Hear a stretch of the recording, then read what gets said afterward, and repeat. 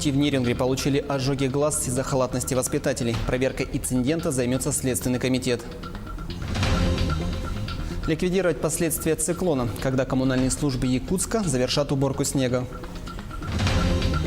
Субсидии на выезд из районов Крайнего Севера. Жители Мирнинского района уже воспользовались государственными сертификатами.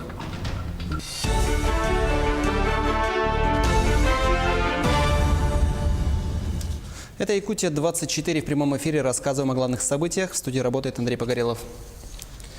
В детском саду Нерюнгри несколько детей получили ожоги глаз во время кварцевания. В прошлую пятницу воспитанники детского сада «Классика» обожгли сетчатки и получили травму конъюнктивы. Известно, что в группе было порядка 20 воспитанников, 11 из которых стали жертвой ультрафиолетового излучения. В администрации района не отрицают факт, но заверяют, что здоровью детей ничего не угрожает. В понедельник все дети, кроме одного, были на месте. Жалоб от родителей не поступало.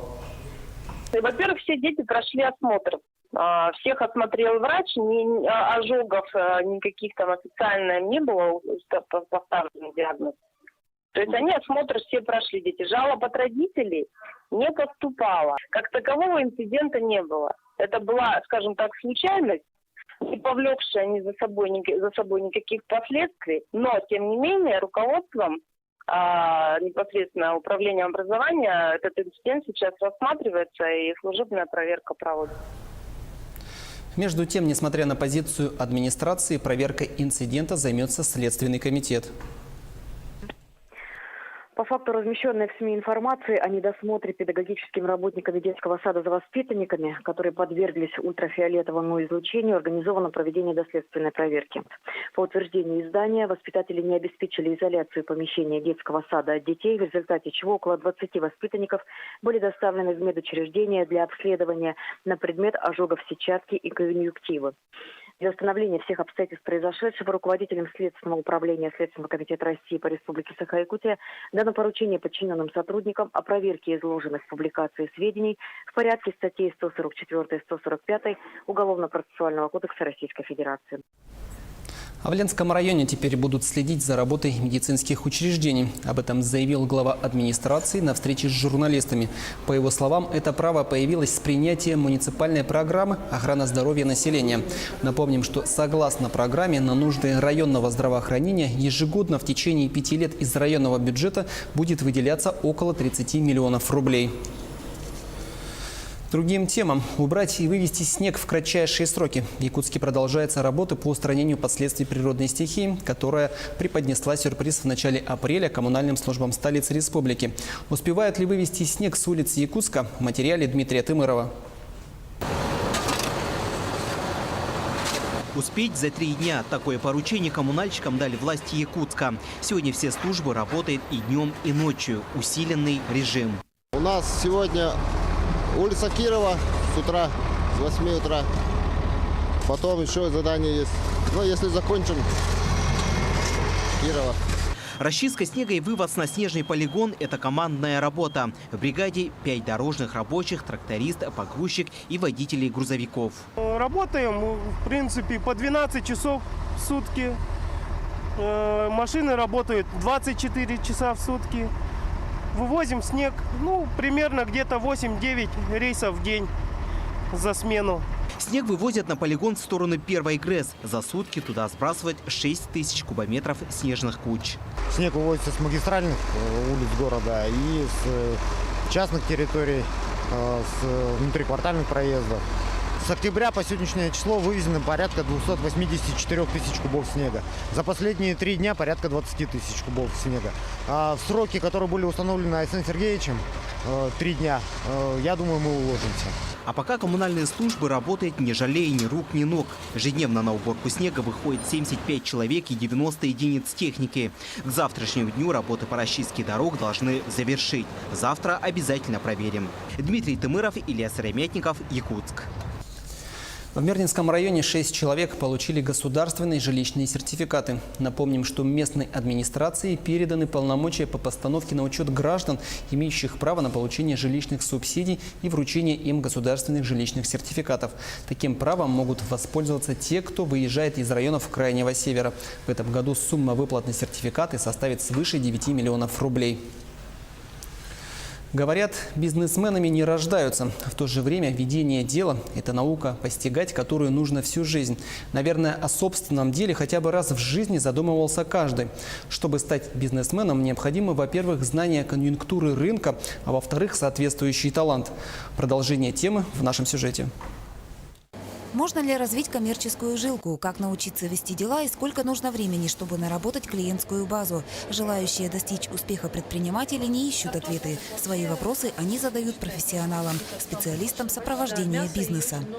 Чаще всего к нам приходит это торговая деятельность, это немного менее, это услуги общепита. И самое распространенное у нас все-таки на данный момент – это сфера деятельности, это услуги такси.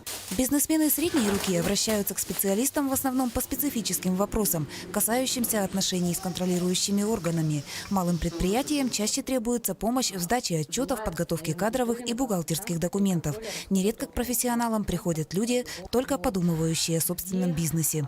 Кто к нам приходит, мы стараемся объективно подойти к этому вопросу, прочитать все риски, какие будут издержки, какая есть конкуренция, с чем столкнется предприниматель. Эксперты ведения бизнеса знают местные нюансы и могут порекомендовать без 5 минут бизнесменам другой вид занятости с учетом склонностей потенциального предпринимателя и специфики рынка. Как показывает жизнь, зачастую человек, только подумывающий о собственном бизнесе, не подозревает, что бизнес – это стихия, в коей немало порогов и камней преткновения. После нашей консультации есть такие граждане, которые, так сказать, осмыслив и взвесив за и против, принимают решение, что стоит подождать с этим вопросом. Человек сэкономил свое личное время, деньги и, так сказать, может потратить деньги, чтобы проработать свою идею на будущее.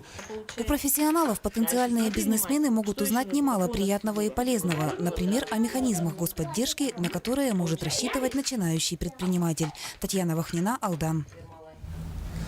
Завершилась ежегодная профориентационная экспедиция школьников «Молодежь Якутии в промышленность». В Республиканском медиацентре состоялась встреча участников и руководителей проекта.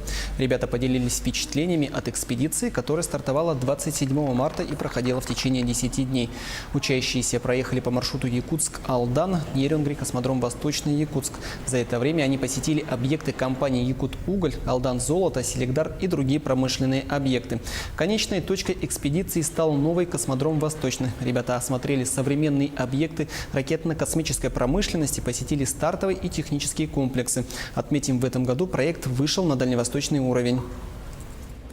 Следующие наши планы – это уже посетить сторону Хабаровскую сторону, Сахалин, тем, чтобы охватить больше дальневосточных регионов.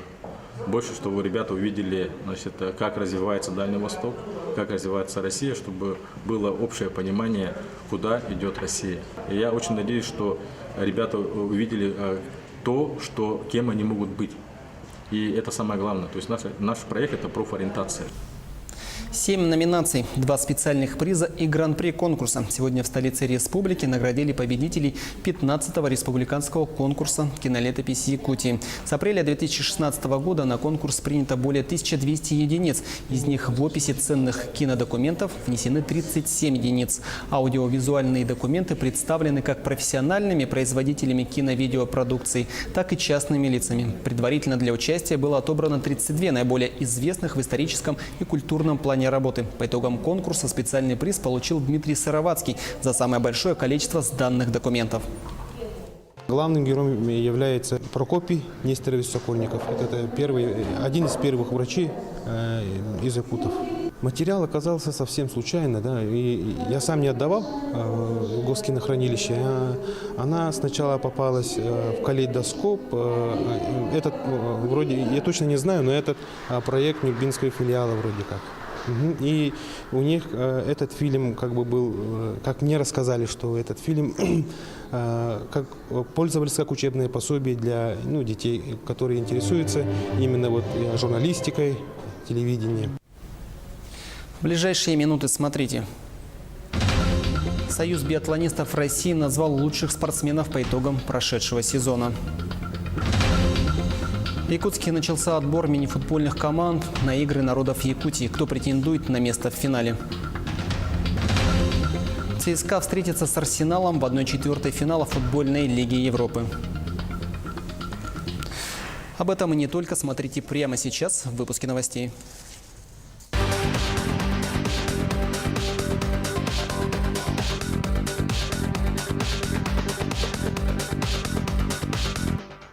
Здравствуйте, в эфире новости спорта, в студии Сарглана Захарова. Маргарита Васильева и Никита Поршнев по итогам сезона 2017-2018 стали обладателями Кубка России у женщин и мужчин соответственно, сообщает РИА Новости со ссылкой на сайт Союза биатлонистов России.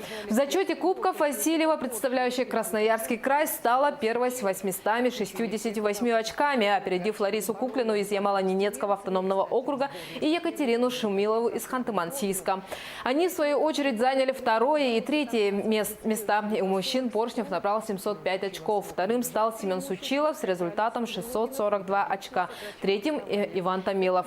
Все трое спортсменов представляют Ханты-Мансийский автономный округ. Также Союз биатлонистов России назвал лучших спортсменов по итогам прошедшего сезона. Рейтинг возглавили Антон Шипулин и Екатерина Юрлова-Перхт. 30-летний Шипулин, представляющий Свердловскую область, заработал 1658 очков. Тем самым он уже в 5-й раз доказал свое лидерство. Кроме того, по итогам сезона спортсмен занял 3-е место в общем зачете Кубка мира. Там он также 5 раз становился 3-м, а в Канти-Алахте выиграл спринт. 2-е место в рейтинге СБР занял Александр Логинов из Тюменской области. 3-м стал Антон Бабиков, представляющий Башкортостан. У женщин 2-й раз в карьере 1-е место заняла Екатерина Юрлова-Перхт из Санкт-Петербурга с показателем 1480 очков. Также в общем зачете Кубка мира 33-летняя биатлонистка оказалась на 13-й строчке. 2-е место в российском рейтинге заняла представительница Удмуртии Ульяна Кайшева. 3-е – Ирина Услугина из Тюменской области. А в Якутске юношеские команды по мини-футболу борются за путевки на 7-е спортивные игры народов Саха. В спорткомплексе Дохсун проходит финал первенства республики по мини-футболу среди юношей 2001 и 2002 годов рождения. В 4 группах участвует 21 команда из Алданского, Нерюнгринского, Вилюйского, Чурапчинского, Оленёкского, Жиганского и других улусов республики. Сегодня прошли игры 1/4 финала, куда пробились 8 лучших команд. На кону не только участие в играх, но и заветные очки, которые пойдут в общий зачет команд. Решающие встречи пройдут уже завтра. Напомню, в феврале прошел чемпионат республики среди команд 1-й и 2-й лиги, где были разыграны 12 путевок в Амгу. У нас вообще-то 32 должно быть команды, но приехала 21 команда. Жаль, конечно, по финансовым причинам не приехала. Мирнинский район, это вообще меня удивил. Там хорошие команды, и руководство не нашло денег. Ленск не приехал, да. То же самое, ссылаются на деньги. Была очень плотная игра, сложная. Вначале не могли забить, но потом все пошло хорошо, и мы забили первый гол. Во втором тайме поднажали и вырвали победу 3-0, 4-0. В спортивном зале удачнинского отделения культурно-спортивного комплекса «Яблоку» было негде упасть. Более 100 дзюдоистов из Айхала и Удачного приняли участие в районном турнире по дзюдо под эгидой профсоюза «Профалмаз» и «Единой России». По ряду причин не смогли приехать спортсмены из Мирного и Ленска. Итог соревнований порадовал всех. С подробностями наши коллеги.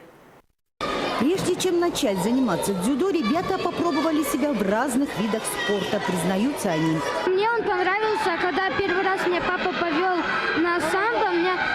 Я смотрел, как боролись, мне этот вид спорта понравился. Я туда записался и уже 4-й год хожу. Сначала я пошла на танцы, но у меня не получалось, и я ушла. Мне мама предложила секцию дзюдо. Я сразу согласилась и пошла. Более 100 мальчишек и девчонок вышли на татами показать, чему они научились и что уже могут делать мастерски. Порадовала сейчас у нас девочка Балабан Дарья в весе 21 килограмм. Вот она так 3-я становилась, но иногда 2-й. Сейчас боролась в весе с мальчиками и стала победительницей первенства. В дзюдо, как и в любом виде спорта, есть и победы, и разочарования. Главное, что ребята признают свои ошибки. В первой схватке сначала хорошо все пошло, а потом что-то с пальцем, не знаю, защемило или что. Вот, и потом во второй схватке плохо отборолся. 2 соперникам выиграл, а 1 проиграл. Думаю, проиграл из-за того, что оступился или был невнимателен. Этот вид спорта, он мне очень нравится, и мне нравится осваивать эти техники. Итог турнира порадовал всех. 11 золотых медалей забрали айхальские дзюдоисты и столько же спортсмены из Удачного. Ирина Балкова, Денис Сиротин, телеканал «Алмазный край». Якутские футболисты пройдут стажировку в Челси. Юные спортсмены школы номер 13 города Якутска стали победителями всероссийского финала мини-футбол в школу среди юношей 2000 и 2001 годов рождения. Одним из призов были путевки в тренировочный лагерь чемпионов Якогама, где уже летом якутяне смогут пройти специальный курс подготовки под руководством тренеров футбольного клуба «Челси». В своей группе А якутская команда одержала 3 победы. 1 матч свели в ничью и в одном проиграли, набрав таким образом 10 очков. Это и принесло им 2-е место в группе и гарантию на попадание в тренировочный лагерь английских футболистов. Продолжая тему футбола и Англии, уже сегодня в 22:05 по московскому времени ЦСКА сыграет с английским Арсеналом. Игра пройдет в Лондоне в рамках футбольной лиги Европы. Армейцы остались последними представителями России в нынешнем еврокубковом сезоне. В плей-офф он сумел преодолеть 2 стадии, победив сербскую Цервену Звезду и французский Лион. Причем в серии с французами ЦСКА удалось одержать решающую победу в гостях 3-2. Арсенал же долгие годы выступал в плей-офф Лиги чемпионов. Однако в нынешнем сезоне остался без главного Еврокубка, являясь одним из основных фаворитов Лиги Европы. В групповом матче он потерпел поражение в гостях от немецкого Кёльна. Однако это не помешало ему занять 1-е место. В плей-офф лондонцы обыграли шведский Эстерсунд и уступили в ответном матче на своем поле. Это были новости спорта. Всего доброго!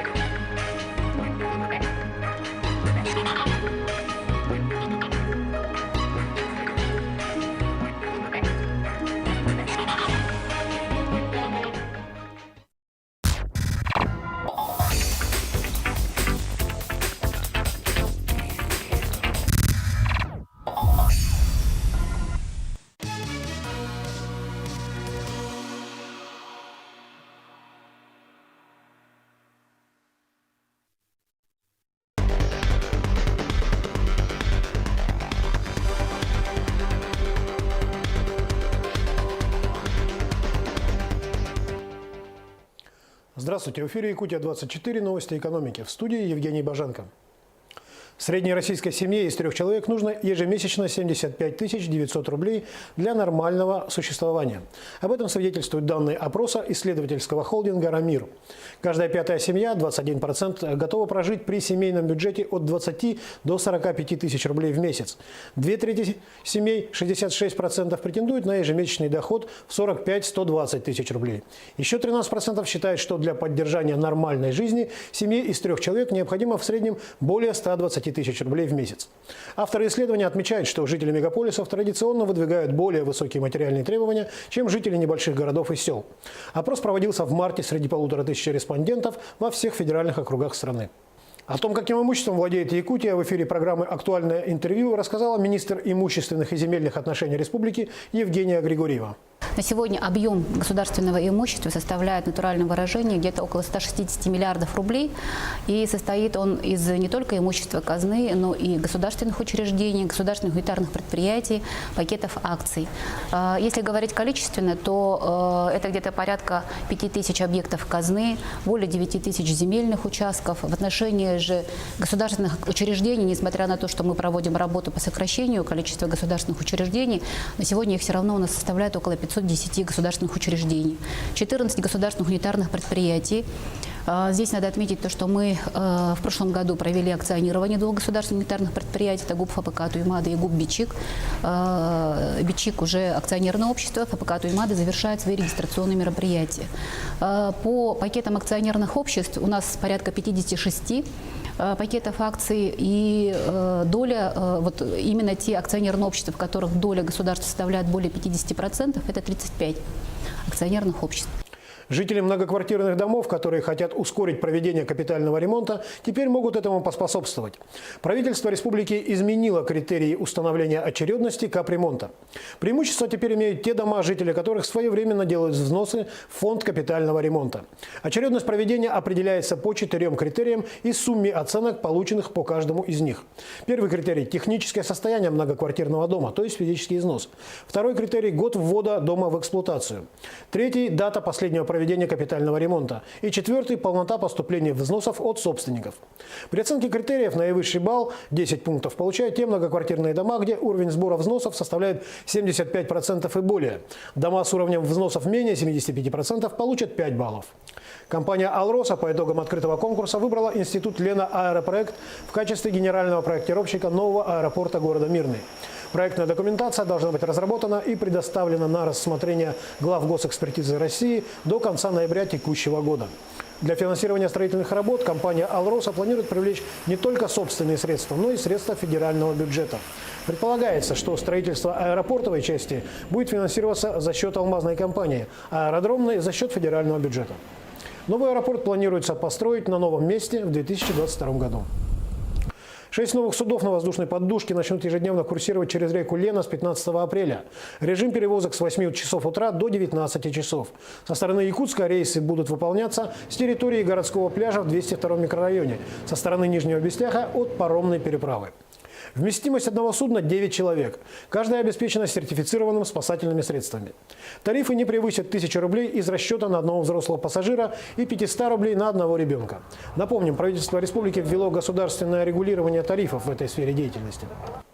Местные компании должны заняться доставкой оборудования для ветропарка из Владивостока в Тикси. Об этом сообщил министр инвестиционного развития Якутии Антон Сафронов. Цитата. «Мы ожидаем, что с открытием арктической навигации из Владивостока в порт Тикси прибудут ветроустановки и другое оборудование, которое предоставят японские партнеры. Доставкой до места сборки и монтажом, по моему глубокому убеждению, должны заняться местные компании», отметил Сафронов. Кроме того, министр обсудил возможность участия малого бизнеса в обработке грузов и оказания сопутствующих услуг с генеральным директором компании «Морской порт Тикси» Александром Чусовским. За год через порт Тикси проходит порядка 15-20 тысяч тонн грузов.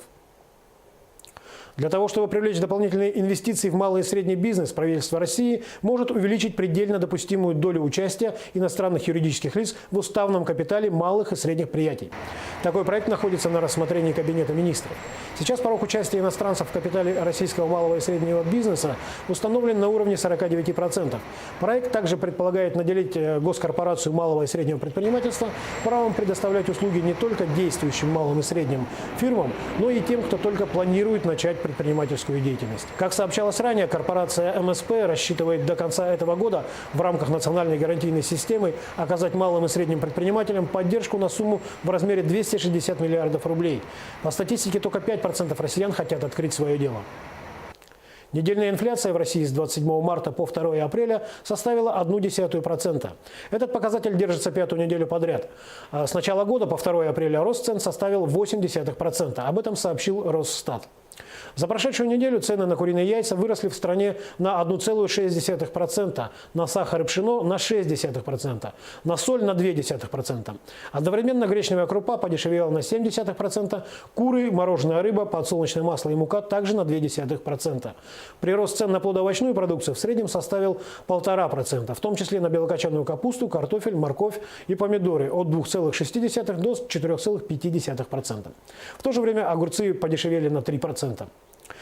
Цены на автомобильный бензин выросли на 0,2%, на дизельное топливо на 0,1%. Цены на еду в кафе и ресторанах московских аэропортов уже в этом месяце будут снижены на 25-30%, а питьевая вода подешевеет в половину. Такое решение принято после серии проверок, проведенных антимонопольной службой. Причина проверок – массовые жалобы потребителей на завышенные цены. Пользуясь монопольным положением, за пределами аэропортов в шаговой доступности торговых точек нет, заведения общественного питания в аэропортах необоснованно завышали цены. По материалам проверок рассматривается вопрос о возбуждении административных дел по фактам нарушения антимонопольного законодательства. Нарушителям грозят штрафы от 300 тысяч до 1 миллиона рублей. На этом все. Оставайтесь в курсе экономических событий на Якутия-24.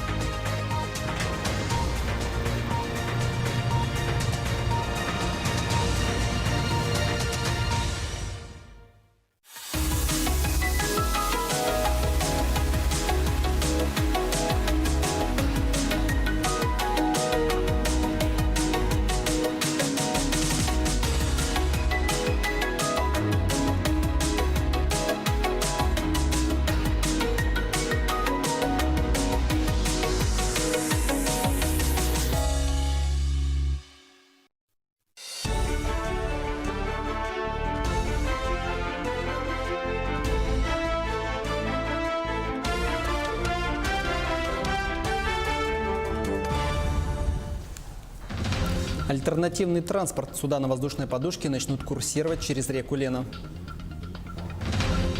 Мышеловка для собак. В столице появился новый гуманный метод по отлову бродячих животных. Достояние республики. Книги бывшего президента Якутии Вячеслава Штырова теперь доступны в электронном виде.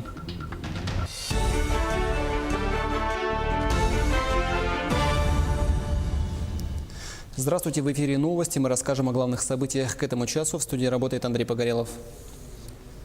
Дети получили ожоги глаз во время кварцевания. Произошло это в детском саду Нерингри. В прошлую пятницу воспитанники детского сада «Классика» обожгли сетчатки и получили конъюнктивы. Известно, что в группе было порядка 20 воспитанников, 11 из которых стали жертвой ультрафиолетового излучения. Администрации района не отрицают факт, но заверяют, что здоровью детей ничего не угрожает. В понедельник все дети, кроме одного, были на месте, жалоб от родителей не поступало. Случившимся заинтересовались следственные органы республики. По факту размещенной в СМИ информации о недосмотре педагогическими работниками детского сада за воспитанниками, которые подверглись ультрафиолетовому излучению, организовано проведение доследственной проверки. По утверждению издания, воспитатели не обеспечили изоляцию помещения детского сада от детей, в результате чего около 20 воспитанников были доставлены в медучреждение для обследования на предмет ожогов сетчатки и конъюнктивы. Для установления всех обстоятельств произошедшего руководителем Следственного управления Следственного комитета России по Республике Саха-Якутия дано поручение подчиненным сотрудникам о проверке изложенных в публикации сведений в порядке статей 144 и 145 Уголовно-процессуального кодекса Российской Федерации. К другим темам. 6 новых судов на воздушной подушке начнут ежедневно курсировать через Лену уже с 15 апреля. Режим перевозок с 8 до 19 часов. Со стороны Якутска рейсы будут выполняться с территории городского пляжа на 202-м микрорайоне, а со стороны Нижнего Бестяха от паромной переправы. Вместимость 9 человек. Каждое судно обеспечено сертифицированными спасательными средствами. Отметим, что тарифы не превысят 1000 рублей на одного взрослого пассажира и 500 рублей на ребенка. А в Мирном продолжается установка пожарных извещателей в многоквартирных деревянных домах. В приоритете удаленные районы города. Микрорайон Заречный и Верхний, а также район аэропорта. Тему продолжит Марьяна Кутукова. Сегодня пожарные извещатели есть в 53 домах. 106 извещателей с GSM-модулем, сим-картой установлены в подъездах на 2-м этаже. В случае возгорания и задымления сигнал посредством мобильной связи подается в оперативные службы. Это ЕДДС, пожарная служба и управляющая компания.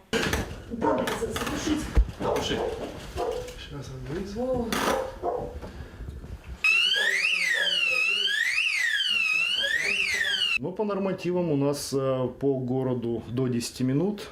Здесь, в данном районе, у нас непосредственно где-то в километре, примерно даже, может, поменьше, находится пожарная часть, одна из пожарных частей. Отсюда выезжает автомобиль пожарный с подразделением, и с города непосредственно сразу же по высшему номеру, то есть как минимум 2 машины еще. То есть в общей сложности в данный дом, допустим, по этому адресу может прибыть 3 автомобиля одновременно. С момента установки пожарных извещателей были лишь ложные срабатывания. Причина – курение в подъезде. За свою безопасность жильцам придется платить. В скором времени управляющая компания проведет собрание с собственниками жилья, разъяснит, сколько будет стоить корпоративный тариф сим-карты и техническое обслуживание извещателей. Стоить это будет для жильцов порядка 2,5 рублей, то есть 2 рубля 50 копеек с одной семьи, да, с одной квартиры, для того, чтобы ежемесячно выплачивали управляющие компании такие взносы. Ну, это посильная, я считаю, оплата даже для малообеспеченных семей. Но оговорюсь сразу, что это предварительная оценка. Управляющая компания сейчас более подробно это посчитает. Но я думаю, если даже в 2 раза увеличится, но 5 рублей, я думаю, способна найти каждая, даже малоимущая семья, для того, чтобы оплатить эти взносы. В этом году на установку пожарных извещателей в бюджете города выделено около 350 тысяч рублей. Оставшиеся 163 деревянные двухэтажки обеспечат до 2022 года, постепенно приближаясь к центру города. Марьяна Кутукова, Евгений Тайтонов, Мирный. Завершилась ежегодная профориентационная экспедиция школьников «Молодежь Якутии в промышленность». В Республиканском медиацентре состоялась встреча участников и руководителей проекта. Ребята поделились впечатлениями от экспедиции, которая стартовала 27 марта и проходила в течение 10 дней. Учащиеся проехали по маршруту Якутск, Алдан, Нерингри, космодром Восточный, Якутск. За это время они посетили объекты компаний «Якут-Уголь», «Алдан-Золото», «Селегдар» и другие промышленные объекты. Конечной точкой экспедиции стал новый космодром «Восточный». Ребята осмотрели современные объекты ракетно-космической промышленности, посетили стартовые и технические комплексы. Отметим, в этом году проект вышел на дальневосточный уровень. Следующие наши планы – это уже посетить сторону Хабаровскую сторону, Сахалин, тем, чтобы охватить больше дальневосточных регионов. Больше, чтобы ребята увидели, значит, как развивается Дальний Восток, как развивается Россия, чтобы было общее понимание, куда идет Россия. И я очень надеюсь, что ребята увидели то, кем они могут быть. И это самое главное. То есть наш проект – это профориентация. Клетка для собак по принципу мышеловки. В столице появился новый метод по отлову собак. О принципе работы живоловки расскажет Кристина Якупова. Проблема бездомных собак не теряет актуальности. Ранее собак отлавливали с помощью дротиков со снотворным. Однако практика показала, это не самый гуманный способ. Ослабленные животные иногда погибали от инъекций, не доехав до питомника. Новый способ это исключает. Испытания длятся уже месяц. У нас установлены здесь две наших установки, и мы отловили порядка 40 животных этими двумя установками. В дальнейшем мы планируем поставить установки по всему городу. Сейчас мы планируем, конечно, поставить в первую очередь Сайсары, строительный округ, автодорожный, то есть на видных местах, где большое скопление животных. Изначально специалист по отлову собак вешает приманку на крючок, так, чтобы собака почуяла.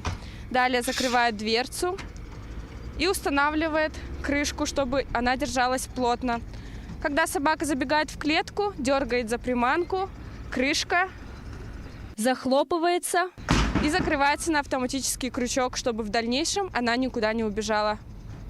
После того, как собака попалась в клетку, специалисты выезжают на место и увозят животное в питомник. В этом году в Якутске установят 40 ловушек. Таким образом, всего за сутки с помощью клеток будут отлавливать максимум 3 бездомных собаки. Кристина Якупова, Григорий Хлопков, Якутск.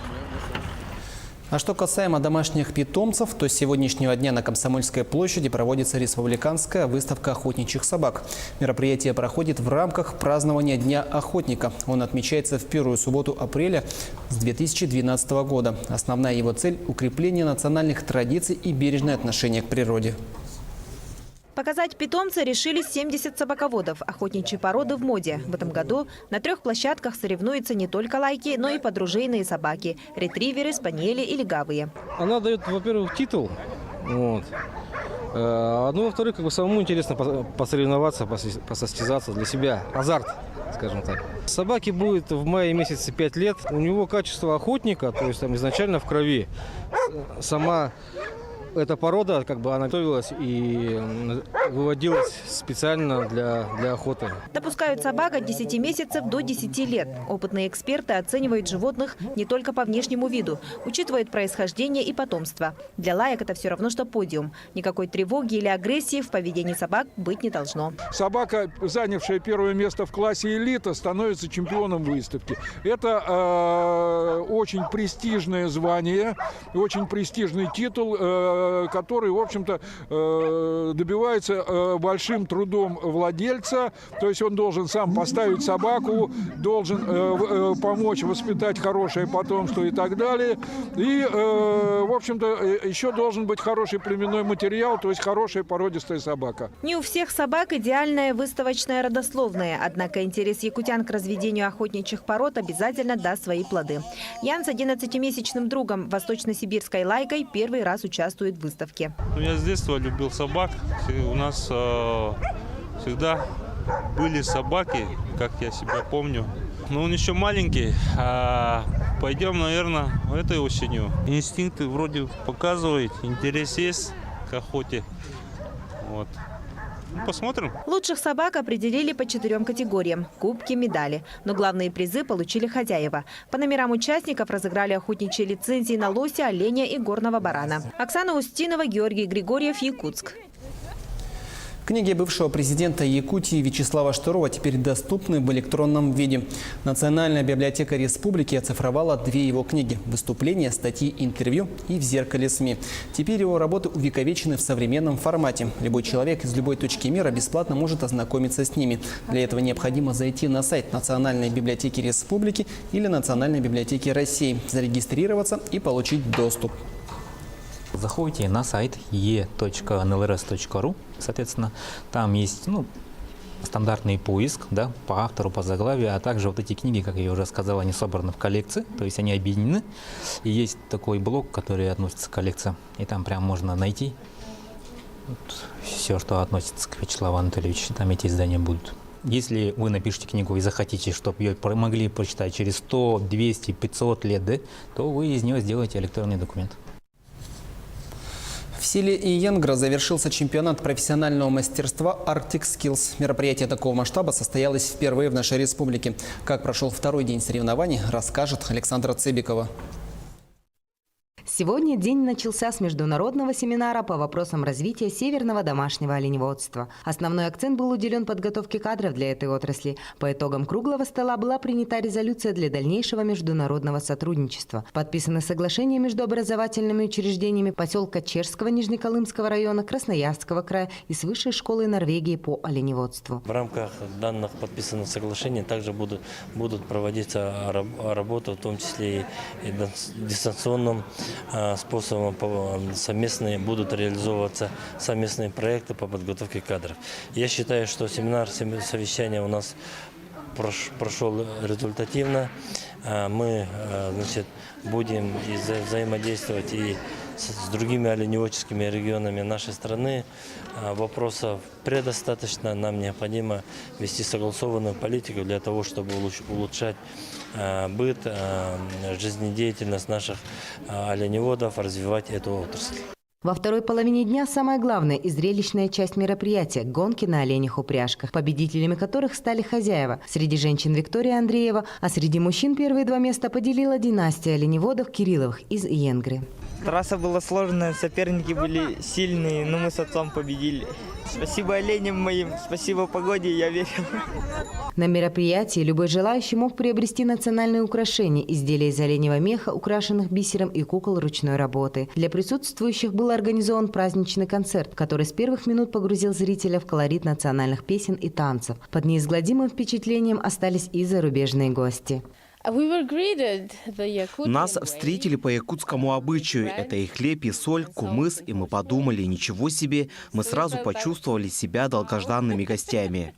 Напомним, на чемпионат приехало всего 56 участников из арктических районов республики, с Красноярского края, полуострова Таймыр, Ямало-Ненецкого округа и из Норвегии. Чемпионат профессионального мастерства Arctic Skills проводился в республике впервые. Идея была высказана Северным форумом по годам Михаила Александровича.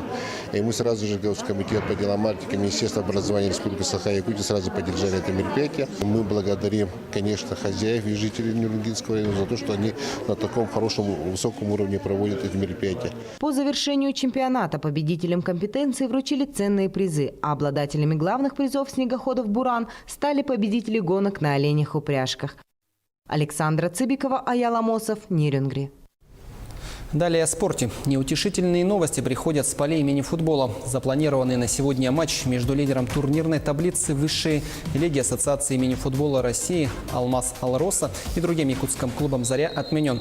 Встреча должна была состояться в мирном зале спорткомплекса «Кимберлит». Причина – якутские спортсмены не смогли вылететь в алмазную столицу из-за отсутствия авиабилетов, сообщил президент клуба «Заря» Павел Кузьмин. Напомним, что команды играют в конференции «Запад» высшей лиги. Мирницы уверенно лидируют. Последняя игра клуба прошла еще в середине прошлого месяца. Они встречались с астраханским «Хазаром» и одержали победу с разгромным счетом 8-0. «Заря», в свою очередь, находится пока на 8-й строчке. 31 марта якутские футболисты сыграли с Оргхимом и уступили со счетом 2-7.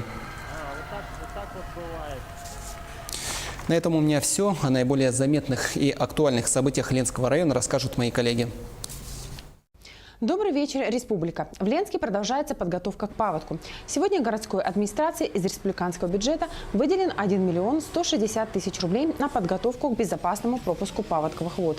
На данный момент заканчивается очистка дамбы и 21 пропускного сооружения от снега. Очистка верха дамбы и откосной системы от снега, оттайка водопропускных сооружений на дамбе и проверка и подготовка запаса инертных материалов в виде ПГС и скального грунта. Заключены договоры на покупку продуктов питания. Готовятся пункты временного размещения граждан на случай чрезвычайной ситуации. Сначала будут созданы пункты сбора граждан, затем в случае ЧС люди будут перемещены в пункты временного размещения. Это аэропорт, спортивный комплекс «Карат» и лыжная база. По данным Ленского бассейнового водного управления, на 5 апреля по Ленскому району снегозапас и толщина льда превышают норму. Допустим, в районе Ленска на сегодняшний день составляет порядка 142 сантиметров, что примерно на 30 сантиметров больше, чем в прошлом году на эту же дату. Снегозапасы сейчас довольно-таки большие, особенно в Ленском районе, превышает норму, и критическую норму достигла в районе Южной Нюи. Но так как ночью стоят минусовые температуры, а днем воздух прогревается до плюс 2 градусов, это сказывается на равномерном таянии снега. Регулярные автобусные маршруты запущены в села Бичинча и Артанахар. Об этом сообщает пресс-служба районной администрации. В Бичинчу муниципальный рейсовый автобус будет ходить по вторникам и четвергам, в Артанахар по понедельникам и пятницам.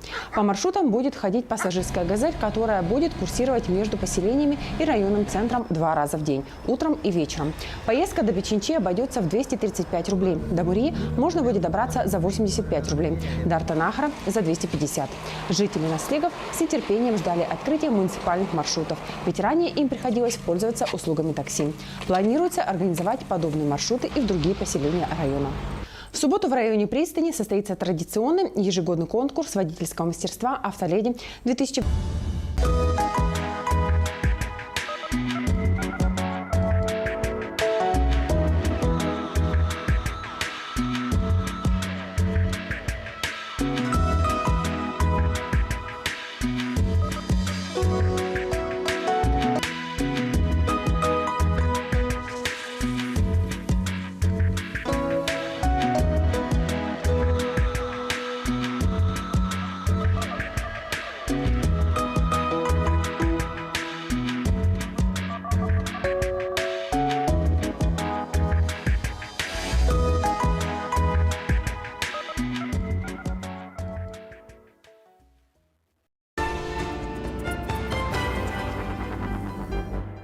Санаторий «Сибиряк» в Новосибирске. Комплексное обследование, программы для лечения спины и сердца, а также инновационная программа глобального очищения организма за 7 дней. Звоните. Тяжесть в ногах, сосудистая сетка. Решение есть. Лечение варикозной болезни при помощи лазерных технологий. Удалите варикоз без боли, без наркоза. Только сейчас скидка 15% на лечение. Клиника лазерной хирургии варикоза нет на Верхней набережной. Звоните 798 845. 15-й республиканский конкурс «Кинолетопись Якутии». 5 апреля в 16 часов в мультимедийном парке «Россия. Моя история» состоится торжественная церемония награждения победителей.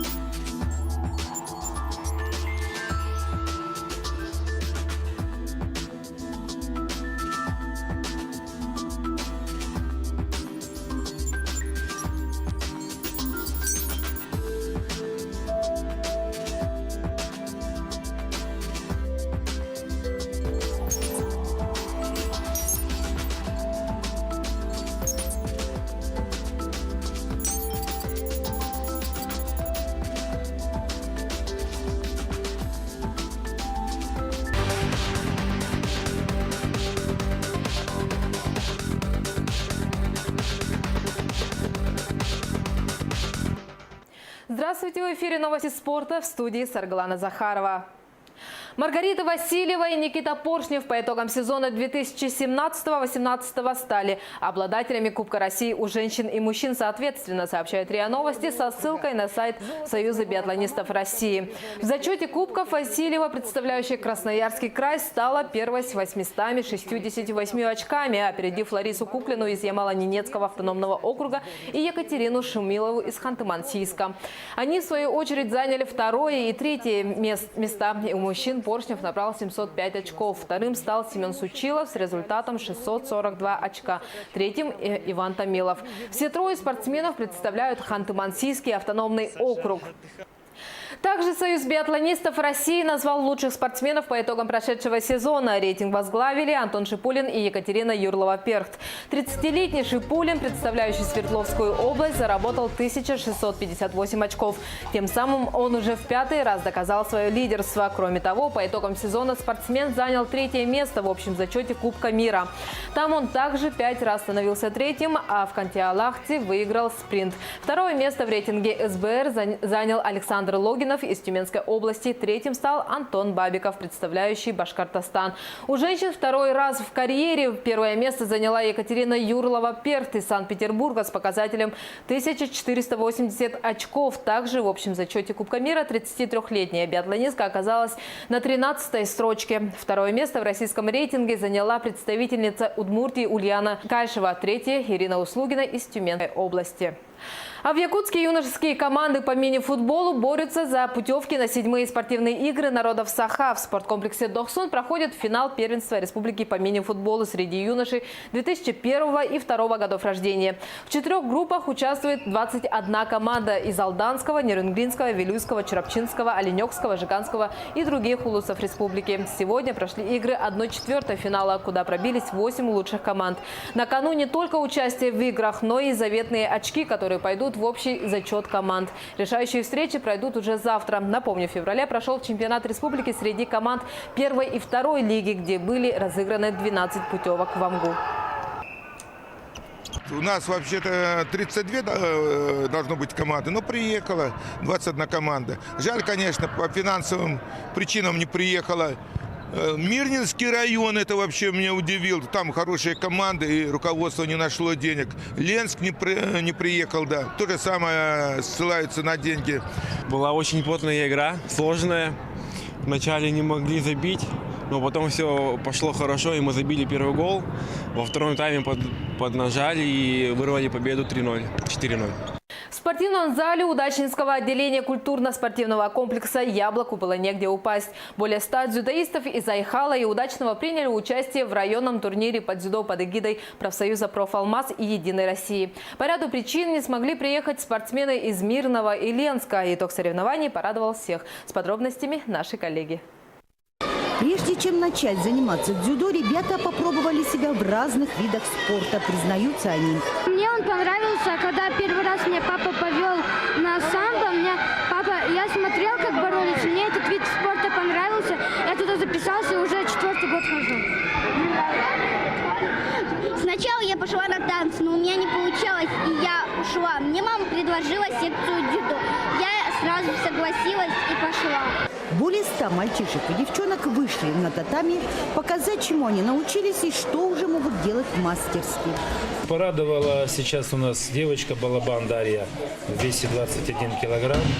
Вот она так 3-й становилась, но иногда 2-й. Сейчас боролась в весе с мальчиками и стала победительницей первенства. В дзюдо, как и в любом виде спорта, есть и победы, и разочарования. Главное, что ребята признают свои ошибки. В первой схватке сначала хорошо все пошло, а потом что-то с пальцем, не знаю, защемило или что. Вот. И потом во второй схватке плохо отборолся. 2 соперникам выиграл, а 1 проиграл. Думаю, проиграл из-за того, что оступился или был невнимателен. Этот вид спорта, он мне очень нравится, и мне нравится осваивать эти техники. Итог турнира порадовал всех. 11 золотых медалей забрали айхальские дзюдоисты. И столько же спортсмены из Удачного. Ирина Балкова, Денис Сиротин, телеканал «Алмазный край». Якутские футболисты пройдут стажировку в Челси. Юные спортсмены школы номер 13 города Якутска стали победителями всероссийского финала мини-футбол в школу среди юношей 2000 и 2001 годов рождения. Одним из призов были путевки в тренировочный лагерь чемпионов Якогама, где уже летом якутяне смогут пройти специальный курс подготовки под руководством тренеров футбольного клуба «Челси». В своей группе А якутская команда одержала 3 победы, 1 матч свели в ничью и в одном проиграли, набрав таким образом 10 очков. Это и принесло им 2-е место в группе и гарантию на попадание в тренировочный лагерь английских футболистов. Продолжая тему футбола и Англии, уже сегодня 22:05 по московскому времени ЦСКА сыграет с английским Арсеналом. Игра пройдет в Лондоне в рамках футбольной лиги Европы. Армейцы остались последними представителями России в нынешнем еврокубковом сезоне. В плей-офф он сумел преодолеть 2 стадии, победив сербскую Цервену Звезду и французский Лион. Причем в серии с французами ЦСКА удалось одержать решающую победу в гостях 3-2. Арсенал же долгие годы выступал в плей-офф Лиги чемпионов. Однако в нынешнем сезоне остался без главного Еврокубка, являясь одним из основных фаворитов Лиги Европы. В групповом матче он потерпел поражение в гостях от немецкого Кёльна. Однако это не помешало ему занять 1-е место. В плей-офф лондонцы обыграли шведский Эстерсунд и уступили в ответном матче на своем поле. Это были новости спорта. Всего доброго!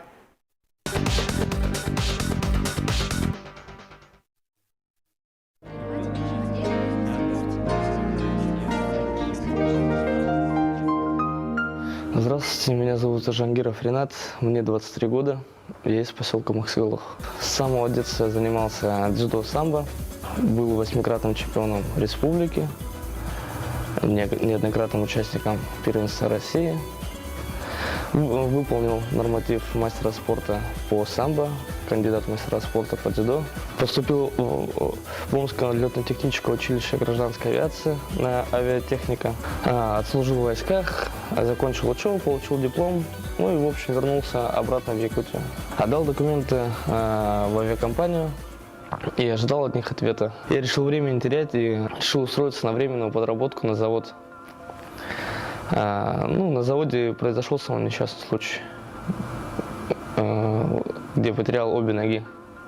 16 августа 2016 года, за неделю до моего дня рождения.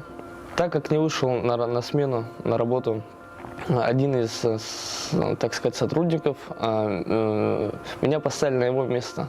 Он работал на электрокаре. То ли штанину, то ли шнурок затянуло под колесо электрокара.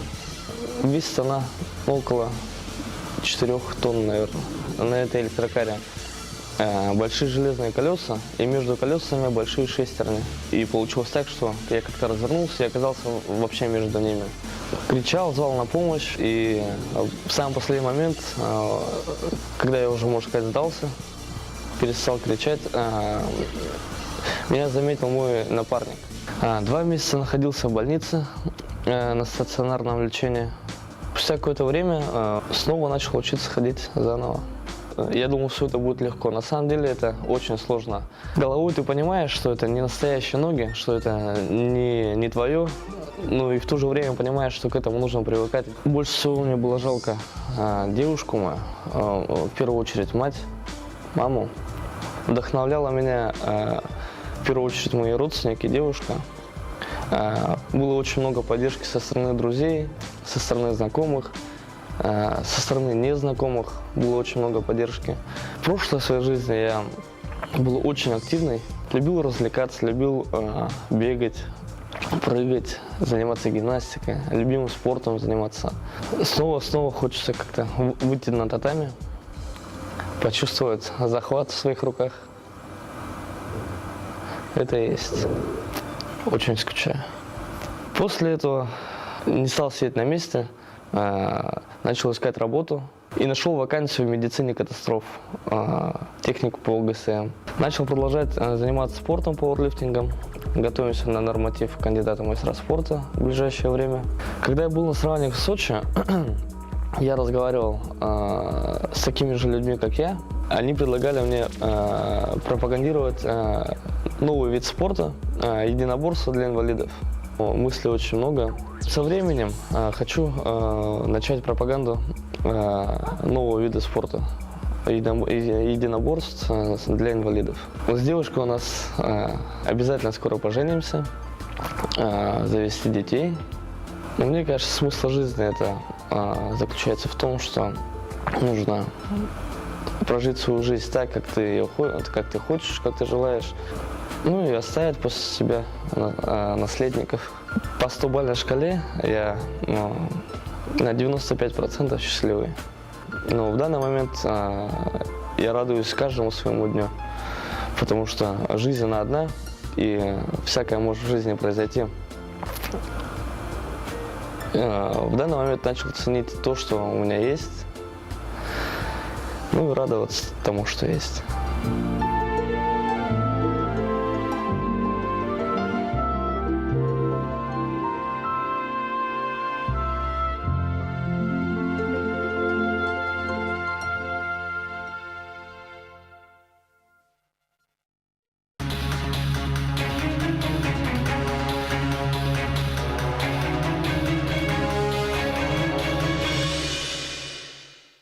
Имущество владеет республика? Ну, по сути говоря, это традиционный вопрос на наших встречах. На сегодня объем государственного имущества составляет в натуральном выражении где-то около 160 миллиардов рублей. И состоит он из не только имущества казны, но и государства. На сегодня их все равно у нас составляет около 510 государственных учреждений, 14 государственных унитарных предприятий. Здесь надо отметить то, что мы в прошлом году провели акционирование 2 государственных унитарных предприятий. Это ГУП ФПК Туймада и ГУП Бичик. Бичик уже акционерное общество, ФПК Туймада завершает свои регистрационные мероприятия. По пакетам акционерных обществ у нас порядка 56 пакетов акций, которые котируются на бирже. На сегодня капитализация составила в том выражении, наша доля составляет где-то порядка тоже 165 миллиардов рублей. Насколько эффективно управляется имуществом? Вы управляете имуществом, то есть какие мероприятия? 2016-2017 год он был показательным. В том плане, что мы получили, можно сказать, рекордный объем неналоговых доходов в республику. В основном же, конечно, от дивидендов компании «Алроса». Но вместе с тем все равно доля тех предприятий, деятельность которых убыточна, она, к сожалению, в республике увеличивается. И при 2017 года было принято распоряжение правительства республики именно об утверждении комплексного плана по обеспечению финансовой стабильности предприятий именно государственного сектора.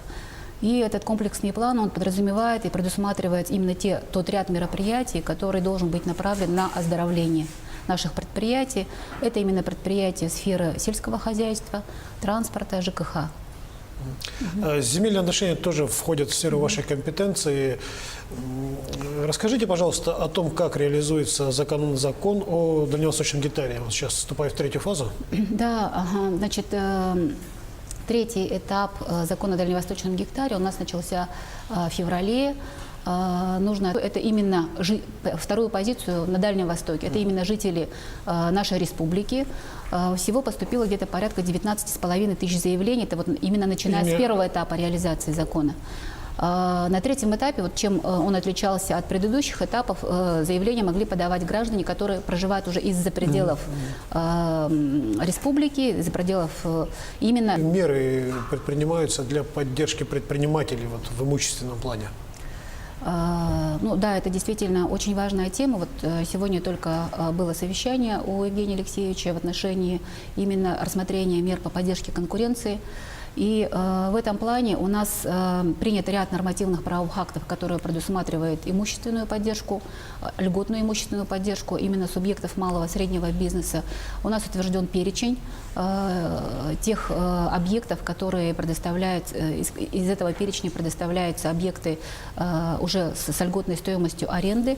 С учетом того, что в основном, конечно, государственное имущество используется для реализации государственных функций, то количество этого именно государственного, собственно, составляет порядка 32. В целом, в среднем стоимость арендной платы в месяц составляет где-то порядка 90 рублей за квадратный метр.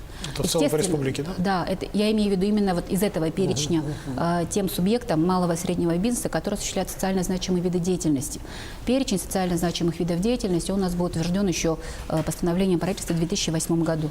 По сути говоря, по республике попали именно все виды деятельности, за исключением там, вот, кредитных, там, торговли, то есть наоборот, методом исключения. А где больше выделяются объектов? В Якутске или, может быть, в районах государственных? Да, в Якутске. Напомню, что еще помимо вот такой поддержки, как льготная аренда, еще есть такая мера, как малая приватизация. То есть те предприниматели, которые арендуют государственное имущество, имеют право выкупить его тоже также на условиях рассрочки и по рыночной цене. А в других городах как обстоят дела? В других городах республики в основном это муниципальное имущество. Здесь тоже также утверждаются перечни из состава муниципального имущества. И, соответственно, получается вот льготы предоставлять самим муниципальным образованием. А вы же прогнозируете, наверное, доходы от пользования имуществом государственным? Да, конечно. Какие они, каковы? Наше министерство именно администрирует неналоговые доходы. Это дивиденды от акционерных обществ и часть чистой прибыли от государственных унитарных предприятий. Это доходы от аренды имущества, которое входит в казну, от аренды земельных участков. И мы планируем где-то порядка чуть больше 11 миллиардов по результатам, вернее, вот в этом 2018 году. На днях наблюдательный совет Алроса предварительно одобрил сделку, которая должна будет еще состояться, по покупке 10% акций компании Алроса-Нирба. Вот на ваш взгляд, это прибыльная сделка, выгодная для республики? Да, безусловно, данная сделка, она будет и своевременной, она будет и выгодной для республики с точки зрения оценки стоимости пакета акций, и она будет своевременной. Еще раз повторюсь, да, поскольку, ну вот вы правильно отметили, то, что пока что это только предварительное одобрение этой сделки, одобрение самой сделки еще предстоит в конце апреля, мы ожидаем. Здесь нужно будет четкое понимание позиции и другого крупного акционера компании «Алроса», это Российской Федерации. Так что мы, как говорится, немножко в волнении ожидаем решения этого вопроса. Напомню еще раз, что мы сохраняем блокирующий пакет акций самой большой компании «Алроса». Это 25% плюс 1 акции, это в собственности у республики, и 8% у наших муниципальных образований из так называемой алмазной провинции. Поэтому в любом случае государственный контроль от республики, он сохраняется самой большой компании «Алроса». А сумма озвучивалась уже? Вы можете ее назвать? О какой сумме идет речь? Сколько это будет стоить? Когда акции вносились в уставный капитал республиканской инвестиционной компании «РИК Плюс», стоимость акций составляла 11 миллиардов 999 миллионов рублей. И мы ожидаем, что продажа должна осуществиться по цене не менее, чем эта стоимость. Какие нововведения применяются в области государственного управления в части совершенствования системы органов власти? Да, ну, на сегодня сейчас вся республика знает, что у нас работает Центр управления изменениями. И в рамках организации данного Центра управления изменениями в министерстве был создан ведомственный проектный офис по корпоративному управлению и финансовому мониторингу. Данный проектный офис, он направлен как раз на разработку и внедрение высоких стандартов управления именно с точки зрения корпоративной стороны и реализации вот именно планов финансового мониторинга, связанного с сохранением финансовой стабильности наших предприятий. Вот мы как раз в рамках данного проектного офиса должны определиться с тем объемом имущества, которое должно остаться в государственной собственности, и тот объем, который может быть направлен в отношении конкуренции. И в очередной раз было заявлено о том, что государство не должно находиться в тех предприятиях, которые именно могут работать в конкурентных условиях. Поэтому, исходя из этого, и будут формироваться последующие прогнозные планы приватизации. Но здесь надо отметить то, что мы сейчас в том прогнозном плане приватизации, который мы отрабатываем, это вот на 18, 19, 20 годы, мы сохранили у себя, во-первых, это акционирование государственных унитарных предприятий, это и ГУП «Комдрагмет», которому вот внимание сейчас идет большое в части акционирования, продолжение реализации также мероприятий по ГУП ТЦТР и по ГУП «Строитель газификации». Здесь мы как раз формируем именно пакеты тех предприятий, которые будут являться не только инвестиционно привлекательными, но и будут конкурентоспособны на своих рынках. Но и большой объем у нас недвижимости формировался, начиная с 2007 года. Это газовые активы, объекты энергетики, которые находились в казне.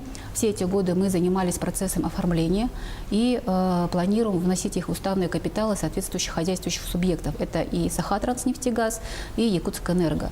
Ну, напомню, что в отношении Якутскэнерго мы в свое время в результате приватизации сохранили совершенно там незначительную часть, долю, где-то чуть больше 1%.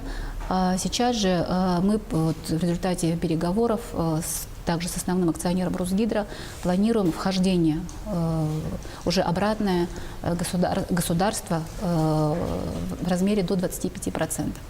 На сегодня проводятся все оценочные процедуры, и мы надеемся, что мы достигнем того уровня в капитале, который мы планируем. Спасибо. Я напомню, что у нас в гостях была Евгения Григорьева, министр имущественных и земельных отношений республики. Мы говорили об управлении государственным имуществом Якутии. Это было актуальное интервью. Оставайтесь с нами на Якутия-24.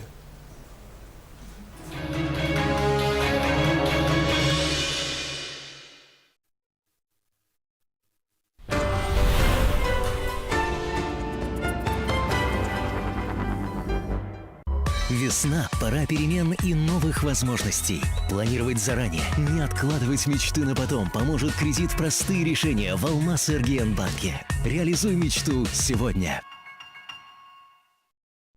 Пока вы думаете, другие покупают. Старт продаж квартир в новом доме от застройщика АО ДСК. Только до 1 июня со скидкой 3%. Подробности по телефону 33 13 28. Кто не успел, тот опоздал.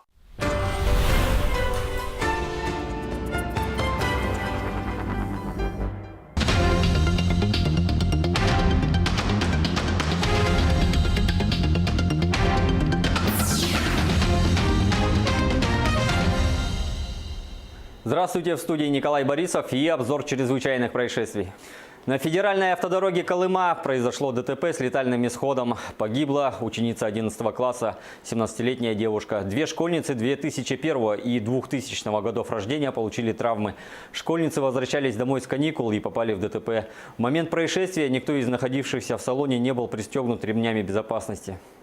В результате ДТП 17-летняя девушка, сидевшая на переднем сиденье от полученных травм, скончалась на месте происшествия. Две ее одноклассницы получили различные травмы. Сам водитель, являющийся родным братом погибшей, не пострадал. Освидетельствование показало, что автомобилист был трезв.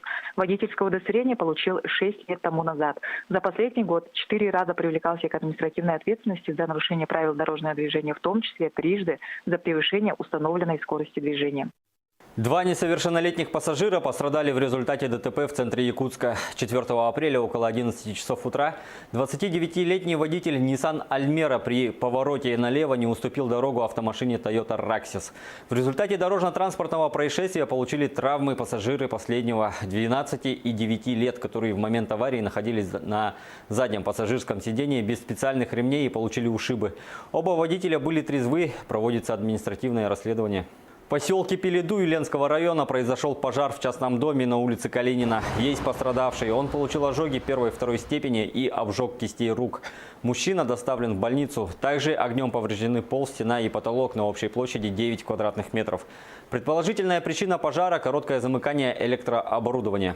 Кстати, как показывает статистика, с начала 2018 года в республике зарегистрировано 189 пожаров. За аналогичный период прошлого года произошло 177. Наиболее распространенной причиной пожаров, вызванных электробытовыми приборами, называют перегрев предметов, расположенных вблизи электронагревательных приборов. Также продолжительное время находившиеся во включенном состоянии и оставленные без присмотра малолетние дети.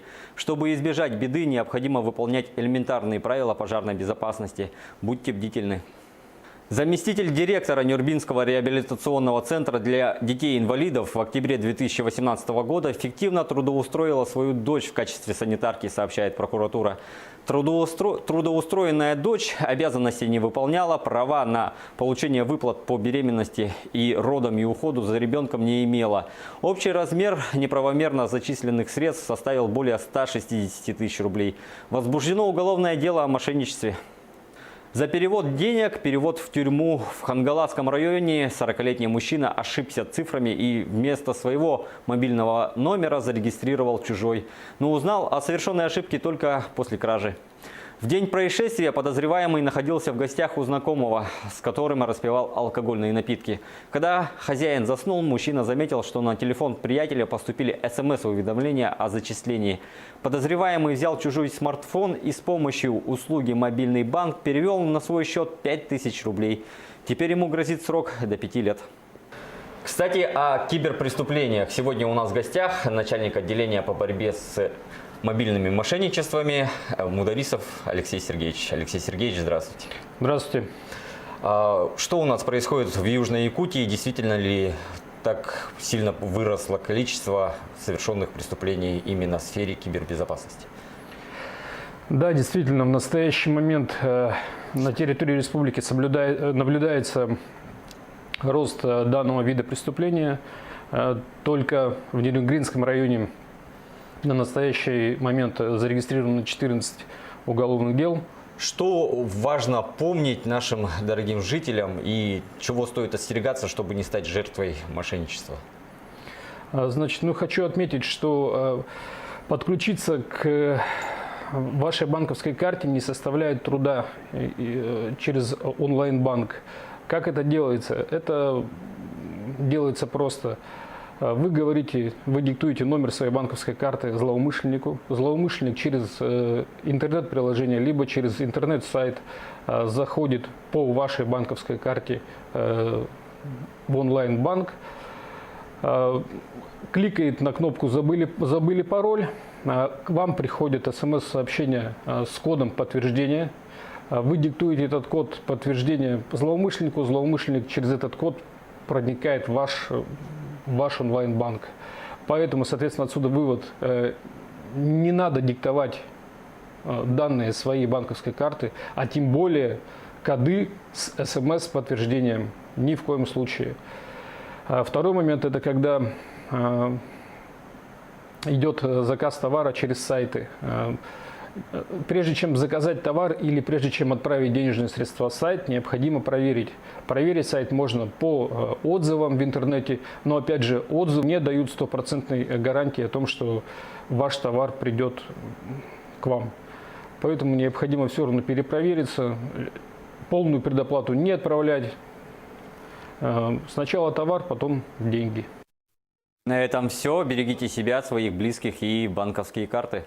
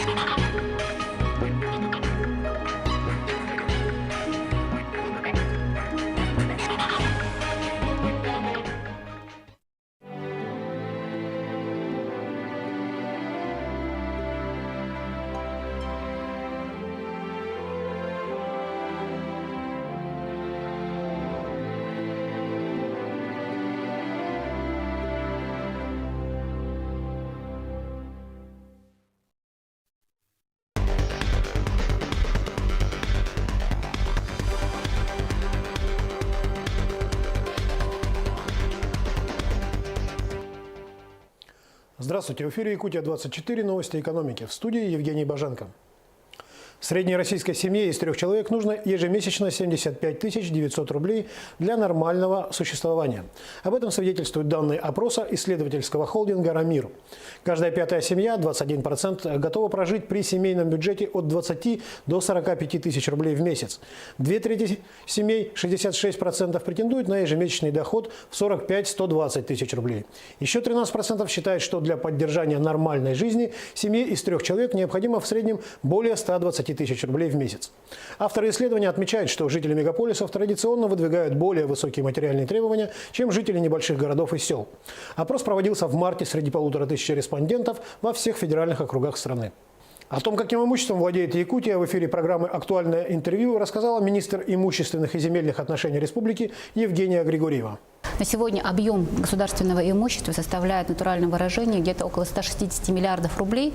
И состоит он из не только имущества казны, но и государственных учреждений, государственных унитарных предприятий, пакетов акций. Если говорить количественно, то это где-то порядка 5000 объектов казны, более 9000 земельных участков. В отношении же государственных учреждений, несмотря на то, что мы проводим работу по сокращению количества государственных учреждений, на сегодня их все равно у нас составляет около 510 государственных учреждений, 14 государственных унитарных предприятий. Здесь надо отметить то, что мы в прошлом году провели акционирование 2 государственных унитарных предприятий. Это ГУП ФПК Туймада и ГУП Бичик. Бичик уже акционерное общество, ФПК Туймада завершает свои регистрационные мероприятия. По пакетам акционерных обществ у нас порядка 56 пакетов акций, и доля, вот именно те акционерные общества, в которых доля государства составляет более 50%, это 35 акционерных обществ. Жители многоквартирных домов, которые хотят ускорить проведение капитального ремонта, теперь могут этому поспособствовать.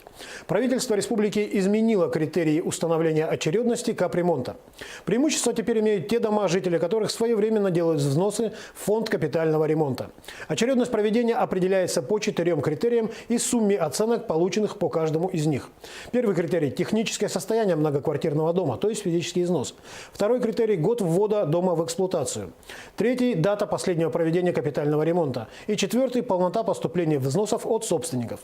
При оценке критериев наивысший балл, 10 пунктов, получают те многоквартирные дома, где уровень сбора взносов составляет 75% и более. Дома с уровнем взносов менее 75% получат 5 баллов.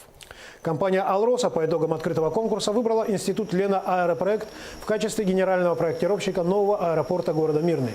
Проектная документация должна быть разработана и предоставлена на рассмотрение глав госэкспертизы России до конца ноября текущего года. Для финансирования строительных работ компания «Алроса» планирует привлечь не только собственные средства, но и средства федерального бюджета. Предполагается, что строительство аэропортовой части будет финансироваться за счет алмазной компании, а аэродромной – за счет федерального бюджета. Новый аэропорт планируется построить на новом месте в 2022 году. 6 новых судов на воздушной поддужке начнут ежедневно курсировать через реку Лена с 15 апреля. Режим перевозок с 8 часов утра до 19 часов. Со стороны Якутска рейсы будут выполняться с территории городского пляжа в 202 микрорайоне, со стороны Нижнего Бестяха от паромной переправы. Вместимость одного судна – 9 человек. Каждая обеспечена сертифицированными спасательными средствами.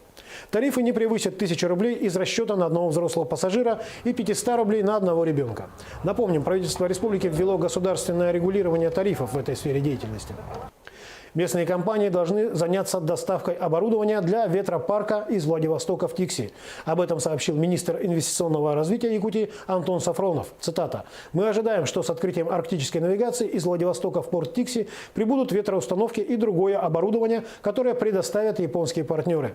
Доставкой до места сборки и монтажом, по моему глубокому убеждению, должны заняться местные компании», отметил Сафронов.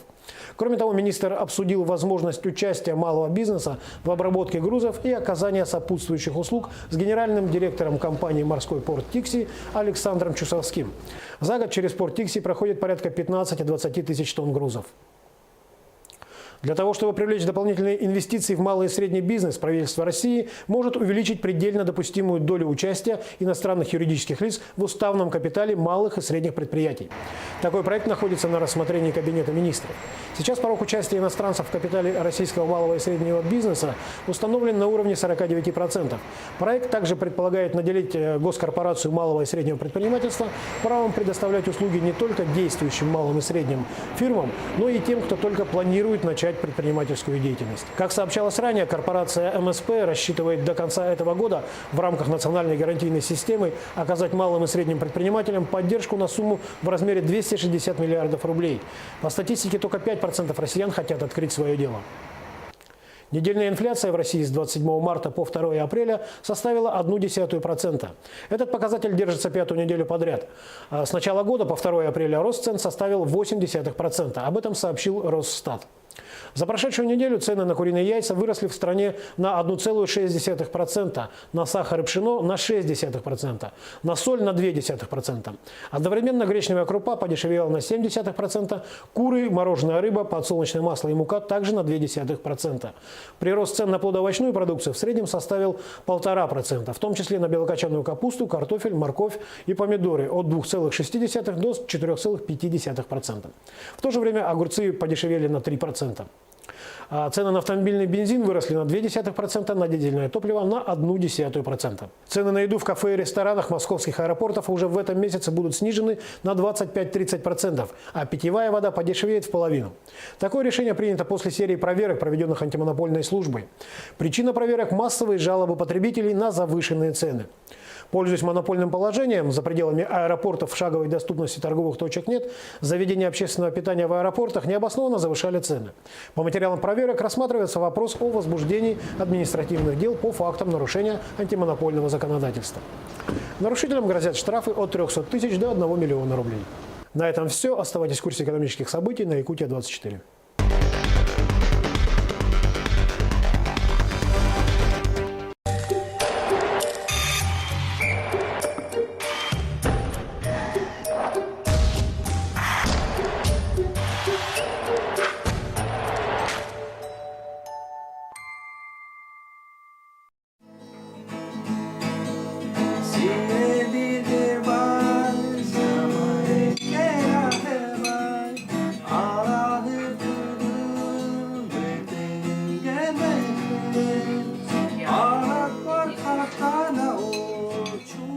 僕は東京で生まれまして、それからヤクーツクに来て。Ты в Сибири живешь, да?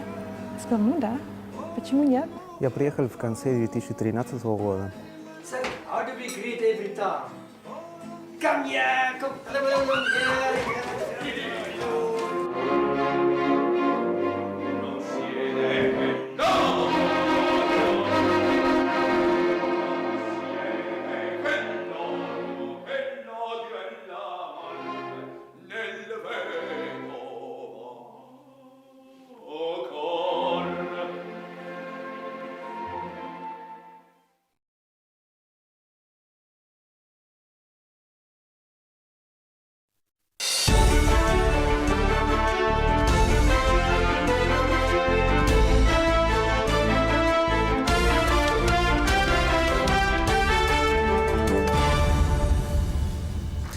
В прямом эфире Якутия-24 вы смотрите «Итоги дня». В студии работает Влад Давыдов. Здравствуйте. Половодье близко. В республике идет подготовка к безопасному пропуску паводковых вод. Какие силы и средства запущены в работу в Ленске и на что обращено там особое внимание? Успеть за 3 дня. Такие сроки поставила перед коммунальщиками столичная мэрия. Службы должны вывести снег с улиц и территорий. Как идут работы? Как развить коммерческую жилку и научиться вести дела? Алданским предпринимателям помогают в Центре бизнес-сопровождения. О какой поддержке идет речь? Безопасность прежде всего. В Мирном ведут установку пожарных извещателей в многоквартирных деревянных домах. В приоритете удаленные районы города. Ко Дню охотника республиканская выставка охотничьих собак собрала лучших собаководов и их питомцев. Как выявляли лучших?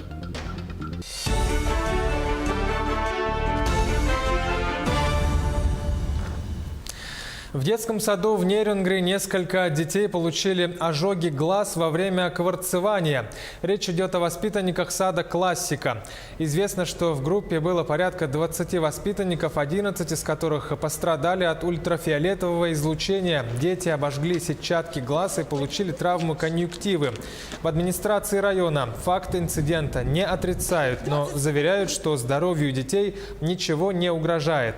Однако информацию дополнил главный врач Нерюнгринской ЦРБ Ниргун Степанов. Он отметил, что, по словам родителей, 5 детей обследовались в частной клинике, а 6 обратились в ЦРБ. Стало известно, что инцидентом заинтересовался Следственный комитет по республике. СК будет проводить проверку. По факту размещенной в СМИ информации о недосмотре педагогическими работниками детского сада за воспитанниками, которые подверглись ультрафиолетовому излучению, организовано проведение доследственной проверки.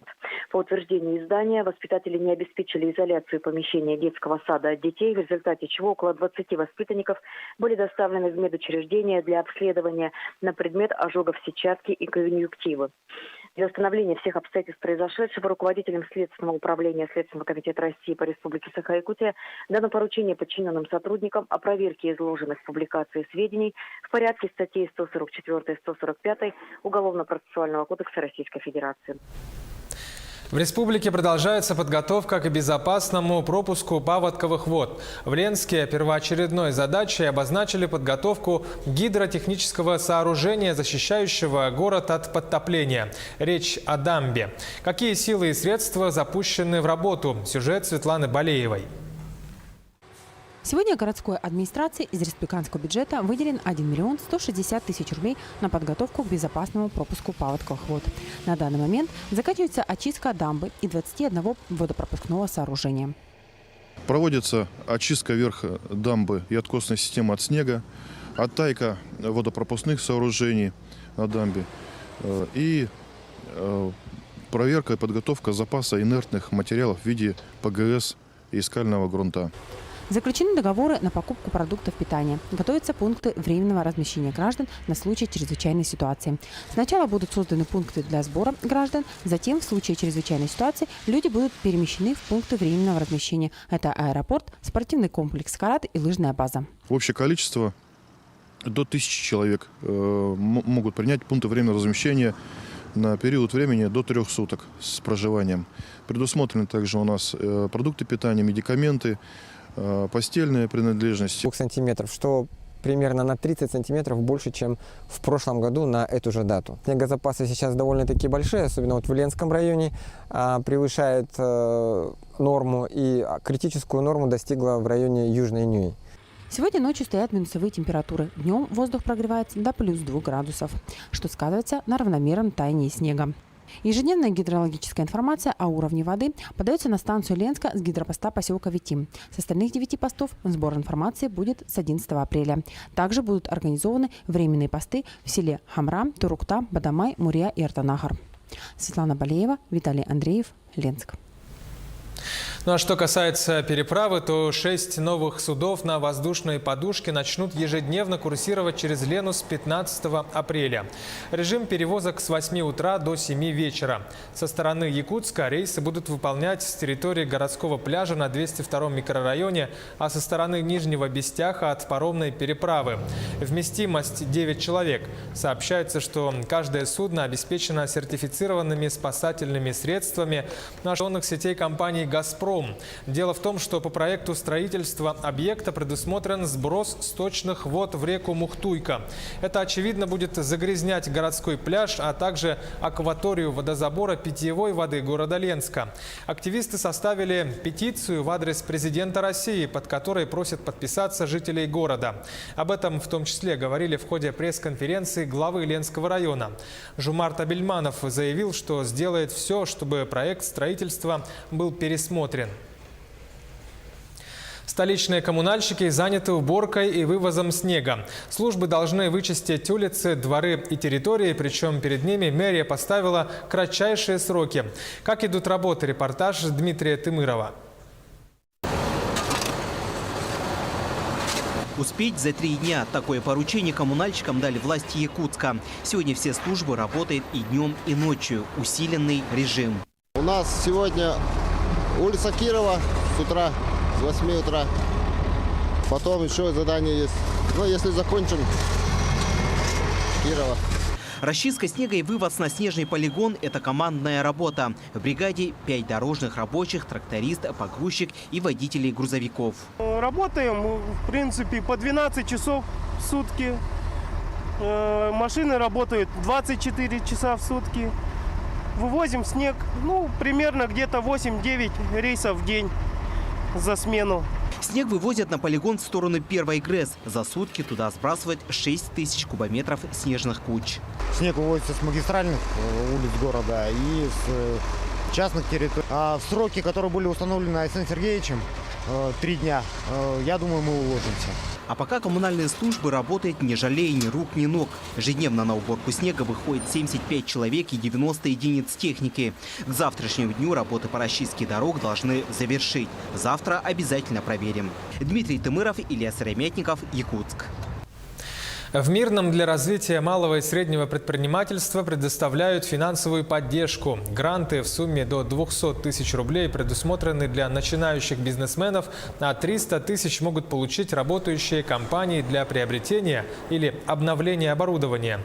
Кроме того, претендовать на 50 тысяч рублей субъект малого и среднего бизнеса могут в части субсидирования арендной платы и консультационных услуг, также на профессиональную подготовку. В приоритете программы пищевая промышленность, социально значимые услуги, производство стройматериалов и оказание услуг по эксплуатации жилья и объектов инфраструктуры жилищно-коммунального хозяйства. Ну а алданским начинающим и действующим предпринимателям помогают в Центре бизнес-сопровождения. О какой поддержке идет речь и какие советы там дают предпринимателям? Сюжет Татьяны Вахниной из Алдана. Можно ли развить коммерческую жилку? Как научиться вести дела и сколько нужно времени, чтобы наработать клиентскую базу? Желающие достичь успеха предприниматели не ищут ответы. Свои вопросы они задают профессионалам, специалистам сопровождения бизнеса. Чаще всего к нам приходит это торговая деятельность, это немного менее, это услуги общепита. И самое распространенное у нас все-таки на данный момент – это сфера деятельности, это услуги такси. Бизнесмены средней руки обращаются к специалистам в основном по специфическим вопросам, касающимся отношений с контролирующими органами. Малым предприятиям чаще требуется помощь в сдаче отчетов, подготовке кадровых и бухгалтерских документов. Нередко к профессионалам приходят люди, только подумывающие о собственном бизнесе. Кто к нам приходит, мы стараемся объективно подойти к этому вопросу, просчитать все риски, какие будут издержки, какая есть конкуренция, с чем столкнется предприниматель. Эксперты ведения бизнеса знают местные нюансы и могут порекомендовать без 5 минут бизнесменам другой вид занятости с учетом склонностей потенциального предпринимателя и специфики рынка. Как показывает жизнь, зачастую человек, только подумывающий о собственном бизнесе, не подозревает, что бизнес – это стихия, в коей немало порогов и камней преткновения. После нашей консультации есть такие граждане, которые, так сказать, осмыслив и взвесив за и против, принимают решение, что стоит подождать с этим вопросом. Человек сэкономил свое личное время, деньги и, так сказать, может потратить деньги, чтобы проработать свою идею на будущее. У профессионалов потенциальные бизнесмены могут узнать немало приятного и полезного, например, о механизмах господдержки, на которые может рассчитывать начинающий предприниматель. Татьяна Вахнина, Алдан. Завершилась ежегодная профориентационная экспедиция школьников под названием «Молодежь Якутии в промышленность». В столице прошла встреча участников и руководителей проекта. Ребята поделились впечатлениями от экспедиции, которая стартовала 27 марта и проходила в течение 10 дней. Учащиеся проехали по маршруту Якутск, Алдан, Нерюнгри, космодром Восточный, Якутск. За это время технические комплексы космодрома. Следующие наши планы – это уже посетить сторону Хабаровскую сторону, Сахалин, тем, чтобы охватить больше дальневосточных регионов. Больше, чтобы ребята увидели, как развивается Дальний Восток, как развивается Россия, чтобы было общее понимание, куда идет Россия. И я очень надеюсь, что ребята увидели то, кем они могут быть. И это самое главное. То есть наш проект – это профориентация. В суперфинал республиканского конкурса «Учитель года-2018» вышли 5 педагогов. Напомню, что интеллектуальные состязания стартовали 2 апреля. В этом году свои силы попробовали в общей сложности 33 учителя. По итогам 4 туров в финал вышли 16 конкурсантов, из них 5 стали лауреатами. Именно они завтра сойдутся в очном финале.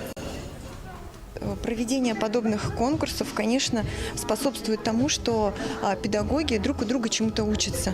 Это уже есть тенденция к повышению качества, потому что поприсутствовав, поучаствовав, точнее, в таком конкурсе, мы чему-то друг у друга научились, что-то новое для себя взяли, и потом мы приедем каждый в свою школу, в свой город. Пробуждение земли, к которому надо подготовиться, в том числе путем очищения от зимней грязи.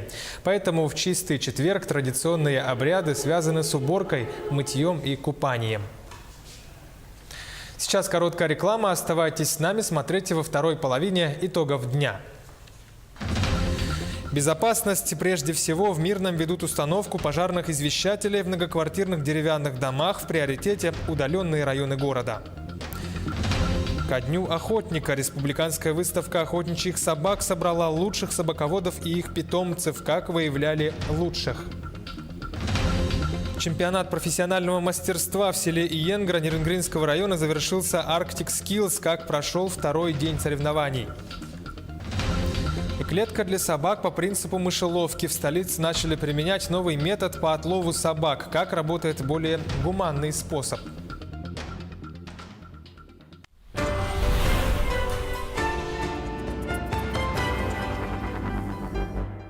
Пятнадцатый республиканский конкурс «Кинолетопись Якутии». 5 апреля в 16 часов в мультимедийном парке «Россия. Моя история» состоится торжественная церемония награждения победителей. В дни светлой пасхальной недели приглашаем всех на концерты, спектакли и другие мероприятия Республиканского пасхального фестиваля искусств «Золотые купола». На все мероприятия вход свободный. Управление Госстройжилнадзора Республики Саха-Якутия предупреждает: прежде чем произвести оплату застройщику по договору участия в долевом строительстве, обязательно ознакомьтесь с проектной декларацией на сайте застройщика, проверьте наличие у застройщика разрешения на строительство, убедитесь, что застройщик имеет право аренды или собственности на земельный участок, зарегистрируйте договор в управлении Росреестра. В противном случае вы рискуете стать обманутым дольщиком.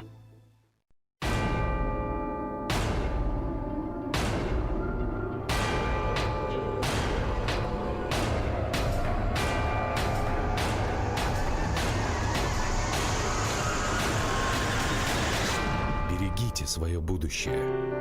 Если вы стали свидетелем жестокого обращения над детьми, просим позвонить по номеру. Мобильная кризисная служба.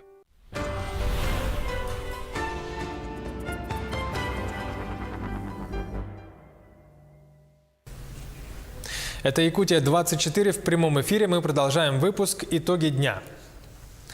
Транспортные системы и дорожная инфраструктура Крайнего Севера. Форум под таким названием начал работу в СВФУ. Около 10 отечественных и зарубежных производителей представляют различные виды техники, которые уже работают на предприятиях Якутии в условиях Севера и показали свою надежность. Форум продлится до 6 апреля. Мы ждем от форума объединения усилий научных организаций, потенциала образования и наших производственных предприятий, а также управления и государственных органов в плане решения основных ключевых проблем дорожной отрасли. Значит, проблем действительно много, и в основном они, конечно же, обусловлены сложными климатическими условиями, которые провоцируют сложные дорожные условия, и всю специфику, связанную со строительством, эксплуатацией, содержанием автомобильных дорог здесь, у нас в условиях Крайнего Севера. В Мирном ведут установку пожарных извещателей в многоквартирных деревянных домах. В приоритете удаленные районы города. Это микрорайон Заречный и Верхний, также район аэропорта. Тему продолжит наш корреспондент в Мирном Марьяна Кутукова. Сегодня пожарные извещатели есть в 53 домах. 106 извещателей с GSM-модулем, сим-картой установлены в подъездах на втором этаже. В случае возгорания и задымления сигнал посредством мобильной связи подается в оперативные службы. Это ЕДДС, пожарная служба и управляющая компания.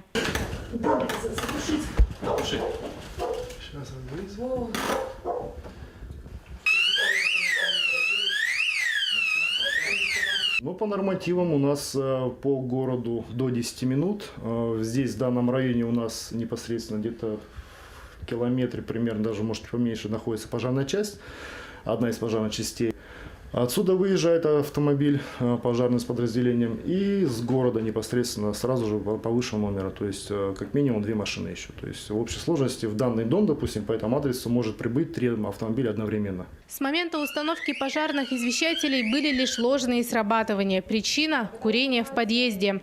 За свою безопасность жильцам придется платить. В скором времени управляющая компания проведет собрание с собственниками жилья, разъяснит, сколько будет стоить корпоративный тариф сим-карты и техническое обслуживание извещателей. Стоить это будет для жильцов порядка 2,5 рублей, то есть 2 рубля 50 копеек с одной семьи, да, с одной квартиры, для того, чтобы ежемесячно выплачивали управляющие компании такие взносы.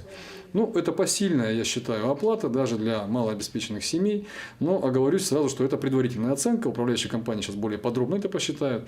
Но я думаю, если даже в 2 раза увеличится, но 5 рублей, я думаю, способна найти каждая, даже малоимущая семья, для того, чтобы оплатить эти взносы. В этом году на установку пожарных извещателей в бюджете города выделено около 350 тысяч рублей. Оставшиеся 163 деревянные двухэтажки обеспечат до 2022 года, постепенно приближаясь к центру города. Марьяна Кутукова, Евгений Тайтонов, Мирный. Клетка для собак по принципу мышеловки. В столице начали применять новый метод по отлову собак. Раньше это делали дротиками. О новом, более гуманном способе в сюжете Кристины Якуповой. Проблема бездомных собак не теряет актуальности. Ранее собак отлавливали с помощью дротиков со снотворным. Однако практика показала, это не самый гуманный способ. Ослабленные животные иногда погибали от инъекций, не доехав до питомника. Новый способ это исключает. Испытания длятся уже месяц. У нас установлены здесь 2 наших установки. И мы отловили порядка 40 животных этими 2 установками. В дальнейшем мы планируем поставить установки по всему городу. Сейчас мы планируем, конечно, поставить в первую очередь Сайсары, строительный округ, автодорожный. То есть на видных местах, где большое скопление животных.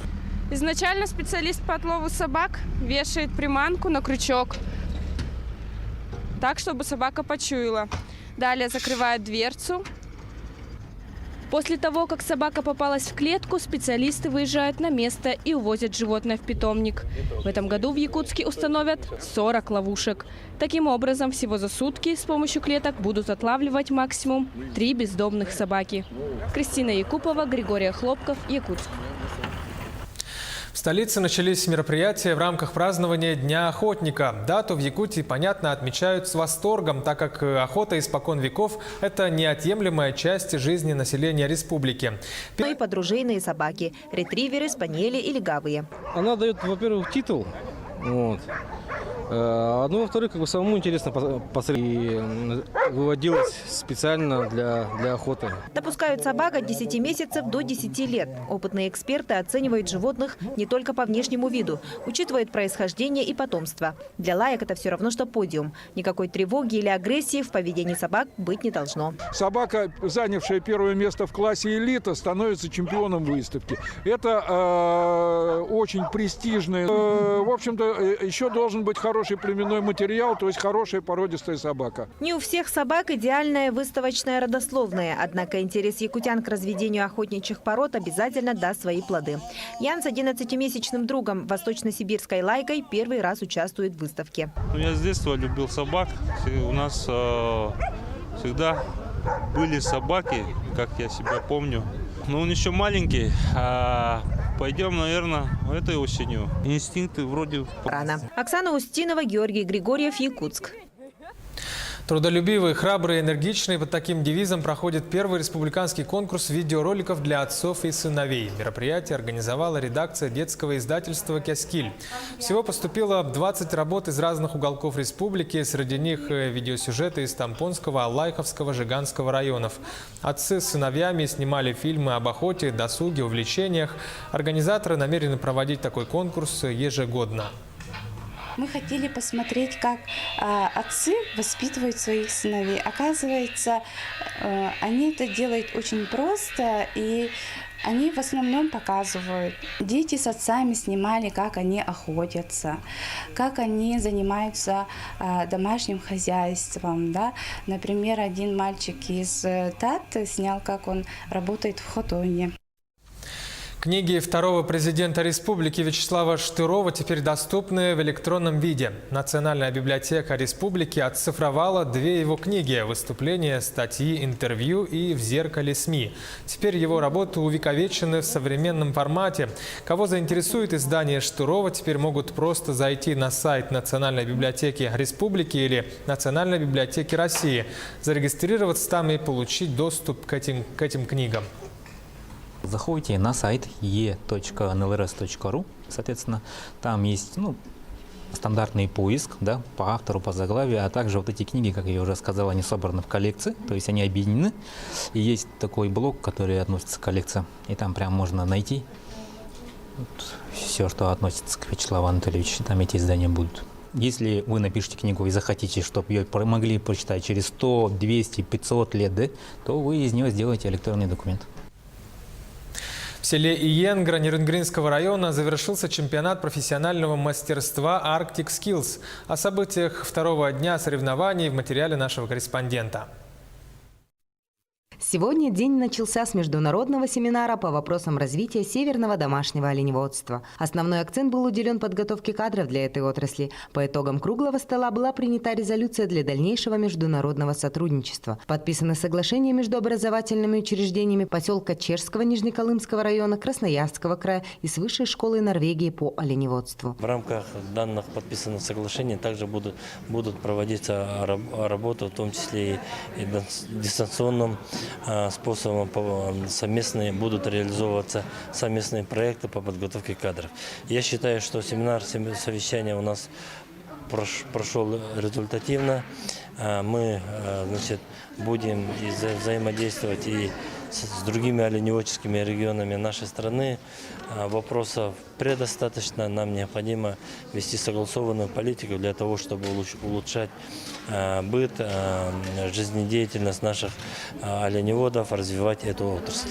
Во второй половине дня самая главная и зрелищная часть мероприятия – гонки на оленях упряжках, победителями которых стали хозяева. Среди женщин Виктория Андреева, а среди мужчин первые 2 места поделила династия оленеводов Кирилловых из Иенгры.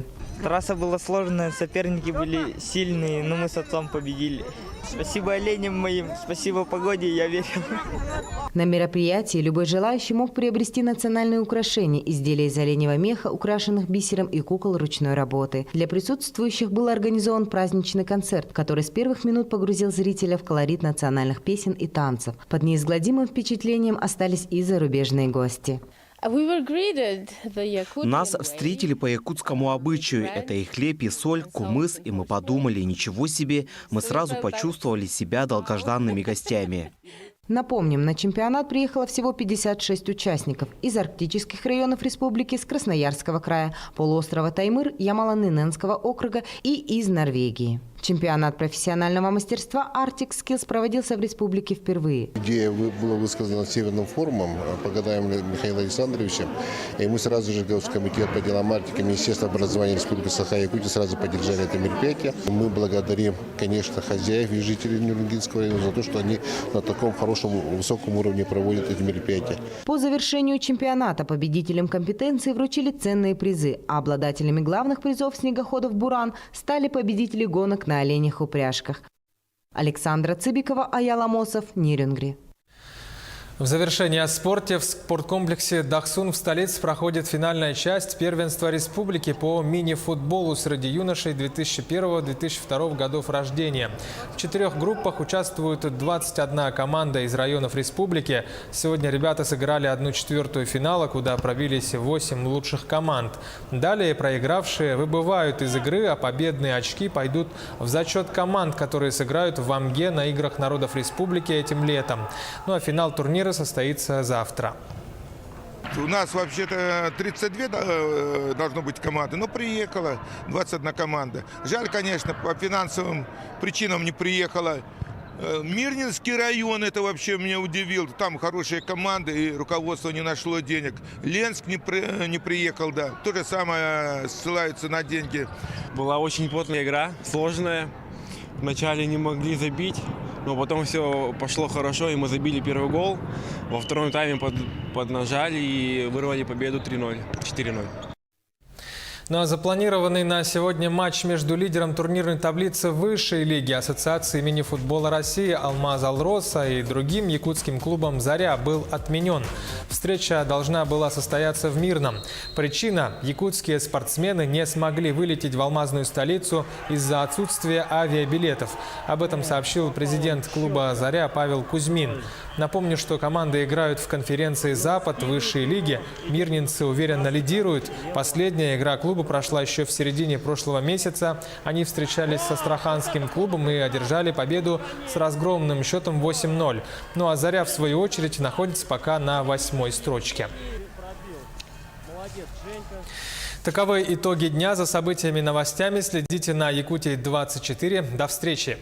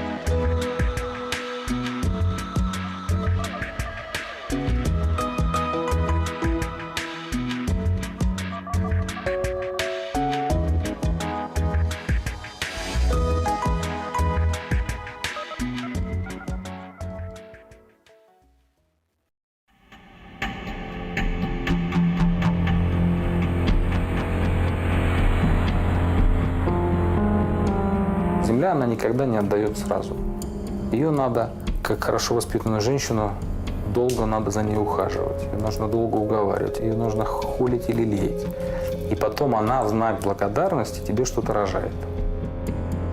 Единственное правильное средство производства – это земля. Потому что, ведь, по сути дела, из ничего, вот я сейчас стою, как будто тут в грязи, да, и на каких-то буераках непонятно, да? А представляете, вы сюда приедете через 5 лет, а здесь будет сад.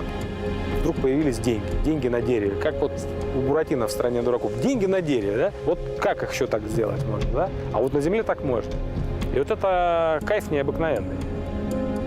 Когда ты можешь вот так преобразовывать материю. Мне это очень нравится.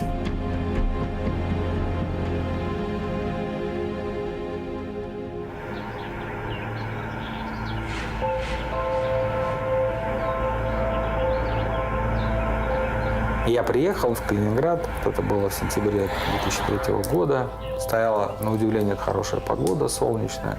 Я понял, что это какой-то другой мир. Здесь какой-то вот уголок заброшенной Европы с этими дорогами, обсаженными деревьями, старинными домами. И мне так здесь понравилось.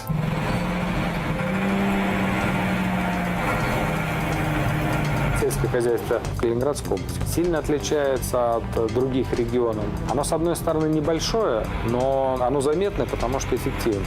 По урожайности с нами конкурирует только Кубань. С гектара мы снимаем такие же урожаи, иногда и больше. Это не черноморский климат, да? наших условиях сырых, да, по осени, когда уборка кукурузы, часто бывает так, что нужно чуть ли не плавать. Поэтому у нас гусеничный комбайн. А какой размер резины, да? Метр ширина. Это тоже, чтобы давление на почву снизить, да, с одной стороны. Ну и, конечно, в сырых условиях это помогает. Фактически в ВТО Калининградская область вступила еще 20 лет назад. Слева поляки, справа литовцы. Мы и на выставки ездим европейские, и технологии мы применяем европейские. Мы уже давным-давно конкурируем с Евросоюзом.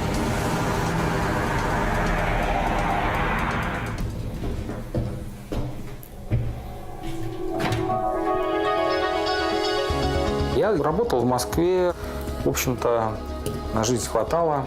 И вот в тот момент я встретил своего будущего партнера, Романова Андрея. И он тогда сказал, тут один проект в Калининградской области есть. Создать современное агропредприятие, ну, как раз нужен специалист по сельскому хозяйству. Не хочешь съездить посмотреть? Я-то вообще человек любознательный. Я говорю, хочу. И вот ровно 11 лет назад я приехал в поселок Залесье, акционерное общество Залесье, до этого совхоз Залесье. Удручающая картина действительности, там какие-то пьяные лица, люди, которые были озлобленные, которые там получали копеечную зарплату в этих замасленных фуфайках. Но нас это как-то не пугало. Очень весело все началось. Здесь была интернациональная команда, немецкие трактористы, немецкие инженера, ребята с Киргизстана были, значит, из Москвы, там бог знает откуда, то есть кто кого знал, тот того подтащил сюда. Казалось, что просто достаточно посеять, потом убрать урожай, и все будет хорошо. Я был главным агрономом в хозяйстве. Это был такой сумасшедший драйв. То есть мы чувствовали себя причастным к какому-то великому делу, да, там, поднятие целины или что-то в этом роде. Вечерами мы так собирались у камина в этом доме лесника, обсуждали сделанное, говорили о завтрашнем дне. Вот так прошла осень, посевная. Я уехал в Москву. Весной, в апреле 2004 года, когда я сюда вернулся, уже такой большой команды не было. Ну и вот тут начались будни агронома. Нива под задницей, кукуруза под подушкой. Когда ты приезжаешь, и у тебя какие-то там истлевшие карты на руках, да, ты ищешь границы поля, ничего найти не можешь. Трава выше крыши, ты по этой траве, значит, куда-то там въезжаешь, никаких спутниковых навигаций, ничего же еще не было, да, какая-то обрывочная информация, мокрый, потный, слой пыли на тебе. Вот. Не знаю, смог бы ли я это пройти повторно, такие мы бесшабашные были. И вот так гектар за гектаром мы эту потерянную землю возвращали все в оборот. Когда мы в хозяйство приехали, здесь было 300 гектар пахотной земли, посевной площади. Сейчас у нас уже около 10 тысяч. Да, дорогой мой. Скажите, пожалуйста, а вот тут границы отмечены у нас. Значит, ты что с ними сделать? Вот делать как? Ничего, вообще на них не смотри. Твоя задача всю эту пашню, вот ты сейчас полностью проходишь, и все. В 1913 году Россия пахала на площади в 105 миллионов гектар. Сегодня это только 80. То есть мы еще даже не вышли на дореволюционный уровень. Где-то же 25 миллионов гектар заброшенных лежат еще, ждут своего агронома. Вот так выглядит земля, которая здесь, наверное, уже 25 лет не обрабатывалась. И сорная растительность, и неровности. Природа очень быстро забирает все обратно. То есть, если не обрабатывать, начнет зарастать кустарниками, сорной растительностью. Земля должна быть в обработке, тогда она имеет ценность. Чтобы мне обработать старопахотные земли, мне на гектар составят затраты, может быть, 2000 рублей. Чтобы вводить брошенные земли, такие как эти, в сумме затрат мне нужно на гектар 2000 евро, а не 2000 рублей. Потому что здесь несколько раз нужно там пройти тяжелыми дисками вот эту вот всю многолетнюю дернину, да, потом вспахать, потом опять обработать и так далее. Ну, вот так, степ-бай-степ, одно за другим. Сначала моя семья была в Москве, писала письма жена, потом не выдержала, приехала сама с чемоданами и с детьми. Будучи студентами, мы познакомились, и через 2 года мы поженились. Она была единственная дочь, очень оберегаемая. Ну, а я был влюблен, и все сложилось. Странно, но в следующем году будет 20 лет свадьбы. Была катастрофа полная совершенно. Я коренная москвичка, у меня родители коренные москвичи. А по женской линии мы вообще идем от Татищевых, от Графьев. И так вот сразу приехать мне лично было очень трудно. Ну, сами понимаете, московская барышня рафинированная. Я, в общем-то, можно сказать, не знала, как люди живут в России. Мы целый год жили тоже вот в таком старом хуторе у знакомых. И Рома постоянно меня возил вот по окрестностям. Ну, тогда довольно много было пустующих, ну, и домов таких на продажу. А я ничего не хочу. Вы знаете, я говорю, я хочу домой в Москву, я плачу. Ну, и в итоге вот он меня привез сюда. Здесь был такой дико запущенный сад. И, ну, я ничего здесь не увидела, а он увидел. Вот кто деревенскую жизнь не променяет ни на что. Да. И как-то сама того не заметила, что вот мне теперь здесь комфортно. И, знаете, не хочу возвращаться. То есть я себя чувствую совершенно вот в своей тарелке. Знаете, вот тогда, в самом начале, вообще не было сложно. Не было сложно, потому что любой стартап, он очень интересен. Было какое-то внутреннее чутье, что здесь нахожусь в начале чего-то большого, что можно создать своими руками, и это будет в тренде. Я в это время там много читал про фермерство в России, про Столыпина, то, как это было раньше. И мне казалось, что ну вот она, вот же она перестройка, да, ну вот же сейчас одна формация ушла, нужно создавать новую. Мне казалось, ну вот это же уникальный шанс, да, это же я в это время родился, я же не могу это пропустить. И ты думаешь, ну вот сейчас. И наши партнеры говорят, ребят, да мы тут сейчас за год, там, максимум за 2, через 3 здесь будет Гонконг. Все будет. Ну, шел первый качественный скачок в урожайности. В 2008 земля родила. Мы так сработали уже около нуля, что было победой, потому что если было минус 15, а стало 0, значит, я на плюс 15 сработал. В 2009 году мы получили впервые урожай, который был в 2 раза больше, чем средняя урожайность в прошлые годы. Пришло полдеревни смотреть и говорить, ничего себе, мы такой горы зерна и отродясь не видывали. Кукуруза, правда, у нас. Кукуруза долго не сдавалась. Но на 3-й год впервые дала урожайность, которая была выше себестоимости, покрывала затраты. Ну, а сегодня мы уже по кукурузе получаем 80 центнеров сухого зерна. А в принципе моя цель по зерну – это 100 центнеров. Вот на этом поле я бы не убрал 100 центнеров. Поэтому нужно искать причины. Вот нам повезло, мы в нашем климате можем, достаточно широкий спектр растений выращивать, да? А с другой стороны, мы должны выращивать те культуры, которые можем потом, собственно, реализовать, да? Мы должны получить и урожай, и прибыль с этого. В сельском хозяйстве можно добиться рентабельности и в 20%. Это дело прибыльное. И примером тому служат очень многие страны, где на сельском хозяйстве зарабатывают и фермеры, и государство в целом. Нужно найти этот путь эффективного сельского хозяйства, да? Нужно принять правильные агротехнологии, нужно привести в порядок главное средство производства, то есть это землю. Мы же давно не за счет дотации живем, мы живем за счет того, что выращиваем, и выращиваем с прибылью. Слава Богу, я не одинок в этих мечтах и в этих посылах. Все те люди, они мыслят близко к тому, что я говорю. И каждый в своем хозяйстве делает нечто подобное. Мы, не сговариваясь, имеем такую общую цель. У нас есть зерновой клуб, и нам есть что рассказать. По-мужски обсудить без политики и без галстуков. Мы, пожалуй, единственная неформальная организация, которая существует и которая объединяет большинство из участвующих в рынке зерна в области. Поменялось уже тут не одно правительство в области. Чиновники уходят и приходят, а мы на земле остаемся. Когда нужна какая-то информация, да, тем же чиновникам, да, Министерству сельского хозяйства и так далее, они всегда обращаются к нам. Более того, мы гордимся тем, что мы экспортеры зерна. Что такое зерно? Зерно надо превращать дальше в продукт. В муку, в хлеб, в мясо, в яйцо, в молоко.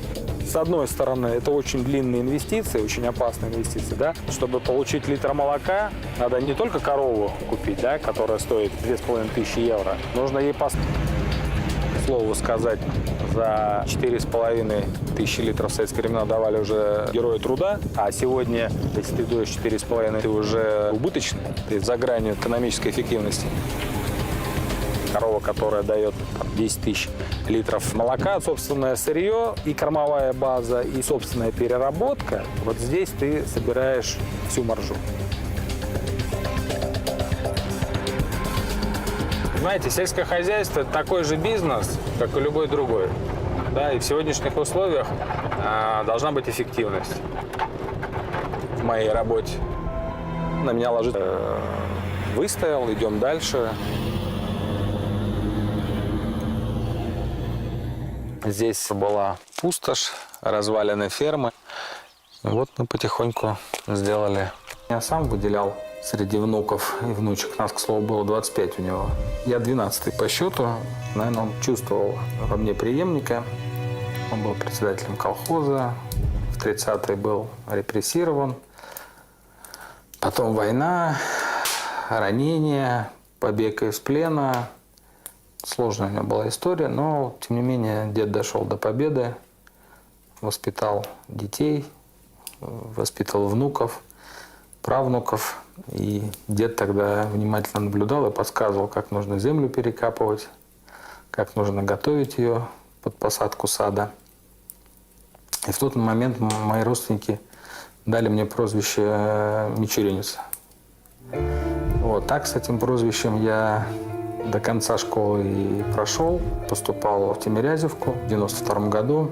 Уже учась в институте, притаскивал там саженцы интересных сортов и пород. Высаживал все это у дедушки с бабушкой, значит, на участке. Потом работал в Москве, стал искать себя в бизнесе. Мы организовали фирму по озеленению, благоустройству. И тогда была идея создать собственный питомник, где бы я мог уже так в промышленных масштабах выращивать саженцы и поставлять их по стране. Мечта сбылась, но теперь мечтаем о другом.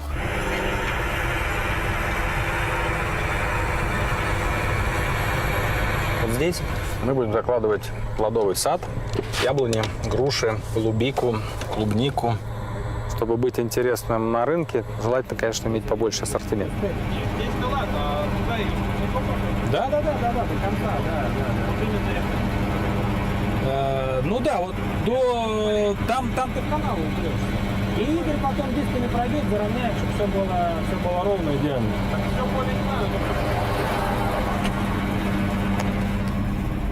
Подготовка почвы, конечно, для сада, она более тщательная, чем для обычных культур. Вот это и полный комплекс удобрений, это известкование.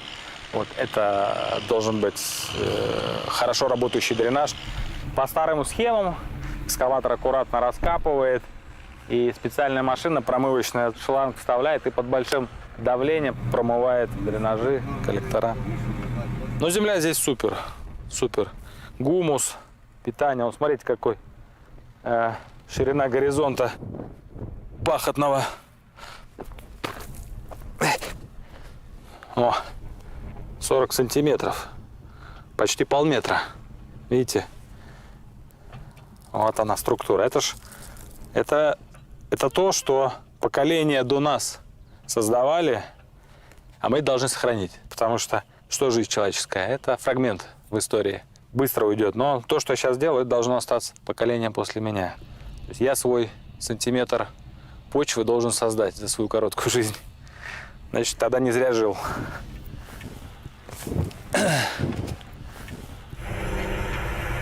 «20 000 яблонь будет на этом поле сидеть. Это белорусские плоды, да? Вот я знаю, как оно выращивается. Вот я могу вот так вот. Вот так. И конечно, я хочу выращивать вот такое яблоко. Здоровое. Потому что у меня есть дети. У моих детей будут дети. Мы все хотим, чтобы поколения были здоровые. Вот здесь, на этом месте, через 5 лет мы должны с вами стоять, а сзади не на фоне машины, а на фоне деревьев. И вот такие плоды будем срывать с веток. Я думаю, что все получится.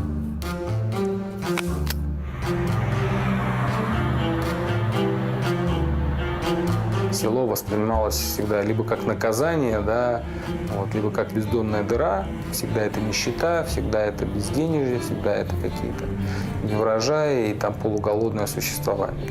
Современное сельское хозяйство давно уже не такое. Инструментарий современного агронома стал совершенно другим. Раньше была лошадь и этот шагомер, аршин, да, а теперь планшетный компьютер и внедорожник, да, и в офисе или сидя в машине, да, можно очень быстро те или другие задачи решить, посчитать. Скорость принятия решений, скорость анализа стала совершенно другой, сумасшедшей.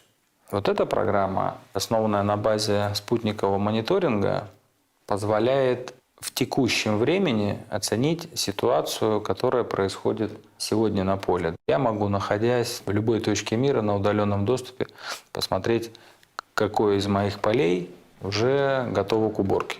Это, конечно, очень удобно для принятия тех или иных решений. Несколько лет назад я предложил сам программу «Менеджмент каждого поля».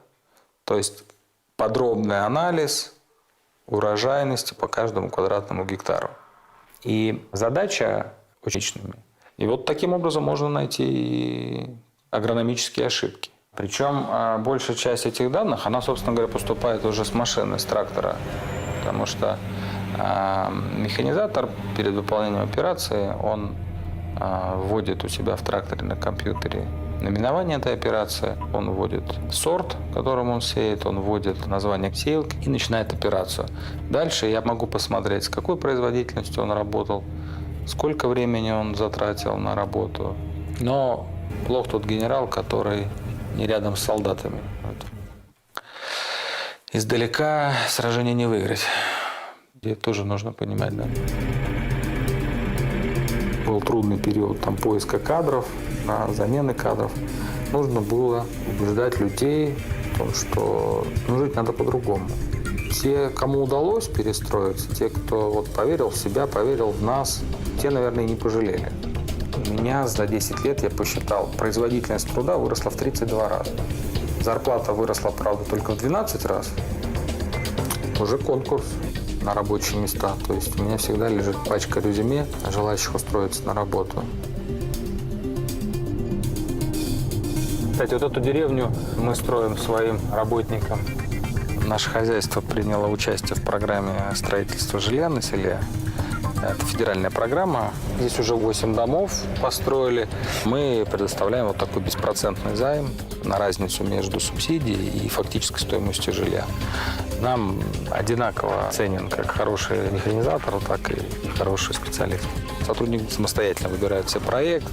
Село должно стать красивым. Наверное, моей жизни не хватит сделать село таким, каким я его себе представляю. Даже если мы один поселок изменим, да, сделаем его красивым, уютным, благоустроенным, вот так кластеры и возникают. Такой вот микрокосмос в отдельно взятом Залесье. Вроде бы точка на карте, но посмотришь, а вокруг этой точки уже не одна деревня, уже много деревень. Уже 10 тысяч гектар, 6 тысяч коров, да. А начиналось все вот с ничего. Ну, так. С разрухи все. С разрухи, да, на развалинах. Наверное, как-то нужно нам рассредотачиваться. Питание. Тут мы должны этот весь опыт куда-то дальше нести. Вот это, наверное, и есть главная цель мужика русского, да, который должен вот здесь Сейчас в деревне, в глуши где-нибудь, да, бросить зерно в землю, собрать урожай. Вот тогда ты живешь не зря. А еще ценнее, если кто-то тебя потом одобрит и скажет: да, пап, этот путь и мне подходит. Не зря ты горбатился столько лет. Ведь сын — это что? Памятник отцу при жизни. А если 2 памятника? Я бы, конечно, от 3, от 4 бы не отказался. Но, как говорится, что Бог дал, то и к счастью. Вот.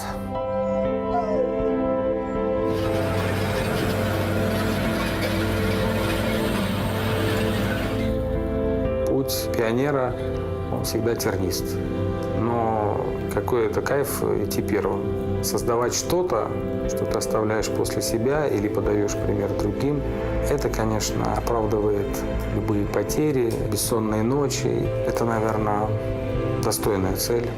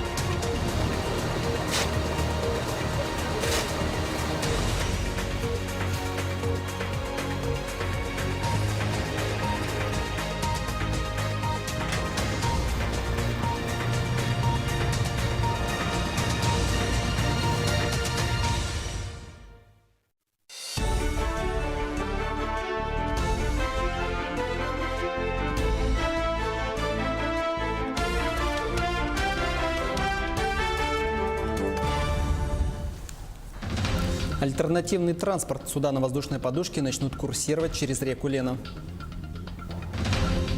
Мышеловка для собак. В столице появился новый гуманный метод по отлову бродячих животных.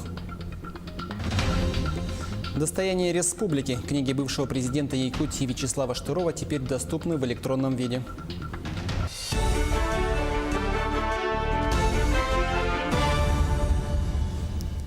Здравствуйте, в эфире новости. Мы расскажем о главных событиях к этому часу. В студии работает Андрей Погорелов. Дети получили ожоги глаз во время кварцевания. Произошло это в детском саду Нерингри. В прошлую пятницу воспитанники детского сада «Классика» обожгли сетчатки и получили конъюнктивы. Известно, что в группе было порядка 20 воспитанников, 11 из которых стали жертвой ультрафиолетового излучения. Администрации района не отрицают факт, но заверяют, что здоровью детей ничего не угрожает. В понедельник все дети, кроме одного, были на месте, жалоб от родителей не поступало. Случившимся заинтересовались следственные органы республики. По факту размещенной в СМИ информации о недосмотре педагогическими работниками детского сада за воспитанниками, которые подверглись ультрафиолетовому излучению, организовано проведение доследственной проверки. По утверждению издания, воспитатели не обеспечили изоляцию помещения детского сада от детей, в результате чего около 20 воспитанников были доставлены в медучреждение для обследования на предмет ожогов сетчатки и конъюнктивы.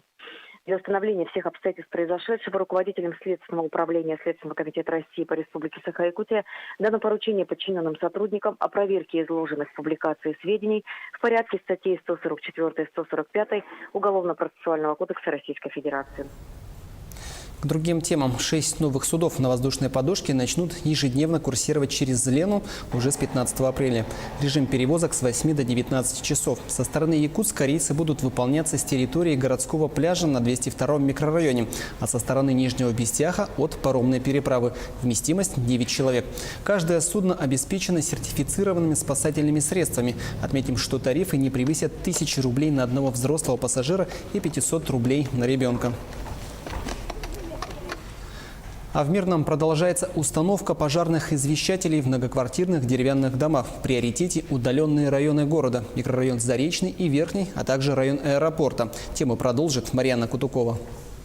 Сегодня пожарные извещатели есть в 53 домах. 106 извещателей с GSM-модулем, сим-картой установлены в подъездах на 2-м этаже. В случае возгорания и задымления сигнал посредством мобильной связи подается в оперативные службы. Это ЕДДС, пожарная служба и управляющая компания.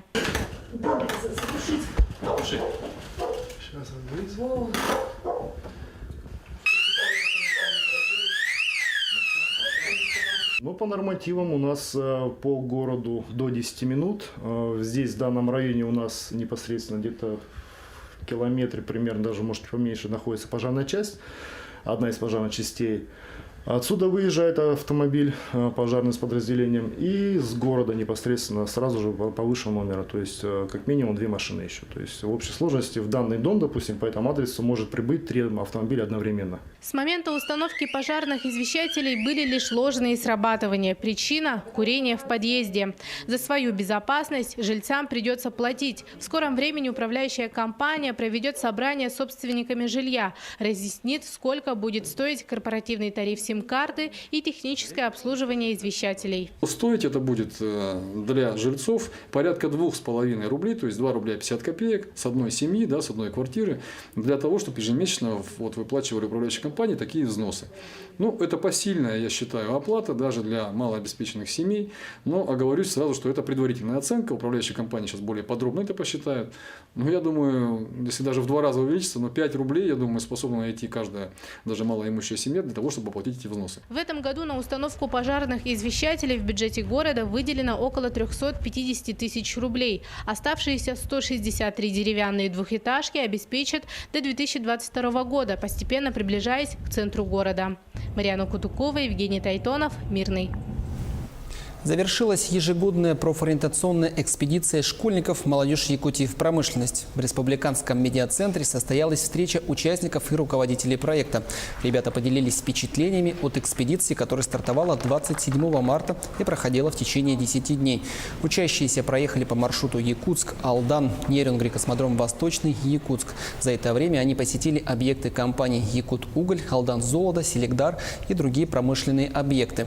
Конечной точкой экспедиции стал новый космодром Восточный. Ребята осмотрели современные объекты ракетно-космической промышленности, посетили стартовые и технические комплексы. Отметим, в этом году проект вышел на дальневосточный уровень.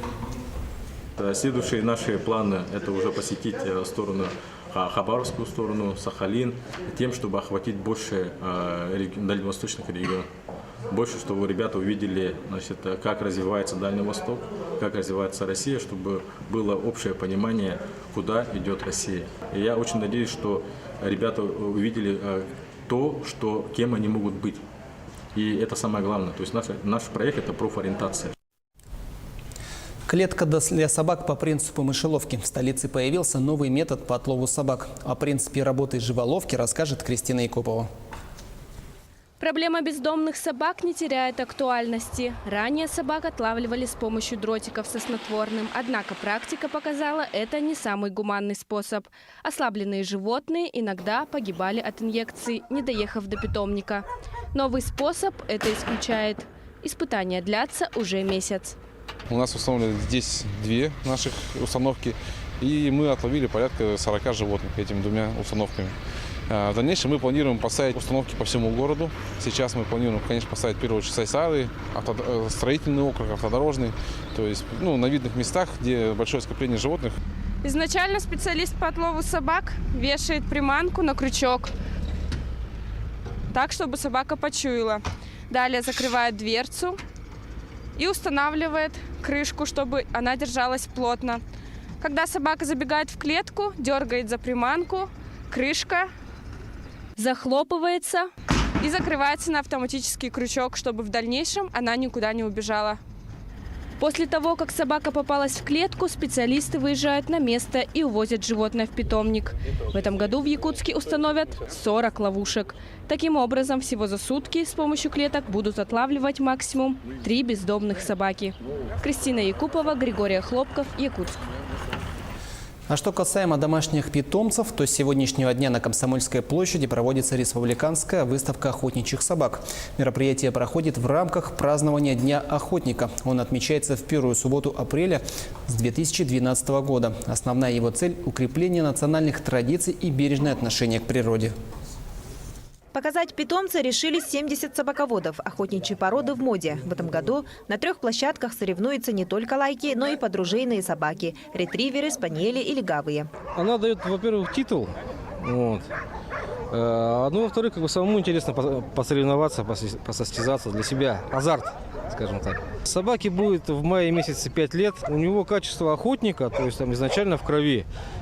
Сама эта порода, она готовилась и выводилась специально для охоты. Допускают собак от 10 месяцев до 10 лет. Опытные эксперты оценивают животных не только по внешнему виду, учитывают происхождение и потомство. Для лаек это все равно, что подиум. Никакой тревоги или агрессии в поведении собак быть не должно. Собака, занявшая первое место в классе элита, становится чемпионом выставки. Это очень престижное звание, очень престижный титул, который, в общем-то, добивается большим трудом владельца. То есть он должен сам поставить собаку, должен помочь воспитать хорошее потомство и так далее. И, в общем-то, еще должен быть хороший племенной материал, то есть хорошая породистая собака. Не у всех собак идеальная выставочная родословная. Однако интерес якутян к разведению охотничьих пород обязательно даст свои плоды. Ян с 11-месячным другом, восточно-сибирской лайкой, первый раз участвует в выставке. Я с детства любил собак. У нас всегда были собаки, как я себя помню. Но он еще маленький. Пойдем, наверное, этой осенью. Инстинкты вроде показывают, интерес есть к охоте. Посмотрим. Лучших собак определили по 4 категориям – кубки, медали. Но главные призы получили хозяева. По номерам участников разыграли охотничьи лицензии на лося, оленя и горного барана. Оксана Устинова, Георгий Григорьев, Якутск. Книги бывшего президента Якутии Вячеслава Штырова теперь доступны в электронном виде. Национальная библиотека республики оцифровала 2 его книги – выступления, статьи, интервью и в зеркале СМИ. Теперь его работы увековечены в современном формате. Любой человек из любой точки мира бесплатно может ознакомиться с ними. Для этого необходимо зайти на сайт Национальной библиотеки республики или Национальной библиотеки России, зарегистрироваться и получить доступ. Заходите на сайт e.nlrs.ru, соответственно, там есть стандартный поиск по автору, по заглавию, а также вот эти книги, как я уже сказал, они собраны в коллекции, то есть они объединены. И есть такой блок, который относится к коллекции, и там прям можно найти все, что относится к Вячеславу Анатольевичу, там эти издания будут. Если вы напишите книгу и захотите, чтобы ее могли прочитать через 100, 200, 500 лет, то вы из нее сделаете электронный документ.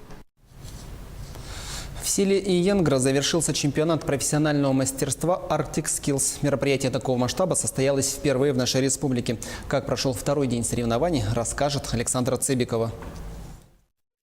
Сегодня день начался с международного семинара по вопросам развития северного домашнего оленеводства. Основной акцент был уделен подготовке кадров для этой отрасли. По итогам круглого стола была принята резолюция для дальнейшего международного сотрудничества. Подписаны соглашения между образовательными учреждениями поселка Чешского Нижнеколымского района, Красноярского края и с Высшей школой Норвегии по оленеводству. В рамках данных подписанных соглашений также будут проводиться работы, в том числе и дистанционным способом будут реализовываться совместные проекты по подготовке кадров.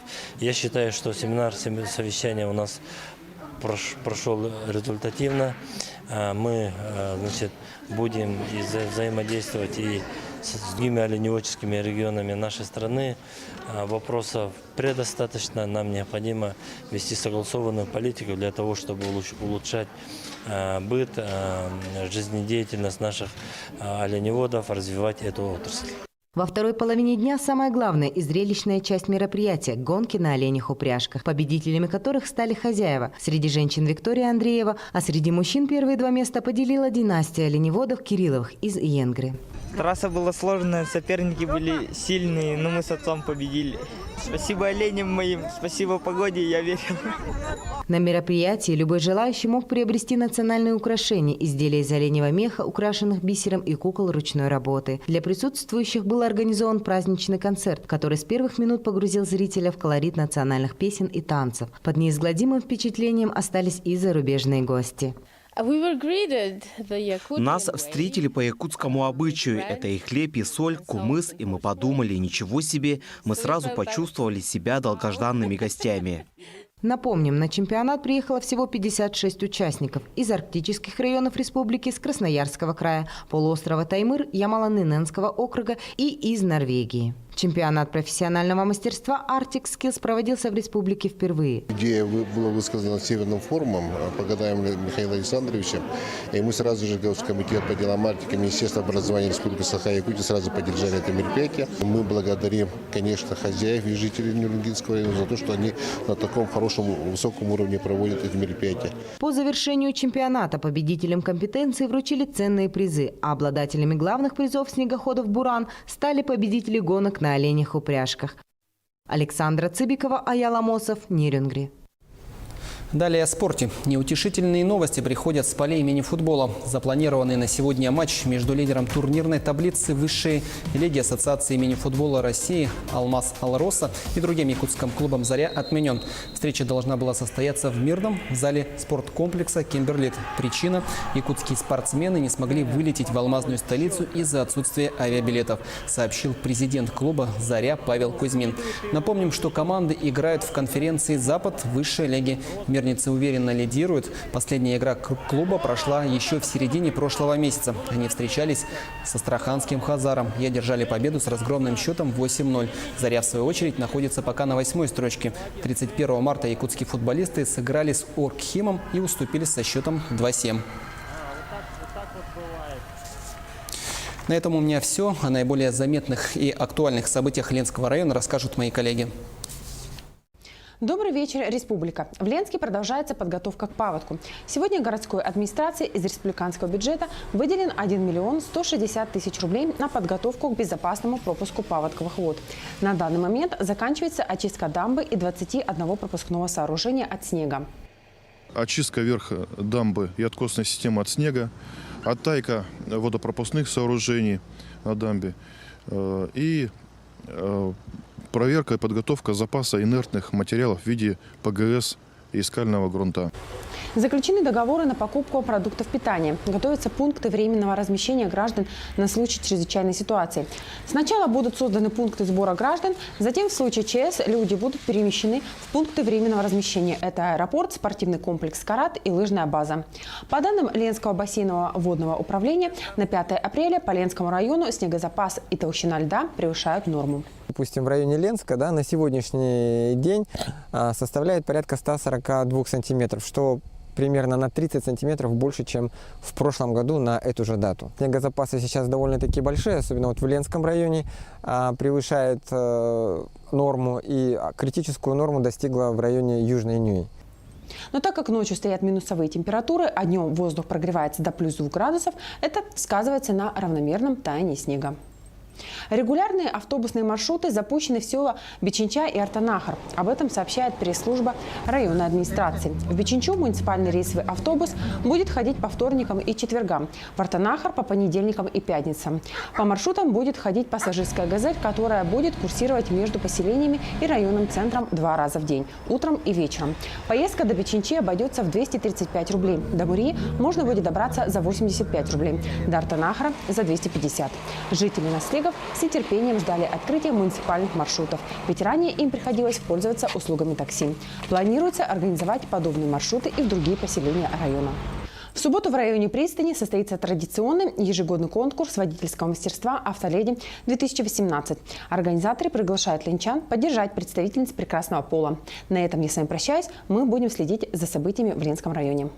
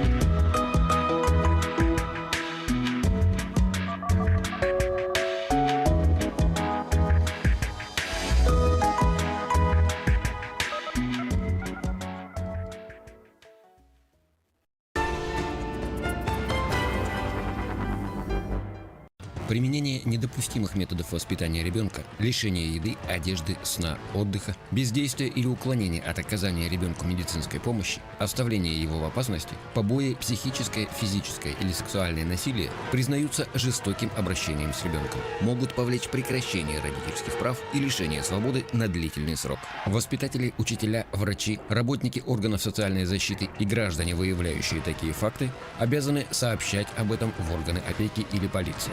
Сынок, я как сейчас помню приход первого поезда к нам в Алдан. В путешествиях на поездах нужно соблюдать энциклопедию безопасности. Слышал о таком? Нет. Чтобы в купе был порядок, нужно сумки сложить вот так, а которые нужны с документами поближе. И двери в купе держать закрытыми, как дома. Правильно, сынок. А еще нельзя брать посылки у незнакомых людей. И за своими вещами следить на станциях очень внимательно. Ваш чай. Спасибо большое. Простите, а где телефон можно подзарядить? Розетки находятся по проходу, но, пожалуйста, не забывайте. Я буду соблюдать все правила. Транспортная полиция Якутии.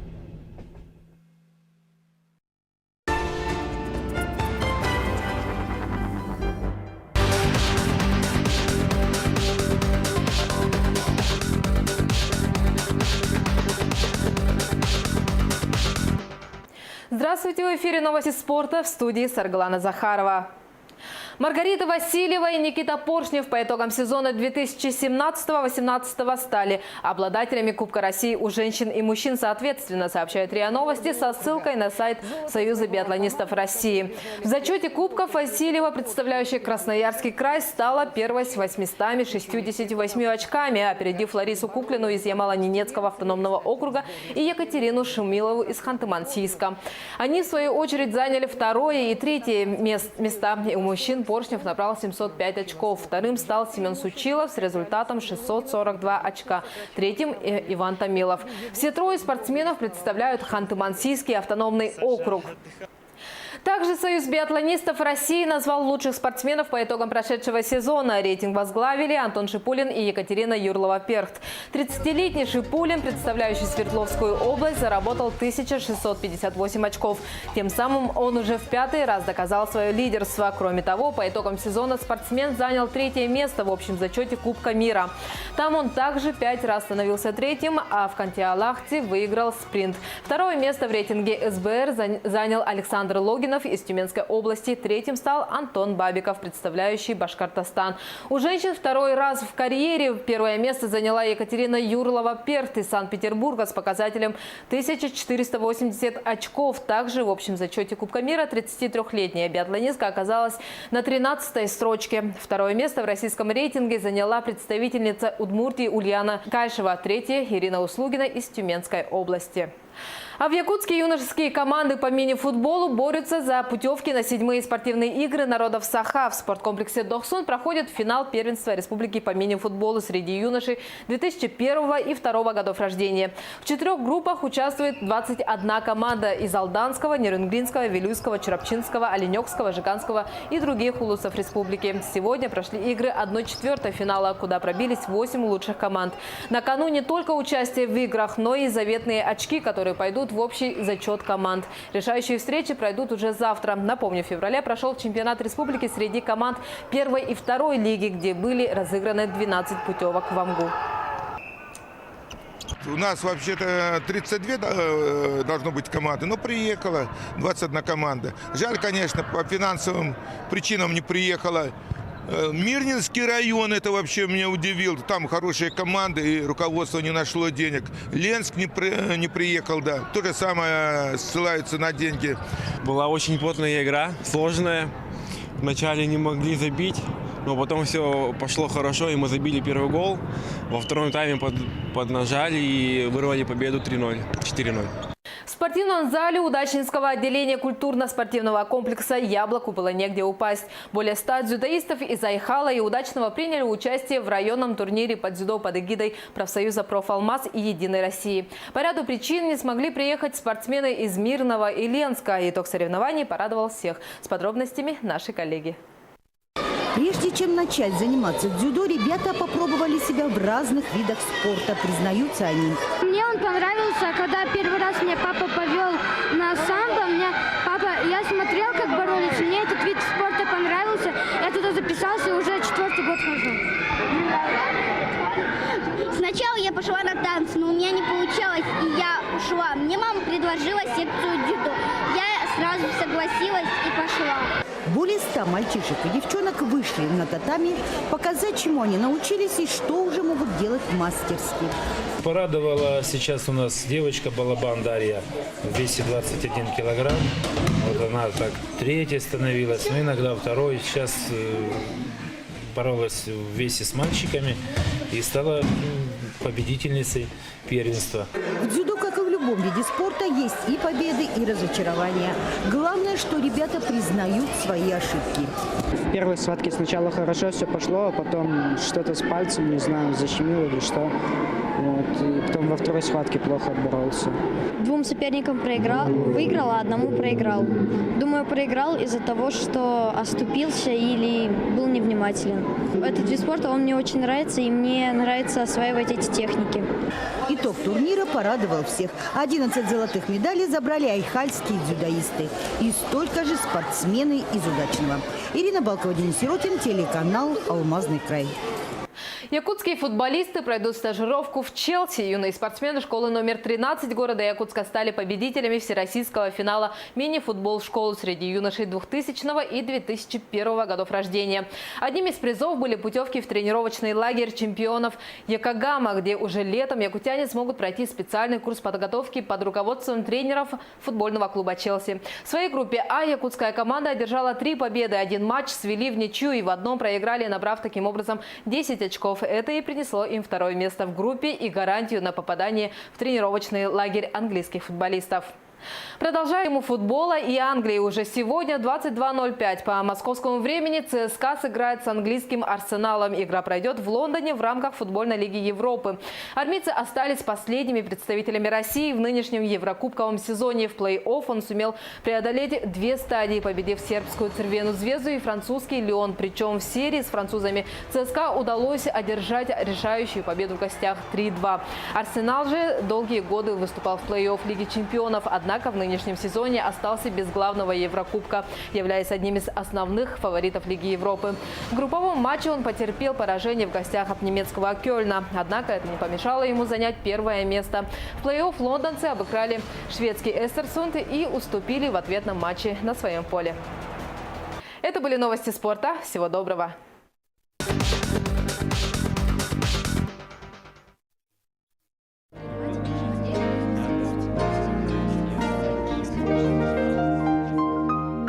Здравствуйте, меня зовут Жангиров Ринат, мне 23 года, я из поселка Махсилов.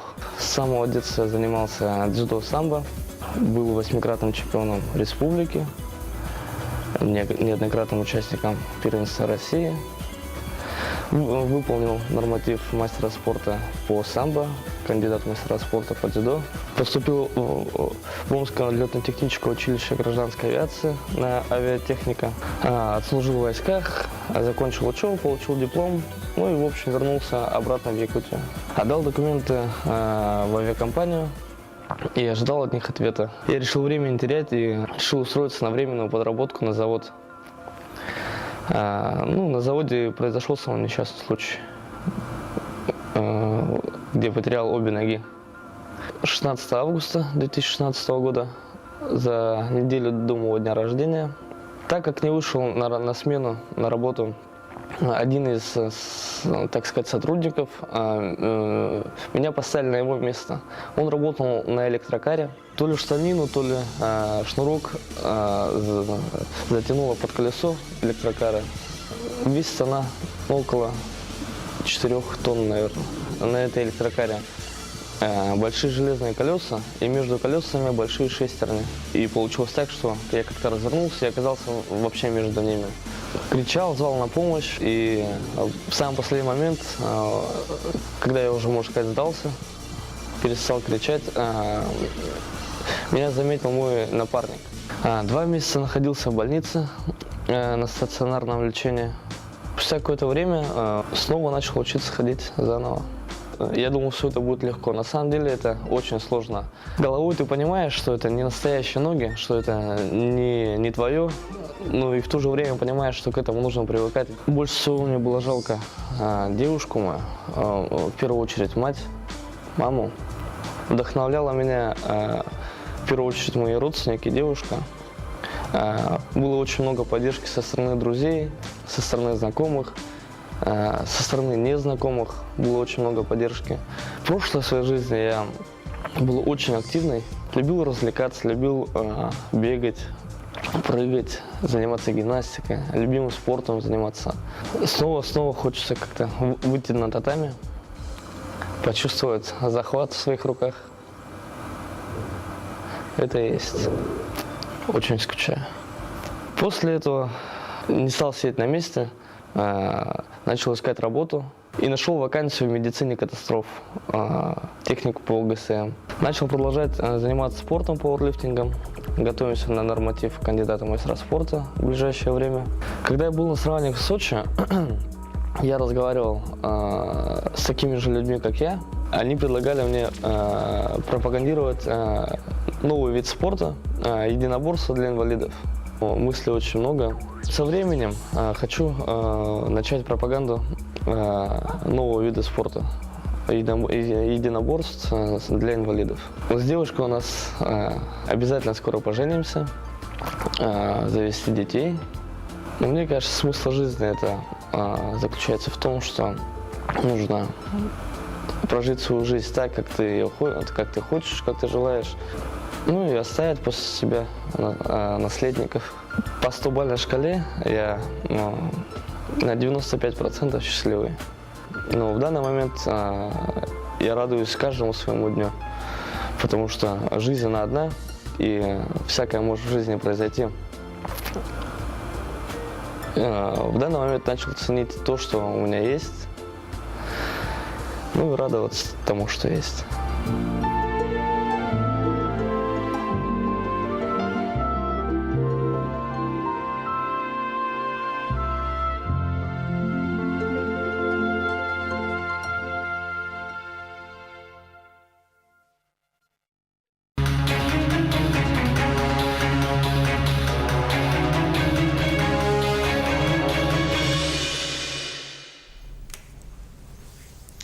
Вы смотрите программу «Актуальное интервью». В студии работает Александр Лысак и гость программы олимпийский чемпион, серебряный призер Олимпийских игр, известный лыжник Никита Крюков.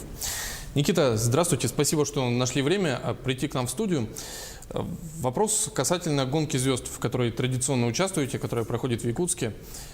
Она хоть и называется «Гонка звезд», но на самом деле вот, звезда лыжного спорта, по сути, в ней вот только вы. Вот зачем олимпийскому чемпиону приезжать в Якутск, кататься еще в паре с ребятами, ну, явно не ради медалей?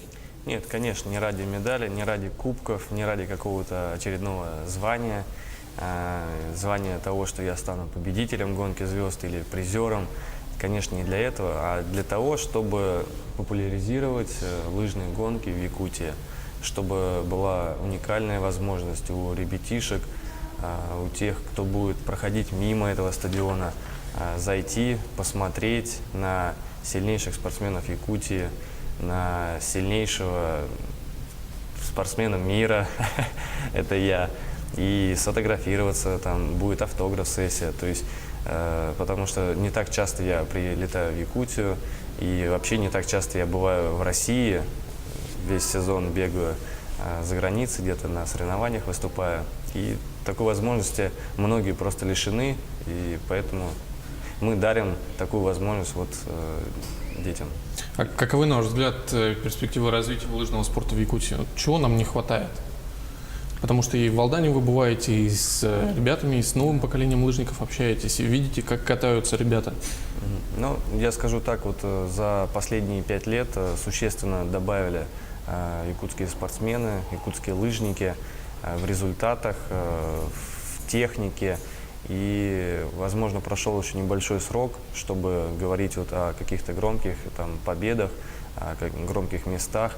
Но мы в правильном направлении, и я думаю, если продолжить все, что начали, то все будет хорошо. А вот вы говорите, 5 лет, уже какие-то результаты. А сколько должно пройти все-таки времени, чтобы у якутян появился свой, ну, не знаю, чемпион России, чемпион Европы, чемпион мира? Потому что болельщики – это люди, которым вот здесь и сейчас нужно.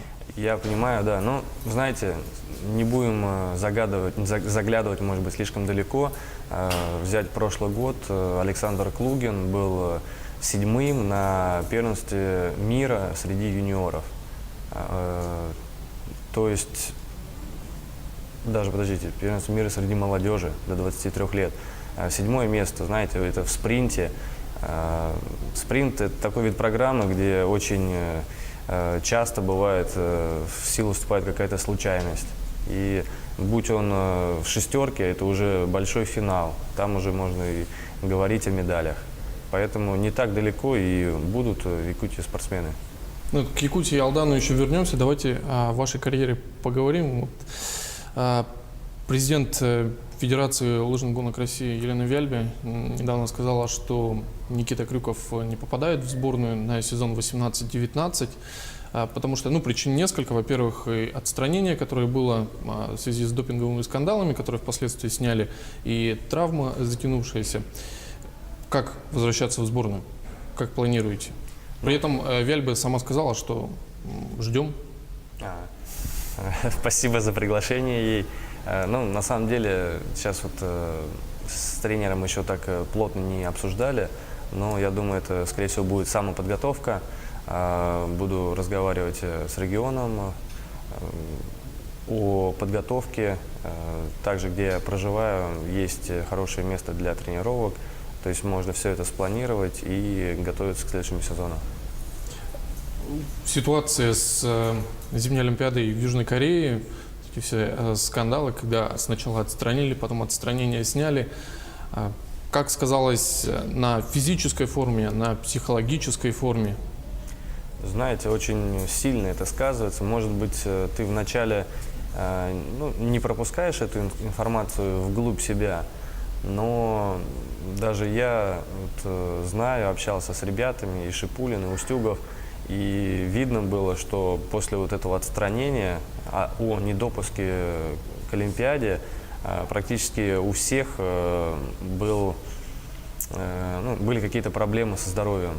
То есть иммунная система давала сбой, у кого-то была температура, кто-то заболевал, кто-то просто простужался. И все это, я говорю, все это вот из-за какого-то отстранения. То есть поэтому сейчас, конечно, все прошло, сейчас уже Олимпиада канула в прошлое, уже народ готовится к другим стартам, в следующем году будет чемпионат мира, и поэтому нужно жить дальше, не надо так оглядываться назад, то, что было, то было, это уже история. Ну, смотрите, на Олимпиаду в Южную Корею, в южнокорейский Пхенчхан поехали не самые сильные спортсмены, в том числе, например, вы не поехали, Антон Шипулин не поехал, но при этом российским спортсменам удалось завоевать олимпийские награды, в том числе и в лыжных гонках. Смотрели, как оцениваете выступление ребят?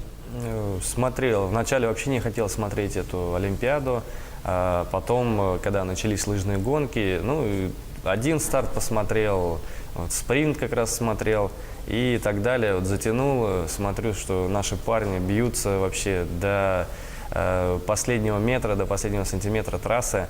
И болел за ними, вот, очень сильно поддерживал Александра Большунова и до последнего верил, что на 50 километрах он сможет выиграть. Но вот, из-за того, что, конечно, не поменял он лыжи, считаю, это большая ошибка, нехватка опыта сказалась, просто упустил вот этот реальный шанс взять золото. А то, что наши вчерашние юниоры так сильно выступили, это очень здорово, они смогли себя проявить. И вообще, знаете, вот этот естественный отбор, он происходит ну, немножко не так, как было на Олимпиаде. То есть обычно вот на Олимпиаду берут, ну, одного, может быть, юниора вчерашнего, там, молодежь. А тут получилось так, что весь основной костяк не поехал, и кому-то надо было ехать, и поэтому целую команду взяли на Олимпиаду, и ребята уже воспользовались этим шансом просто на все 100.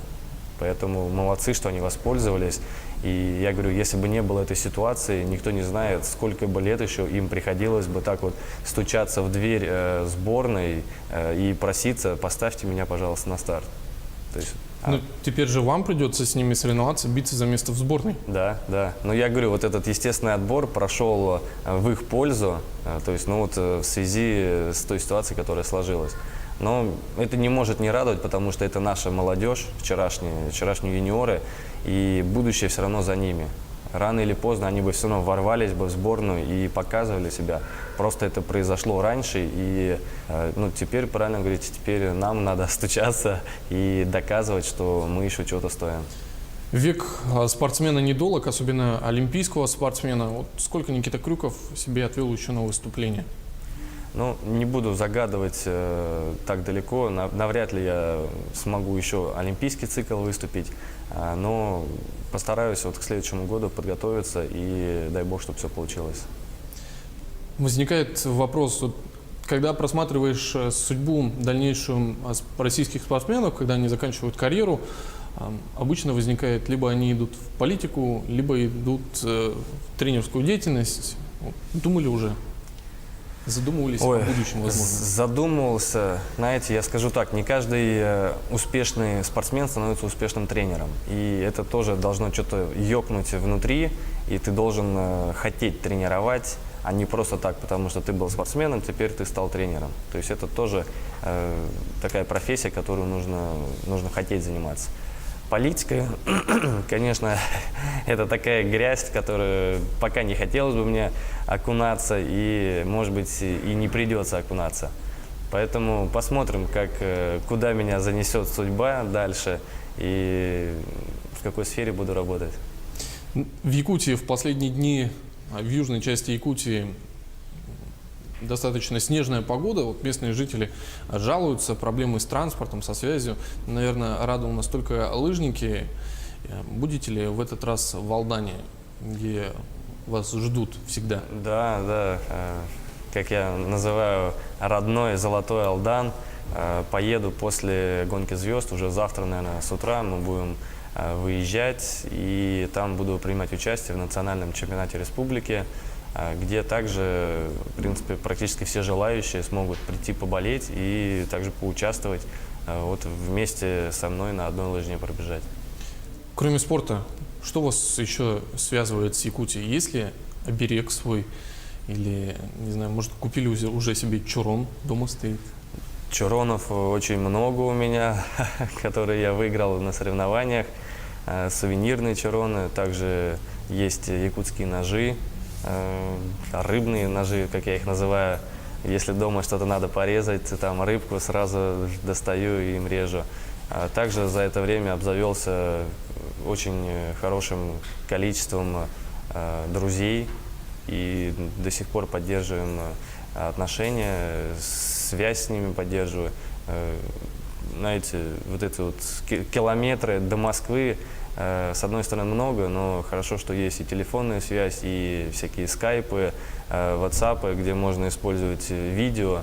И поэтому, конечно, в нашем 21 веке это очень упрощает. И можно созвониться по видео, там, обсудить, порадоваться, показать что-то. А друзья только спортсмены? Или еще есть и простые жители, простые якутяне? Да, простые, не только спортсмены. То есть жизнь, я говорю, она как-то распределяет. Те, кто не нужно, отваливаются, те, кто находится там в спорте или около спорта, они остаются, ну, потому что все равно тесно приходится общаться в этом направлении. Поэтому я вообще очень рад, что связал свою жизнь с Якутией.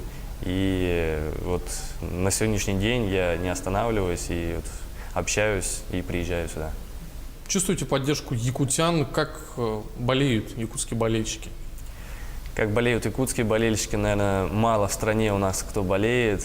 И на этой Олимпиаде, кстати, это было доказательство тому.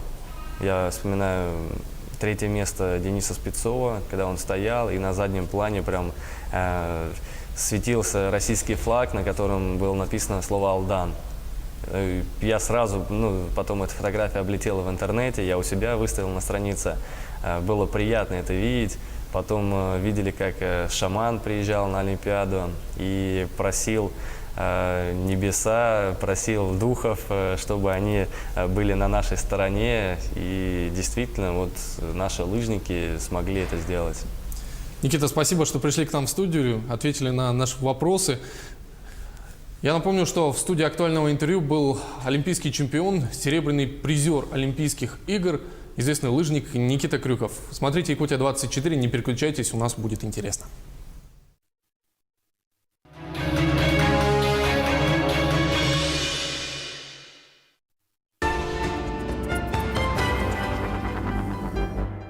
Применение недопустимых методов воспитания ребенка, лишение еды, одежды, сна, отдыха, бездействие или уклонение от оказания ребенку медицинской помощи, оставление его в опасности, побои, психическое, физическое или сексуальное насилие признаются жестоким обращением с ребенком, могут повлечь прекращение родительских прав и лишение свободы на длительный срок. Воспитатели, учителя, врачи, работники органов социальной защиты и граждане, выявляющие такие факты, обязаны сообщать об этом в органы опеки или полиции.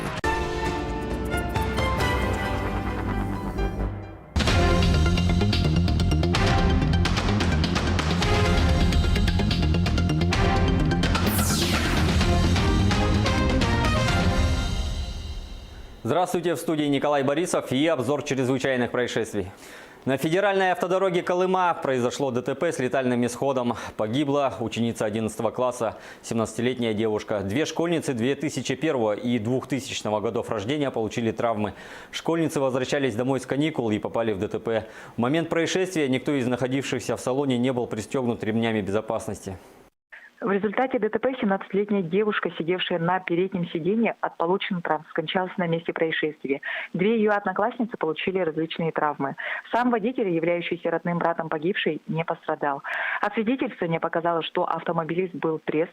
Водительское удостоверение получил 6 лет тому назад. За последний год 4 раза привлекался к административной ответственности за нарушение правил дорожного движения, в том числе трижды за превышение установленной скорости движения. Два несовершеннолетних пассажира пострадали в результате ДТП в центре Якутска. 4 апреля около 11 часов утра 29-летний водитель Nissan Almera при повороте налево не уступил дорогу автомашине Toyota Raxis. В результате дорожно-транспортного происшествия получили травмы пассажиры последнего 12 и 9 лет, которые в момент аварии находились на заднем пассажирском сидении без специальных ремней и получили ушибы. Оба водителя были трезвы, проводится административное расследование. В поселке Пеледу Юленского района произошел пожар в частном доме на улице Калинина. Есть пострадавший. Он получил ожоги первой и второй степени и обжог кистей рук. Мужчина доставлен в больницу. Также огнем повреждены пол, стена и потолок на общей площади 9 квадратных метров. Предположительная причина пожара – короткое замыкание электрооборудования. Кстати, как показывает статистика, с начала 2018 года в республике зарегистрировано 189 пожаров. За аналогичный период прошлого года произошло 177. Наиболее распространенной причиной пожаров, вызванных электробытовыми приборами, называют перегрев предметов, расположенных вблизи электронагревательных приборов. Также продолжительное время находившиеся во включенном состоянии и оставленные без присмотра малолетние дети. Чтобы избежать беды, необходимо выполнять элементарные правила пожарной безопасности. Будьте бдительны. Заместитель директора Нюрбинского реабилитационного центра для детей-инвалидов в октябре 2018 года фиктивно трудоустроила свою дочь в качестве санитарки, сообщает прокуратура. Трудоустроенная дочь обязанностей не выполняла, права на получение выплат по беременности и родам и уходу за ребенком не имела. Общий размер неправомерно зачисленных средств составил более 160 тысяч рублей. Возбуждено уголовное дело о мошенничестве. За перевод денег, перевод в тюрьму в Хангаласском районе 40-летний мужчина ошибся цифрами и вместо своего мобильного номера зарегистрировал чужой. Но узнал о совершенной ошибке только после кражи. В день происшествия подозреваемый находился в гостях у знакомого, с которым распивал алкогольные напитки. Когда хозяин заснул, мужчина заметил, что на телефон приятеля поступили СМС-уведомления о зачислении. Подозреваемый взял чужой смартфон и с помощью услуги «Мобильный банк» перевел на свой счет 5000 рублей. Теперь ему грозит срок до 5 лет. Кстати, о киберпреступлениях. Сегодня у нас в гостях начальник отделения по борьбе с мобильными мошенничествами Мударисов Алексей Сергеевич. Алексей Сергеевич, здравствуйте. Здравствуйте. Что у нас происходит в Южной Якутии? Действительно ли так сильно выросло количество совершенных преступлений именно в сфере кибербезопасности? Да, действительно, в настоящий момент на территории республики наблюдается рост данного вида преступления. Только в Нерюнгринском районе на настоящий момент зарегистрировано 14 уголовных дел. Что важно помнить нашим дорогим жителям и чего стоит остерегаться, чтобы не стать жертвой мошенничества? Значит, хочу отметить, что подключиться к вашей банковской карте не составляет труда через онлайн-банк. Как это делается? Это делается просто. Вы диктуете номер своей банковской карты злоумышленнику. Злоумышленник через интернет-приложение, либо через интернет-сайт заходит по вашей банковской карте в онлайн-банк, кликает на кнопку «Забыли пароль», к вам приходит смс-сообщение с кодом подтверждения. Вы диктуете этот код подтверждения злоумышленнику, злоумышленник через этот код проникает в ваш онлайн-банк. Поэтому, соответственно, отсюда вывод. Не надо диктовать данные своей банковской карты, а тем более коды с смс-подтверждением. Ни в коем случае. Второй момент – это когда идет заказ товара через сайты. Прежде чем заказать товар или прежде чем отправить денежные средства в сайт, необходимо проверить.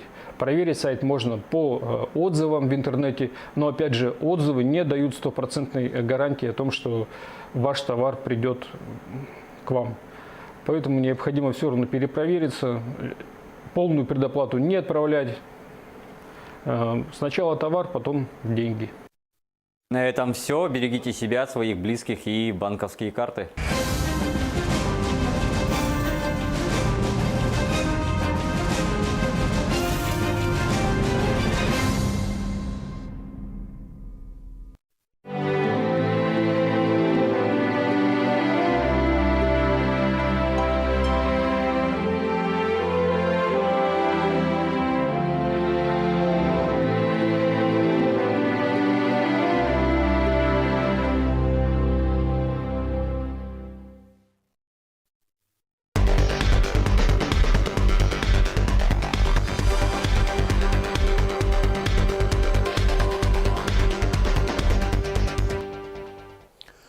Здравствуйте, в эфире Якутия-24, новости экономики. В студии Евгений Баженко.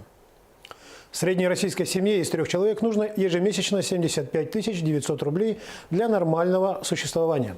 Об этом свидетельствуют данные опроса исследовательского холдинга «Рамир».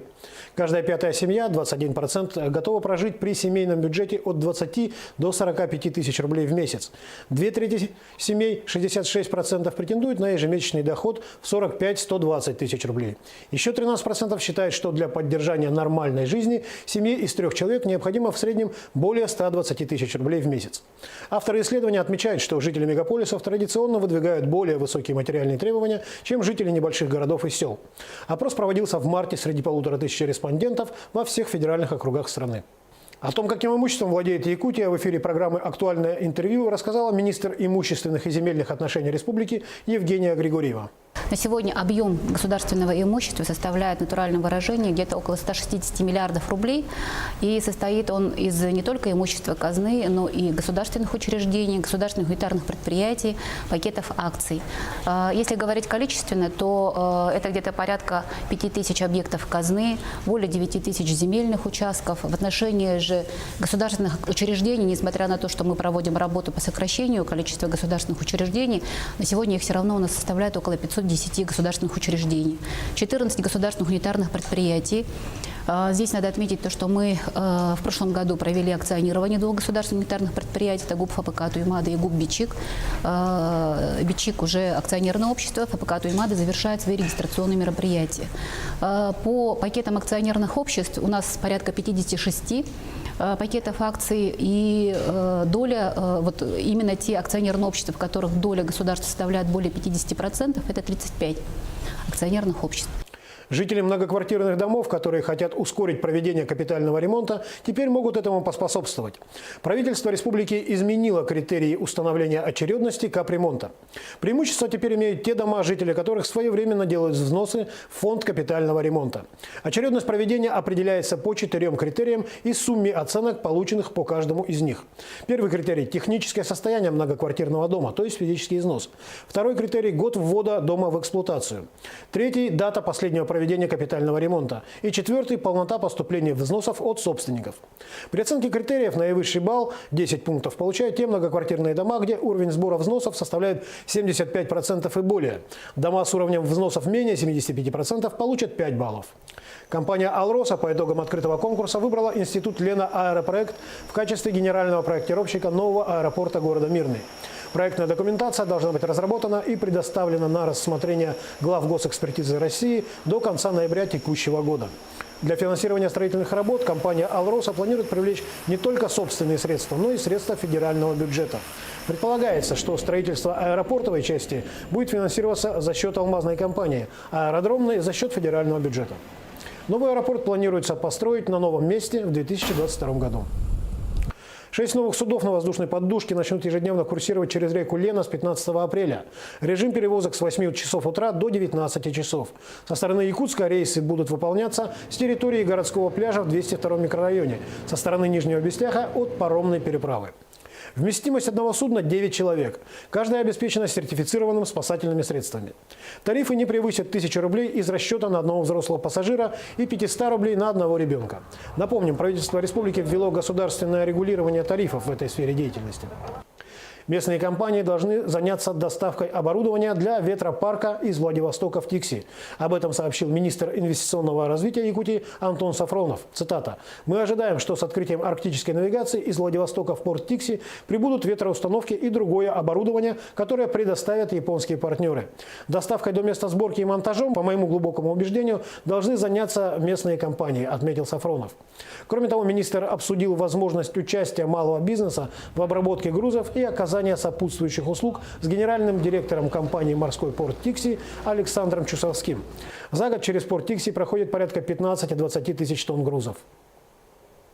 Для того, чтобы привлечь дополнительные инвестиции в малый и средний бизнес, правительство России может увеличить предельно допустимую долю участия иностранных юридических лиц в уставном капитале малых и средних предприятий. Такой проект находится на рассмотрении Кабинета министров. Сейчас порог участия иностранцев в капитале российского малого и среднего бизнеса установлен на уровне 49%. Проект также предполагает наделить госкорпорацию малого и среднего предпринимательства правом предоставлять услуги не только действующим малым и средним фирмам, но и тем, кто только планирует начать предпринимательскую деятельность. Как сообщалось ранее, корпорация МСП рассчитывает до конца этого года в рамках национальной гарантийной системы оказать малым и средним предпринимателям поддержку на сумму в размере 260 миллиардов рублей. По статистике, только 5% россиян хотят открыть свое дело. Недельная инфляция в России с 27 марта по 2 апреля составила 0,1%. Этот показатель держится пятую неделю подряд. С начала года по 2 апреля рост цен составил 0,8%. Об этом сообщил Росстат. За прошедшую неделю цены на куриные яйца выросли в стране на 1,6%, на сахар и пшено на 0,6%, на соль на 0,2%. Одновременно гречневая крупа подешевела на 0,7%, куры, мороженая рыба, подсолнечное масло и мука также на 0,2%. Прирост цен на плодоовощную продукцию в среднем составил 1,5%, в том числе на белокочанную капусту, картофель, морковь и помидоры от 2,6% до 4,5%. В то же время огурцы подешевели на 3%. Цены на автомобильный бензин выросли на 0,2%, на дизельное топливо на 0,1%. Цены на еду в кафе и ресторанах московских аэропортов уже в этом месяце будут снижены на 25-30%, а питьевая вода подешевеет в половину. Такое решение принято после серии проверок, проведенных антимонопольной службой. Причина проверок – массовые жалобы потребителей на завышенные цены. Пользуясь монопольным положением, за пределами аэропортов в шаговой доступности торговых точек нет, заведения общественного питания в аэропортах необоснованно завышали цены. По материалам проверок рассматривается вопрос о возбуждении административных дел по фактам нарушения антимонопольного законодательства. Нарушителям грозят штрафы от 300 тысяч до 1 миллиона рублей. На этом все. Оставайтесь в курсе экономических событий на Якутия-24.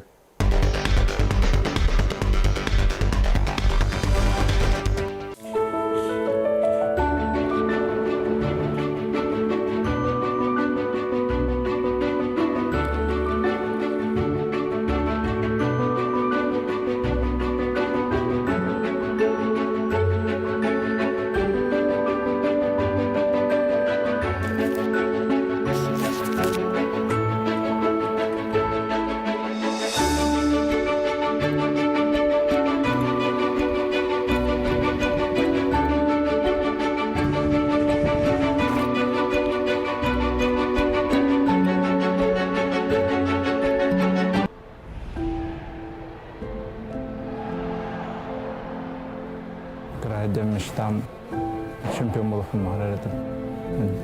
Şampiyon bulup giden. Hem bir ki sallah sorukta bolar. Bu elbaq zbor, elbaq qırqtahi, elbaq derken mandık rezultat gelir. Beş klaska qapsaqay kura aradı ki la oldu da oğlanna kıyam baranızı kıyıqpın sebebit, kişiqpın sebebitlerini veriniz kilbide. Ondan tanıla bu tuştuğunu taptan naqtık ıhtuvakka solbun siteyen dertine edem. Hatta bu hamaltada da var, köygiri de hamaltada var. Hem bir kihe olğan ustata nar ırxattır kışır. Irxandı hemler bağlar, kıyılaktır hemler onna bu tuştuğ kihe şöp kaçıştıqları sayınarak yuluğağın, sabit karaska ben tünen fiziki de tünen iştah olağın tuştuğ kihe kaddağı verirkendir.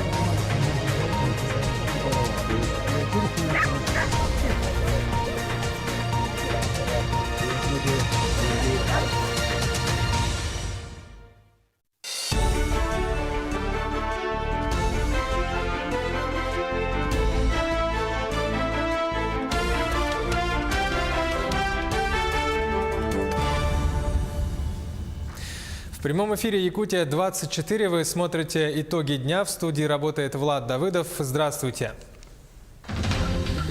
Половодье близко. В республике идет подготовка к безопасному пропуску паводковых вод. Какие силы и средства запущены в работу в Ленске и на что обращено там особое внимание? Успеть за 3 дня. Такие сроки поставила перед коммунальщиками столичная мэрия. Службы должны вывести снег с улиц и территорий. Как идут работы? Как развить коммерческую жилку и научиться вести дела? Алданским предпринимателям помогают в Центре бизнес-сопровождения. О какой поддержке идет речь? Безопасность прежде всего. В Мирном ведут установку пожарных извещателей в многоквартирных деревянных домах. В приоритете удаленные районы города. Ко дню охотника республиканская выставка охотничьих собак собрала лучших собаководов и их питомцев. Как выявляли лучших?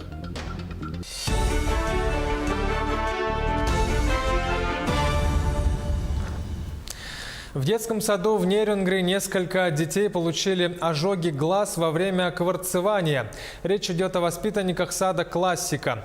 Известно, что в группе было порядка 20 воспитанников, 11 из которых пострадали от ультрафиолетового излучения. Дети обожгли сетчатки глаз и получили травму конъюнктивы. В администрации района факт инцидента не отрицают, но заверяют, что здоровью детей ничего не угрожает. Однако информацию дополнил главный врач Нерюнгринской ЦРБ Ниргун Степанов. Он отметил, что, по словам родителей, 5 детей обследовались в частной клинике, а 6 обратились в ЦРБ. Стало известно, что инцидентом заинтересовался Следственный комитет по республике. СК будет проводить проверку. По факту размещенной в СМИ информации о недосмотре педагогическими работниками детского сада за воспитанниками, которые подверглись ультрафиолетовому излучению, организовано проведение доследственной проверки. По утверждению издания, воспитатели не обеспечили изоляцию помещения детского сада от детей, в результате чего около 20 воспитанников были доставлены в медучреждение для обследования на предмет ожогов сетчатки и конъюнктивы. Для установления всех обстоятельств произошедшего руководителем Следственного управления Следственного комитета России по Республике Саха-Якутия дано поручение подчиненным сотрудникам о проверке изложенных в публикации сведений в порядке статей 144 и 145 Уголовно-процессуального кодекса Российской Федерации. В республике продолжается подготовка к безопасному пропуску паводковых вод. В Ленске первоочередной задачей обозначили подготовку гидротехнического сооружения, защищающего город от подтопления. Речь о дамбе. Какие силы и средства запущены в работу? Сюжет Светланы Балеевой. Сегодня городской администрации из республиканского бюджета выделен 1 миллион 160 тысяч рублей на подготовку к безопасному пропуску паводковых вод. На данный момент заканчивается очистка дамбы и 21 водопропускного сооружения. Проводится очистка верха дамбы и откосной системы от снега, оттайка водопропускных сооружений на дамбе и проверка и подготовка запаса инертных материалов в виде ПГС и скального грунта. Заключены договоры на покупку продуктов питания. Готовятся пункты временного размещения граждан на случай чрезвычайной ситуации. Сначала будут созданы пункты для сбора граждан, затем в случае чрезвычайной ситуации люди будут перемещены в пункты временного размещения. Это аэропорт, спортивный комплекс «Карат» и лыжная база. Общее количество до 1000 человек могут принять пункты временного размещения на период времени до 3 суток с проживанием. Предусмотрены также у нас продукты питания, медикаменты, постельные принадлежности, водоснабжение. По данным Ленского бассейнового водного управления, на 5 апреля по Ленскому району снегозапас и толщина льда превышают норму. Толщина льда, вот, допустим, в районе Ленска, на сегодняшний день составляет порядка 142 сантиметров, что примерно на 30 сантиметров больше, чем в прошлом году на эту же дату. Снегозапасы сейчас довольно-таки большие, особенно вот в Ленском районе, превышает норму, и критическую норму достигла в районе Южной Нюи. Сегодня ночью стоят минусовые температуры. Днем воздух прогревается до плюс 2 градусов, что сказывается на равномерном таянии снега. Ежедневная гидрологическая информация о уровне воды подается на станцию Ленска с гидропоста поселка Витим. С остальных 9 постов сбор информации будет с 11 апреля. Также будут организованы временные посты в селе Хамра, Турукта, Бадамай, Мурия и Артанахар. Светлана Балеева, Виталий Андреев, Ленск. Ну а что касается переправы, то 6 новых судов на воздушной подушке начнут ежедневно курсировать через Лену с 15 апреля. Режим перевозок с 8 утра до 7 вечера. Со стороны Якутска рейсы будут выполнять с территории городского пляжа на 202-м микрорайоне, а со стороны Нижнего Бестяха от паромной переправы.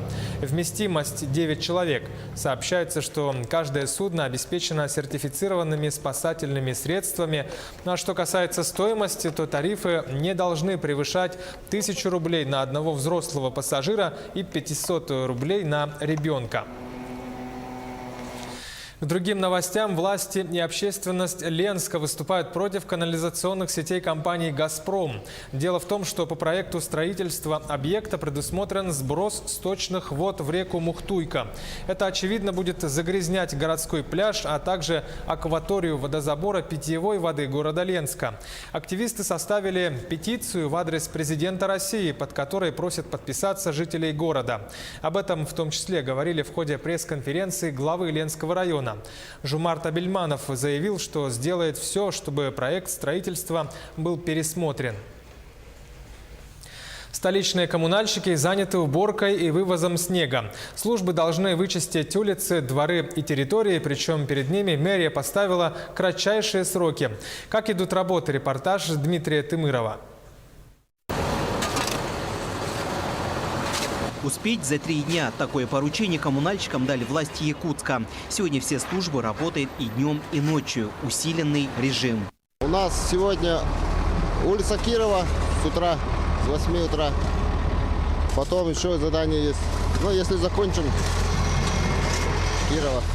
Расчистка снега и вывоз на снежный полигон – это командная работа. В бригаде 5 дорожных рабочих, тракторист, погрузчик и водителей грузовиков. Работаем, в принципе, по 12 часов в сутки. Машины работают 24 часа в сутки. Вывозим снег, примерно где-то 8-9 рейсов в день за смену. Снег вывозят на полигон в сторону Первой ГРЭС. За сутки туда сбрасывать 6000 кубометров снежных куч. Снег вывозится с магистральных улиц города и с частных территорий, с внутриквартальных проездов. С октября по сегодняшнее число вывезено порядка 284 тысяч кубов снега. За последние 3 дня порядка 20 тысяч кубов снега. А в сроки, которые были установлены Александром Сергеевичем, 3 дня, я думаю, мы уложимся. А пока коммунальные службы работают, не жалея ни рук, ни ног. Ежедневно на уборку снега выходит 75 человек и 90 единиц техники. К завтрашнему дню работы по расчистке дорог должны завершить. Завтра обязательно проверим. Дмитрий Тымыров, Илья Сыромятников, Якутск.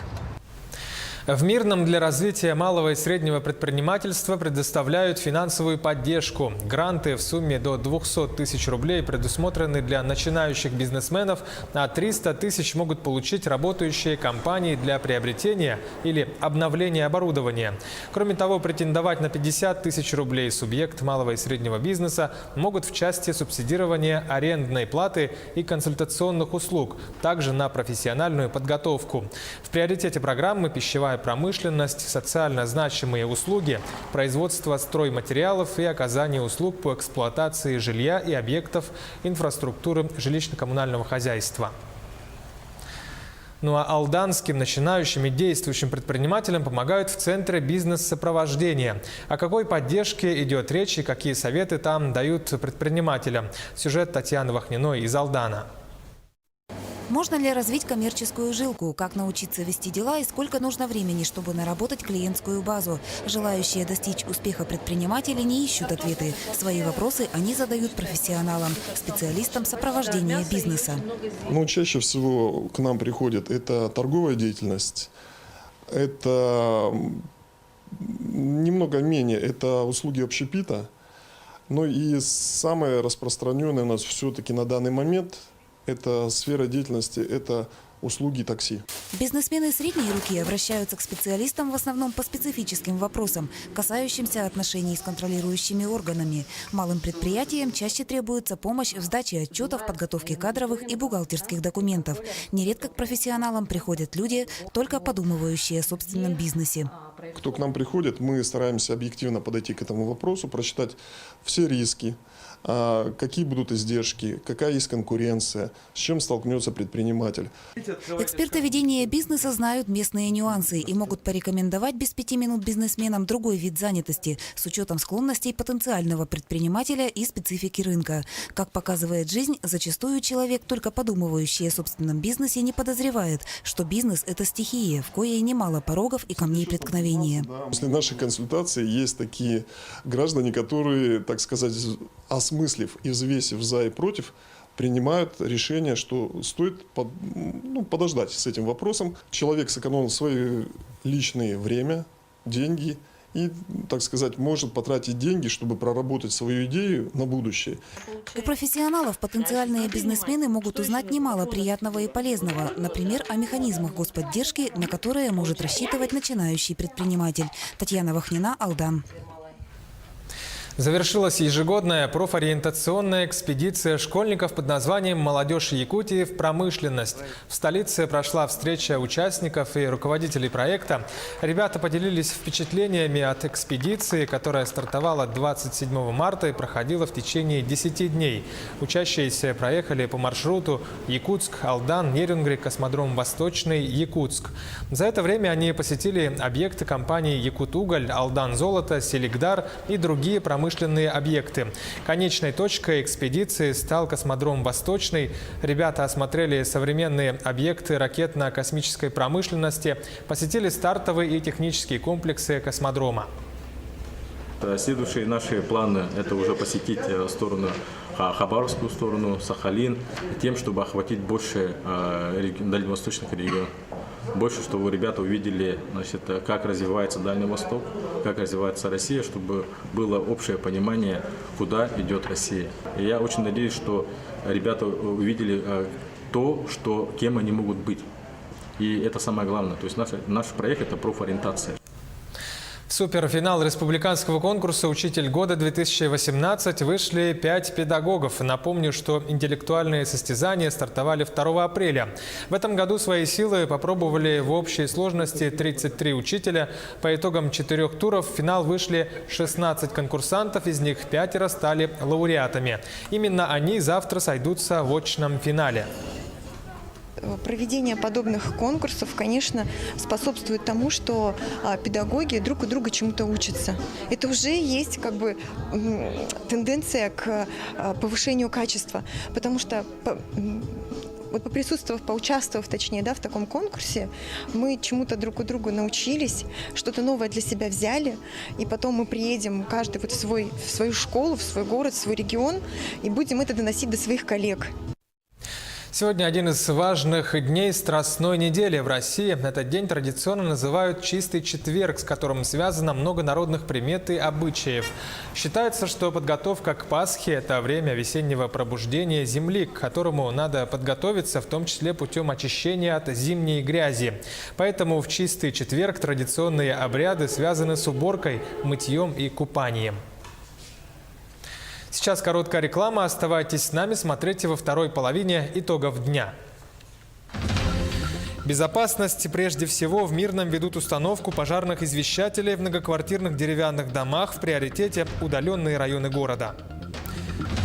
Ко дню охотника республиканская выставка охотничьих собак собрала лучших собаководов и их питомцев, как выявляли лучших. Чемпионат профессионального мастерства в селе Иенгра Нерюнгринского района завершился Arctic Skills, как прошел 2-й день соревнований. И клетка для собак по принципу мышеловки. В столице начали применять новый метод по отлову собак. Как работает более гуманный способ.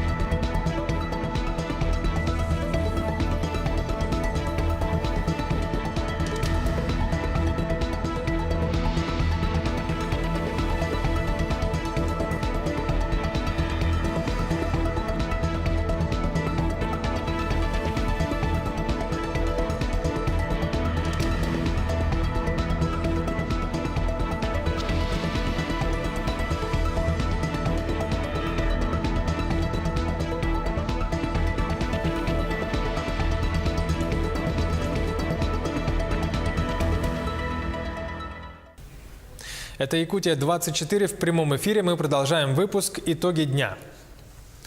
Транспортные системы и дорожная инфраструктура Крайнего Севера. Форум под таким названием начал работу в СВФУ. Около 10 отечественных и зарубежных производителей представляют различные виды техники, которые уже работают на предприятиях Якутии в условиях Севера и показали свою надежность. Форум продлится до 6 апреля. Мы ждем от форума объединения усилий научных организаций, потенциала образования и наших производственных предприятий, а также управления и государственных органов в плане решения основных ключевых проблем дорожной отрасли. Значит, проблем действительно много, и в основном они, конечно же, обусловлены сложными климатическими условиями, которые провоцируют сложные дорожные условия, и вот всю специфику, связанную со строительством, эксплуатацией, содержанием автомобильных дорог здесь, у нас в условиях Крайнего Севера. В Мирном ведут установку пожарных извещателей в многоквартирных деревянных домах. В приоритете удаленные районы города. Это микрорайон Заречный и Верхний, также район аэропорта. Тему продолжит наш корреспондент в Мирном Марьяна Кутукова. Сегодня пожарные извещатели есть в 53 домах. 106 извещателей с GSM-модулем, сим-картой установлены в подъездах на 2-м этаже. В случае возгорания и задымления сигнал посредством мобильной связи подается в оперативные службы. Это ЕДДС, пожарная служба и управляющая компания.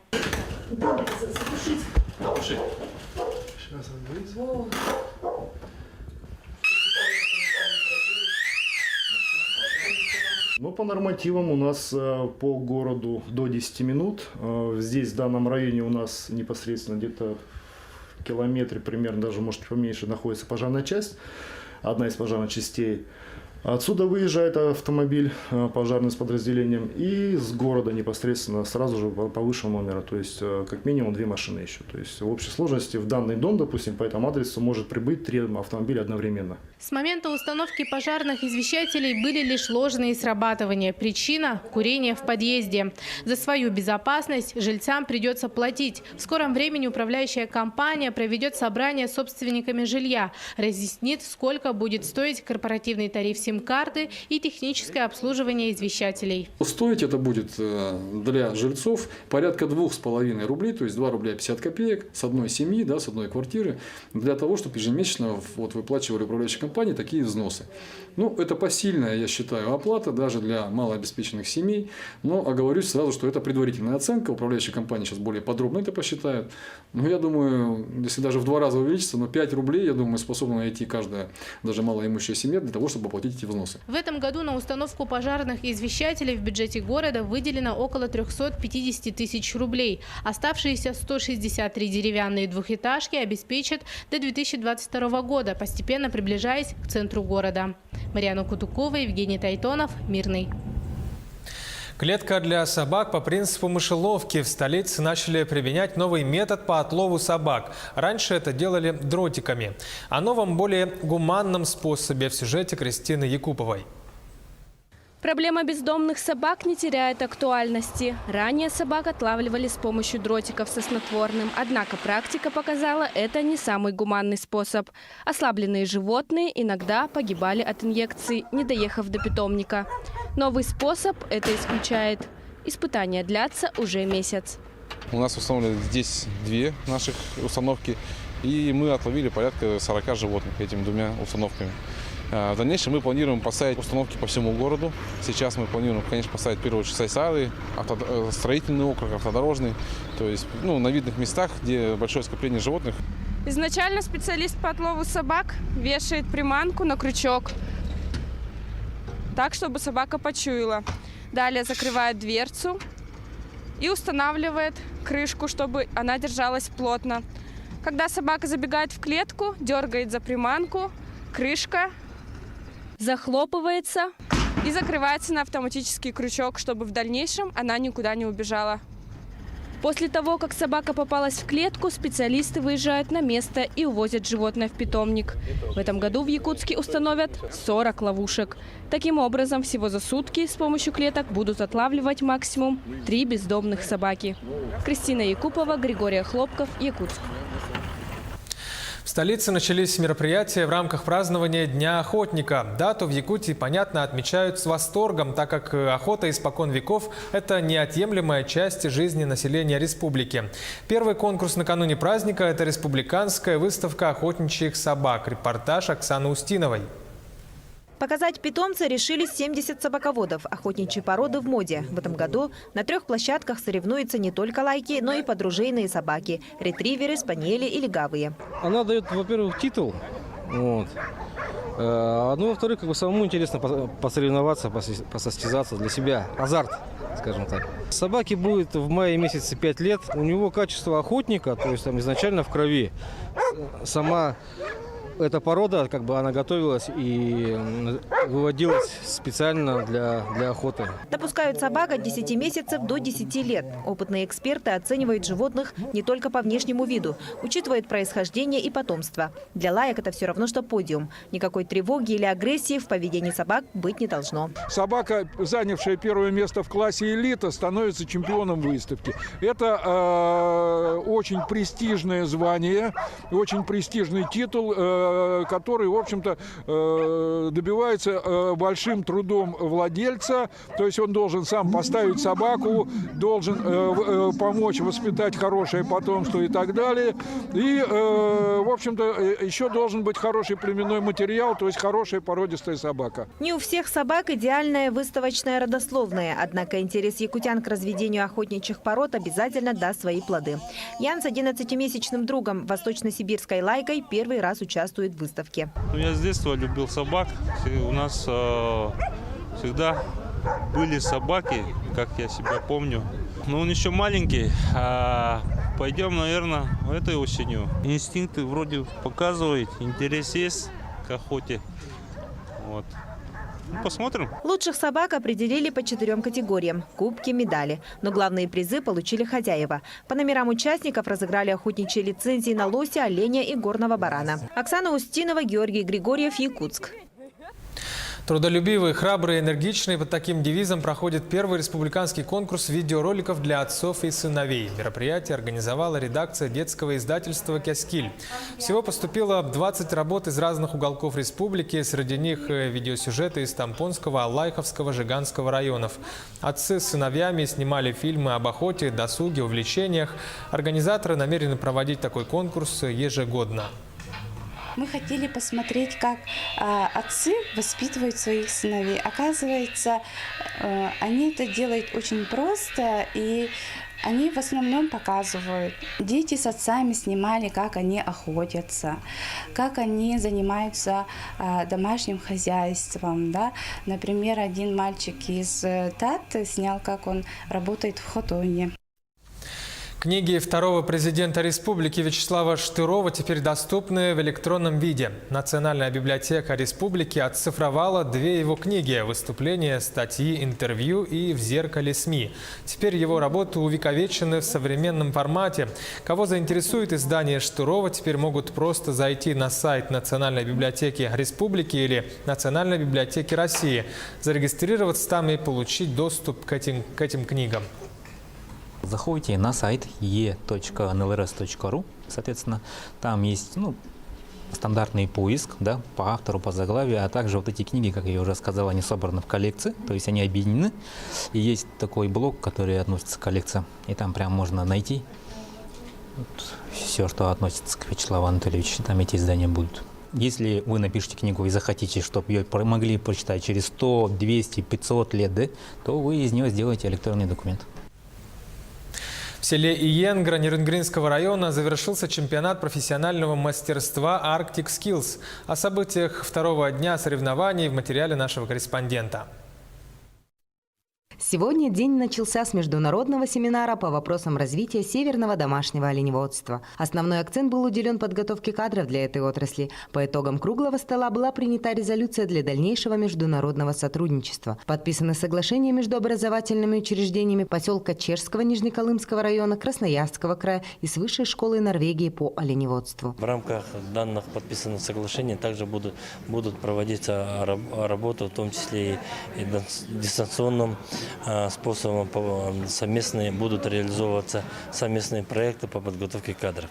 Я считаю, что семинар, совещание у нас прошел результативно. Мы, значит, будем взаимодействовать и с другими оленеводческими регионами нашей страны. Вопросов предостаточно. Нам необходимо вести согласованную политику для того, чтобы улучшать быт, жизнедеятельность наших оленеводов, развивать эту отрасль. Во второй половине дня самая главная и зрелищная часть мероприятия – гонки на оленях-упряжках, победителями которых стали хозяева. Среди женщин Виктория Андреева, а среди мужчин первые 2 места поделила династия оленеводов Кирилловых из Иенгры. Трасса была сложная, соперники были сильные, но мы с отцом победили. Спасибо оленям моим, спасибо погоде, я верил. На мероприятии любой желающий мог приобрести национальные украшения, изделия из оленевого меха, украшенных бисером и кукол ручной работы. Для присутствующих был организован праздничный концерт, который с первых минут погрузил зрителя в колорит национальных песен и танцев. Под неизгладимым впечатлением остались и зарубежные гости. Нас встретили по якутскому обычаю. Это и хлеб, и соль, кумыс. И мы подумали, ничего себе, мы сразу почувствовали себя долгожданными гостями. Напомним, на чемпионат приехало всего 56 участников из арктических районов республики, с Красноярского края, полуострова Таймыр, Ямало-Ненецкого округа и из Норвегии. Чемпионат профессионального мастерства Arctic Skills проводился в республике впервые. Идея была высказана Северным форумом по годам Михаила Александровича. И мы сразу же, комитет по делам Арктики, Министерство образования Республики Саха-Якутия сразу поддержали это мероприятие. Мы благодарим, конечно, хозяев и жителей Нюрнгинского района за то, что они на таком хорошем, высоком уровне проводят эти мероприятия. По завершению чемпионата победителям компетенции вручили ценные призы, а обладателями главных призов снегоходов «Буран» стали победители гонок на оленях-упряжках. Александра Цыбикова, Аял Амосов, Нерюнгри. В завершении о спорте в спорткомплексе «Дахсун» в столице проходит финальная часть первенства республики по мини-футболу среди юношей 2001-2002 годов рождения. В 4 группах участвуют 21 команда из районов республики. Сегодня ребята сыграли 1/4 финала, куда пробились 8 лучших команд. Далее проигравшие выбывают из игры, а победные очки пойдут в зачет команд, которые сыграют в Амге на Играх народов республики этим летом. Ну а финал турнира состоится завтра. У нас вообще-то 32 должно быть команды, но приехала 21 команда. Жаль, конечно, по финансовым причинам не приехала. Мирнинский район, это вообще меня удивил. Там хорошие команды, и руководство не нашло денег. Ленск не приехал, да. То же самое, ссылаются на деньги. Была очень плотная игра, сложная. Вначале не могли забить, но потом все пошло хорошо, и мы забили первый гол. Во втором тайме поднажали и вырвали победу 3-0, 4-0. Ну а запланированный на сегодня матч между лидером турнирной таблицы высшей лиги Ассоциации мини-футбола России «Алмаз Алроса» и другим якутским клубом «Заря» был отменен. Встреча должна была состояться в Мирном. Причина – якутские спортсмены не смогли вылететь в алмазную столицу из-за отсутствия авиабилетов. Об этом сообщил президент клуба «Заря» Павел Кузьмин. Напомню, что команды играют в конференции «Запад» высшей лиги. Мирнинцы уверенно лидируют. Последняя игра клуба прошла еще в середине прошлого месяца. Они встречались с Астраханским клубом и одержали победу с разгромным счетом 8-0. Ну а «Заря» в свою очередь находится пока на 8-й строчке. Таковы итоги дня. За событиями и новостями следите на Якутии-24. До встречи!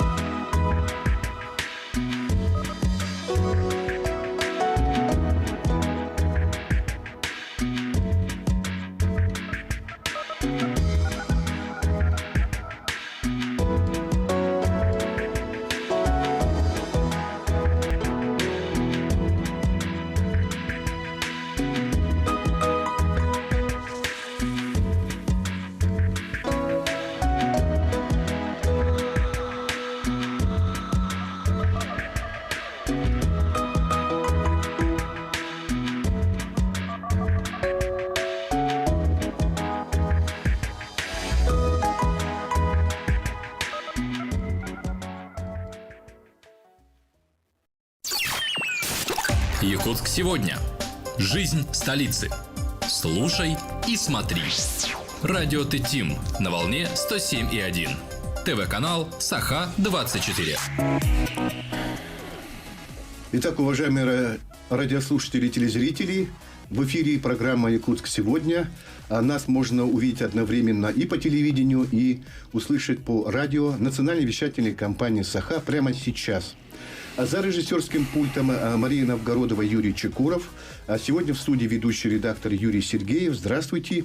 Приветствую всех, кто с нами в эти минуты у голубых экранов и радиоприемников. Как вы знаете, в России начался очередной призыв, весенний призыв в армию. Молодые люди, достигшие 18-летнего возраста и чуть постарше, в эти дни по повесткам военкомата проходят всю процедуру обследований для определения годности к строевой службе. И вот в связи с этим у самих ребят, да и у родителей, конечно, возникают вопросы различные, призывного нынешнего процесса. Поэтому мы пригласили сегодня к нам в студию в связи с этим временного исполняющего обязанности военкома города Якутска, подполковника в запасе Афанасия Павловича Захарова. Афанасий Павлович, здравствуйте. Здравствуйте, уважаемые телезрители и радиослушатели.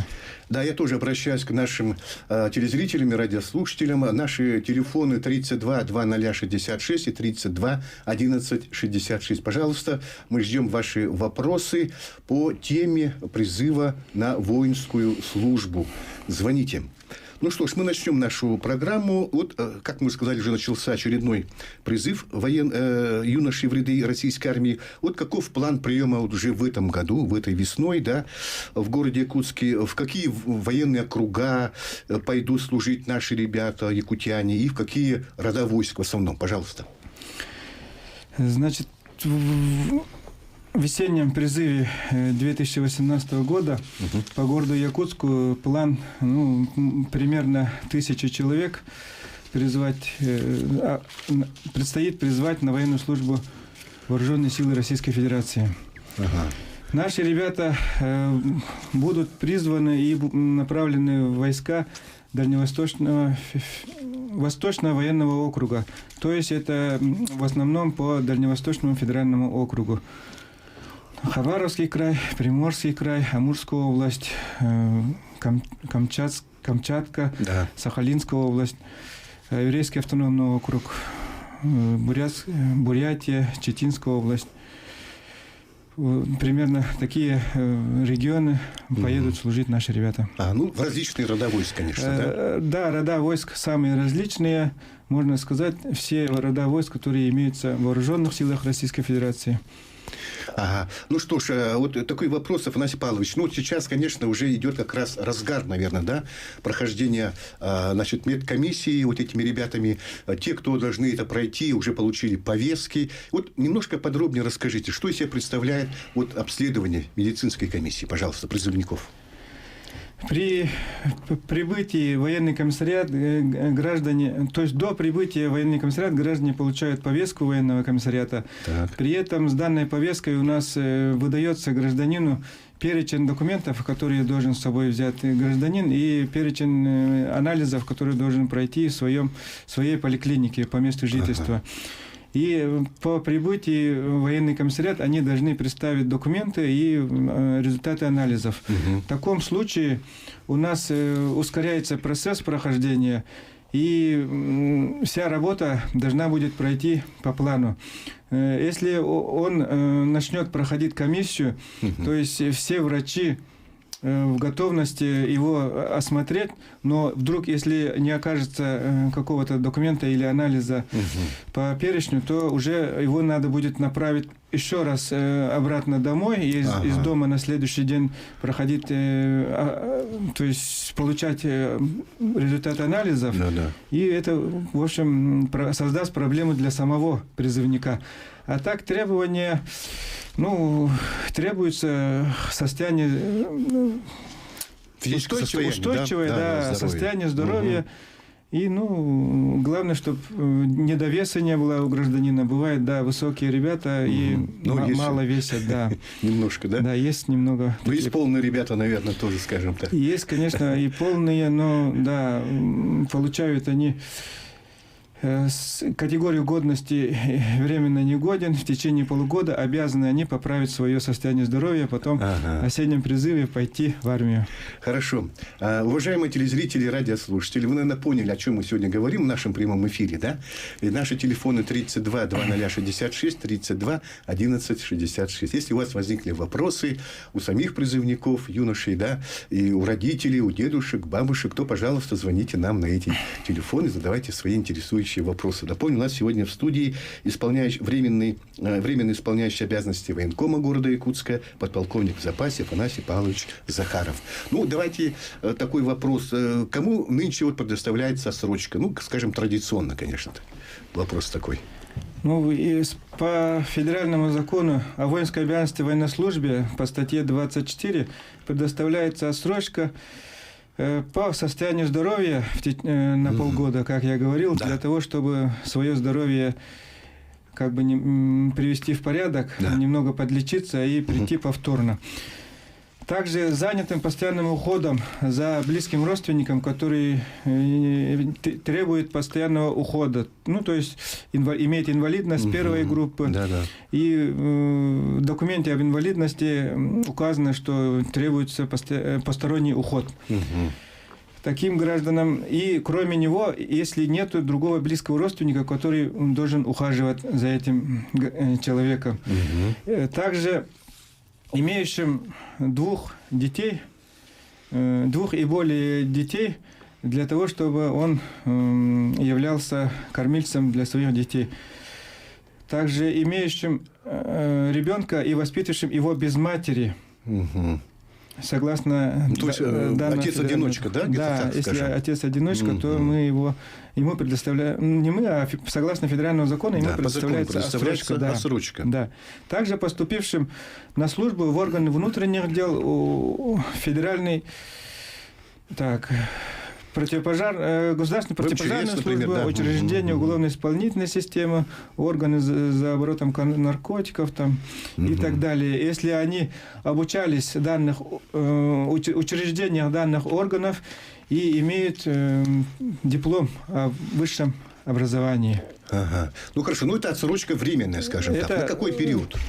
Это отсрочки, например, на время, например, если он имеет родственника, который требует ухода, на время данного ухода, если он заменит его другой родственник, то он пойдет в армию.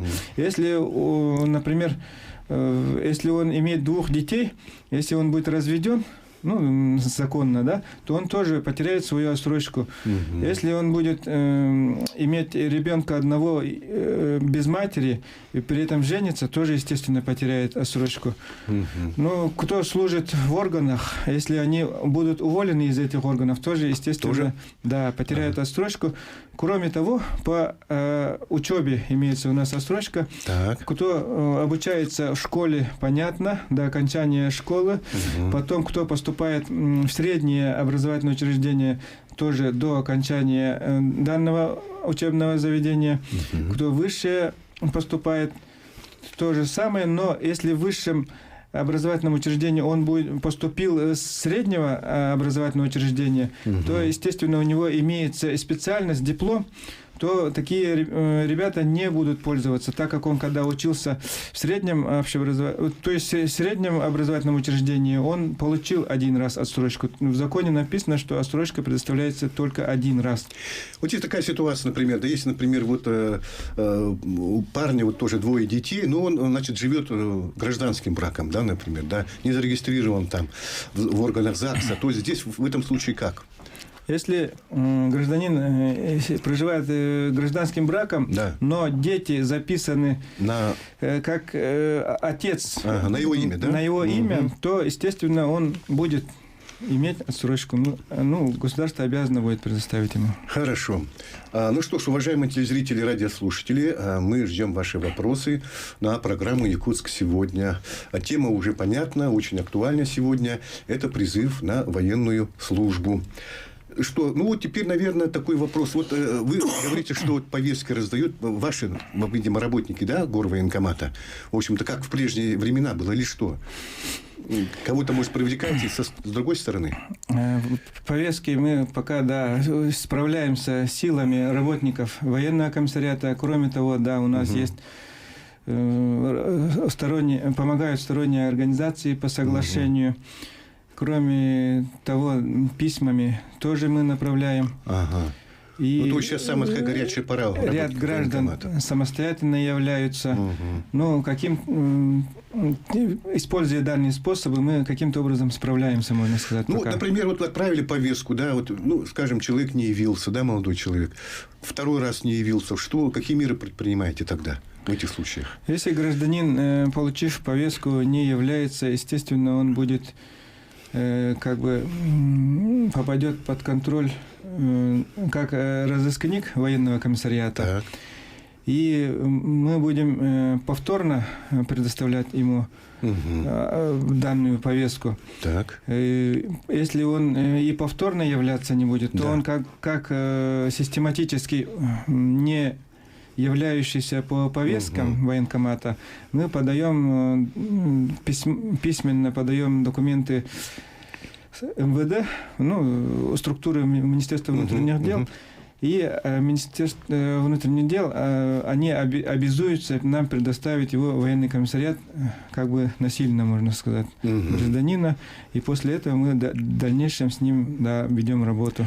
Вот надо сказать, что я знаю, что в Государственную Думу Российской Федерации внесен законопроект, касающийся как раз распространения, повесток. Там они предлагают, например, в новом законодательстве, в новых изменениях раздавать эти повестки, путем, скажем, через интернет, там через, электронную почту, скажем так, заказным письмом. Это было бы удобно, наверное. Да? Как ваша точка зрения на эту ситуацию? Это в разы бы могло улучшить нашу работу и облегчить нашу деятельность по выдаче повесток гражданам. Конечно, хотелось бы, чтобы такой закон вышел и начал реально действовать в нашем государстве. Фанас Павлович, вы работаете уже тоже не так, скажем, давно все-таки в военкоматах уже тоже имеете опыт работы. Как сейчас ребята откликаются на эти повестки? Они охотно приходят сейчас? Нет таких, скажем, ярых уклонистов, что ли, от службы?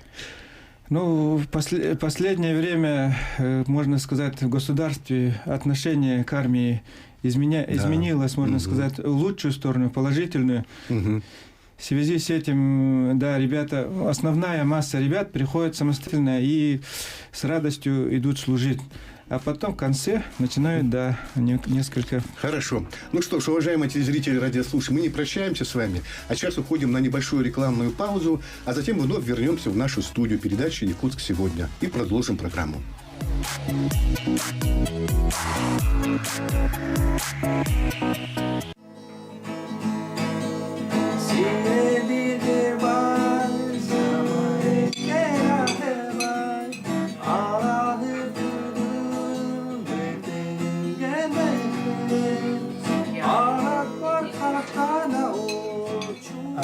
僕は東京で生まれまして、それからヤクーツクに来て。Ты в Сибири живешь, да?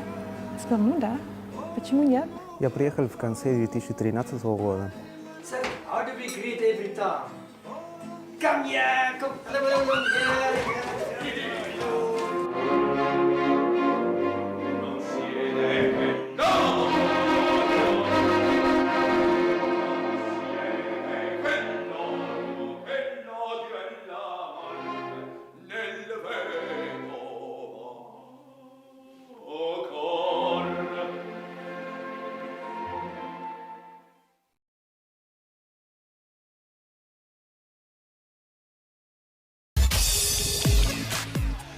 Что ж, уважаемые телезрители и радиослушатели, мы вновь в прямом эфире. Это программа «Якутск сегодня».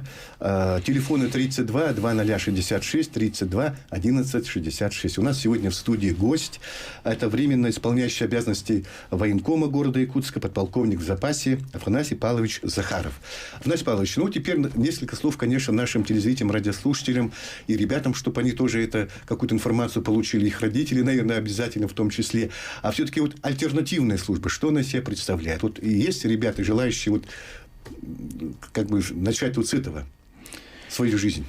Альтернативная служба – это означает, что человек не будет держать в руках оружие и не будет с утра до вечера заниматься боевой подготовкой, и на полевых условиях находиться, в стрельбах участвовать, в вождении боевых машин, а человек будет просто работать как бы в государственных учреждениях, где тяжело найти трудовые ресурсы. То, что на гражданском предприятии, да, на гражданском учреждении, да.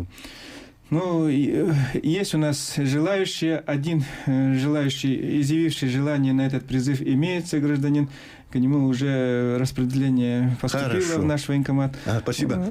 У нас телефонный звонок, давайте послушаем тебя, потом продолжим. Алло, говорите, пожалуйста. Алло, здравствуйте, я хотела бы узнать по поводу женской службы. Поняли вас? Принимает, призывает ли девушек в армию? Естественно. Конечно, девушек тоже есть возможность принять на службу.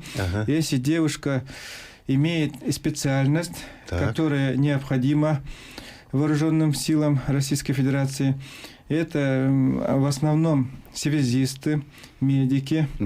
Ну, обычно высшим образованием требуются граждане для вооруженных сил.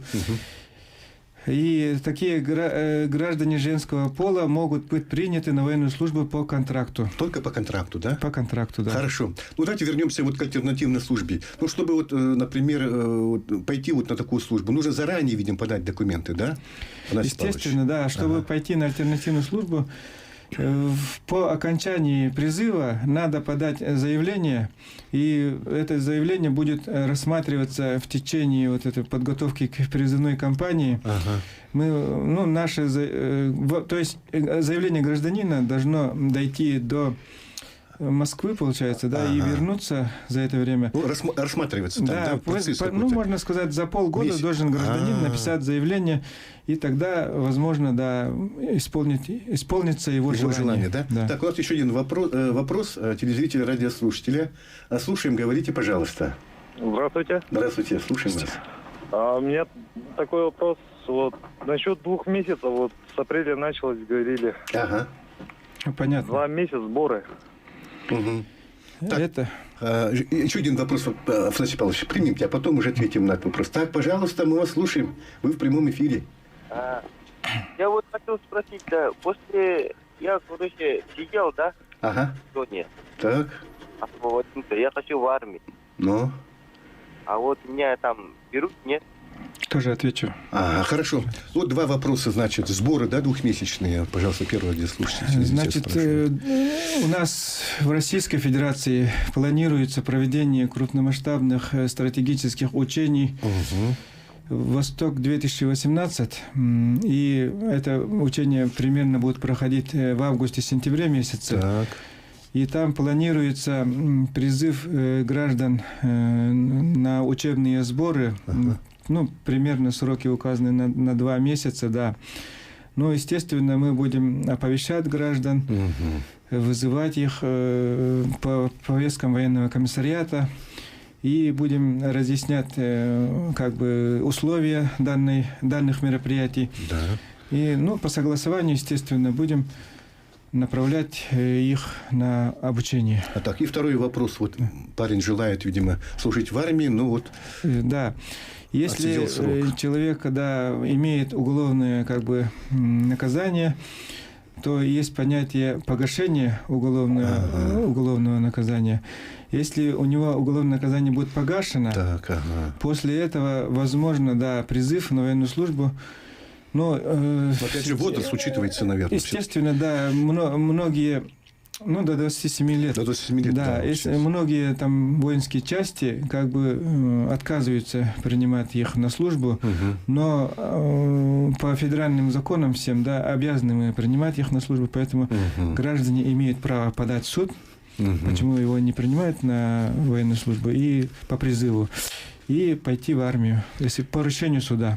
Хорошо. Но без решения тоже есть возможность. Есть пойти. возможность, да? Может обратиться к вам тогда, прямо в горвоенкомат, получается? Ну, это в конце призыва, там, когда возникнут проблемы с количеством, тогда возможно. Ну, это где-то примерно июнь-июль, да, месяц, наверное? Да, в конце июня. 32 2066, 32 1166, уважаемые телезрители, радиослушатели. Мы еще пока в эфире, поэтому звоните, задавайте свои вопросы. Вот, Афанасий Павлович, вот по контрактной службе, пожалуйста, несколько слов. Значит, по контрактной службе. У нас во время призывной кампании тоже проводится призыв граждан на контрактную службу, то есть обязанных быть призванными на срочную службу. Так. То есть специальное образование или высшее профессиональное образование. Да. Если таковые граждане есть и желающие, то, пожалуйста, мы принимаем на военную службу по контракту, направляем в воинские части, но они будут проходить отличие от службы по призыву. Да, это будет срок на 2 года. На 2 года, да. Все на 1 год идут, а он пойдет на 2 года. Но при этом у него условия проживания, условия там питания и заработное, денежное удовольствие будут отличаться. Конечно, будет деньги, денежное удовольствие. Форма одежды будет другая и так далее. Вот, кстати говоря, вот альтернативники тоже ведь служат 2 года, да?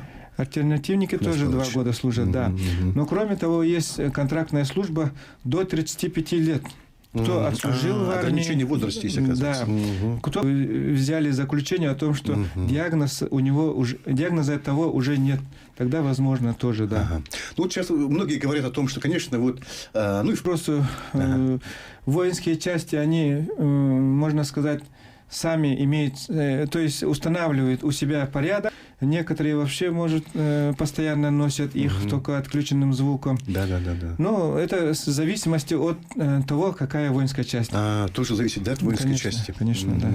Ну что ж, вот теперь вот гражданские специальности некоторые ребята тоже имеют вид, да? Водителя, там, скажем. Прошел и соответствует данному виду войск, почему бы и нет, да. Ну и, конечно, если по наряду, если есть туда еще как бы место, да, попасть, пожалуйста, там повара могут в военную школу поваров пойти, водители из рядах войск имеются, да. Ну вот, по желанию, естественно, тоже учитываются эти вопросы. Ну, вот некоторые ребята, наверное, все-таки желают в будущем, да, вот связать свою судьбу вот с офицерским, да, с воинской службой. Ну, такие тоже желающие есть, нет? Вот Афанасий Павлович, обращаются такие ребята? Да, у нас в военном комиссариате одно из направлений деятельности по направлению военно-учебные заведения высшего профобразования. И у нас есть работа такая, да? Так. Мы целенаправленно ведем агитационную и информационную деятельность по этому направлению. Конечно, да, хочется остановиться отдельно и как-то вот по раскрытию. Да, у нас времени тоже. Телефон 36. 36 51 85. 36 51 85. Да. Пожалуйста, можете, да? Можете звонить по этому телефону и обращаться. И мы будем, да, конкретнее останавливаться и разговаривать. У нас осталось совсем немного времени все-таки. Вот, Афанасий Павлович, ну вот очень коротко, да, вот армия сейчас, вот, ну, раньше, помните, дедовщина и так далее, это все. Ну, сейчас, по-моему, российская армия совсем иная совсем. Значит, что хочется сказать, да, по этому поводу? Ну, армия, да, обновилась, можно сказать, совсем с головы до ног, можно сказать. 100%, да. Поэтому можно сказать, что воинской, ну, не во всех, конечно, но в основном в воинских частях стоят видеокамеры. Звуковое, как бы, запись звуковая, да, и контролирует аж Министерство обороны все воинские части. Ну что ж, ну хорошо, понятна ситуация, да. Уважаемые телезрители и радиослушатели, мы прощаемся с вами. Это была программа «Якутск сегодня». Призываем молодых ребят отслужить год в рядах российской армии. Вел программу редактор Юрий Сергеев. До свидания. Якутск сегодня. Жизнь столицы. Слушай и смотри. Радио Тетим на волне 107,1. ТВ-канал Саха-24.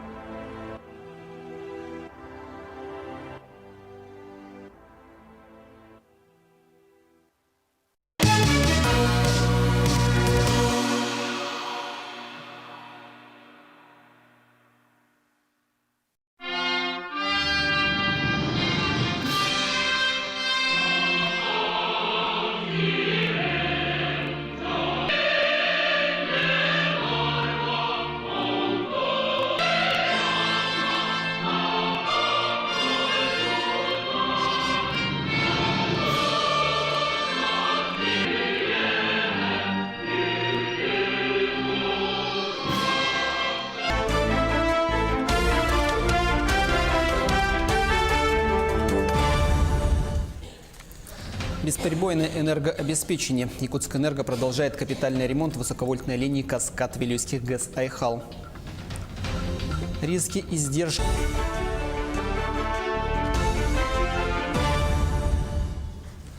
В прямом эфире новости. В студии работает Андрей Погорелов. Здравствуйте.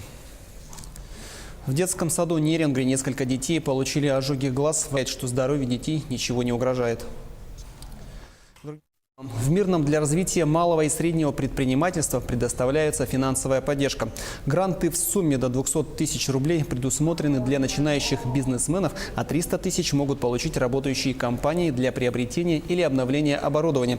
Кроме того, претендовать на 50 тысяч рублей субъекты малого и среднего бизнеса могут в части субсидирования арендной платы и консультационных услуг, а также на профессиональную подготовку.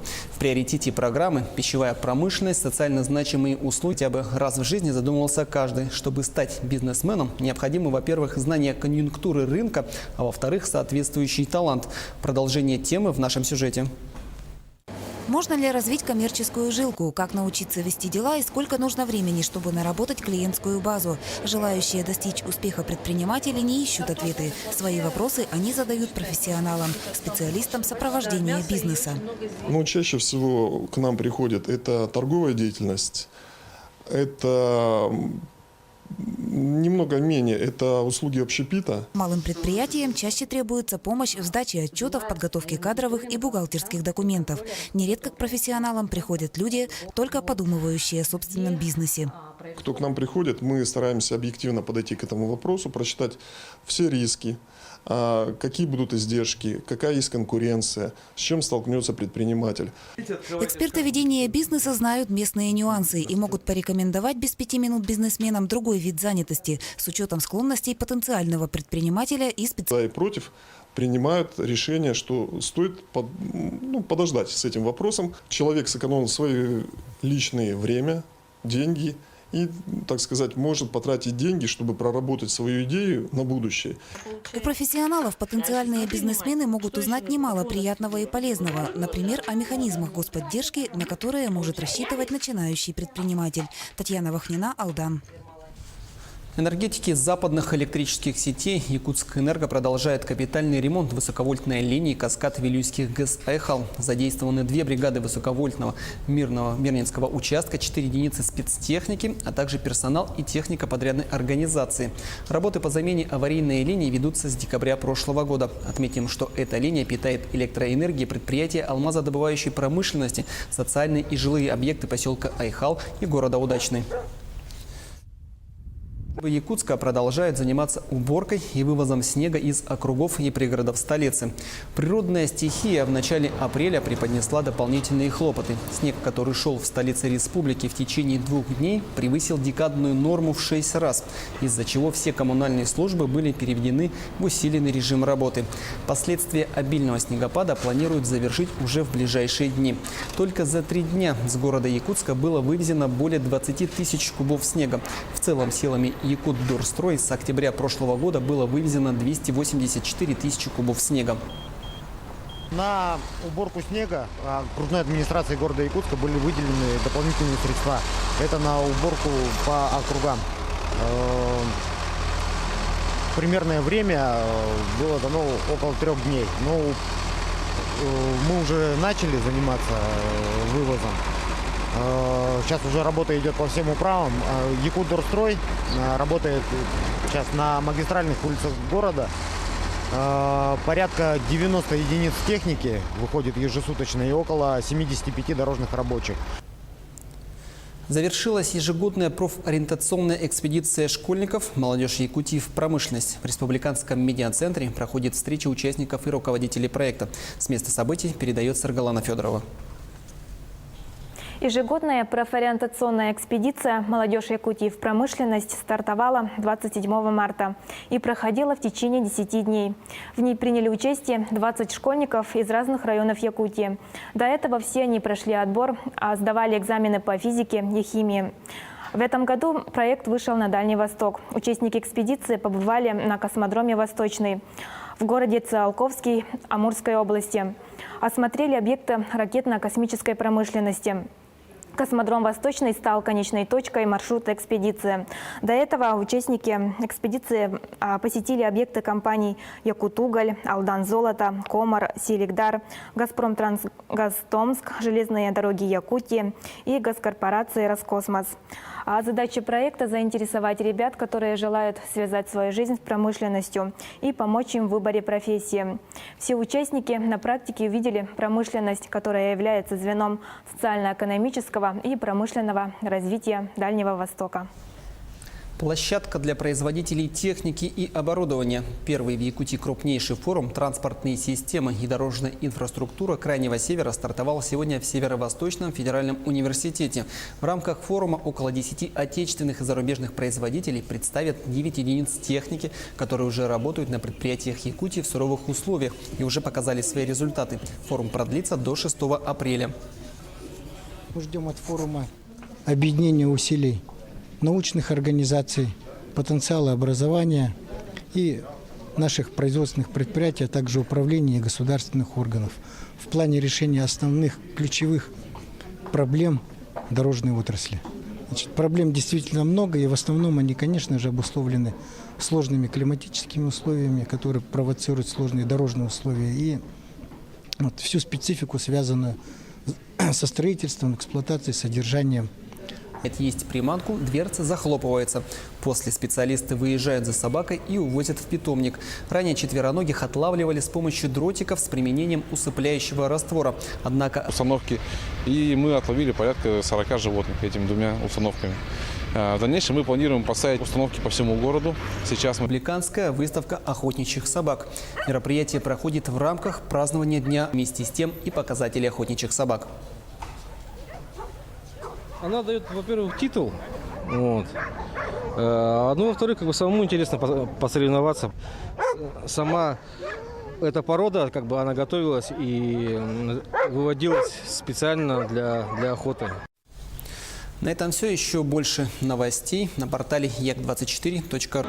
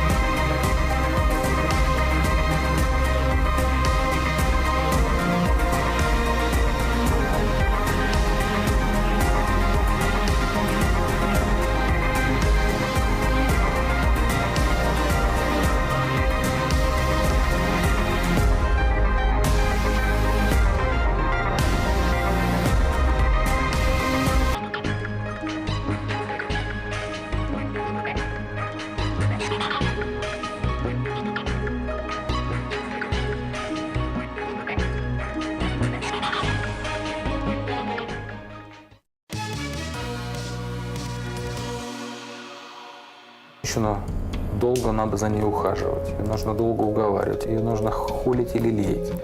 И потом она в знак благодарности тебе что-то рожает. Единственное правильное средство производства – это земля. Потому что, ведь, по сути дела, из ничего, вот я сейчас стою, как-то тут в грязи, да, и на каких-то буераках непонятно, да, а представляете, вы сюда приедете через 5 лет, а здесь будет сад. Вдруг появились деньги на дереве, как вот у Буратино в «Стране дураков». Деньги на дереве, да? Вот как их еще так сделать можно, да? А вот на земле так можно. И вот это кайф необыкновенный. Когда ты можешь вот так преобразовывать материю. Мне это очень нравится.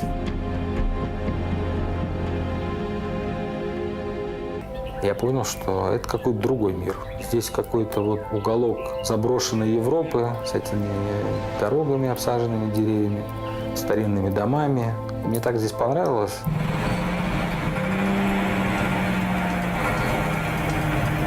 сельское хозяйство Калининградской области сильно отличается от других регионов. Оно, с одной стороны, небольшое, но оно заметное, потому что эффективно. По урожайности с нами конкурирует только Кубань. Гектара мы снимаем такие же урожаи, иногда и больше. Это не черноморский климат, да? В наших условиях сырых, да, по осени, когда уборка кукурузы, часто бывает так, что нужно чуть ли не плавать, поэтому у нас гусеничный комбайн. А какой размер резины, да? Метр ширина. Это тоже, чтобы давление на почву снизить, да, с одной стороны. Ну и, конечно, в сырых условиях это помогает. Фактически в ВТО Калининградская область вступила еще 20 лет назад. Слева поляки, справа литовцы. Мы и на выставки ездим европейские, и технологии мы применяем европейские. Мы уже давным-давно конкурируем с Евросоюзом.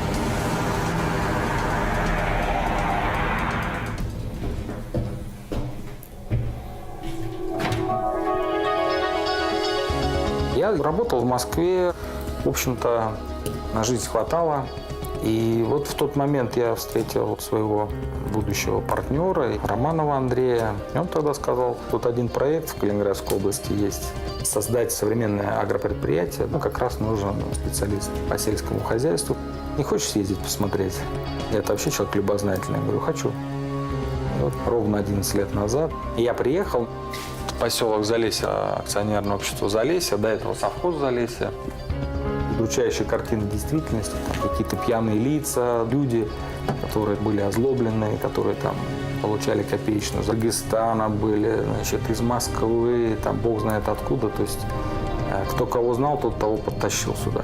Казалось, что вот просто достаточно посеять, потом убрать урожай. Обсуждали сделанное, говорили о завтрашнем дне. Вот так прошла осень. Посевная. Я уехал в Москву. Весной, в апреле 2004 года, когда я сюда вернулся, уже такой большой команды не было. Ну и вот тут начались будни агронома. Нива под задницей, кукуруза под подушкой. Когда ты приезжаешь, и у тебя мокрый, потный, слой пыли на тебе. Вот. Не знаю, смог бы ли я это пройти повторно, такие мы бесшабашные были. И вот так гектар за гектаром мы эту потерянную землю возвращали все в оборот. Когда мы в хозяйство приехали, здесь было 300 гектар пахотной земли, посевной площади. Сейчас у нас уже около 10 тысяч. Россия пахала на площади в 105 миллионов гектаров. Сегодня это только 80. То есть мы еще даже не вышли на дореволюционный уровень. Где-то же 25 миллионов гектар заброшенных лежат еще, ждут своего агронома. Вот так выглядит земля, которая здесь, наверное, уже 25, тогда она имеет ценность. Чтобы мне обработать старопахотные земли, мне на гектар составят затраты, может быть, 2000 рублей.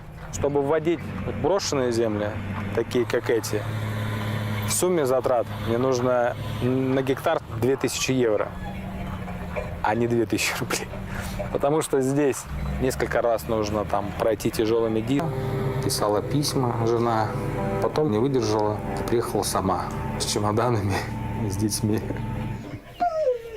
Будучи студентами, мы познакомились, и через 2 года мы поженились. Она была единственная дочь, очень оберегаемая. Ну, а я был влюблен, и все сложилось. Странно, но в следующем году будет 20 лет свадьбы. Была катастрофа полная совершенно. Я коренная москвичка, у меня родители коренные москвичи. А по женской линии мы вообще идем от Татищевых, от Графьев. Вот так вот сразу переехать мне лично было очень трудно. Ну, сами понимаете, московская барышня рафинированная. Я, в общем-то, можно сказать, не знала, как люди живут в России. Мы целый год жили тоже вот в таком старом хуторе у знакомых. И Рома постоянно меня возил вот по окрестностям. Ну, тогда довольно много было пустующих, ну, и домов таких на продажу. А я ничего не хочу. Вы знаете, я говорю, я хочу домой в Москву, я плачу. Ну, и в итоге вот он меня привез сюда, знаете, и не хочу возвращаться. То есть я себя чувствую совершенно вот в своей тарелке. Знаете, вот тогда, в самом начале, вообще не было сложно. Не было сложно, потому что любой стартап, он очень интересен. Было какое-то внутреннее чутье, фермерство в России, про Столыпина, то, как это было раньше. И мне казалось, что вот же перестройка, да, вот же сейчас одна формация ушла, нужно создавать новую. Мне казалось, это же уникальный шанс, да, это же я в это время родился, я же не могу это пропустить. И ты думаешь, вот сейчас. И наши партнеры говорят, ребят, да мы тут сейчас остатки волос. Мне не было и 30, когда в 2007 году в очередной раз работали с минусом, да, и стоял серьезный вопрос, вообще говоря, о продолжении этого проекта. И акционеры мне сделали предложение, от которого нормальный человек бы отказался, да. Предложили стать руководителем и что-то изменить, я согласился. И, о чудо, мы в первый год стабилизировались. Тогда произошел впервые урожай, который был в 2 раза больше, чем средняя урожайность в прошлые годы. Пришло полдеревни смотреть и говорить, ничего себе, мы такой горы зерна не отродясь не видывали. Кукуруза, правда, у нас. Кукуруза долго не сдавалась. Но на 3-й год впервые дала урожайность, которая была выше себестоимости, покрывала затраты. А сегодня мы уже по кукурузе получаем 80 центнеров сухого зерна. А в принципе моя цель по зерну – это 100 центнеров. Вот на этом поле я бы не убрал 100 центнеров. Поэтому нужно искать причины. Вот нам повезло, мы в нашем климате можем достаточно широкий спектр растений выращивать, да? А с другой стороны, мы должны выращивать те культуры, которые можем потом, собственно, реализовать. Да? Мы должны получить и урожай, и прибыль с этого. В сельском хозяйстве можно добиться рентабельности и в 20%. Это дело прибыльное. И примером тому служат очень многие страны, где на сельском хозяйстве зарабатывают и фермеры, и государство в целом. Нужно найти этот путь эффективного сельского хозяйства, да? Нужно применять правильные агротехнологии, нужно привести в порядок главное средство производства, то есть это землю. Мы же давно не за счет дотаций живем, мы живем за счет того, что выращиваем, и выращиваем с прибылью. Слава богу, я не одинок в этих мечтах и в этих посылах. Все те люди, они мыслят близко к тому, что я говорю. Каждый в своем хозяйстве делает нечто подобное. Мы, не сговариваясь, имеем такую общую цель. У нас есть зерновой клуб, нам есть что рассказать. По-мужски обсудить без политики и без галстуков. Мы, пожалуй, единственная неформальная организация, которая существует и которая объединяет большинство из участвующих в рынке зерна в области. Поменялось уже тут не одно правительство в области. Чиновники уходят и приходят, а мы на земле остаемся. Когда нужна какая-то информация, да, тем же чиновникам, да, Министерству сельского хозяйства и так далее, они всегда обращаются к нам. Более того, мы их приглашаем. Вот так неформально, за чашкой чая посидеть и позадавать вопросы. Какая стратегия у правительства, да, что будет завтра, послезавтра.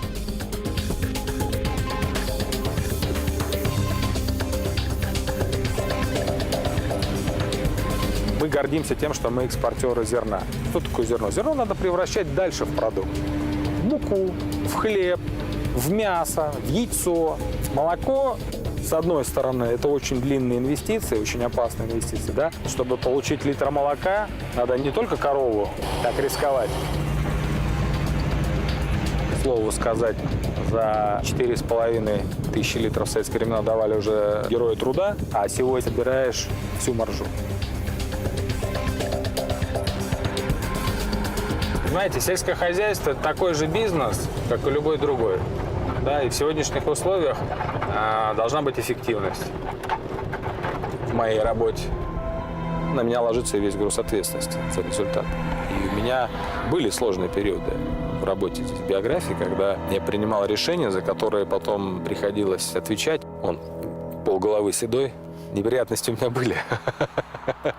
Но, видите, выстоял, идем дальше.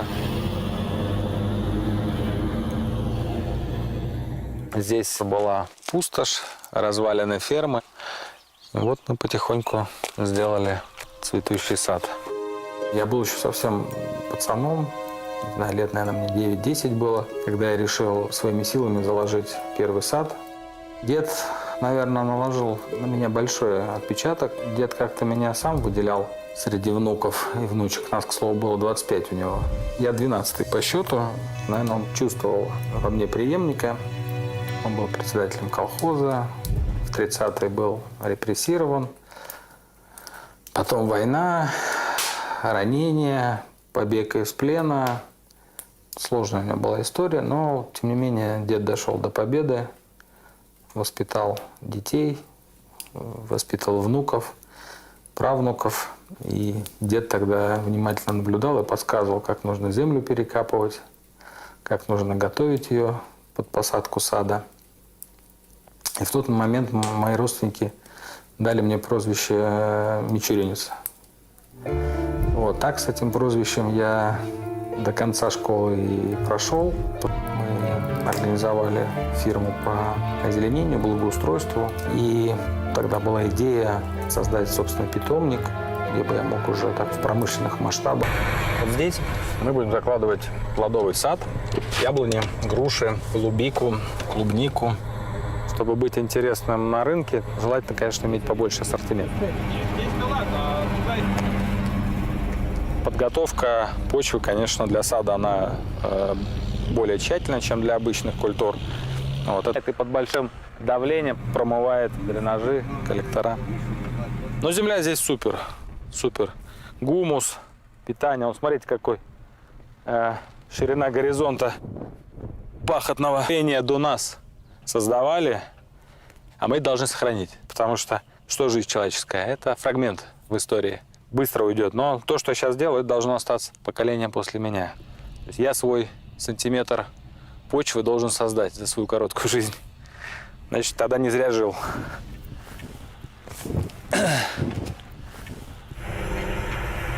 «20 тысяч яблонь будет на этом поле сидеть». Это белорусские плоды, да? Вот я знаю, как оно выращивается. Вот я могу вот так вот. Вот так. И конечно, я хочу выращивать вот такое яблоко. Здоровое. Потому что у меня есть дети. У моих детей будут дети. Мы все хотим, чтобы поколения были здоровые. Вот здесь, на этом месте, через 5 лет, мы должны с вами стоять, а сзади не на фоне машины, а на фоне деревьев. И вот такие плоды будем срывать с веток. Я думаю, что все получится.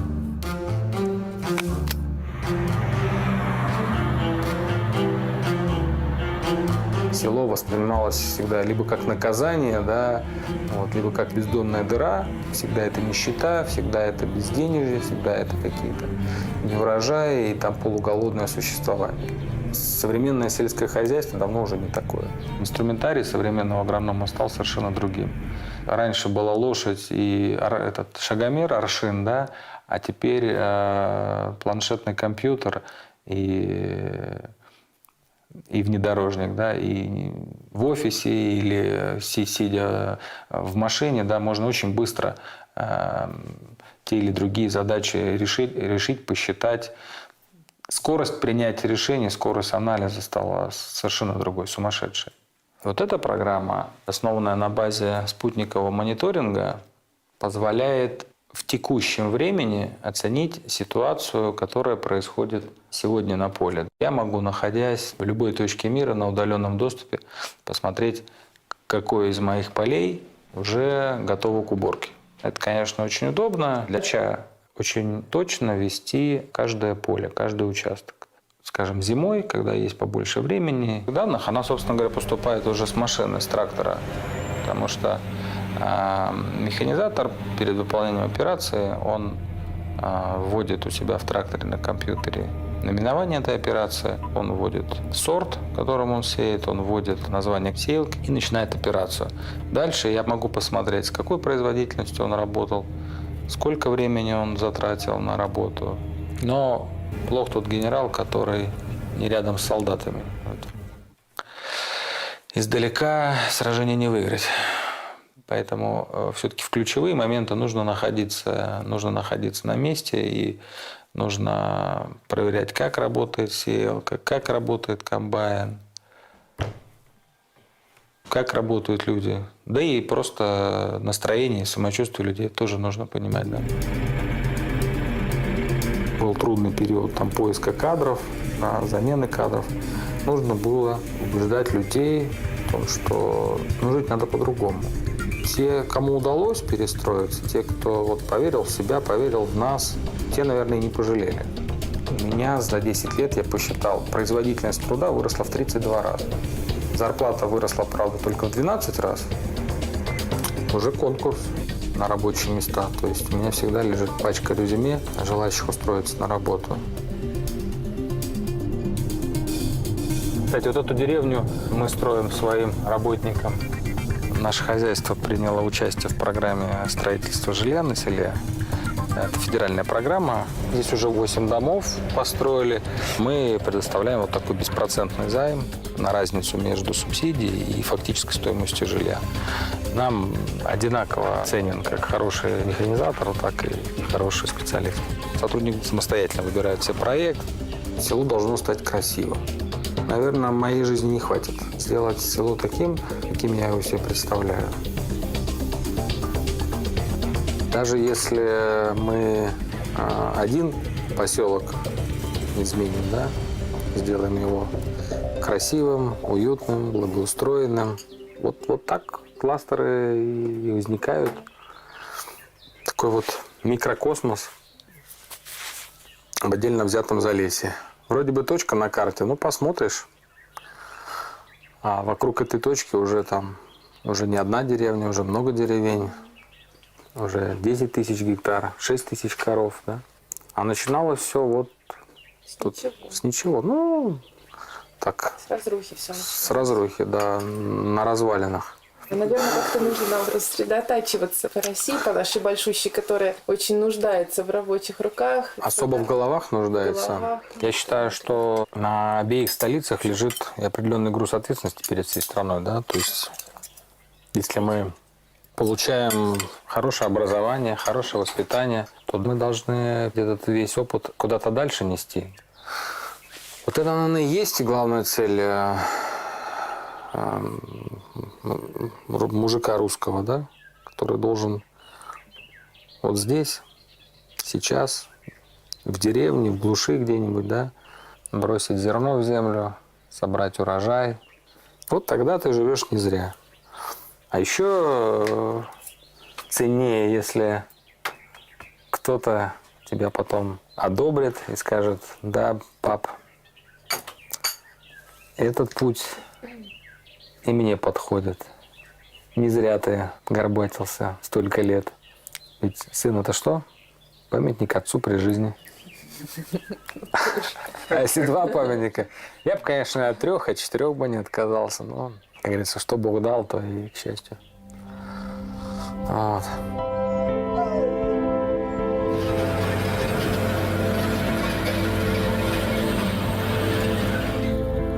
Путь пионера, он всегда тернист.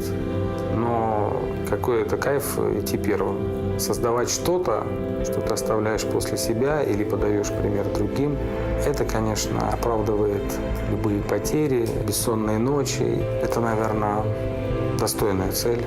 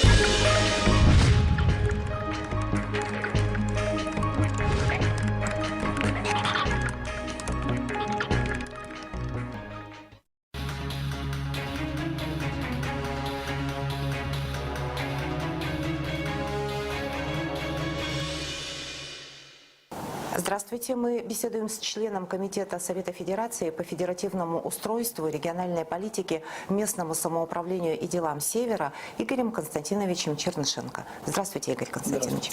Вот на днях Госдума в первом чтении приняла законопроект, касающийся...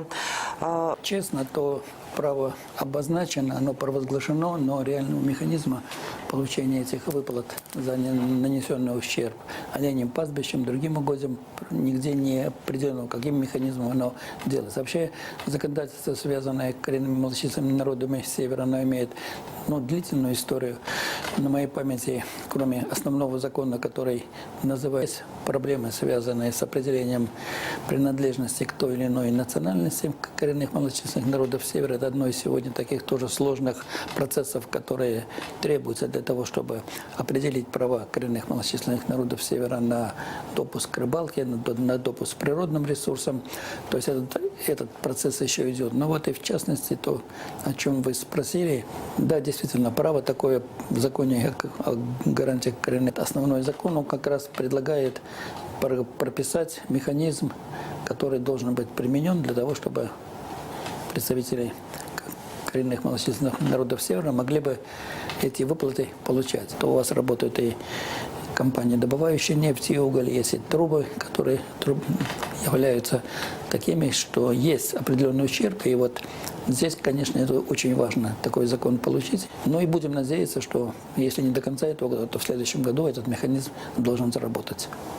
Игорь Константинович, а если конкретизировать, то о возмещении каких конкретно убытков идет речь? Вот в этом должно быть и прописано как раз в методике, какие виды убытков. То есть я так понимаю, что из опыта, опять же, скорее всего, зарубежной практики, не нашей внутренней, в ряде зарубежных стран северных, если территория традиционного природопользования, там, предположим, оленеводства, была изъята под прокладку трубопровода, под добычу нефти, добычу угля, то есть методика, по которой определяется, какой ущерб нанесен этой территории, народности, проживающей на этой территории, из-за того, что они не могут выгуливать оленей на этой территории, не могут тут добывать дикорастущие там грибы, ягоды, не могут заниматься ловлей там рыбы по берегам этих рек. И вот эта методика, она позволит рассчитать, какое возмещение, это так надо по-другому называть, какое возмещение представителей этой народности на данной территории могут получить.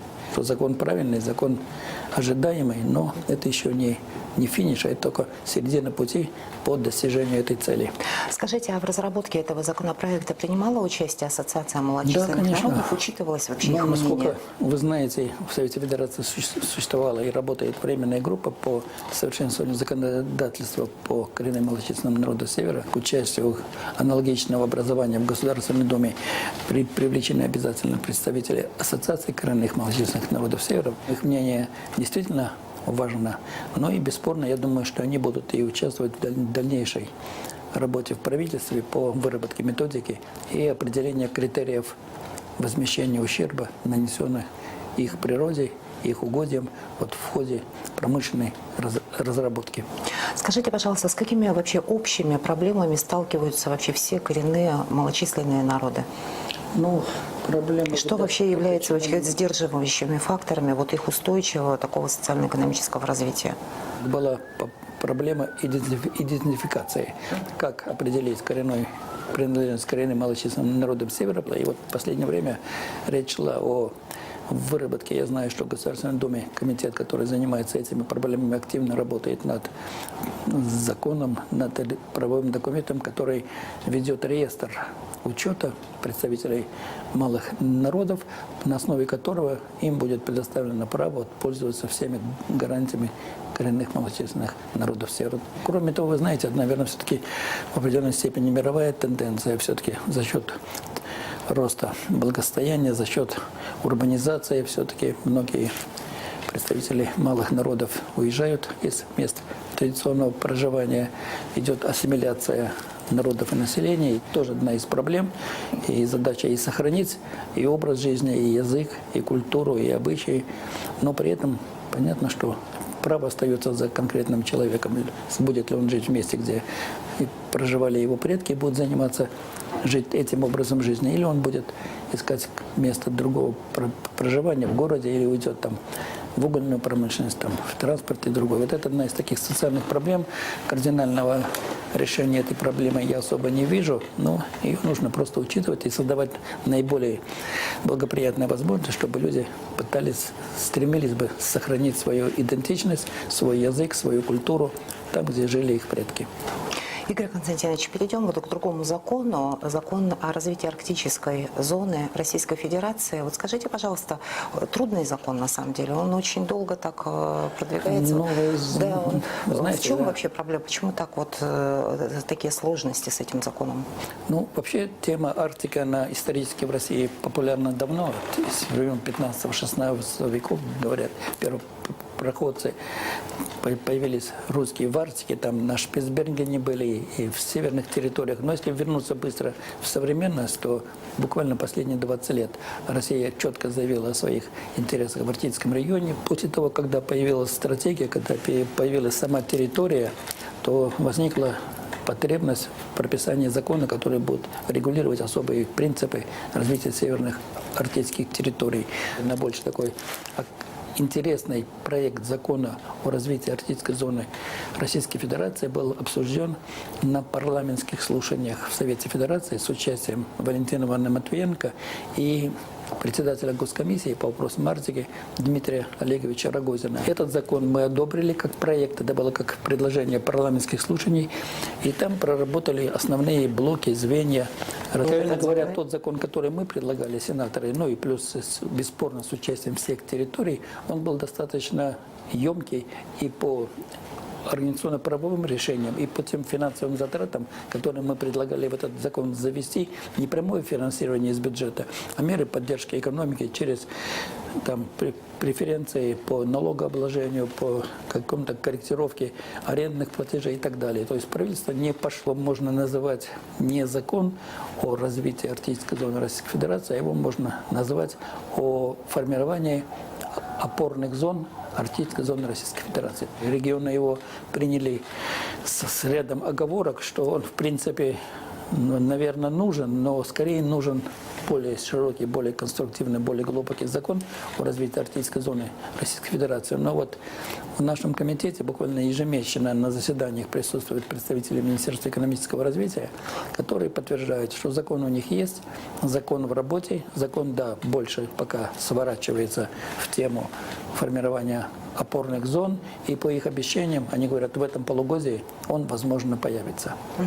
Скажите, пожалуйста, а с принятием вот закона, ну, как он бы ни назывался, или о развитии арктической зоны, или это опорные зоны, а вообще конкретно, что этот закон даст самим коренным народам, ее жителям? Но вы знаете, как раз вот в этом законе нет этого раздела, как мы говорим, его ущербность в том, что там нет мер социально-экономического развития, нет мер серьезных, глубоких, проработанных с обеспечением коренных масс. Другой инструмент регулирования жизни в Арктике – это программа социально-экономического развития Арктической зоны Российской Федерации. В ней есть есть 3 подпрограммы в этой программе государственной. Первая подпрограмма – это создание пилотных проектов опорных зон.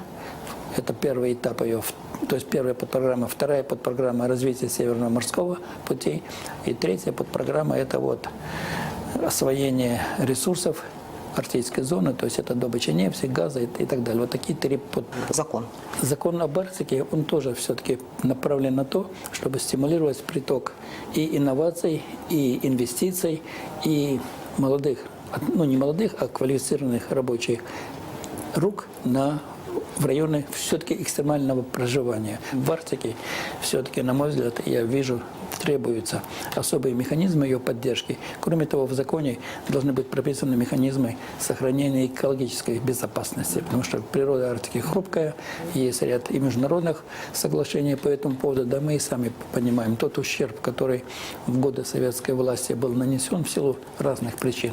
Вот сейчас вот отдается последствиями. Сейчас мы там, Северный флот наш, который дислоцируется в Мурманской области по всей арктической зоне, вывозит тысячи бочек металлических, различного там остаток стройматериала. Это тот ущерб, который веками не восполняется, если его сейчас не принимать какие-то меры. В законе это тоже нужно прописать, как оберечь, как сберечь. Игорь Константинович, если все-таки подытожить наш разговор вот относительно закона о развитии арктической зоны, вот буквально 2 слова. Природные ресурсы Арктики, они ведут страну к тому пониманию того, что нужно Арктику развивать, нужно ее поддерживать. Оптимизм есть, но он очень такой среднего уровня. Но тем не менее, у нас другого пути нет. И в стратегии, которая подписана президентом, четко обозначено, что ресурсы Арктики, сохранение стабильного экологического баланса и обеспечение прав людей, проживающих в условиях Севера, это те приоритеты, которые должны быть для страны, для России. То есть без Арктики России не быть. Спасибо, я благодарю вас за этот разговор. Еще раз напомню, что мы беседовали с членом Комитета Совета Федерации по федеративному устройству и региональной политике, местному самоуправлению и делам Севера Игорем Константиновичем Чернышенко. Спасибо.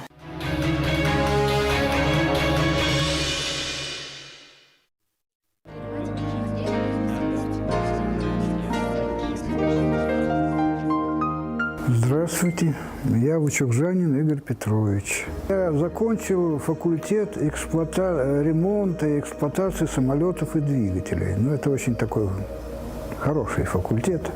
По окончании я прибыл в Якутию и с 63-го, может, 67-го года я здесь проработал в авиации 40 лет. А потом, ну, как достиг возраста, сказали, все, переходи в другое место, значит, я ушел в отставку и через некоторое время поступил на работу в Якутскэнерго, где я работаю по сей день. Вот, работаю я мастером дизельной службы сейчас, в данный момент. Мы относимся к центральным электрическим сетям, то есть центральные районы обслуживаем. Там, значит, есть дизеля с электростанциями, есть турбины. Вот я в основном по турбинам, вот, которые, как говорится, приводят в вращение электростанции аварийные у нас. На аварийные это, так сказать, в основном ГРЭС работает. Но когда линия, там с ней что-то случается, приходится отключать, вот тогда вступает работа аварийной электростанции. На время ремонта линий, значит, работают наши электростанции. Вот если не сработает эта электростанция, то поселок может замерзнуть. Вот. Приходится выяснять причины, устранять. Это очень ответственно, потому что зима здесь суровая, и, как правило, ну, чаще всего случается зимой такие аварии. В силу своего опыта анализирую причины, почему происходят отказы. Ведь там же много сложностей и с топливом, и с техникой. Ну, а сейчас с электричеством, потому что у нас же еще плюс, кроме турбин, еще и генератор электрический. Все это накладывает свои особенности на эксплуатацию. Хорошо, что все обошлось с минимальными потерями. Я имею в виду на Грейсе, когда событие было. Что в авиации очень ответственная работа, потому что там выпускаешь самолет, ты подписываешь, даешь гарантию, что он долетит. Но так и здесь, вот малейшее. И вообще заморозить поселок или город – это, во-первых, убытки большие, а во-вторых, ответственность. Я, конечно, люблю работу. Моя профессия пригодилась. Я доволен, что до сих пор еще могу что-то сделать, что-то обеспечить.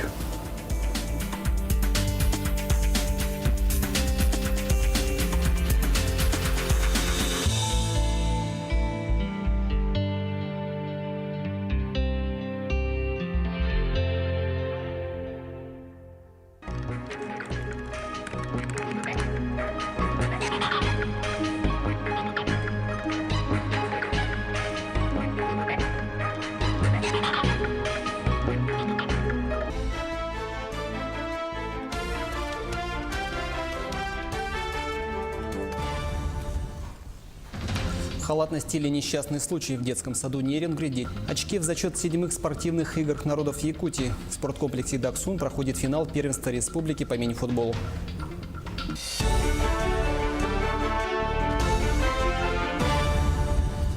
Из которых стали жертвы ультрафиолетового излучения. В администрации района не отрицают факт, но заверяют, что здоровью детей ничего не угрожает. В понедельник все дети, кроме одного, были на месте. Жалоб от родителей не поступало. Во-первых, все дети прошли осмотр. Всех осмотрел врач, ожогов никаких там официально не было поставлен диагноз. То есть они осмотр все прошли, дети. Жалоб от родителей не поступало. Как такового инцидента не было. Это была, скажем так, случайность, не повлекшая за собой никаких последствий. Но, тем не менее, руководством непосредственно управлением образования этот инцидент сейчас рассматривается и служебная проверка проводится. Между тем, несмотря на позицию администрации, проверкой инцидента займется Следственный комитет. По факту размещенной в СМИ информации о недосмотре педагогическими работниками детского сада за воспитанниками, которые подверглись ультрафиолетовому излучению, организовано проведение доследственной проверки. По утверждению издания, воспитатели не обеспечили изоляцию помещения детского сада от детей, в результате чего около 20 воспитанников были доставлены в медучреждение для обследования на предмет ожогов сетчатки и конъюнктивы. Для установления всех обстоятельств произошедшего руководителем Следственного управления Следственного комитета России по Республике Саха-Якутия дано поручение подчиненным сотрудникам о проверке изложенных в публикации сведений в порядке статей 144 и 145 Уголовно-процессуального кодекса Российской Федерации. К другим темам. Убрать и вывести снег в кратчайшие сроки. В Якутске продолжается работа по устранению последствий природной стихии, которая преподнесла сюрприз в начале апреля коммунальным службам столицы республики. Успевает ли вывести снег с улиц Якутска в материале Дмитрия Тымырова? Успеть за 3 дня. Такое поручение коммунальщикам дали власти Якутска. Сегодня все службы работают и днем, и ночью. Усиленный режим. У нас сегодня улица Кирова с утра, с 8 утра. Потом еще задание есть. Ну, если закончим, Кирова. Расчистка снега и вывоз на снежный полигон – это командная работа. В бригаде 5 дорожных рабочих, тракторист, погрузчик и водителей грузовиков. Работаем, в принципе, по 12 часов в сутки. Машины работают 24 часа в сутки. Вывозим снег, примерно где-то 8-9 рейсов в день за смену. Снег вывозят на полигон в сторону Первой ГРЭС. За сутки туда сбрасывают 6 тысяч кубометров снежных куч. Снег вывозится с магистральных улиц города и с частных территорий, с внутриквартальных проездов. С октября по сегодняшнее число вывезено порядка 284 тысяч кубов снега. За последние 3 дня порядка 20 тысяч кубов снега. А в сроки, которые были установлены Александром Сергеевичем, 3 дня, я думаю, мы уложимся. А пока коммунальные службы работают, не жалея ни рук, ни ног. Ежедневно на уборку снега выходит 75 человек и 90 единиц техники. К завтрашнему дню работы по расчистке дорог должны завершить. Завтра обязательно проверим. Дмитрий Тымыров, Илья Сыромятников, Якутск. Площадка для производителей техники и оборудования. Первый в Якутии крупнейший форум «Транспортные системы и дорожная инфраструктура Крайнего Севера» стартовал сегодня в Северо-Восточном федеральном университете. В рамках форума около 10 отечественных и зарубежных представителей представят 9 единиц техники, которые уже работают на предприятиях Якутии в условиях Севера и показали свои результаты. Форум продлится до 6 апреля. Ждем от форума объединения усилий научных организаций, потенциала образования и наших производственных предприятий, а также управления и государственных органов в плане решения основных ключевых проблем дорожной отрасли. Проблем действительно много, и в основном они, конечно же, обусловлены сложными климатическими условиями, которые провоцируют сложные дорожные условия, и всю специфику, связанную со строительством, эксплуатацией, содержанием автомобильных дорог здесь, у нас в условиях Крайнего Севера. В сельхозорганизации Якутии завезут сено из Магаданской и Амурской областей. Речь идет о тех районах, где остро стоит проблема с нехваткой грубого корма. Доставка уже производится в эти дни. По плану хозяйствам должны завезти свыше 700 тонн сена. Из них на сегодняшний день доставлено более 300 тонн хозяйствам Намского, Усть-Алданского районов и города Якутска. В перевозке задействованы 36 единиц техники. В Магаданской области идут обильные осадки. Это снег. Значит, сейчас идут бульдозерные работы по расчистке снега, чтобы подъездной путь машинам, автомашинам. Поэтому есть чуть-чуть замедление темпа под загрузкой на машин. В настоящее время едут груженные 9 машин. Сегодня под загрузку 6 машин стоят в Симчане, это Магаданской области. Охота – неотъемлемая часть жизни населения Якутии. С сегодняшнего дня в столице республики начались мероприятия в рамках празднования Дня охотника. Он отмечается в первую субботу апреля с 2012 года. Основная его цель – укрепление национальных традиций и бережное отношение к природе. И первое мероприятие, которое проводится накануне праздника, стала республиканская выставка охотничьих собак на Комсомольской площади. Показать питомца решили 70 собаководов. Охотничьи породы в моде. В этом году на 3 площадках соревнуются не только лайки, но и подружейные собаки – ретриверы, спаниели и легавые. Она дает, во-первых, титул. Сама эта порода, она готовилась и выводилась специально для охоты. Собака, занявшая первое место в классе элита, становится чемпионом выставки. Это очень престижное звание, очень престижный титул, который, в общем-то, добивается большим трудом владельца. То есть он должен сам... Интерес якутян к разведению охотничьих пород обязательно даст свои плоды. Ян с 11-месячным другом, восточно-сибирской лайкой, первый раз участвует в выставке. Я с детства любил собак. У нас всегда были собаки, как я себя помню. Но он еще маленький. Пойдем, наверное, этой осенью. Инстинкты вроде пока... Оксана Устинова, Георгий Григорьев, Якутск. Завершилась ежегодная профориентационная экспедиция школьников «Молодежь Якутии в промышленность».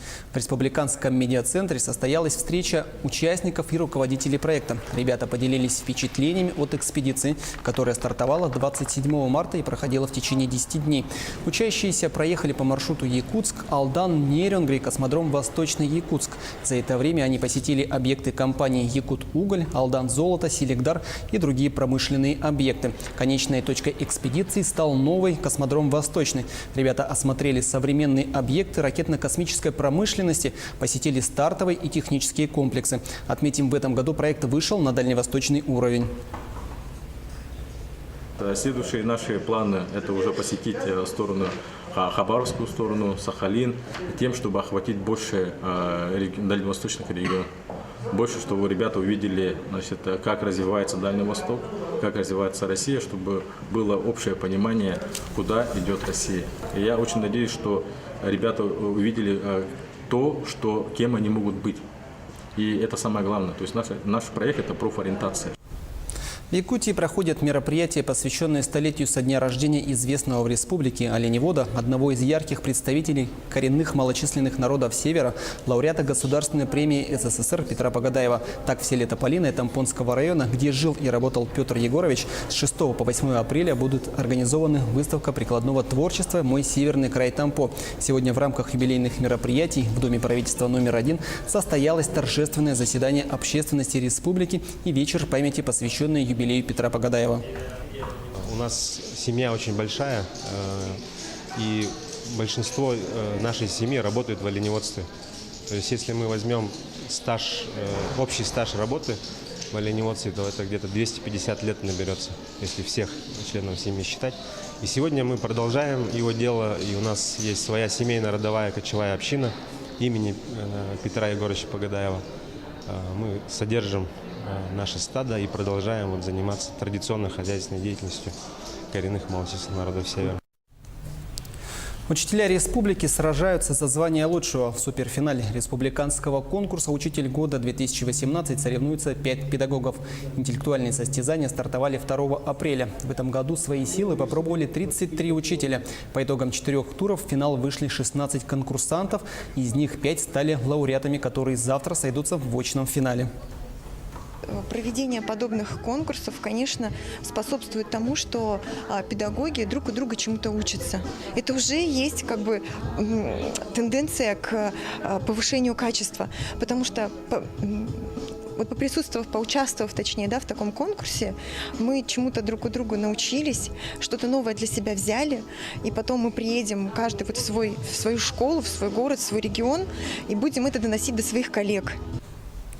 В завершении выпуска о спорте. Исход игры по мини-футболу будет засчитан в зачет 7-х спортивных игр народов Якутии. В спорткомплексе «Даксун» проходит финал первенства республики по мини-футболу среди юношей 2001-2002 годов рождения.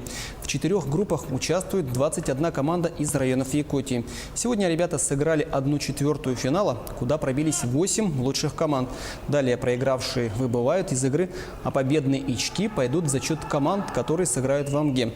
Финал состоится завтра. Напомним, в феврале прошел чемпионат республики по мини-футболу среди команд 1 и 2 лиги, где были разыграны 12 путевок в финальную часть 7-х спортивных игр народов республики. Таковы главные новости к этому часу. О развитии событий узнаете из следующих выпусков. Оставайтесь на нашем канале.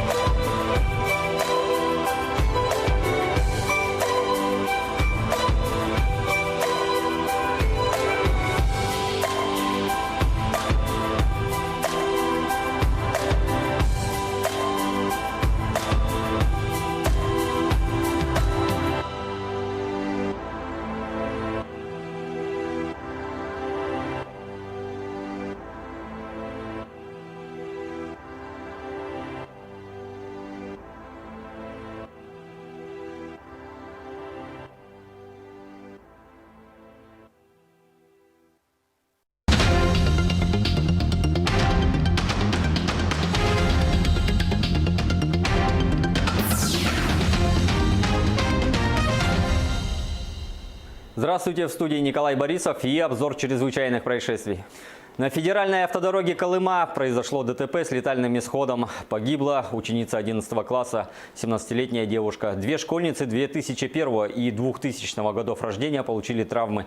Школьницы возвращались домой с каникул и попали в ДТП. В момент происшествия никто из находившихся в салоне не был пристегнут ремнями безопасности. В результате ДТП 17-летняя девушка, сидевшая на переднем сиденье от полученных травм, скончалась на месте происшествия. Две ее одноклассницы получили различные травмы. Сам водитель, являющийся родным братом погибшей, не пострадал. Освидетельствование показало, что автомобилист был трезв. Водительское удостоверение получил 6 лет тому назад. За последний год 4 раза привлекался к административной ответственности за нарушение правил дорожного движения, в том числе трижды за превышение установленной скорости движения. Два несовершеннолетних пассажира пострадали в результате ДТП в центре Якутска. 4 апреля около 11 часов утра 29-летний водитель Nissan Almera при повороте налево не уступил дорогу автомашине Toyota Raxis. В результате дорожно-транспортного происшествия получили травмы пассажиры последнего 12 и 9 лет, которые в момент аварии находились на заднем пассажирском сидении без специальных ремней и получили ушибы. Оба водителя были трезвы, проводится административное расследование. В поселке Пеледу Ленского района произошел пожар в частном доме на улице Калинина. Есть пострадавший. Он получил ожоги 1 и 2 степени и обжог кистей рук. Мужчина доставлен в больницу. Также огнем повреждены пол, стена и потолок на общей площади 9 квадратных метров. Предположительная причина пожара – короткое замыкание электрооборудования. Кстати, как показывает статистика, с начала 2018 года в республике зарегистрировано 189 пожаров.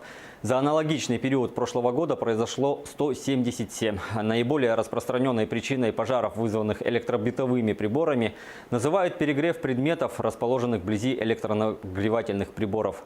Также продолжительное время находившиеся во включенном состоянии и оставленные без присмотра малолетние дети. Чтобы избежать беды, необходимо выполнять элементарные правила пожарной безопасности. Будьте бдительны. Заместитель директора Нюрбинского реабилитационного центра для детей-инвалидов в октябре 2018 года фиктивно трудоустроила свою дочь в качестве санитарки, сообщает прокуратура. Трудоустроенная дочь обязанностей не выполняла, права на получение выплат по беременности и родам и уходу за ребенком не имела. Общий размер неправомерно зачисленных средств составил более 160 тысяч рублей. Возбуждено уголовное дело о мошенничестве.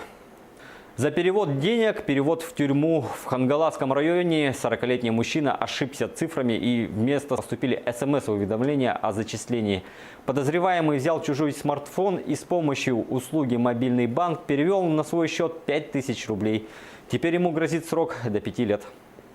Кстати, о киберпреступлениях. Сегодня у нас в гостях начальник отделения по борьбе с мобильными мошенничествами Мударисов Алексей Сергеевич. Алексей Сергеевич, здравствуйте. Здравствуйте. Что у нас происходит в Южной Якутии? Действительно ли так сильно выросла? В Гринском районе на настоящий момент зарегистрировано 14 уголовных дел. Что важно помнить нашим дорогим жителям и чего стоит остерегаться, чтобы не стать жертвой мошенничества? Значит, хочу отметить, что подключиться к вашей банковской карте не составляет труда через онлайн-банк. Как это делается? Это делается просто. Вы диктуете номер своей банковской карты злоумышленнику. Злоумышленник через интернет-приложение, либо через интернет-сайт заходит по вашей банковской карте в онлайн-банк, кликает на кнопку «Забыли пароль», к вам приходит смс-сообщение с кодом подтверждения. Вы диктуете этот код подтверждения злоумышленнику, злоумышленник через этот код проникает в ваш онлайн-банк. Поэтому, соответственно, отсюда вывод: не надо диктовать данные своей банковской карты, а тем более коды с смс-подтверждением. Ни в коем случае. Второй момент – это когда идет заказ товара через сайты. Прежде чем заказать товар или прежде чем отправить денежные средства в сайт, необходимо проверить. Проверить сайт можно по отзывам в интернете, но опять же отзывы не дают стопроцентной гарантии о том, что ваш товар придет к вам. Поэтому необходимо все равно перепровериться, полную предоплату не отправлять. Сначала товар, потом деньги. На этом все. Берегите себя, своих близких и банковские карты.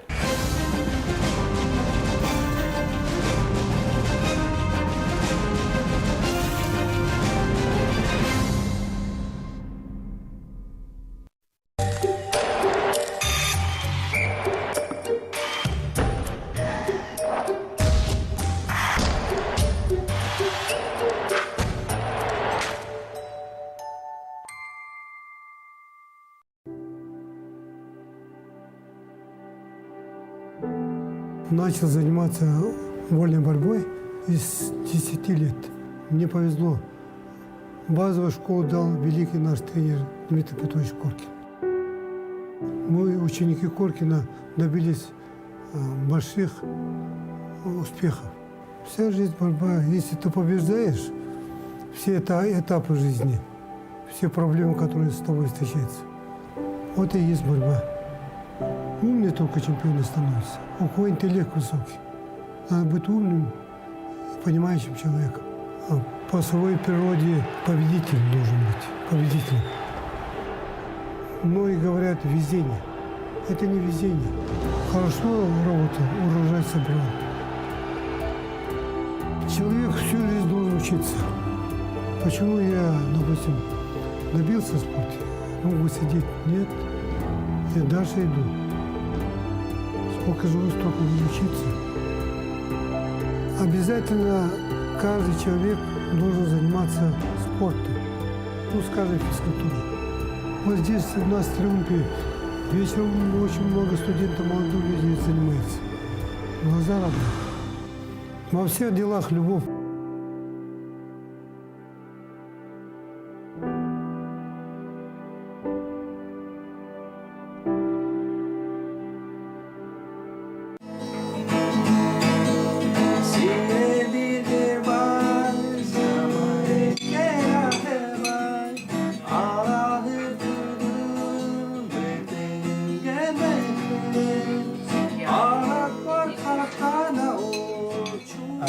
僕は東京で生まれまして、それからЯкутскに来て。Ты в Сибири живешь, да?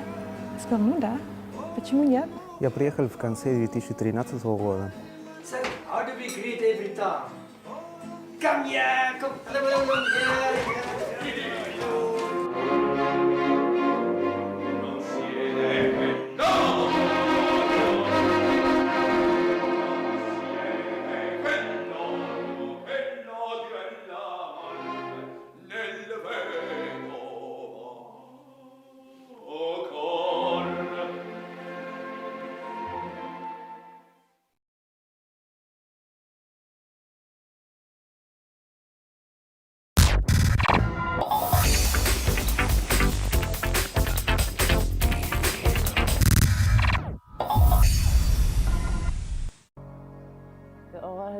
Бұтан бағанам улахан спортсмен болар.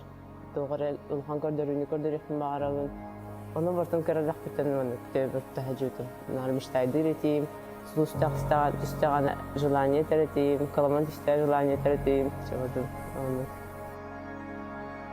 Нар хүрі хеджереттім көрі хеджермін. Қанлары келе бұла бараған ұйталылар ең.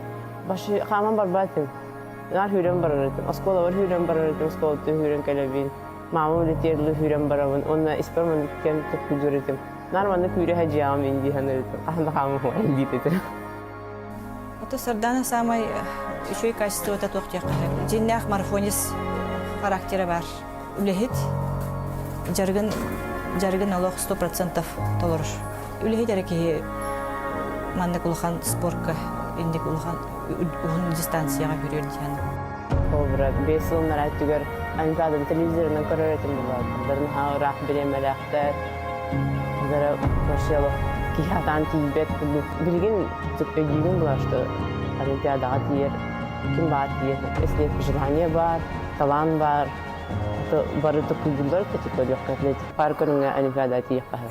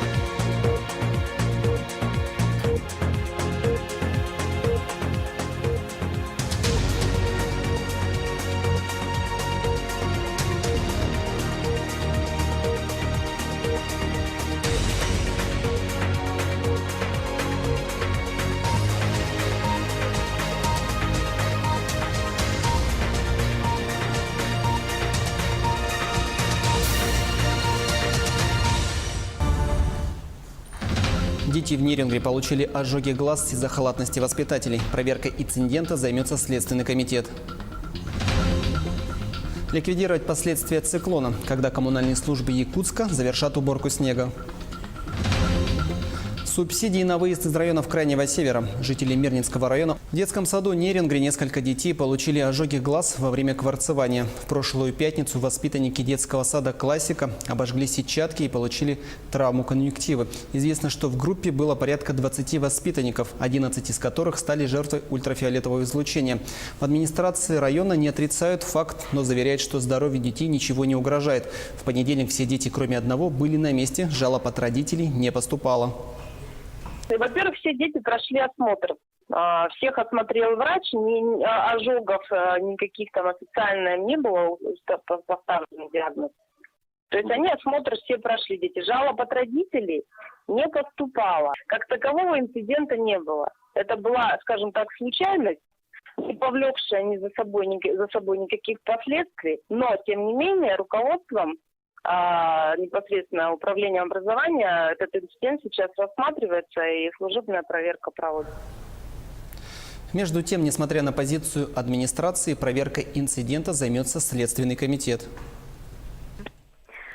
По факту размещенной в СМИ информации о недосмотре педагогическими работниками детского сада за воспитанниками, которые подверглись ультрафиолетовому излучению, организовано проведение доследственной проверки. По утверждению издания, воспитатели не обеспечили изоляцию помещения детского сада от детей, в результате чего около 20 воспитанников были доставлены в медучреждение для обследования на предмет ожогов сетчатки и конъюнктивы. Для установления всех обстоятельств произошедшего руководителем Следственного управления Следственного комитета России по Республике Саха-Якутия дано поручение подчиненным сотрудникам о проверке изложенных в публикации сведений в порядке статей 144 и 145 Уголовно-процессуального кодекса Российской Федерации. А в Ленском районе теперь будут следить за работой медицинских учреждений. Об этом заявил глава администрации на встрече с журналистами. По его словам, это право появилось с принятием муниципальной программы «Охрана здоровья населения». Напомним, что согласно программе на нужды районного здравоохранения ежегодно в течение 5 лет из районного бюджета будет выделяться около 30 миллионов рублей. Другим темам. Убрать и вывести снег в кратчайшие сроки. В Якутске продолжаются работы по устранению последствий природной стихии, которая преподнесла сюрприз в начале апреля коммунальным службам столицы республики. Успевают ли вывести снег с улиц Якутска? В материале Дмитрия Тымырова. Успеть за 3 дня. Такое поручение коммунальщикам дали власти Якутска. Сегодня все службы работают и днем, и ночью. Усиленный режим. У нас сегодня улица Кирова с утра, с 8 утра. Потом еще задание есть. Но если закончим, Кирова. Расчистка снега и вывоз на снежный полигон – это командная работа. В бригаде 5 дорожных рабочих, тракторист, погрузчик и водителей грузовиков. Работаем, в принципе, по 12 часов в сутки. Машины работают 24 часа в сутки. Вывозим снег, примерно где-то 8-9 рейсов в день за смену. Снег вывозят на полигон в сторону Первой ГРЭС. За сутки туда сбрасывать 6 тысяч кубометров снежных куч. Снег вывозится с магистральных улиц города и с частных территорий, с внутриквартальных проездов. С октября по сегодняшнее число вывезено порядка 284 тысяч кубов снега. За последние 3 дня порядка 20 тысяч кубов снега. А в сроки, которые были установлены Александром Сергеевичем, 3 дня, я думаю, мы уложимся. А пока коммунальные службы работают, не жалея ни рук, ни ног. Ежедневно на уборку снега выходит 75 человек и 90 единиц техники. К завтрашнему дню работы по расчистке дорог должны завершить. Завтра обязательно проверим. Дмитрий Тымыров, Илья Сыромятников, Якутск. В Мирнинском районе 6 человек получили государственные жилищные сертификаты. Напомним, что местной администрации переданы полномочия по постановке на учет граждан, имеющих право на получение жилищных субсидий и вручение им государственных жилищных сертификатов. Таким правом могут воспользоваться те, кто выезжает из районов Крайнего Севера. В этом году сумма выплат на сертификаты составит свыше 9 миллионов рублей. Говорят, бизнесменами не рождаются. В то же время ведение дела – это наука, постигать которую нужно всю жизнь. Наверное, о собственном деле хотя бы раз в жизни задумывался каждый.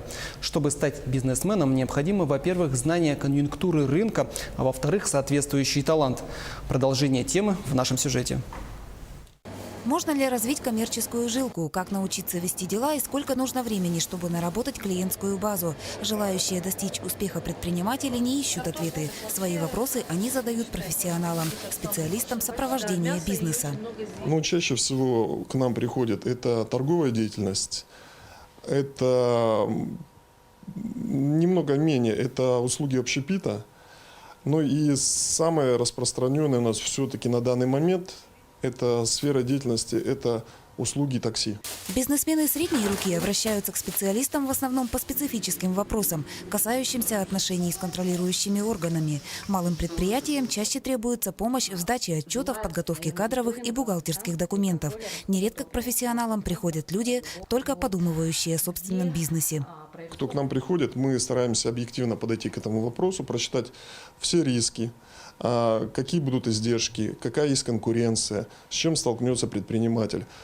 Эксперты ведения бизнеса знают местные нюансы и могут порекомендовать без 5 минут бизнесменам другой вид занятости с учетом склонностей потенциального предпринимателя и специфики рынка. Как показывает жизнь, зачастую человек, только подумывающий о собственном бизнесе, не подозревает, что бизнес – это стихия, в коей немало порогов и камней преткновения. После нашей консультации есть такие граждане, которые, так сказать, осмыслив и взвесив за и против, принимают решение, что стоит подождать с этим вопросом. Человек сэкономил свое личное время, деньги и, так сказать, может потратить деньги, чтобы проработать свою идею на будущее.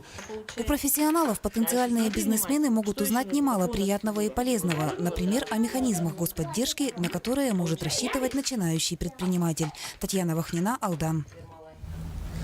Завершилась ежегодная профориентационная экспедиция школьников «Молодежь Якутии в промышленность». В Республиканском медиацентре состоялась встреча участников и руководителей проекта. Ребята поделились впечатлениями от экспедиции, которая стартовала 27 марта и проходила в течение 10 дней.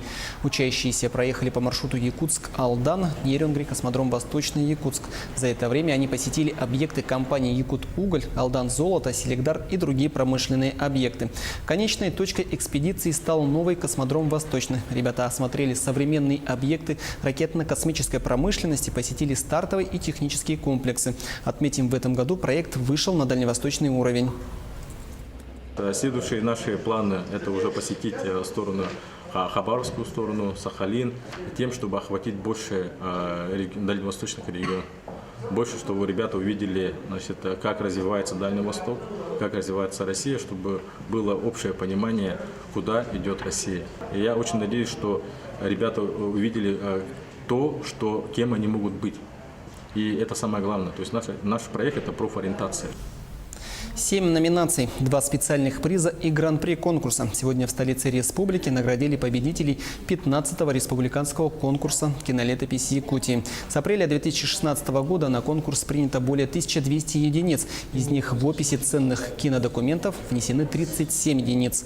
Аудиовизуальные документы представлены как профессиональными производителями кино-видеопродукции, так и частными лицами. Предварительно для участия было отобрано 32 наиболее известных в историческом и культурном плане работы. По итогам конкурса специальный приз получил Дмитрий Сыровацкий за самое большое количество сданных документов. Главным героем является Прокопий Нестерович Сокольников. Это один из первых врачей из якутов. Материал оказался совсем случайно, и я сам не отдавал в Госкинохранилище. Она сначала попалась в калейдоскоп. Этот вроде, я точно не знаю, но этот проект Нюрбинского филиала вроде как. И у них этот фильм был, как мне рассказали, что этот фильм пользовались как учебное пособие для детей, которые интересуются именно журналистикой, телевидением. В ближайшие минуты смотрите. Союз биатлонистов России назвал лучших спортсменов по итогам прошедшего сезона. В Якутске начался отбор мини-футбольных команд на игры народов Якутии. Кто претендует на место в финале? ЦСКА встретится с Арсеналом в 1/4 финала футбольной Лиги Европы. Об этом и не только. Смотрите прямо сейчас в выпуске новостей.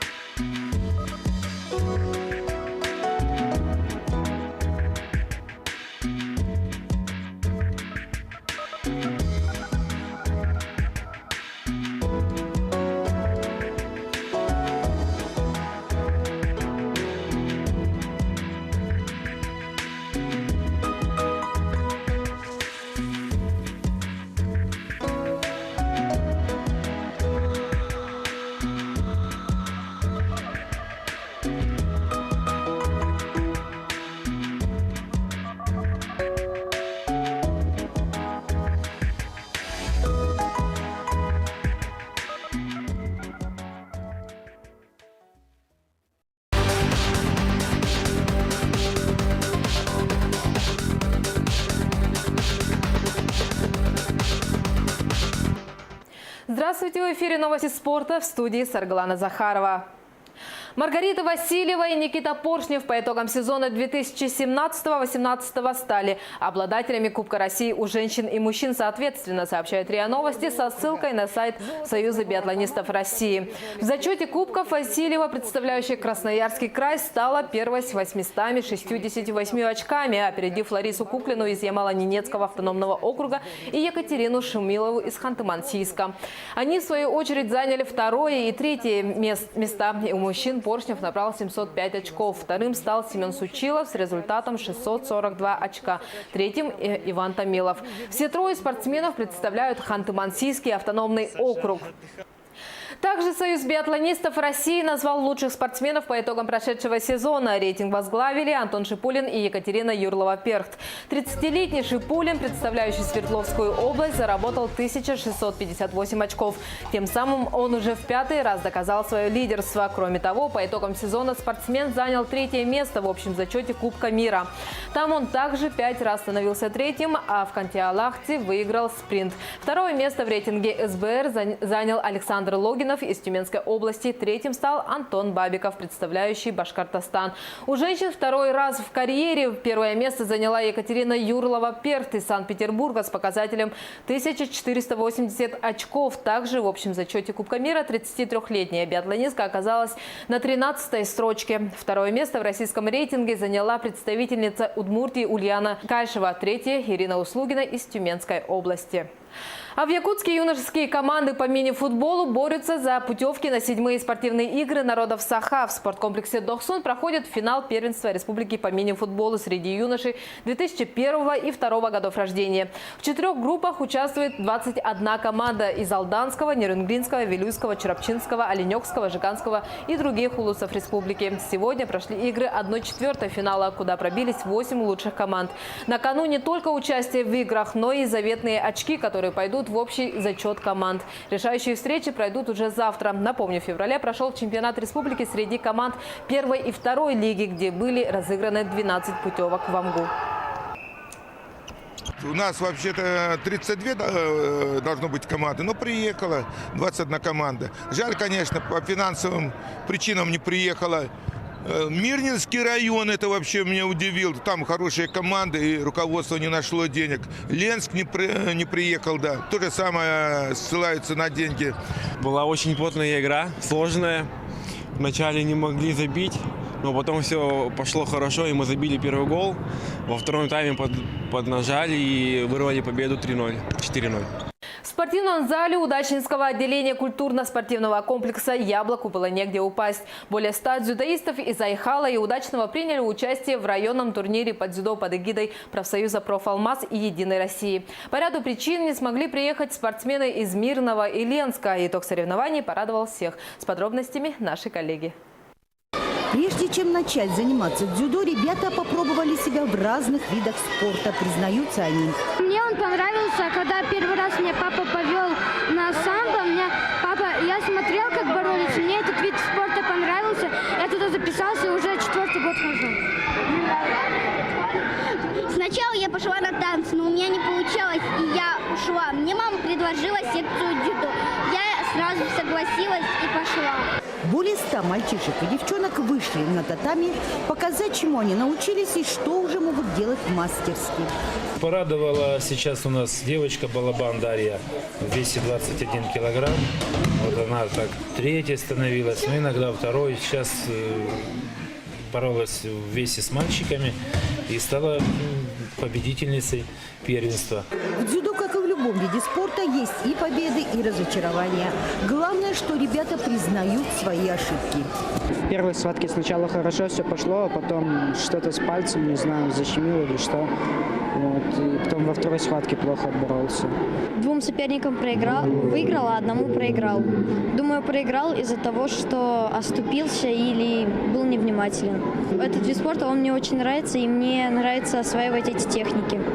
Итог турнира порадовал всех. 11 золотых медалей забрали айхальские дзюдоисты. И столько же спортсмены из Удачного. Ирина Балкова, Денис Сиротин, телеканал «Алмазный край». Якутские футболисты пройдут стажировку в Челси. Юные спортсмены школы номер 13 города Якутска стали победителями всероссийского финала мини-футбол в школу среди юношей 2000 и 2001 годов рождения. Одним из призов были путевки в тренировочный лагерь чемпионов Якогама, где уже летом якутяне смогут пройти специальный курс подготовки под руководством тренеров футбольного клуба «Челси». В своей группе А якутская команда одержала 3 победы. 1 матч свели в ничью и в одном проиграли, набрав таким образом 10 очков. Это и принесло им 2-е место в группе и гарантию на попадание в тренировочный лагерь английских футболистов.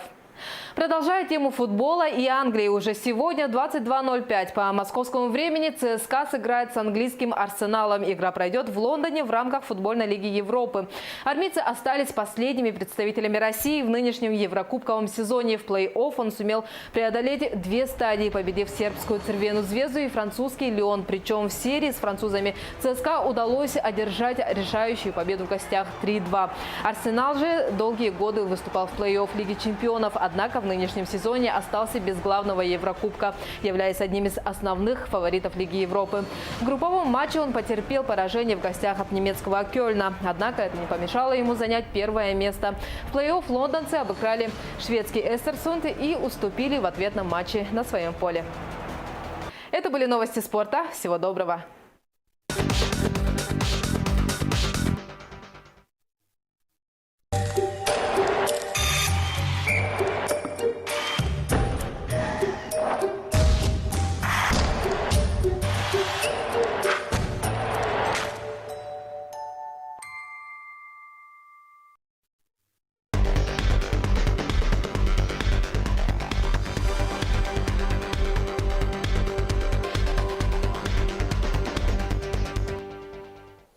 Здравствуйте, в эфире Якутия-24, новости экономики. В студии Евгений Баженко. Средней российской семье из 3 человек нужно ежемесячно 75 900 рублей для нормального существования. Об этом свидетельствуют данные опроса исследовательского холдинга «Рамир». Каждая 5-я семья, 21%, готова прожить при семейном бюджете от 20 до 45 тысяч рублей в месяц. 2/3 семей, 66%, претендуют на ежемесячный доход в 45-120 тысяч рублей. Еще 13% считают, что для поддержания нормальной жизни семье из 3 человек необходимо в среднем более 120 тысяч рублей в месяц. Авторы исследования отмечают, что жители мегаполисов традиционно выдвигают более высокие материальные требования, чем жители небольших городов и сел. Опрос проводился в марте среди 1500 респондентов во всех федеральных округах страны. О том, каким имуществом владеет Якутия, в эфире программы «Актуальное интервью» рассказала министр имущественных и земельных отношений республики Евгения Григорьева. На сегодня объем государственного имущества составляет в натуральном выражении где-то около 160 миллиардов рублей. И состоит он из не только имущества казны, но и государственных учреждений, государственных унитарных предприятий, пакетов акций. Если говорить количественно, то это где-то порядка 5000 объектов казны, более 9000 земельных участков. В отношении же государственных учреждений, несмотря на то, что мы проводим работу по сокращению количества государственных учреждений, на сегодня их все равно у нас составляет около 510 государственных учреждений, 14 государственных унитарных предприятий, Здесь надо отметить то, что мы в прошлом году провели акционирование двух государственных унитарных предприятий, это ГУП ФПК Туймады и ГУП Бичик. Бичик уже акционерное общество, ФПК Туймады завершает свои регистрационные мероприятия.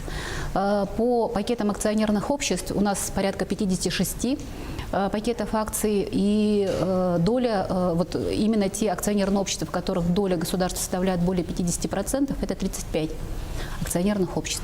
Жители многоквартирных домов, которые хотят ускорить проведение капитального ремонта, теперь могут этому поспособствовать. Правительство республики изменило критерии установления очередности капремонта. Преимущество теперь имеют те дома, жители которых своевременно делают взносы в фонд капитального ремонта. Очередность проведения определяется по 4 критериям и сумме оценок, полученных по каждому из них.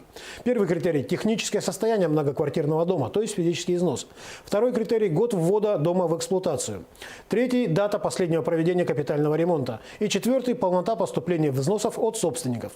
При оценке критериев наивысший балл, 10 пунктов, получают те многоквартирные дома, где уровень сбора взносов составляет 75% и более.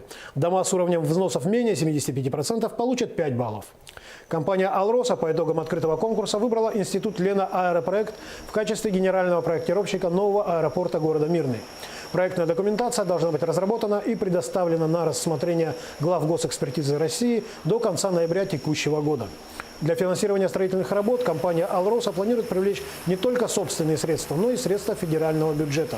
Предполагается, что строительство аэропортовой части будет финансироваться за счет алмазной компании, а аэродромной – за счет федерального бюджета.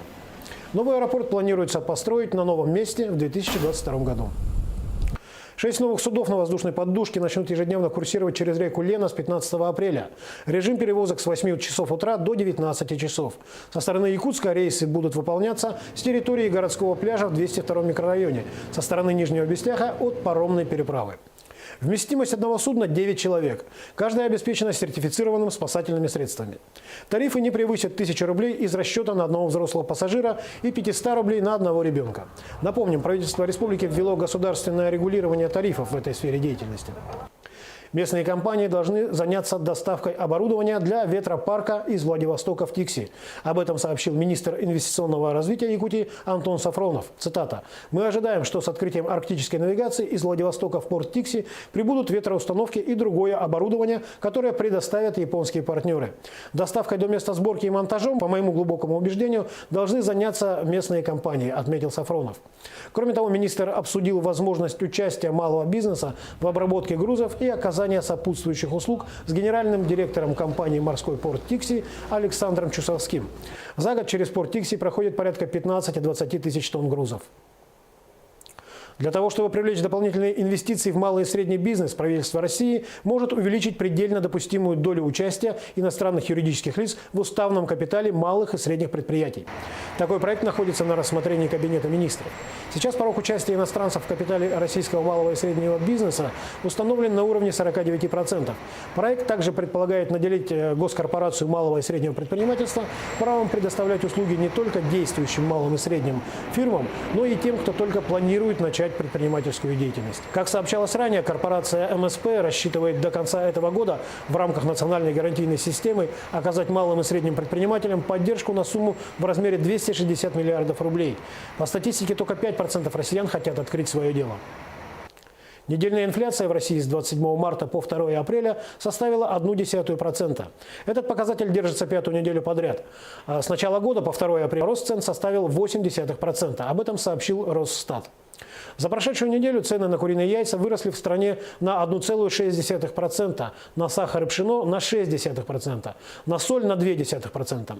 Одновременно гречневая крупа подешевела на 0,7%, куры, мороженая рыба, подсолнечное масло и мука также на 0,2%. Прирост цен на плодоовощную продукцию в среднем составил 1,5%, в том числе на белокочанную капусту, картофель, морковь и помидоры от 2,6% до 4,5%. В то же время огурцы подешевели на 3%.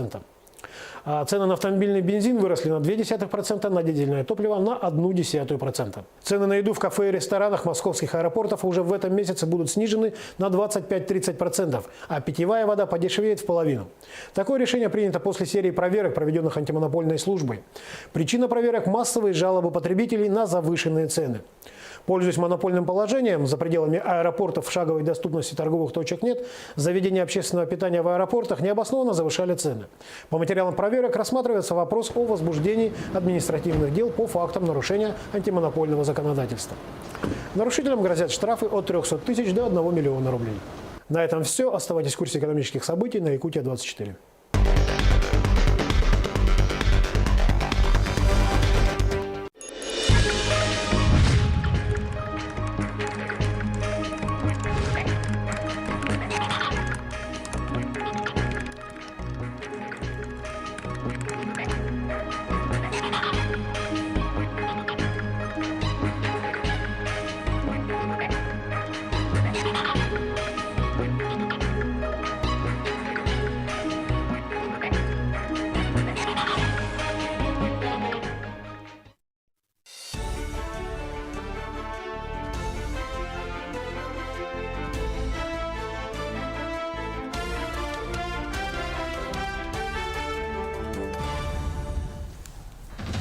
Альтернативный транспорт. Суда на воздушной подушке начнут курсировать через реку Лена.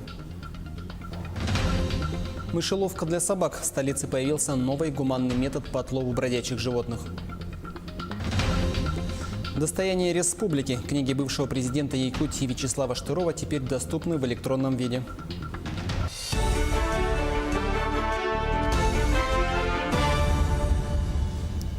Здравствуйте, в эфире новости. Мы расскажем о главных событиях к этому часу. В студии работает Андрей Погорелов. Дети получили ожоги глаз во время кварцевания. Произошло это в детском саду Нерюнгри. В прошлую пятницу воспитанники детского сада «Классика» обожгли сетчатки и получили конъюнктивы. Известно, что в группе было порядка 20 воспитанников, 11 из которых стали жертвой ультрафиолетового излучения. В администрации района не отрицают факт, но заверяют, что здоровью детей ничего не угрожает. В понедельник все дети, кроме одного, были на месте, жалоб от родителей не поступало. Случившимся заинтересовались следственные органы республики. По факту размещенной в СМИ информации о недосмотре педагогическими работниками детского сада за воспитанниками, которые подверглись ультрафиолетовому излучению, организовано проведение доследственной проверки. По утверждению издания, воспитатели не обеспечили изоляцию помещения детского сада от детей, в результате чего около 20 воспитанников были доставлены в медучреждение для обследования на предмет ожогов сетчатки и конъюнктивы. Для установления всех обстоятельств произошедшего руководителем Следственного управления Следственного комитета России по Республике Саха-Якутия дано поручение подчиненным сотрудникам о проверке изложенных в публикации сведений в порядке статей 144 и 145 Уголовно-процессуального кодекса Российской Федерации. К другим темам. 6 новых судов на воздушной подушке начнут ежедневно курсировать через Лену уже с 15 апреля. Режим перевозок с 8 до 19 часов. Со стороны Якутска рейсы будут выполняться с территории городского пляжа на 202-м микрорайоне, а со стороны Нижнего Бестяха от паромной переправы. Вместимость 9 человек. Каждое судно обеспечено сертифицированными спасательными средствами. Отметим, что тарифы не превысят 1000 рублей на одного взрослого пассажира и 500 рублей на ребенка. А в Мирном продолжается установка пожарных извещателей в многоквартирных деревянных домах. В приоритете удаленные районы города. Микрорайон Заречный и Верхний, а также район аэропорта. Тему продолжит Марьяна Кутукова. Сегодня пожарные извещатели есть в 53 домах. 106 извещателей с GSM-модулем, сим-картой установлены в подъездах на 2-м этаже. В случае возгорания и задымления сигнал посредством мобильной связи подается в оперативные службы. Это ЕДДС, пожарная служба и управляющая компания.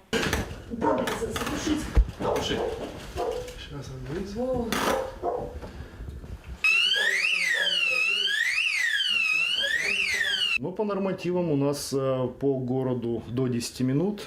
Здесь, в данном районе, у нас непосредственно где-то в километре, примерно даже, может, поменьше, находится пожарная часть, одна из пожарных частей. Отсюда выезжает автомобиль пожарный с подразделением, и с города непосредственно сразу же по высшему номеру, то есть как минимум 2 машины еще. То есть в общей сложности в данный дом, допустим, по этому адресу может прибыть 3 автомобиля одновременно. С момента установки пожарных извещателей были лишь ложные срабатывания. Причина – курение в подъезде.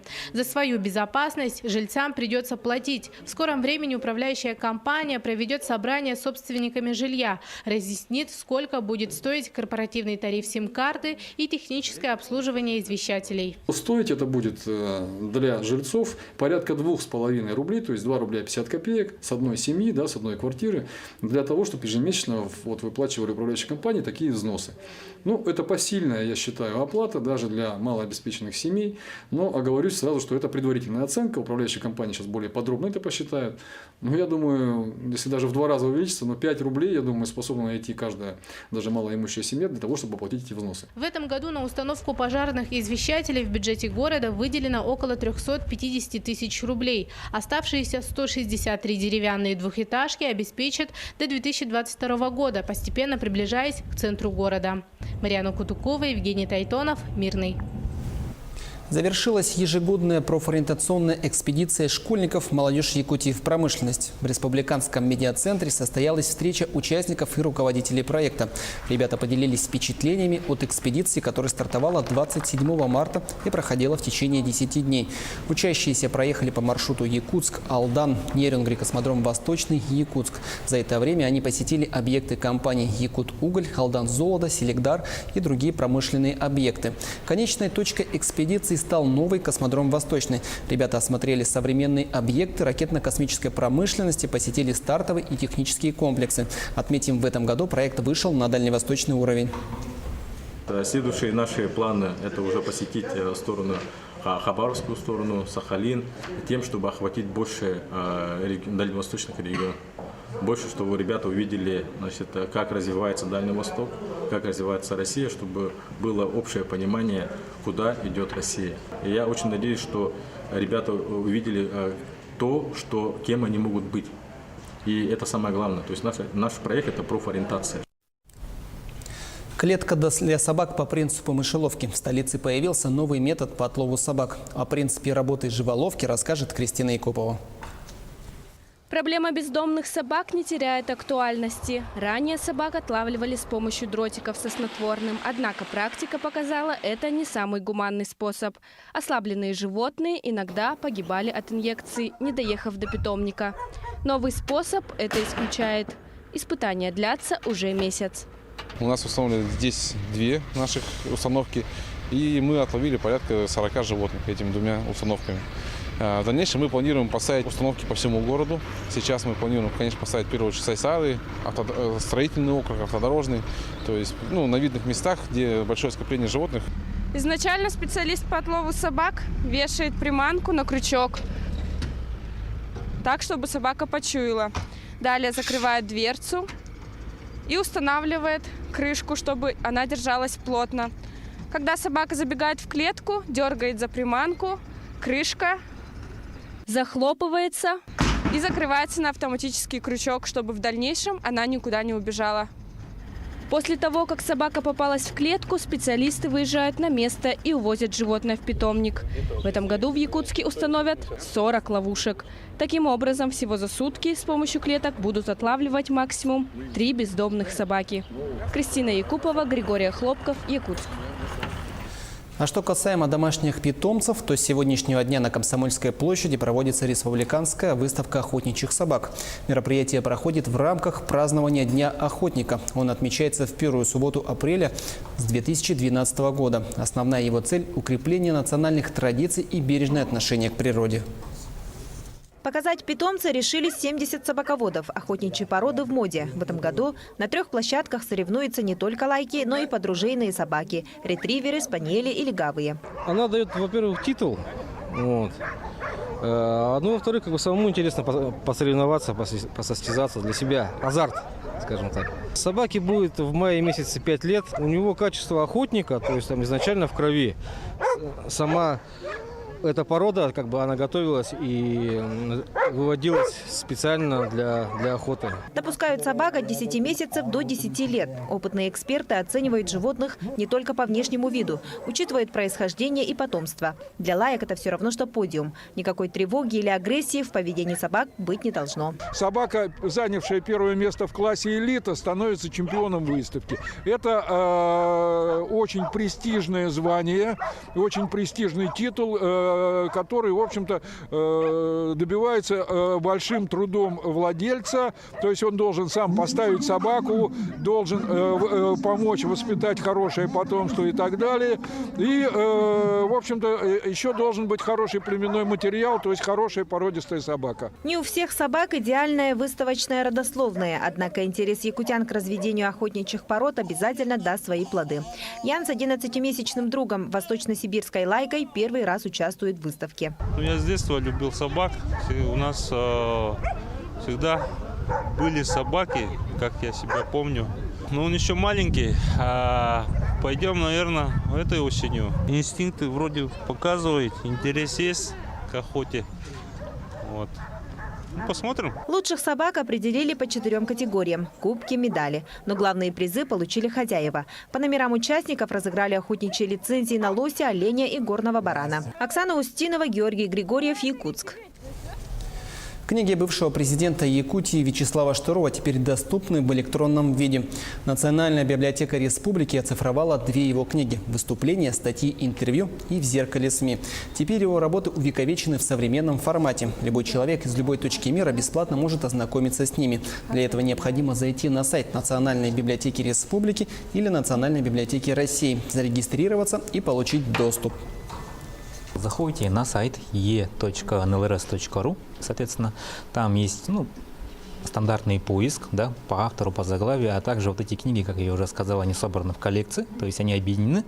И есть такой блок, который относится к коллекции, и там прям можно найти все, что относится к Вячеславу Анатольевичу, там эти издания будут.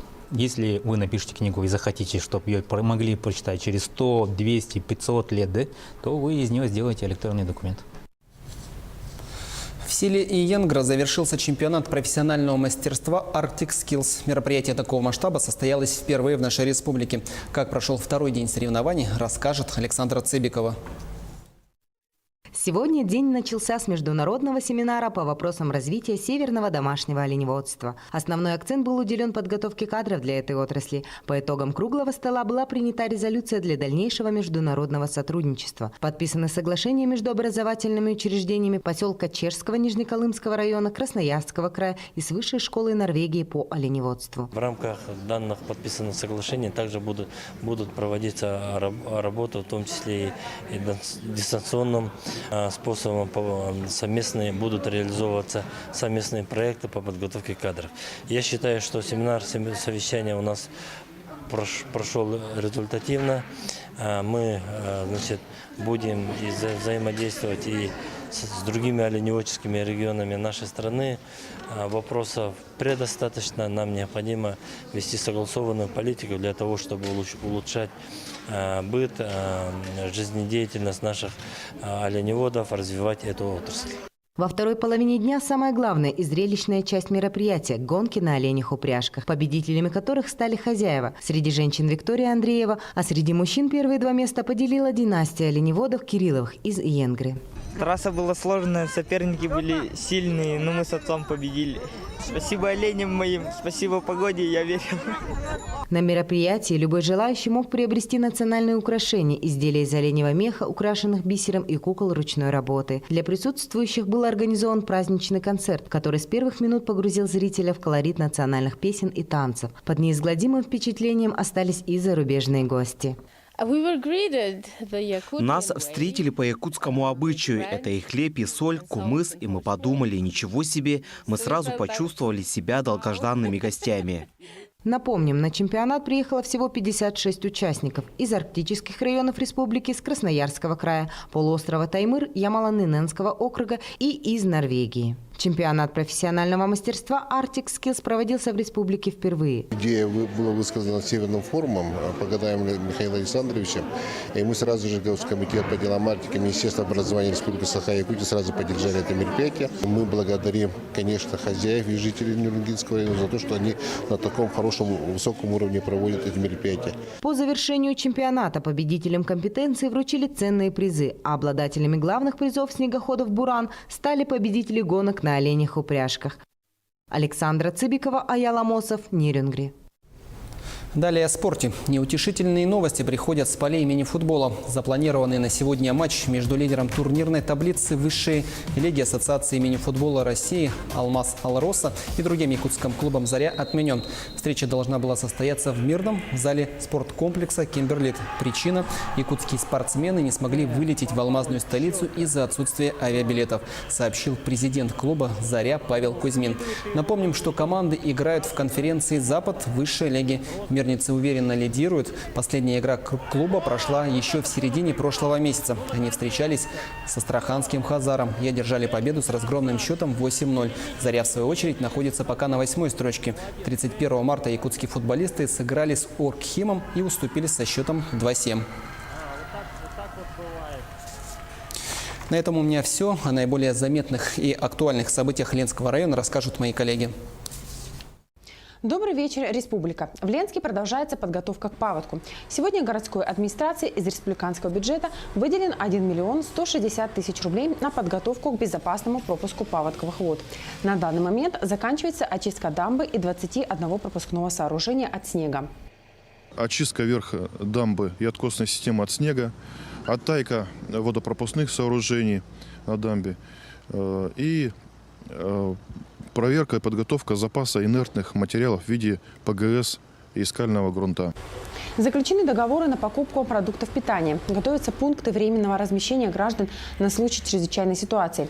Сначала будут созданы пункты сбора граждан, затем в случае ЧС люди будут перемещены в пункты временного размещения. Это аэропорт, спортивный комплекс «Карат» и лыжная база.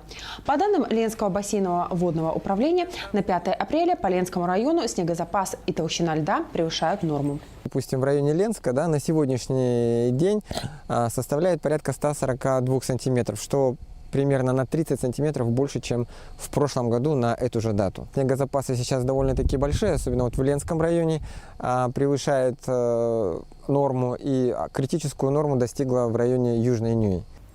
Но так как ночью стоят минусовые температуры, а днем воздух прогревается до плюс 2 градусов, это сказывается на равномерном таянии снега. Регулярные автобусные маршруты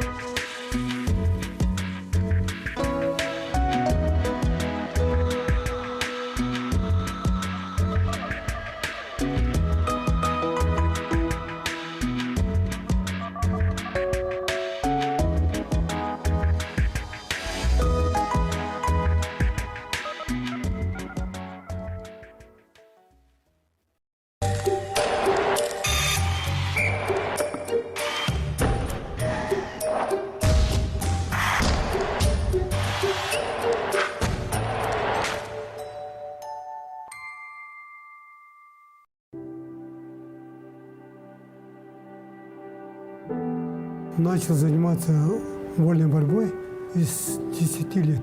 Мне повезло. Базовую школу дал великий наш тренер Дмитрий Петрович Коркин. Мы, ученики Коркина, добились больших успехов. Вся жизнь борьба. Если ты побеждаешь, все этапы жизни, все проблемы, которые с тобой встречаются, вот и есть борьба. Умные только чемпионы становятся. У кого интеллект высокий. Надо быть умным и понимающим человеком. А по своей природе победитель должен быть. Победителем. Многие говорят везение. Это не везение. Хорошо работал, урожай собрал. Человек всю жизнь должен учиться.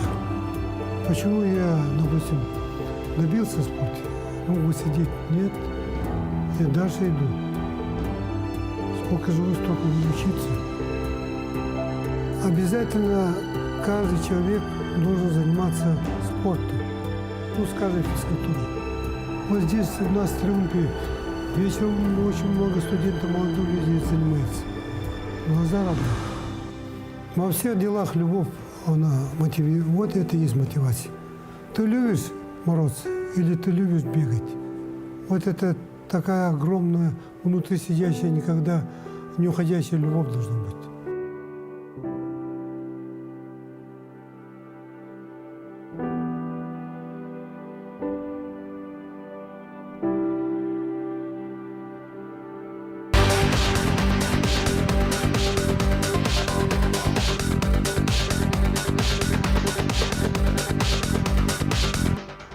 Здравствуйте, в эфире новости спорта, в студии Саргалана Захарова.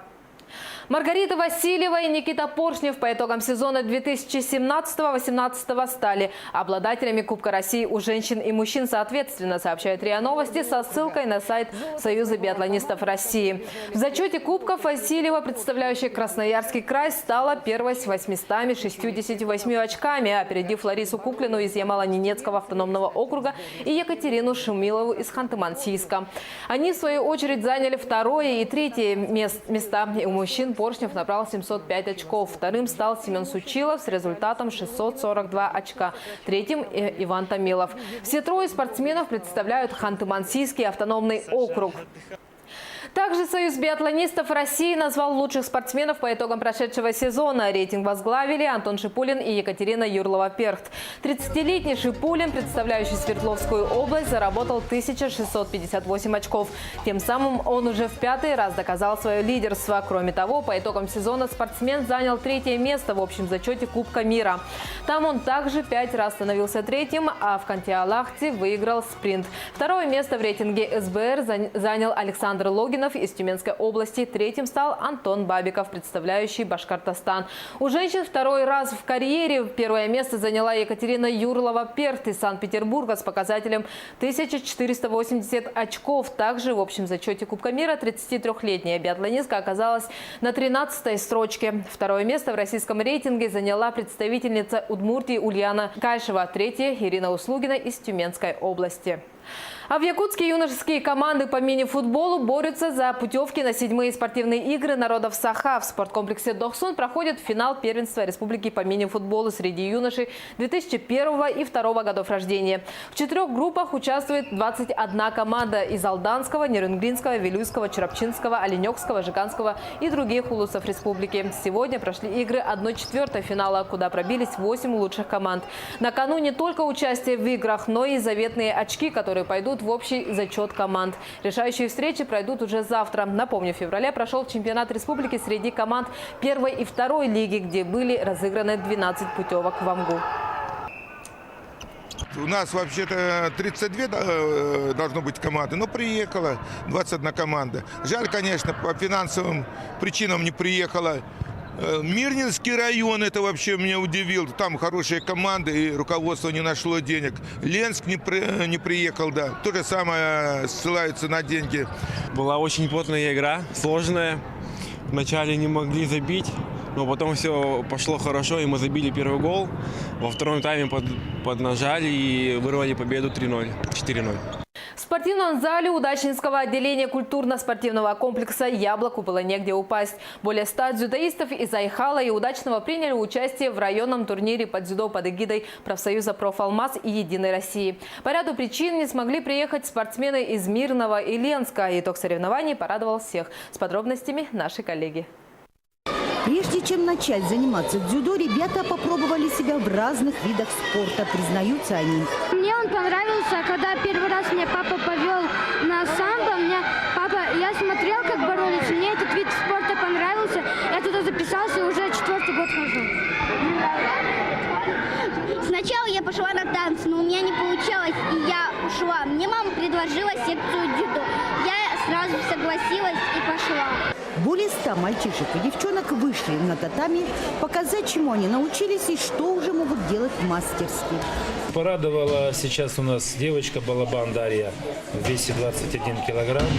Вот она так 3-й становилась, но иногда 2-й. Сейчас боролась в весе с мальчиками и стала победительницей первенства. В дзюдо, как и в любом любом виде спорта есть и победы, и разочарования. Главное, что ребята признают свои ошибки. В первой схватке сначала хорошо все пошло, а потом что-то с пальцем, не знаю, защемило или что. Вот. И потом во второй схватке плохо отборолся. Двум соперникам выиграл, а одному проиграл. Думаю, проиграл из-за того, что оступился или был невнимателен. Этот вид спорта, он мне очень нравится, и мне нравится осваивать эти техники. Итог турнира порадовал всех. 11 золотых медалей забрали айхальские дзюдоисты. И столько же спортсмены из Удачного. Ирина Балкова, Денис Сиротин, телеканал «Алмазный край». Якутские футболисты пройдут стажировку в Челси. Юные спортсмены школы номер 13 города Якутска стали победителями всероссийского финала мини-футбол в школу среди юношей 2000 и 2001 годов рождения. Одним из призов были путевки в тренировочный лагерь чемпионов Якогама, где уже летом якутяне смогут пройти специальный курс подготовки под руководством тренеров футбольного клуба «Челси». В своей группе А якутская команда одержала 3 победы. 1 матч свели в ничью и в одном проиграли, набрав таким образом 10 очков. Это и принесло им 2-е место в группе и гарантию на попадание в тренировочный лагерь английских футболистов. Продолжая тему футбола и Англии, уже сегодня 22:05 по московскому времени ЦСКА сыграет с английским Арсеналом. Игра пройдет в Лондоне в рамках футбольной лиги Европы. Армейцы остались последними представителями России в нынешнем еврокубковом сезоне. В плей-офф он сумел преодолеть 2 стадии, победив сербскую Цервену Звезду и французский Лион. Причем в серии с французами ЦСКА удалось одержать решающую победу в гостях 3-2. Арсенал же долгие годы выступал в плей-офф Лиги чемпионов, однако в нынешнем сезоне остался без главного Еврокубка, являясь одним из основных фаворитов Лиги Европы. В групповом матче он потерпел поражение в гостях от немецкого Кёльна, однако это не помешало ему занять 1-е место. В плей-офф лондонцы обыграли шведский Эстерсунд и уступили в ответном матче на своем поле. Это были новости спорта. Всего доброго!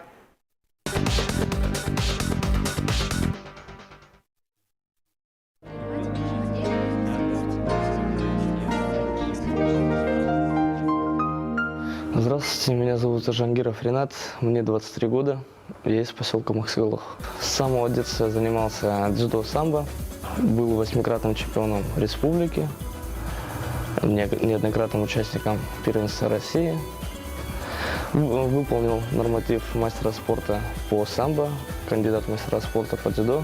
Поступил в Омское летно-техническое училище гражданской авиации на авиатехника. Отслужил в войсках, закончил учебу, получил диплом, ну и в общем вернулся обратно в Якутию. Отдал документы в авиакомпанию и ожидал от них ответа. Я решил время не терять и решил устроиться на временную подработку на завод. На заводе произошел самый несчастный случай, где потерял обе ноги. 16 августа 2016 года, за неделю до моего дня рождения. Так как не вышел на смену, на работу один из, так сказать, сотрудников, меня поставили на его место. Он работал на электрокаре. То ли штанину, то ли шнурок затянуло под колесо электрокара. Весит она около 4 тонн, наверное. На этой электрокаре большие железные колеса, и между колесами большие шестерни. И получилось так, что я как-то развернулся и оказался вообще между ними. Кричал, звал на помощь, и в самый последний момент, когда я уже, можно сказать, сдался, перестал кричать, меня заметил мой напарник. 2 месяца находился в больнице на стационарном лечении. Спустя какое-то время снова начал учиться ходить заново. Я думал, все это будет легко. На самом деле это очень сложно. Головой ты понимаешь, что это не настоящие ноги, что это не твое. Ну и в то же время понимаешь, что к этому нужно привыкать. Больше всего мне было жалко девушку мою, в первую очередь мать, маму. Вдохновляла меня в первую очередь мои родственники, девушка. Было очень много поддержки со стороны друзей, со стороны знакомых. Со стороны незнакомых было очень много поддержки. В прошлой своей жизни я был очень активный, любил развлекаться, любил бегать, прыгать, заниматься гимнастикой, любимым спортом заниматься. Снова хочется как-то выйти на татами, почувствовать захват в своих руках. Это и есть. Очень скучаю. После этого не стал сидеть на месте, начал искать работу и нашел вакансию в медицине катастроф, технику по ОГСМ. Начал продолжать заниматься спортом, пауэрлифтингом. Готовимся на норматив кандидата в мастера спорта в ближайшее время. Когда я был на соревнованиях в Сочи, я разговаривал с такими же людьми, как я. Они предлагали мне пропагандировать новый вид спорта, единоборство для инвалидов. Мыслей очень много. Со временем хочу начать пропаганду нового вида спорта, единоборств для инвалидов. С девушкой у нас обязательно скоро поженимся, завести детей. Но мне кажется, смысл жизни это заключается в том, что нужно прожить свою жизнь так, как ты хочешь, как ты желаешь. Ну и оставить после себя наследников. По 100-бальной шкале я на 95% счастливый. Но в данный момент я радуюсь каждому своему дню, потому что жизнь она одна, и всякое может в жизни произойти. В данный момент начал ценить то, что у меня есть, ну и радоваться тому, что есть.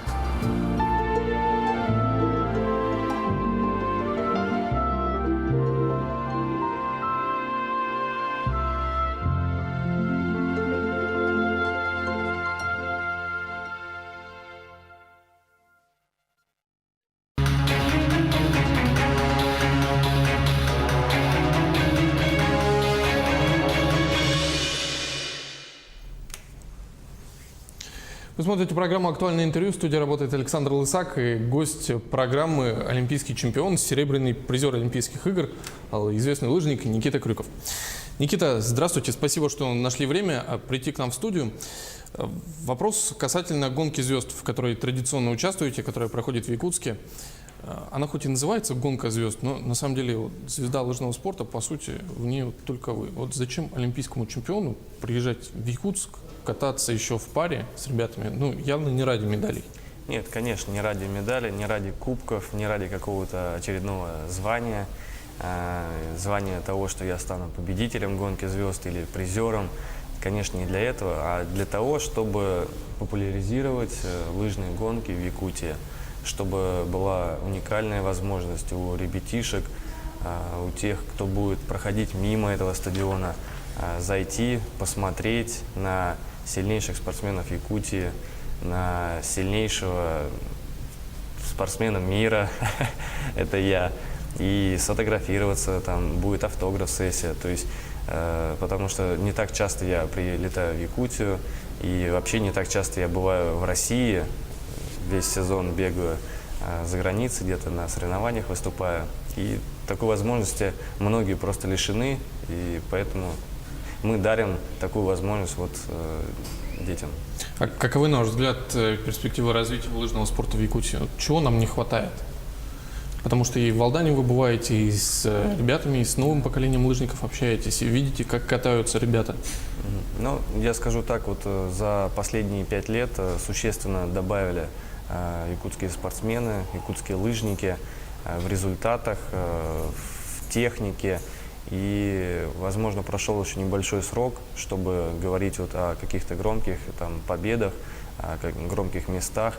Но мы в правильном направлении, и я думаю, если продолжить все, что начали, то все будет хорошо. А вот вы говорите, 5 лет, уже какие-то результаты. А сколько должно пройти все-таки времени, чтобы у якутян появился свой, ну, не знаю, чемпион России, чемпион Европы, чемпион мира? Потому что болельщики – это люди, которым вот здесь и сейчас нужно.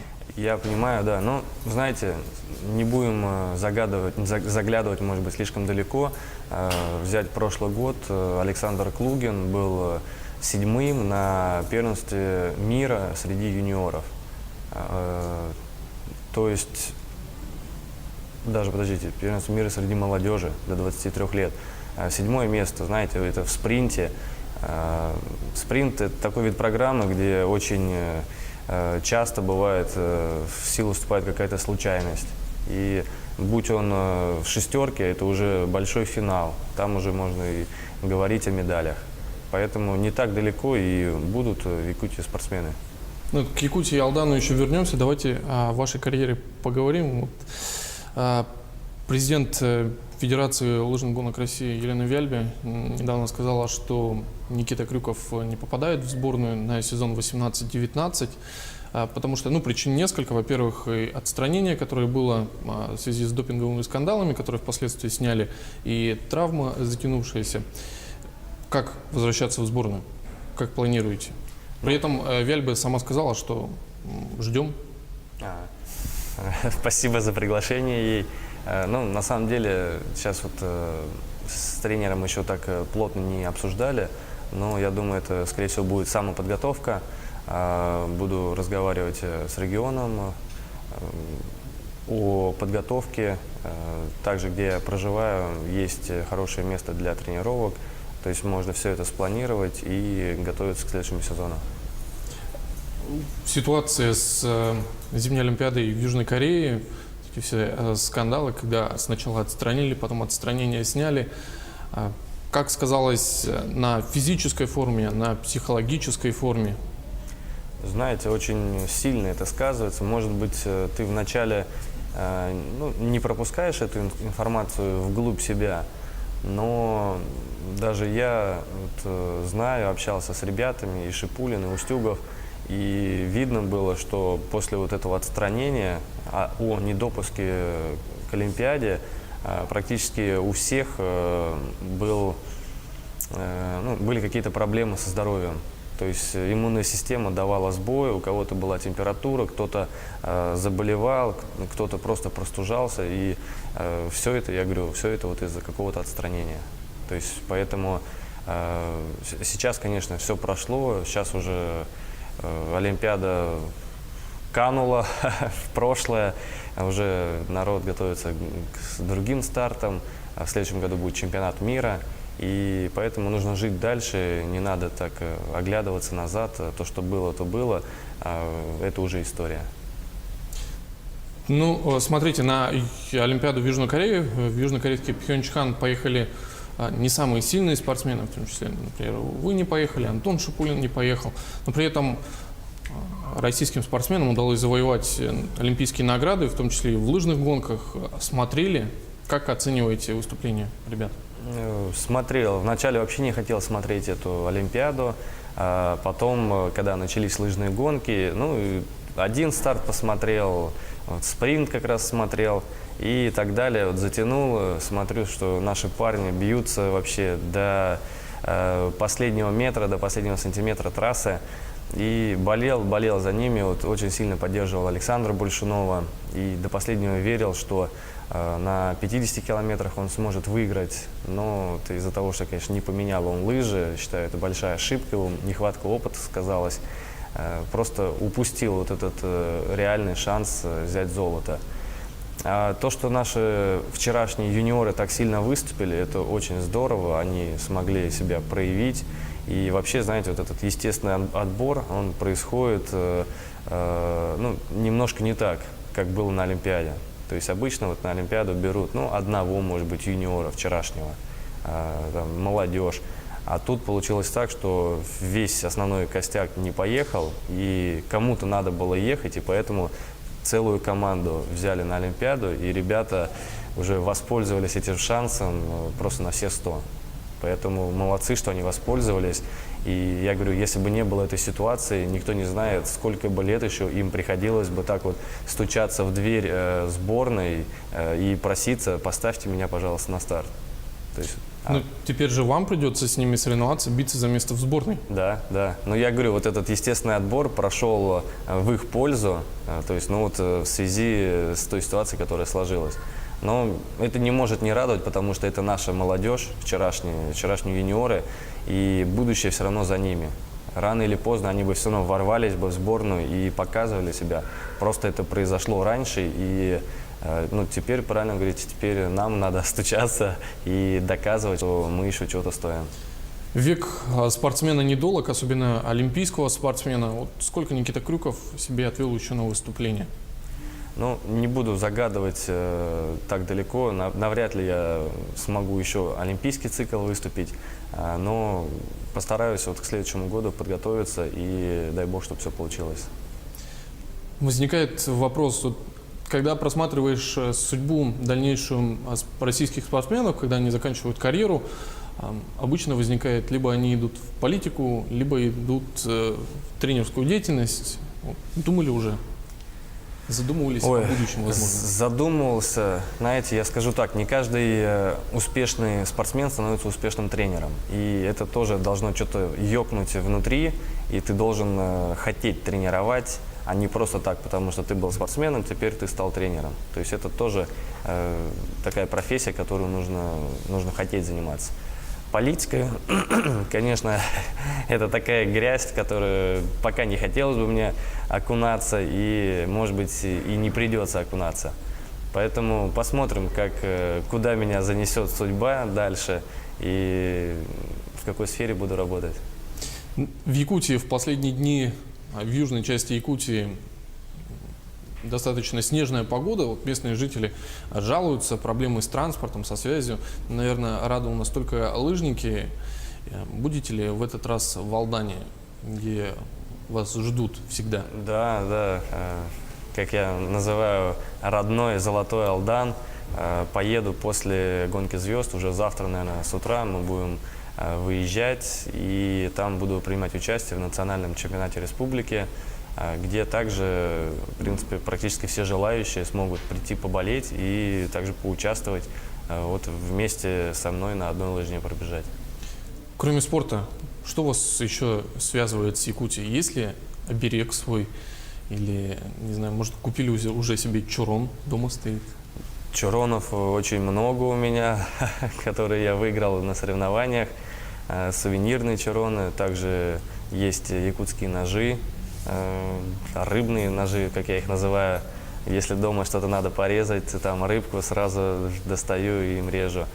Также за это время обзавелся очень хорошим количеством друзей и до сих пор поддерживаем отношения, связь с ними поддерживаю. Знаете, вот эти вот километры до Москвы, с одной стороны, много, но хорошо, что есть и телефонная связь, и всякие скайпы, ватсапы, где можно использовать видео. И поэтому, конечно, в нашем 21 веке это очень упрощает. И можно созвониться по видео, там, обсудить, порадоваться, показать что-то. А друзья только спортсмены? Или еще есть и простые жители, простые якутяне? Да, простые, не только спортсмены. То есть жизнь, я говорю, она как-то распределяет. Те, кто не нужно, отваливаются. Те, кто находится там в спорте или около спорта, они остаются. Ну, потому что все равно тесно приходится общаться в этом направлении. Поэтому я вообще очень рад, что связал свою жизнь с Якутией. И вот на сегодняшний день я не останавливаюсь и вот общаюсь и приезжаю сюда. Чувствуете поддержку якутян? Как болеют якутские болельщики? Как болеют якутские болельщики, наверное, мало в стране у нас кто болеет. И на этой Олимпиаде, кстати, это было доказательство тому. Я вспоминаю 3-е место Дениса Спецова, когда он стоял, и на заднем плане прям светился российский флаг, на котором было написано слово «Алдан». Я сразу, потом эта фотография облетела в интернете, я у себя выставил на странице. Было приятно это видеть. Потом видели, как шаман приезжал на Олимпиаду и просил небеса, просил духов, чтобы они были на нашей стороне. И действительно, вот наши лыжники смогли это сделать. Никита, спасибо, что пришли к нам в студию, ответили на наши вопросы. Я напомню, что в студии актуального интервью был олимпийский чемпион, серебряный призер Олимпийских игр, известный лыжник Никита Крюков. Смотрите Якутия-24, не переключайтесь, у нас будет интересно.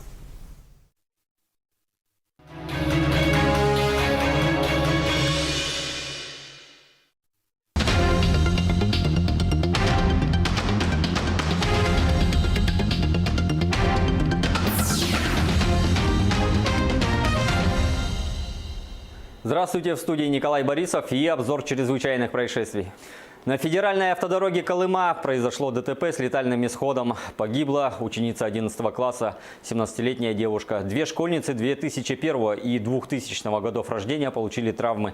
Школьницы возвращались домой с каникул и попали в ДТП. В момент происшествия никто из находившихся в салоне не был пристегнут ремнями безопасности.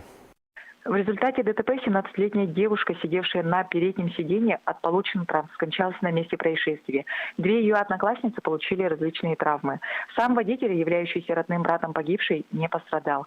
Освидетельствование показало, что автомобилист был трезв. Водительское удостоверение получил 6 лет тому назад. За последний год 4 раза привлекался к административной ответственности за нарушение правил дорожного движения, в том числе трижды за превышение установленной скорости движения. Два несовершеннолетних пассажира пострадали в результате ДТП в центре Якутска. 4 апреля около 11 часов утра 29-летний водитель Nissan Almera при повороте налево не уступил дорогу автомашине Toyota Raxis.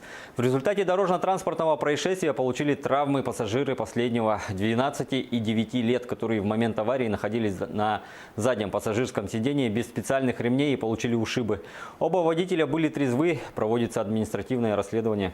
В поселке Пеледу Юленского района произошел пожар в частном доме на улице Калинина. Есть пострадавший. Он получил ожоги первой и второй степени и обжог кистей рук. Мужчина доставлен в больницу. Также огнем повреждены пол, стена и потолок на общей площади 9 квадратных метров.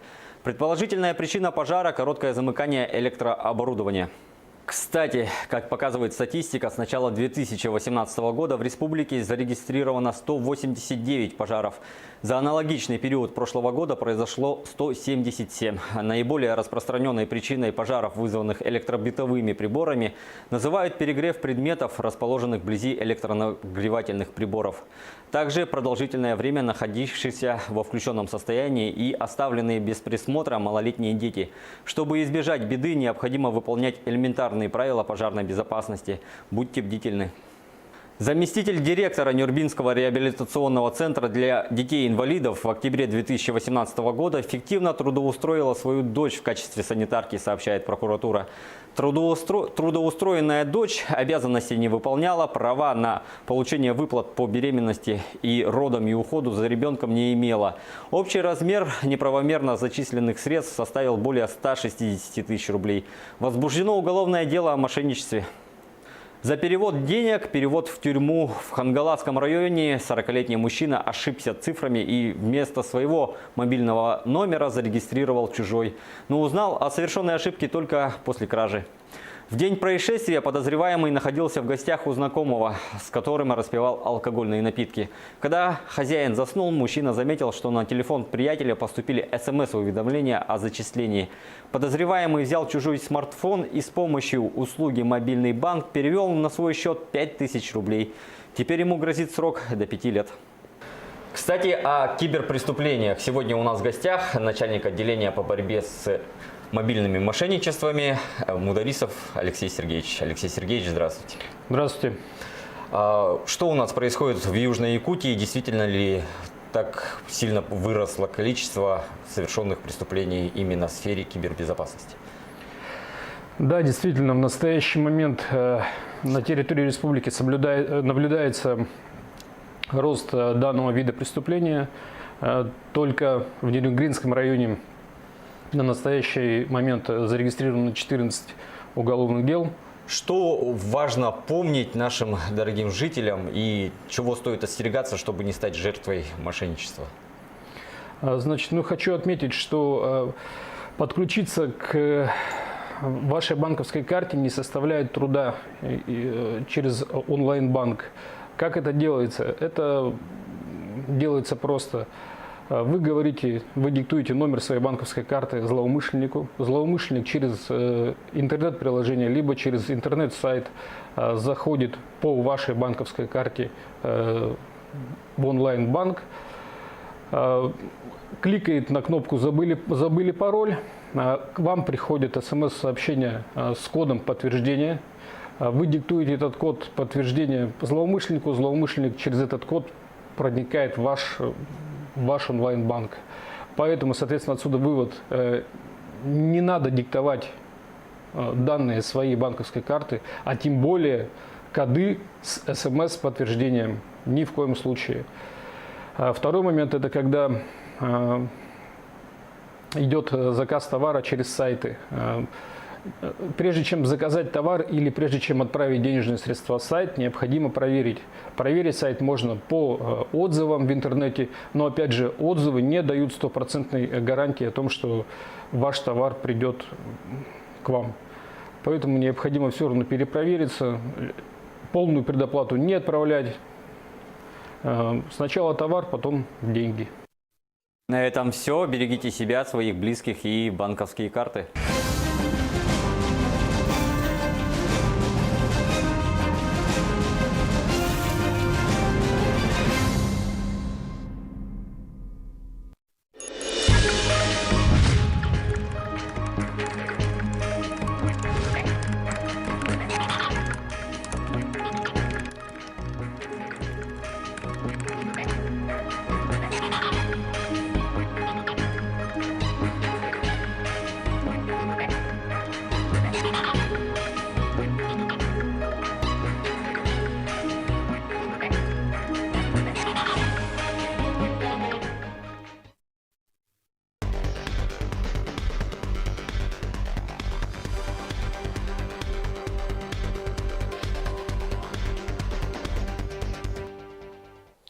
Здравствуйте, в эфире Якутия-24, новости экономики. В студии Евгений Баженко. Средней российской семье из 3 человек нужно ежемесячно 75 900 рублей для нормального существования. Об этом свидетельствуют данные опроса исследовательского холдинга «Рамир». Каждая 5-я семья, 21%, готова прожить при семейном бюджете от 20 до 45 тысяч рублей в месяц. 2/3 семей, 66%, претендуют на ежемесячный доход в 45-120 тысяч рублей. Еще 13% считают, что для поддержания нормальной жизни семье из 3 человек необходимо в среднем более 120 тысяч рублей в месяц. Авторы исследования отмечают, что жители мегаполисов традиционно выдвигают более высокие материальные требования, чем жители небольших городов и сел. Опрос проводился в марте среди 1500 респондентов во всех федеральных округах страны. О том, каким имуществом владеет Якутия, в эфире программы «Актуальное интервью» рассказала министр имущественных и земельных отношений республики Евгения Григорьева. На сегодня объем государственного имущества составляет в натуральном выражении где-то около 160 миллиардов рублей. И состоит он из не только имущества казны, но и государственных учреждений, государственных унитарных предприятий, пакетов акций. Если говорить количественно, то это где-то порядка 5000 объектов казны, более 9000 земельных участков. В отношении же государственных учреждений, несмотря на то, что мы проводим работу по сокращению количества государственных учреждений, на сегодня их все равно у нас составляет около 510 государственных учреждений, 14 государственных унитарных предприятий. Здесь надо отметить то, что мы в прошлом году провели акционирование 2 государственных унитарных предприятий. Это ГУП ФПК Туймада и ГУП Бичик. Бичик уже акционерное общество, ФПК Туймада завершает свои регистрационные мероприятия. По пакетам акционерных обществ у нас порядка 56 пакетов акций, и доля, вот именно те акционерные общества, в которых доля государства составляет более 50%, это 35 акционерных обществ. Жители многоквартирных домов, которые хотят ускорить проведение капитального ремонта, теперь могут этому поспособствовать. Правительство республики изменило критерии установления очередности капремонта. Преимущество теперь имеют те дома, жители которых своевременно делают взносы в фонд капитального ремонта. Очередность проведения определяется по 4 критериям и сумме оценок, полученных по каждому из них. Первый критерий – техническое состояние многоквартирного дома, то есть физический износ. Второй критерий – год ввода дома в эксплуатацию. Третий – дата последнего проведения капитального ремонта. И 4-й – полнота поступления взносов от собственников. При оценке критериев наивысший балл, 10 пунктов, получают те многоквартирные дома, где уровень сбора взносов составляет 75% и более. Дома с уровнем взносов менее 75% получат 5 баллов.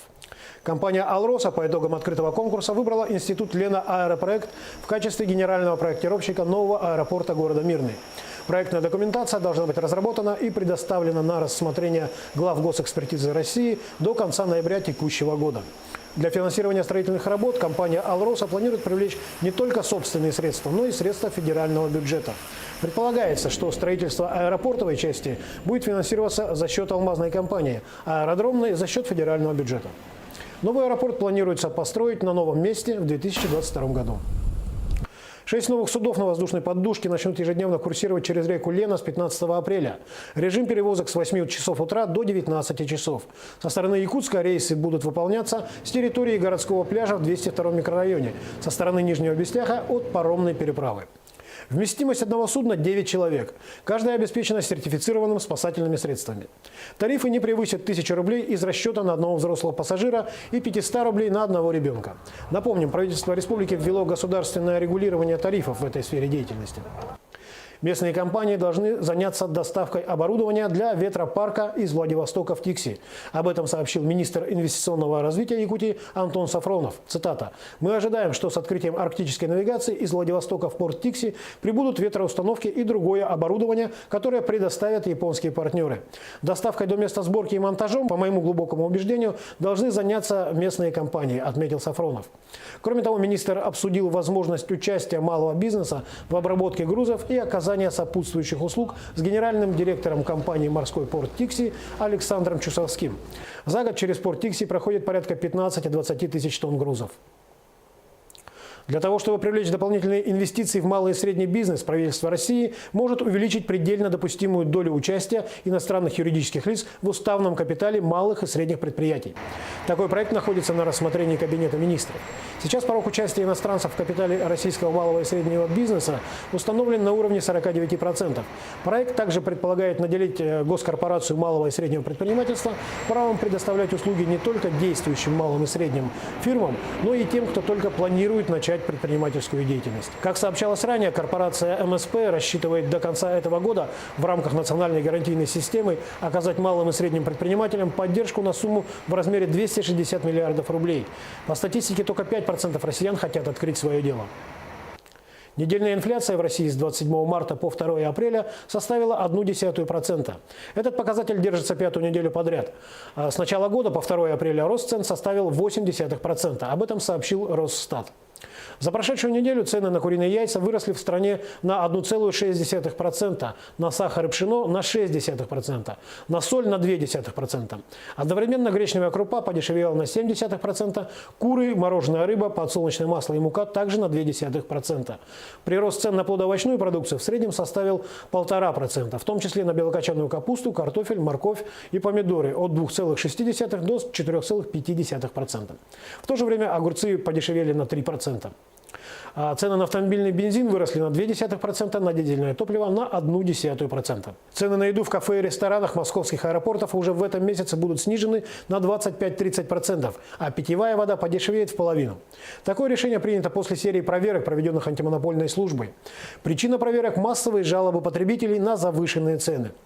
Пользуясь монопольным положением, за пределами аэропортов в шаговой доступности торговых точек нет, заведения общественного питания в аэропортах необоснованно завышали цены. По материалам проверок рассматривается вопрос о возбуждении административных дел по фактам нарушения антимонопольного законодательства. Нарушителям грозят штрафы от 300 тысяч до 1 миллиона рублей. На этом все. Оставайтесь в курсе экономических событий на Якутия-24.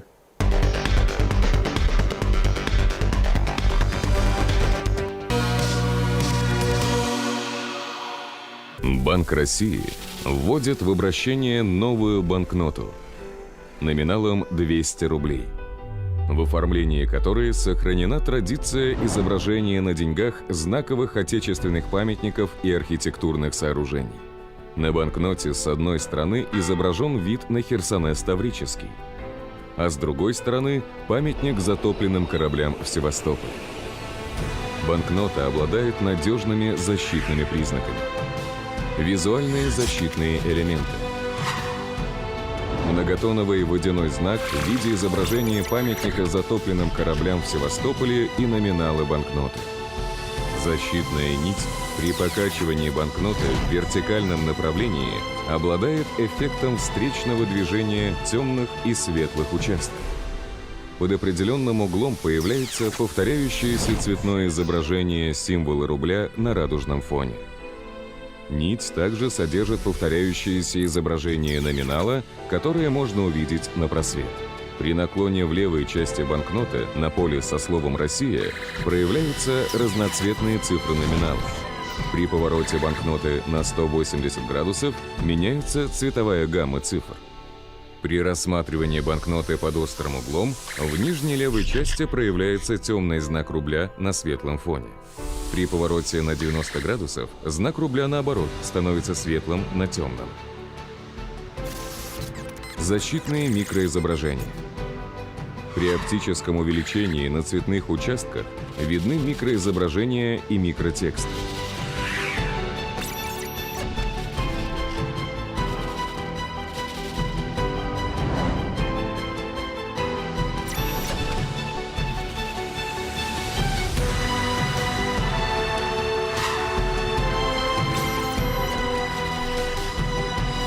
Справа от слов «Билет Банка России» расположен защитный элемент в виде рельефных цветных линий, переходящих в бесцветные.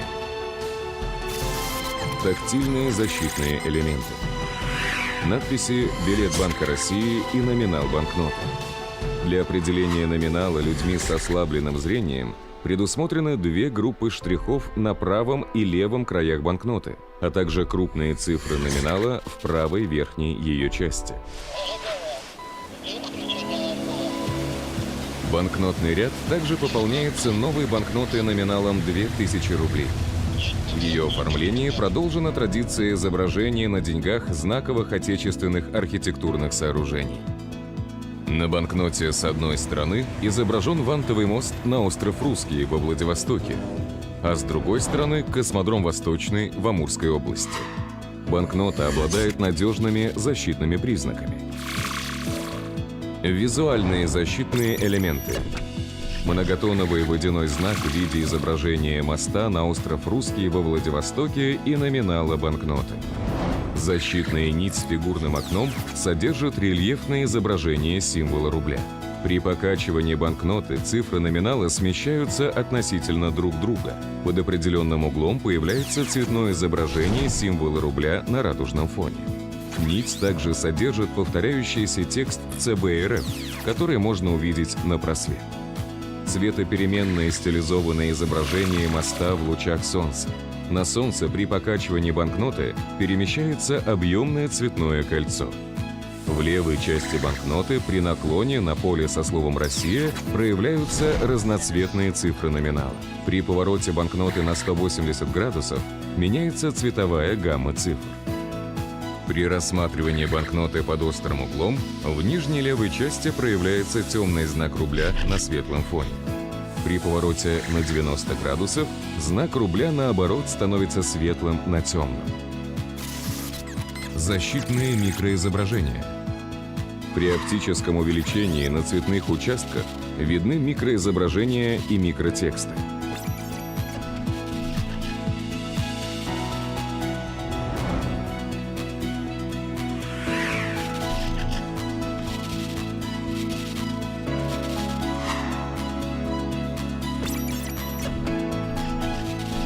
Справа от слов «Билет Банка России» расположен защитный элемент в виде рельефных цветных линий, переходящих в бесцветные. Тактильные защитные элементы. Надписи «Билет Банка России» и номинал банкноты. Для определения номинала людьми с ослабленным зрением предусмотрены три группы штрихов на правом и левом краях банкноты, а также крупные цифры номинала в правой верхней ее части. Информационный элемент. Обе банкноты имеют QR-код, содержащий ссылку на сайт Банка России с подробной информацией о банкноте.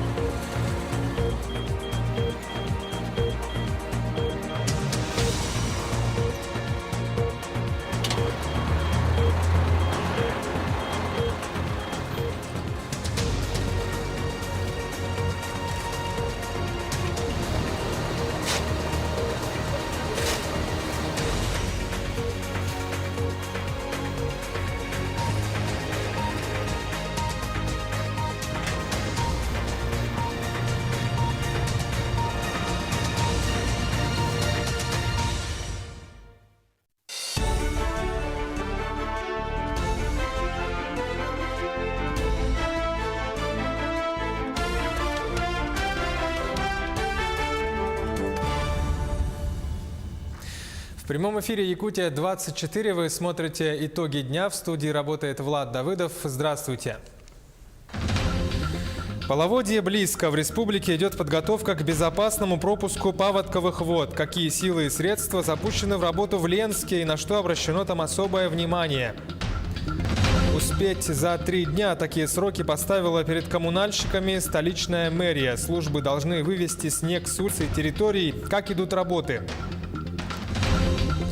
Как развить коммерческую жилку и научиться вести дела? Алданским предпринимателям помогают в Центре бизнес-сопровождения. О какой поддержке идет речь?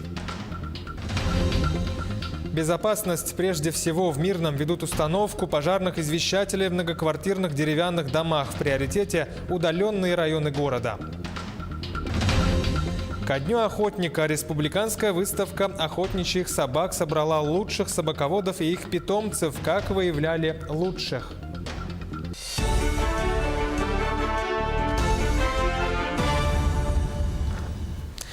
В детском саду в Нерюнгри несколько детей получили ожоги глаз во время кварцевания. Речь идет о воспитанниках сада «Классика». Известно, что в группе было порядка 20 воспитанников, 11 из которых пострадали от ультрафиолетового излучения. Дети обожгли сетчатки глаз и получили травму конъюнктивы. В администрации района факт инцидента не отрицают, но заверяют, что здоровью детей ничего не угрожает. Однако информацию дополнил главный врач Нерюнгринской ЦРБ Ниргун Степанов. Он отметил, что, по словам родителей, 5 детей обследовались в частной клинике, а 6 обратились в ЦРБ. Стало известно, что инцидентом заинтересовался Следственный комитет по республике. СК будет проводить проверку. По факту размещенной в СМИ информации о недосмотре педагогическими работниками детского сада за воспитанниками, которые подверглись ультрафиолетовому излучению, организовано проведение доследственной проверки. По утверждению издания, воспитатели не обеспечили изоляцию помещения детского сада от детей, в результате чего около 20 воспитанников были доставлены в медучреждение для обследования на предмет ожогов сетчатки и конъюнктивы. Для установления всех обстоятельств произошедшего руководителем Следственного управления Следственного комитета России по Республике Саха-Якутия дано поручение подчиненным сотрудникам о проверке изложенных в публикации сведений в порядке статей 144 и 145 Уголовно-процессуального кодекса Российской Федерации. В республике продолжается подготовка к безопасному пропуску паводковых вод. В Ленске первоочередной задачей обозначили подготовку гидротехнического сооружения, защищающего город от подтопления. Речь о дамбе. Какие силы и средства запущены в работу? Сюжет Светланы Балеевой. Сегодня городской администрации из республиканского бюджета выделен 1 миллион 160 тысяч рублей на подготовку к безопасному пропуску паводковых вод. На данный момент заканчивается очистка дамбы и 21 водопропускного сооружения. Проводится очистка верха дамбы и откосной системы от снега, оттайка водопропускных сооружений на дамбе и проверка и подготовка запаса инертных материалов в виде ПГС и скального грунта. Заключены договоры на покупку продуктов питания. Готовятся пункты временного размещения граждан на случай чрезвычайной ситуации. Сначала будут созданы пункты для сбора граждан, затем в случае чрезвычайной ситуации люди будут перемещены в пункты временного размещения. Это аэропорт, спортивный комплекс «Карат» и лыжная база. Общее количество до 1000 человек могут принять пункты временного размещения на период времени до 3 суток с проживанием. Предусмотрены также у нас продукты питания, медикаменты, постельные принадлежности, водоснабжение. По данным Ленского бассейнового водного управления, на 5 апреля по Ленскому району снегозапас и толщина льда превышают норму. Толщина льда, вот, допустим, в районе Ленска, да, на сегодняшний день составляет порядка 142 сантиметров, что примерно на 30 сантиметров больше, чем в прошлом году на эту же дату. Снегозапасы сейчас довольно-таки большие, особенно вот в Ленском районе, превышает норму, и критическую норму достигла в районе Южной Нюи. Сегодня ночью стоят минусовые температуры. Днем воздух прогревается до +2 градусов, что сказывается на равномерном таянии снега. Ежедневная гидрологическая информация о уровне воды подается на станцию Ленска с гидропоста поселка Витим. С остальных 9 постов сбор информации будет с 11 апреля. Также будут организованы временные посты в селе Хамра, Турукта, Бадамай, Мурия и Артанахар. Светлана Балеева, Виталий Андреев, Ленск. Ну а что касается переправы, то 6 новых судов на воздушной подушке начнут ежедневно курсировать через Лену с 15 апреля. Режим перевозок с 8 утра до 7 вечера. Со стороны Якутска рейсы будут выполнять с территории городского пляжа на 202-м микрорайоне, а со стороны Нижнего Бестяха от паромной переправы. Вместимость 9 человек. Сообщается, что каждое судно обеспечено сертифицированными спасательными средствами.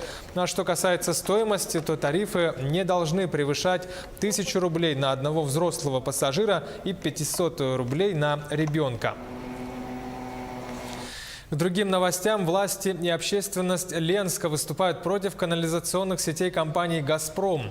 Дело в том, что по проекту строительства объекта предусмотрен сброс сточных вод в реку Мухтуйка. Это, очевидно, будет загрязнять городской пляж, а также акваторию водозабора питьевой воды города Ленска. Активисты составили петицию в адрес президента России, под которой просят подписаться жителей города. Об этом в том числе говорили в ходе пресс-конференции главы Ленского района. Жумарт Абельманов заявил, что сделает все, чтобы проект строительства был пересмотрен.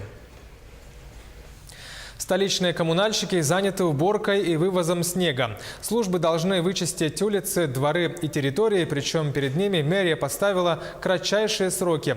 Как идут работы? Репортаж Дмитрия Тымырова. Успеть за 3 дня. Такое поручение коммунальщикам дали власти Якутска. Сегодня все службы работают и днем, и ночью. Усиленный режим. У нас сегодня улица Кирова с утра, с 8 утра. Потом еще задание есть. Но если закончим, Кирова. Расчистка снега и вывоз на снежный полигон – это командная работа. В бригаде 5 дорожных рабочих, тракторист, погрузчик и водителей грузовиков. Работаем, в принципе, по 12 часов в сутки. Машины работают 24 часа в сутки. Вывозим снег, примерно где-то 8-9 рейсов в день за смену. Снег вывозят на полигон в сторону Первой ГРЭС. За сутки туда сбрасывают 6000 кубометров снежных куч. Снег вывозится с магистральных улиц города и с частных территорий, с внутриквартальных проездов. С октября по сегодняшнее число вывезено порядка 284 тысяч кубов снега. За последние 3 дня порядка 20 тысяч кубов снега. А в сроки, которые были установлены Александром Сергеевичем, 3 дня, я думаю, мы уложимся. А пока коммунальные службы работают, не жалея ни рук, ни ног. Ежедневно на уборку снега выходит 75 человек и 90 единиц техники. К завтрашнему дню работы по расчистке дорог должны завершить. Завтра обязательно проверим. Дмитрий Тымыров, Илья Сыромятников, Якутск. В Мирном для развития малого и среднего предпринимательства предоставляют финансовую поддержку. Гранты в сумме до 200 тысяч рублей предусмотрены для начинающих бизнесменов, а 300 тысяч могут получить работающие компании для приобретения или обновления оборудования. Кроме того, претендовать на 50 тысяч рублей субъект малого и среднего бизнеса могут в части субсидирования арендной платы и консультационных услуг, также на профессиональную подготовку. В приоритете программы пищевая промышленность, социально значимые услуги, производство стройматериалов и оказание услуг по эксплуатации жилья и объектов инфраструктуры жилищно-коммунального хозяйства. Ну а алданским начинающим и действующим предпринимателям помогают в Центре бизнес-сопровождения. О какой поддержке идет речь и какие советы там дают предпринимателям? Сюжет Татьяны Вахниной из Алдана. Можно ли развить коммерческую жилку? Как научиться вести дела и сколько нужно времени, чтобы наработать клиентскую базу? Желающие достичь успеха предприниматели не ищут ответы. Свои вопросы они задают профессионалам, специалистам сопровождения бизнеса. Чаще всего к нам приходит это торговая деятельность, это немного менее, это услуги общепита. И самое распространенное у нас все-таки на данный момент – это сфера деятельности, это услуги такси. Бизнесмены средней руки обращаются к специалистам в основном по специфическим вопросам, касающимся отношений с контролирующими органами. Малым предприятиям чаще требуется помощь в сдаче отчетов, подготовке кадровых и бухгалтерских документов. Нередко к профессионалам приходят люди, только подумывающие о собственном бизнесе. Кто к нам приходит, мы стараемся объективно подойти к этому вопросу, прочитать все риски, какие будут издержки, какая есть конкуренция, с чем столкнется предприниматель. Эксперты ведения бизнеса знают местные нюансы и могут порекомендовать без 5 минут бизнесменам другой вид занятости с учетом склонностей потенциального предпринимателя и специфики рынка. Как показывает жизнь, зачастую человек, только подумывающий о собственном бизнесе, не подозревает, что бизнес – это стихия, в коей немало порогов и камней преткновения. После нашей консультации есть такие граждане, которые, так сказать, осмыслив и взвесив за и против, принимают решение, что стоит подождать с этим вопросом. Человек сэкономил свое личное время, деньги и, так сказать, может потратить деньги, чтобы проработать свою идею на будущее. У профессионалов потенциальные бизнесмены могут узнать немало приятного и полезного, например, о механизмах господдержки, на которые может рассчитывать начинающий предприниматель. Татьяна Вахнина, Алдан. Завершилась ежегодная профориентационная экспедиция школьников под названием «Молодежь Якутии в промышленность». В столице прошла встреча участников и руководителей проекта. Ребята поделились впечатлениями от экспедиции, которая стартовала 27 марта и проходила в течение 10 дней. Учащиеся проехали по маршруту Якутск, Алдан, Нерюнгри, космодром Восточный, Якутск. За это время они посетили объекты компаний «Якутуголь», «Алдан Золото», «Селигдар» и другие промышленные объекты. Конечной точкой экспедиции стал космодром Восточный. Ребята осмотрели современные объекты ракетно-космической промышленности, посетили стартовые и технические комплексы космодрома. Следующие наши планы – это уже посетить сторону Хабаровскую сторону, Сахалин, тем, чтобы охватить больше дальневосточных регионов. Больше, чтобы ребята увидели, значит, как развивается Дальний Восток, как развивается Россия, чтобы было общее понимание, куда идет Россия. И я очень надеюсь, что ребята увидели то, кем они могут быть. И это самое главное. То есть наш проект – это профориентация.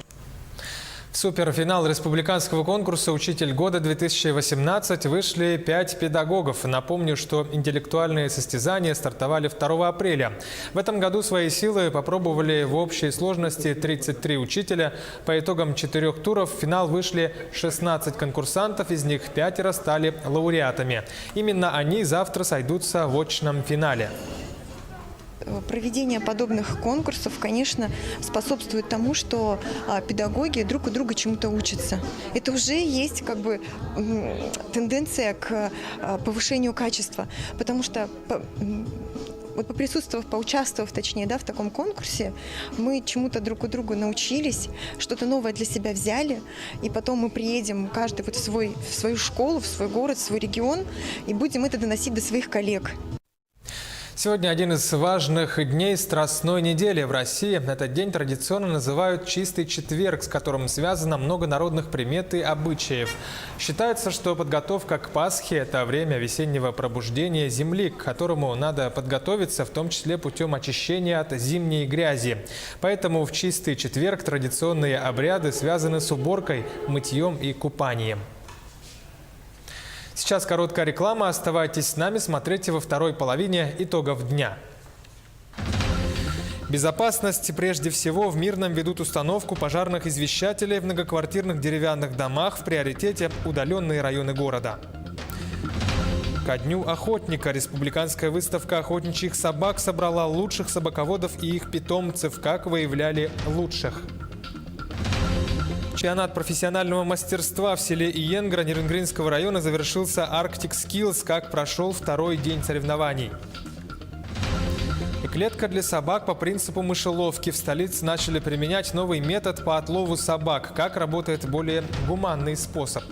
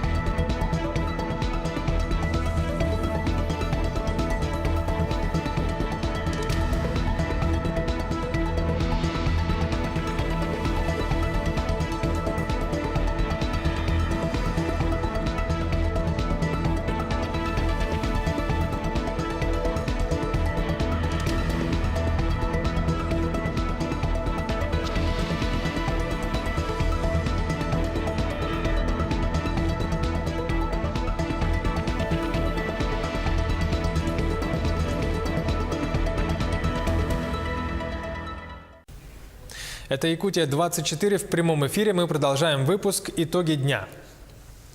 Транспортные системы и дорожная инфраструктура Крайнего Севера. Форум под таким названием начал работу в СВФУ. Около 10 отечественных и зарубежных производителей представляют различные виды техники, которые уже работают на предприятиях Якутии в условиях Севера и показали свою надежность. Форум продлится до 6 апреля. Мы ждем от форума объединения усилий научных организаций, потенциала образования и наших производственных предприятий, а также управления и государственных органов в плане решения основных ключевых проблем дорожной отрасли. Значит, проблем действительно много, и в основном они, конечно же, обусловлены сложными климатическими условиями, которые провоцируют сложные дорожные условия, и вот всю специфику, связанную со строительством, эксплуатацией, содержанием автомобильных дорог здесь, у нас в условиях Крайнего Севера. В Мирном ведут установку пожарных извещателей в многоквартирных деревянных домах. В приоритете удаленные районы города. Это микрорайон Заречный и Верхний, также район аэропорта. Тему продолжит наш корреспондент в Мирном Марьяна Кутукова. Сегодня пожарные извещатели есть в 53 домах. 106 извещателей с GSM-модулем, сим-картой установлены в подъездах на втором этаже. В случае возгорания и задымления сигнал посредством мобильной связи подается в оперативные службы. Это ЕДДС, пожарная служба и управляющая компания.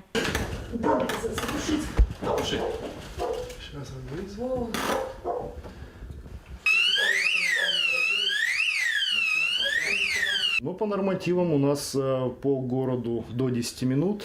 Здесь, в данном районе, у нас непосредственно где-то в километре, примерно даже, может, поменьше, находится пожарная часть, одна из пожарных частей.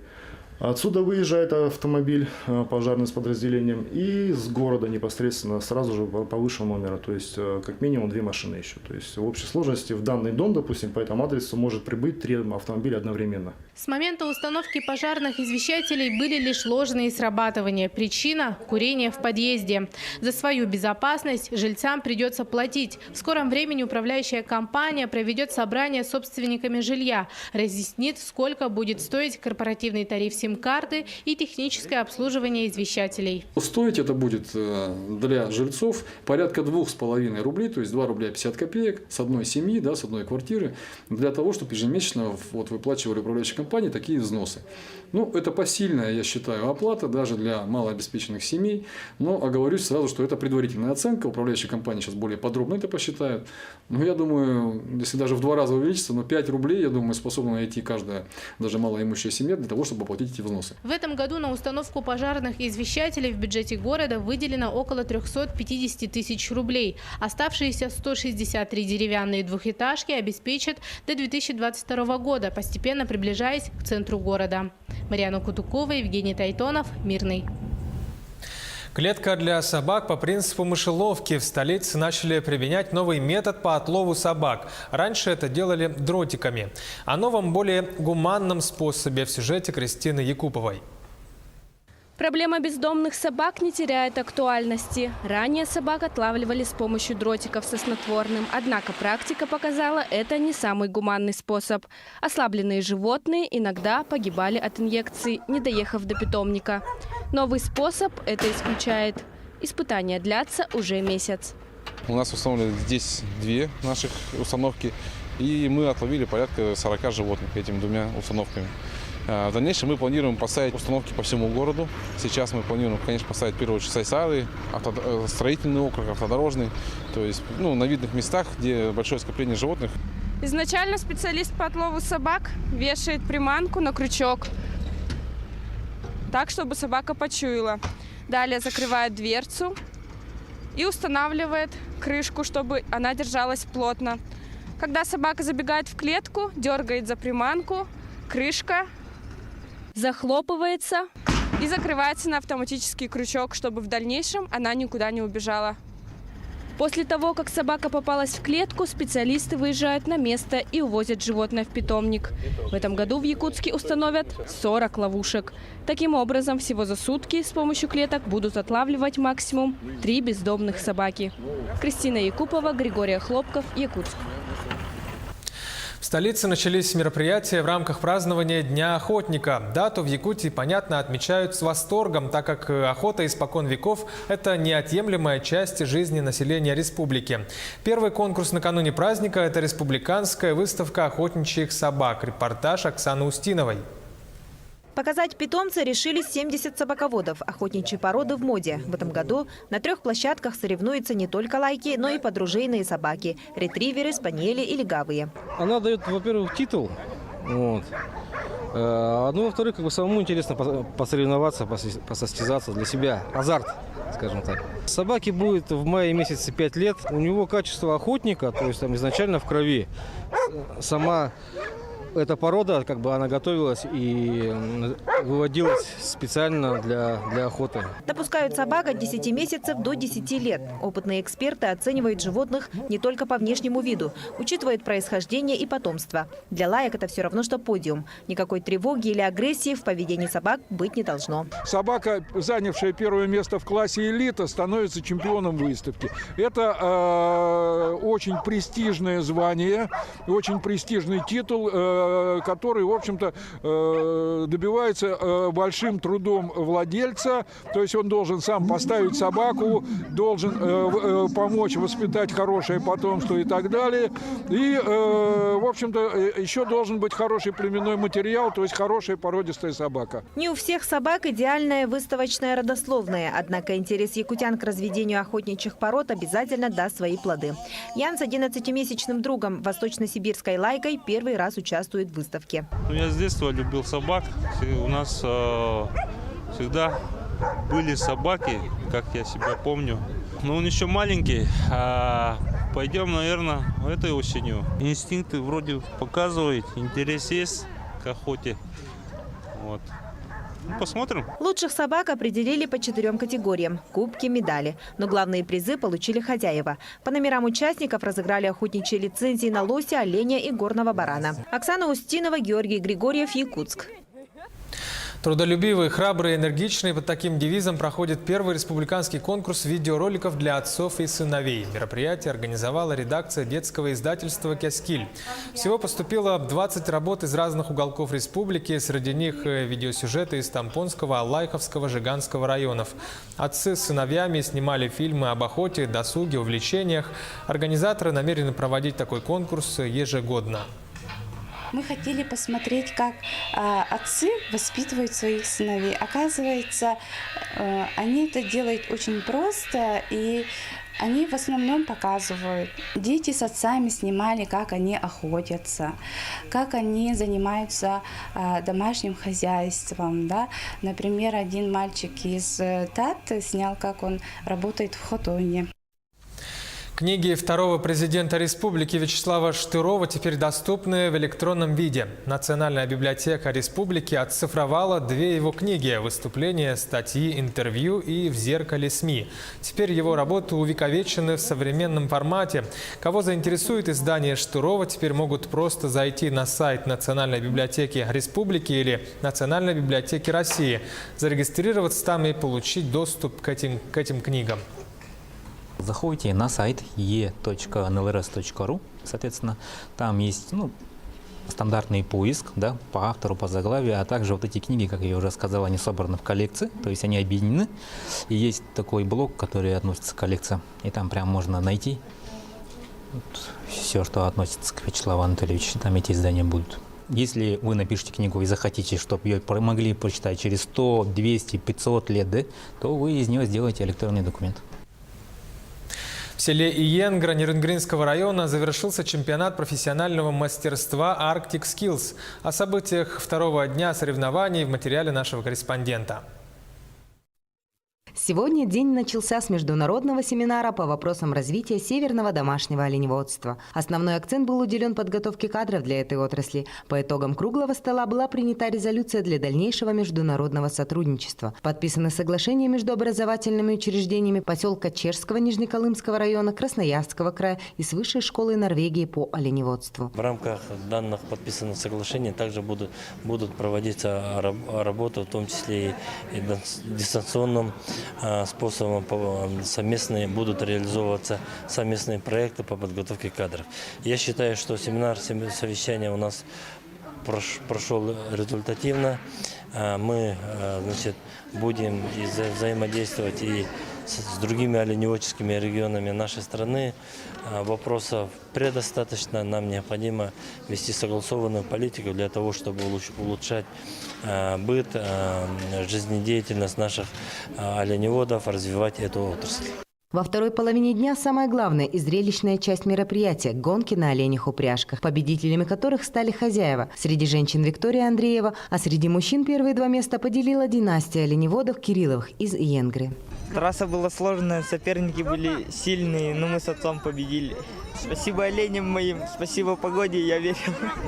На мероприятии любой желающий мог приобрести национальные украшения, изделия из оленевого меха, украшенных бисером и кукол ручной работы. Для присутствующих был организован праздничный концерт, который с первых минут погрузил зрителя в колорит национальных песен и танцев. Под неизгладимым впечатлением остались и зарубежные гости.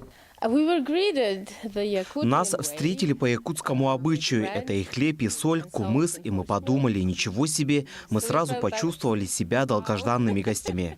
Напомним, на чемпионат приехало всего 56 участников из арктических районов республики, с Красноярского края, полуострова Таймыр, Ямало-Ненецкого округа и из Норвегии. Чемпионат профессионального мастерства Arctic Skills проводился в республике впервые. Идея была высказана Северным форумом Погадаем Михаила Александровича.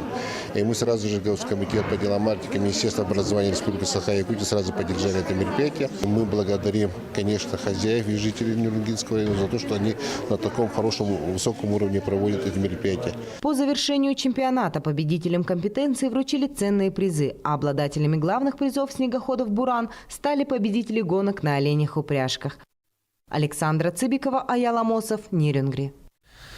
В завершении о спорте в спорткомплексе «Дахсун» в столице проходит финальная часть первенства республики по мини-футболу среди юношей 2001-2002 годов рождения. В 4 группах участвуют 21 команда из районов республики. Сегодня ребята сыграли 1/4 финала, куда пробились 8 лучших команд. Далее проигравшие выбывают из игры, а победные очки пойдут в зачет команд, которые сыграют в Амге на Играх народов республики этим летом. Ну а финал турнира состоится завтра. У нас вообще-то 32 должно быть команды, но приехала 21 команда. Жаль, конечно, по финансовым причинам не приехала. Мирнинский район, это вообще меня удивил. Там хорошие команды, и руководство не нашло денег. Ленск не приехал, да. То же самое, ссылаются на деньги. Была очень плотная игра, сложная. Вначале не могли забить, но потом все пошло хорошо, и мы забили первый гол.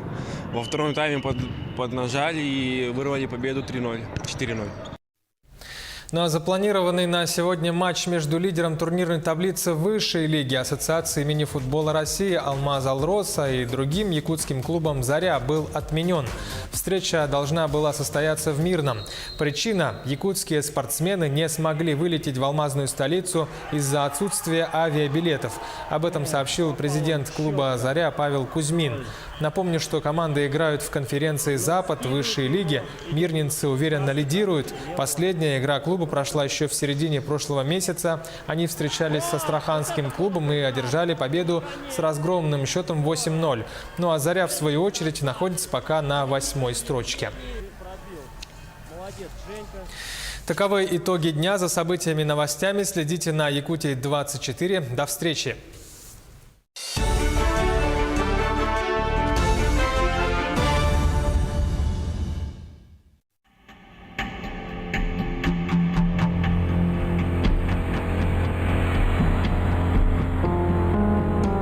Земля, она никогда не отдает сразу. Ее надо, как хорошо воспитанную женщину, долго надо за ней ухаживать. Ее нужно долго уговаривать, ее нужно холить или лелеять. И потом она в знак благодарности тебе что-то рожает. Единственное правильное средство производства – это земля. Потому что, ведь, по сути дела, из ничего, вот я сейчас стою, как будто тут в грязи, да, и на каких-то буераках непонятно, да? А представляете, вы сюда приедете через 5 лет, а здесь будет сад. Вдруг появились деньги, деньги на дереве, как вот у Буратино в «Стране дураков». Деньги на дереве, да? Вот как их еще так сделать можно, да? А вот на земле так можно. И вот это кайф необыкновенный. Когда ты можешь вот так преобразовывать материю. Мне это очень нравится.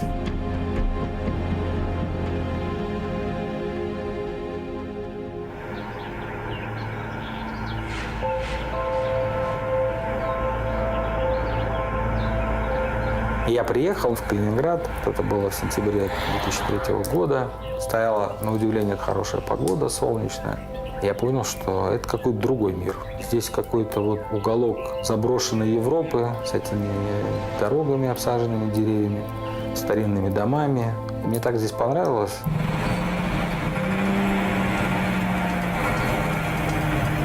Сельское хозяйство Калининградской области сильно отличается от других регионов. Оно, с одной стороны, небольшое, но оно заметно, потому что эффективно. По урожайности с нами конкурирует только Кубань. С гектара мы снимаем такие же урожаи, иногда и больше. Это не черноморский климат, да? В наших условиях сырых, да, по осени, когда уборка кукурузы, часто бывает так, что нужно чуть ли не плавать, поэтому у нас гусеничный комбайн. А какой размер резины, да? Метр ширина. Это тоже, чтобы давление на почву снизить, да, с одной стороны. Ну и, конечно, в сырых условиях это помогает. Фактически в ВТО Калининградская область вступила еще 20 лет назад. Слева поляки, справа литовцы. Мы и на выставки ездим европейские, и технологии мы применяем европейские. Мы уже давным-давно конкурируем с Евросоюзом.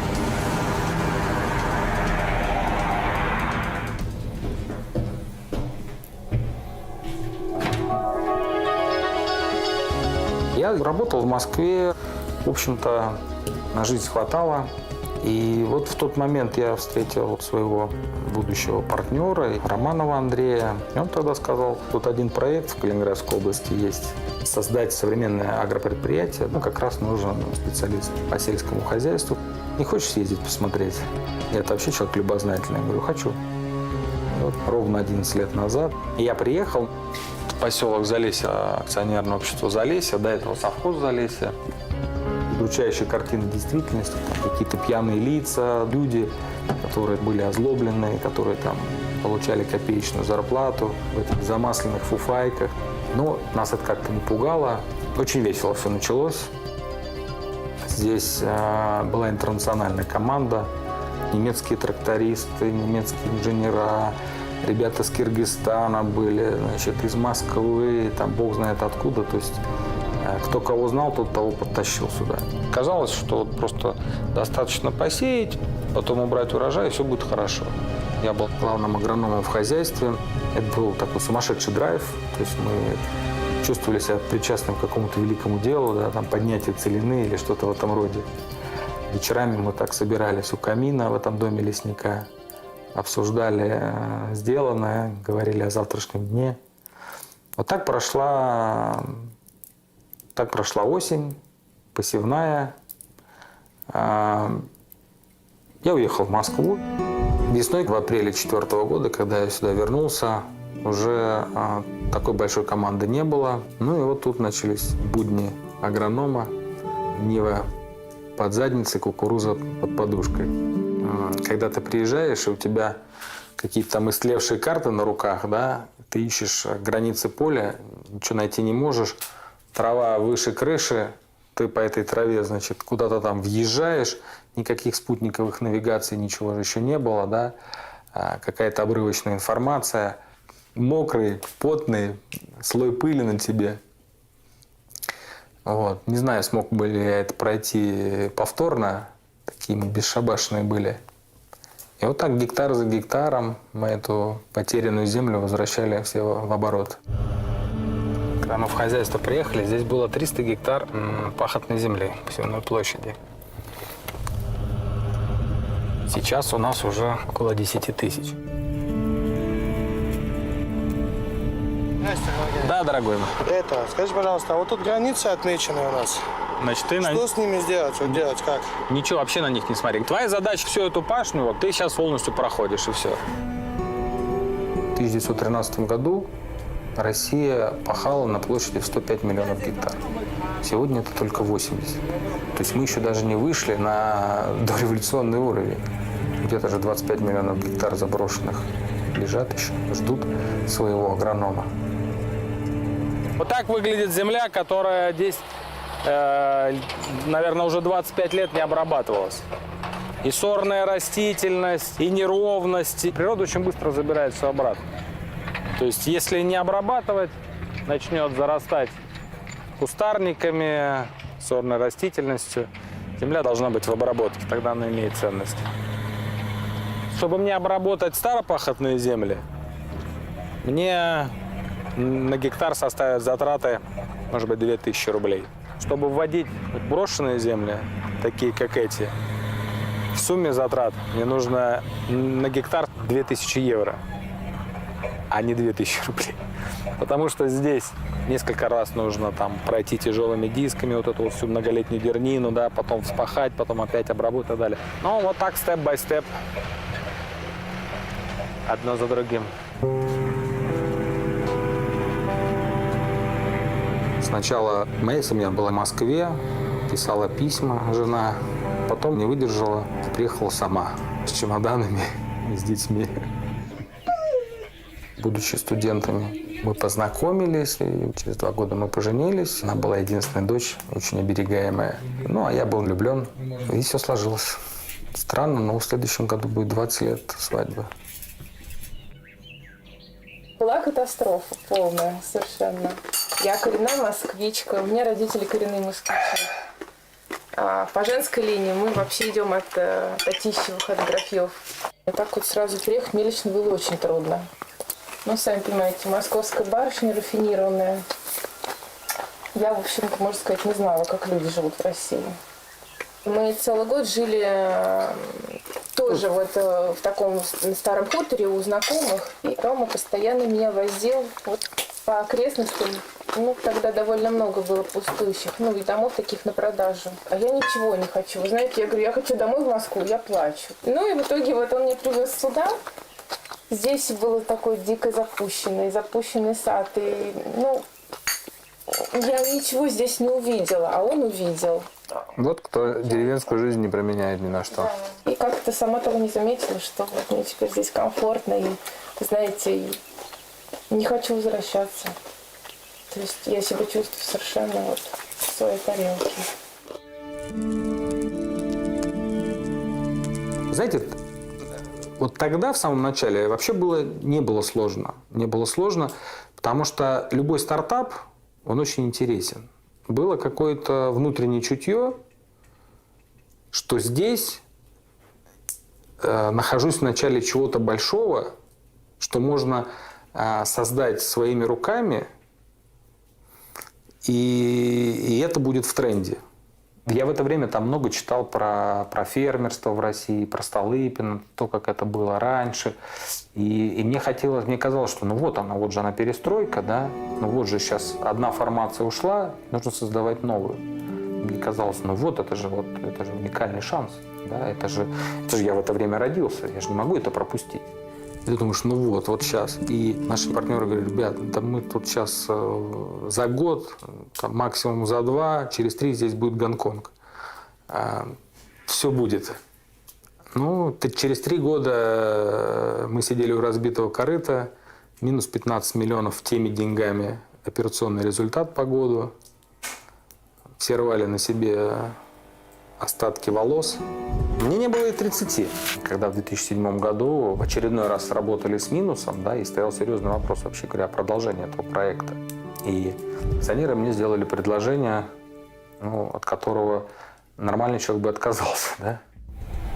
Предложили стать руководителем и что-то изменить, я согласился. И, о чудо, мы в первый год стабилизировались. Тогда произошел первый качественный скачок в урожайности. В 2008 земля родила. Мы так сработали уже около нуля, что было победой, потому что если было минус 15, а стало 0, значит, я на плюс 15 сработал. В 2009 году мы получили впервые урожай, который был в 2 раза больше, чем средняя урожайность в прошлые годы. Пришло полдеревни смотреть и говорить: ничего себе, мы такой горы зерна и отродясь не видывали. Кукуруза, правда, у нас. Кукуруза долго не сдавалась. Но на 3-й год впервые дала урожайность, которая была выше себестоимости, покрывала затраты. Ну, а сегодня мы уже по кукурузе получаем 80 центнеров сухого зерна. А в принципе моя цель по зерну – это 100 центнеров. Вот на этом поле я бы не убрал 100 центнеров. Поэтому нужно искать причины. Вот нам повезло, мы в нашем климате можем, достаточно широкий спектр растений выращивать, да? А с другой стороны, мы должны выращивать те культуры, которые можем потом, собственно, реализовать, да? Мы должны получить и урожай, и прибыль с этого. В сельском хозяйстве можно добиться рентабельности и в 20%. Это дело прибыльное. И примером тому служат очень многие страны, где на сельском хозяйстве зарабатывают и фермеры, и государство в целом. Нужно найти этот путь эффективного сельского хозяйства, да? Нужно применять правильные агротехнологии, нужно привести в порядок главное средство производства, то есть это землю. Мы же давно не за счет дотации живем, мы живем за счет того, что выращиваем, и выращиваем с прибылью. Слава богу, я не одинок в этих мечтах и в этих посылах. Все те люди, они мыслят близко к тому, что я говорю. И каждый в своем хозяйстве делает нечто подобное. Мы, не сговариваясь, имеем такую общую цель.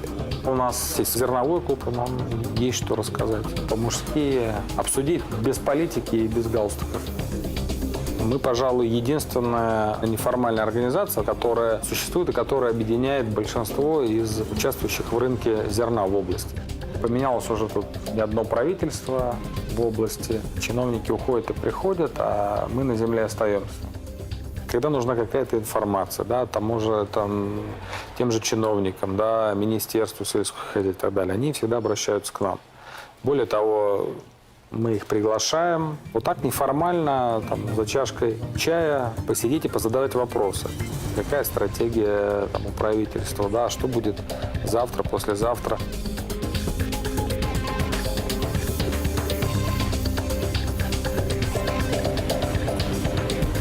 Мы гордимся тем, что мы экспортеры зерна. Что такое зерно? Зерно надо превращать дальше в продукт. В муку, в хлеб, в мясо, в яйцо, в молоко. С одной стороны, это очень длинные инвестиции, очень опасные инвестиции, да. Чтобы получить литр молока, надо не только корову купить, да, которая стоит 2500 евро. Нужно ей построить скотоместо, нужно ей заготовить корма. Это значит весь самый этот набор техники, 1 гектар земли на корову и так далее, и так далее. Там же вообще капиталоемкость сумасшедшая. Немногие отваживаются так рисковать.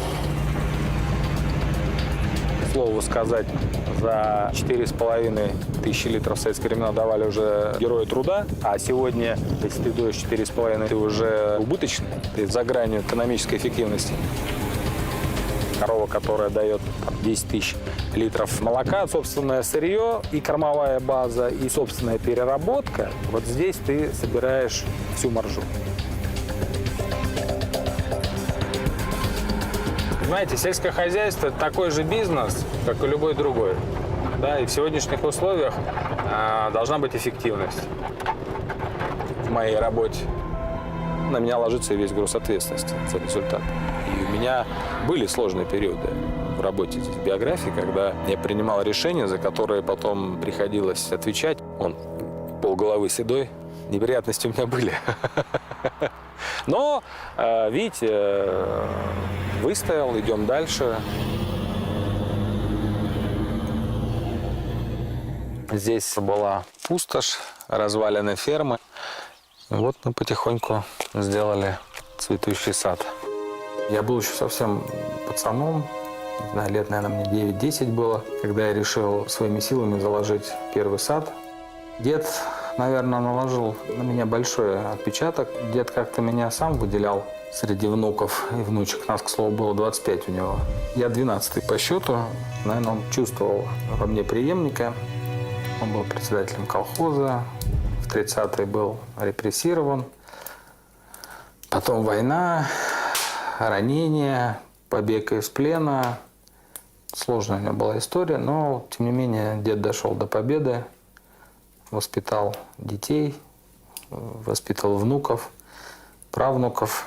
И дед тогда внимательно наблюдал и подсказывал, как нужно землю перекапывать, как нужно готовить ее под посадку сада. И в тот момент мои родственники дали мне прозвище «Мичуринец». Вот так с этим прозвищем я до конца школы и прошел. Поступал в Тимирязевку в 92 году. Уже учась в институте, притаскивал там саженцы интересных сортов и пород. Высаживал все это у дедушки с бабушкой на участке. Потом работал в Москве, стал искать себя в бизнесе. Мы организовали фирму по озеленению, благоустройству. И тогда была идея создать собственный питомник, где бы я мог уже так в промышленных масштабах выращивать саженцы и поставлять их по стране. Мечта сбылась, но теперь мечтаем о другом.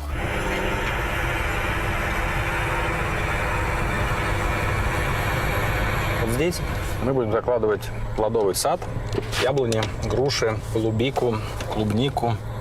Чтобы быть интересным на рынке, желательно, конечно, иметь побольше ассортимент. Да, до конца, ну да, вот до там ты в канал упрешь. И Игорь потом дисками пройдет, заровняет, чтобы все было ровно, идеально. Так все более не надо.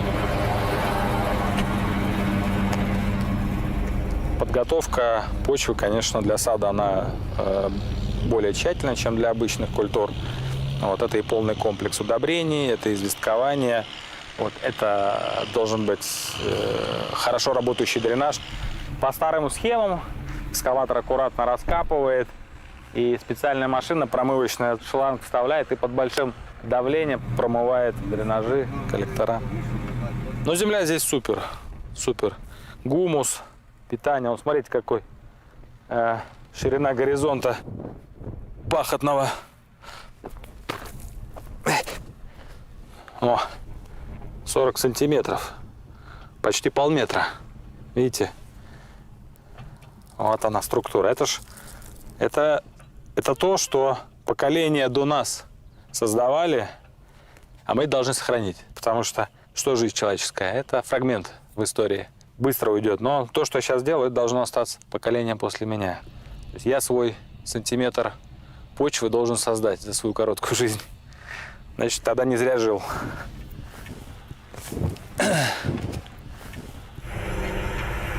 20 тысяч яблонь будет на этом поле сидеть. Это белорусские плоды, да? Вот я знаю, как оно выращивается. Вот я могу вот так вот. Вот так. И конечно, я хочу выращивать вот такое яблоко. Здоровое. Потому что у меня есть дети.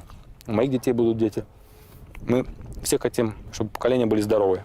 Вот здесь, на этом месте, через 5 лет, мы должны с вами стоять, а сзади не на фоне машины, а на фоне деревьев. И вот такие плоды будем срывать с веток. Я думаю, что все получится.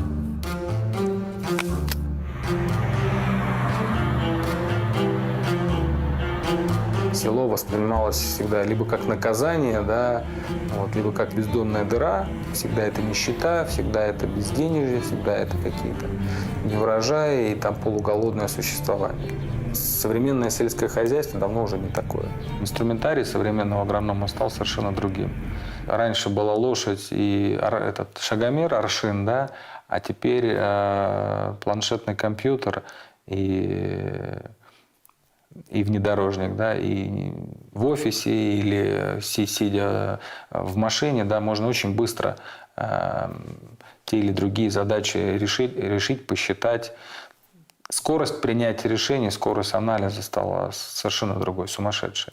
Вот эта программа, основанная на базе спутникового мониторинга, позволяет в текущем времени оценить ситуацию, которая происходит сегодня на поле. Я могу, находясь в любой точке мира на удаленном доступе, посмотреть, какое из моих полей уже готово к уборке.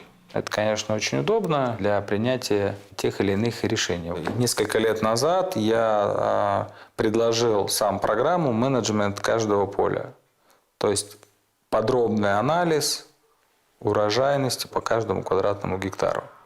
И задача очень точно вести каждое поле, каждый участок. Скажем, зимой, когда есть побольше времени, я сажусь, беру карту урожайности, беру карту посевов и сравниваю исходные данные с конечными. И вот таким образом можно найти агрономические ошибки. Причем большая часть этих данных, она, собственно говоря, поступает уже с машины, с трактора. Потому что механизатор перед выполнением операции, он вводит у себя в тракторе на компьютере наименование этой операции, он вводит сорт, которым он сеет, он вводит название сеялки и начинает операцию. Дальше я могу посмотреть, с какой производительностью он работал, сколько времени он затратил на работу. Но плох тот генерал, который не рядом с солдатами. Издалека сражение не выиграть.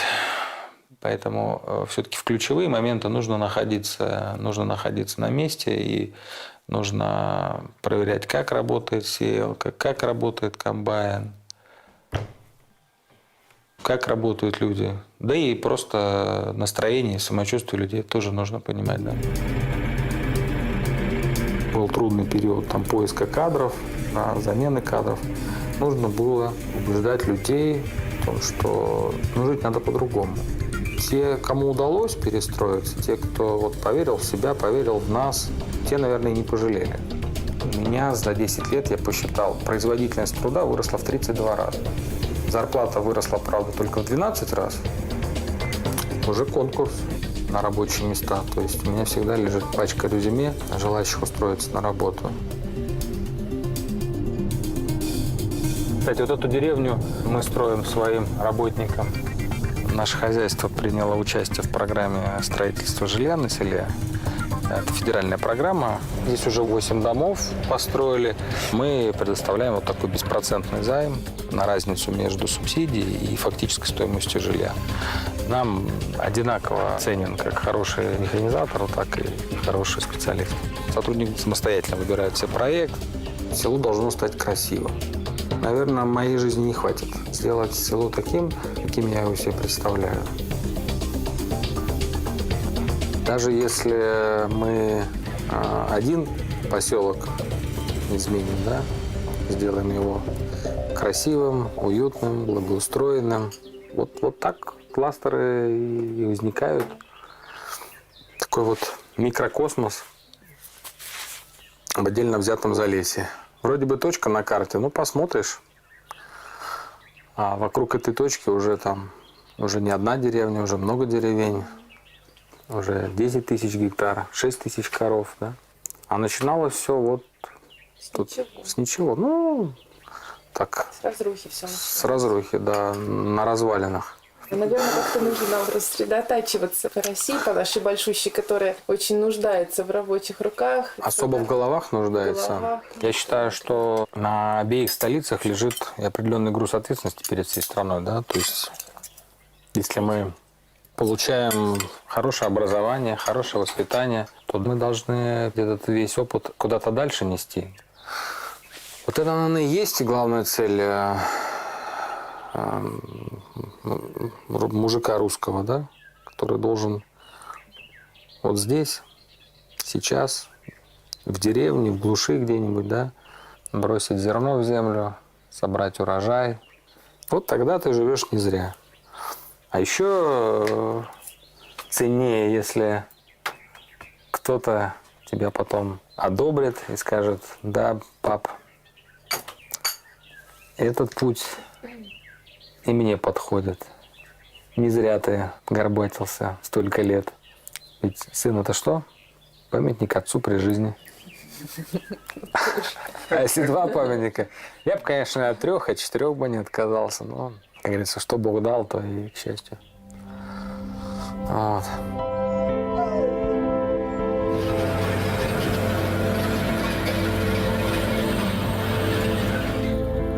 Путь пионера, он всегда тернист. Но какой это кайф идти первым. Создавать что-то, что ты оставляешь после себя или подаешь пример другим, это, конечно, оправдывает любые потери, бессонные ночи. Это, наверное, достойная цель.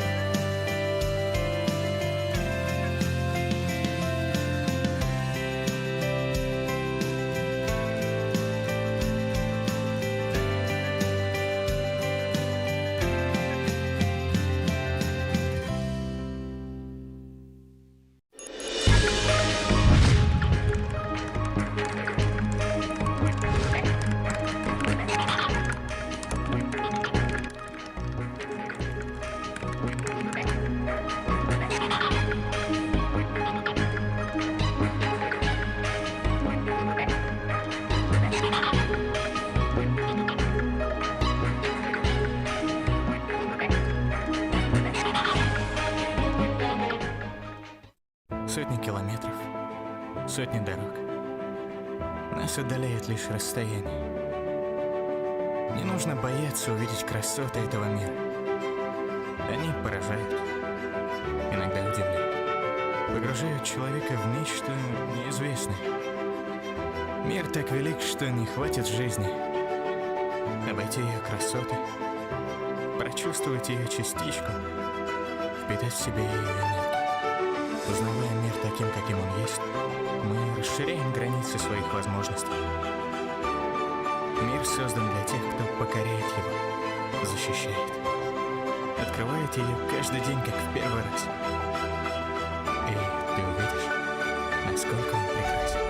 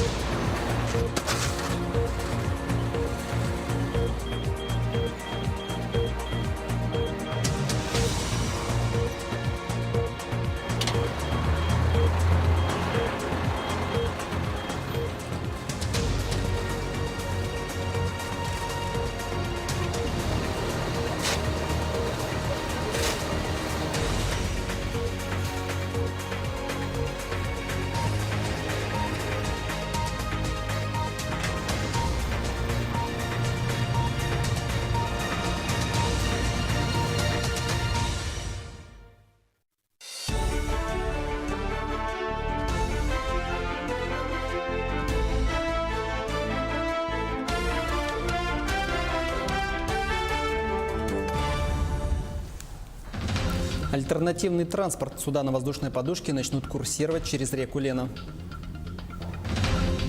Мышеловка для собак. В столице появился новый гуманный метод по отлову бродячих животных. Достояние республики. Книги бывшего президента Якутии Вячеслава Штырова теперь доступны в электронном виде.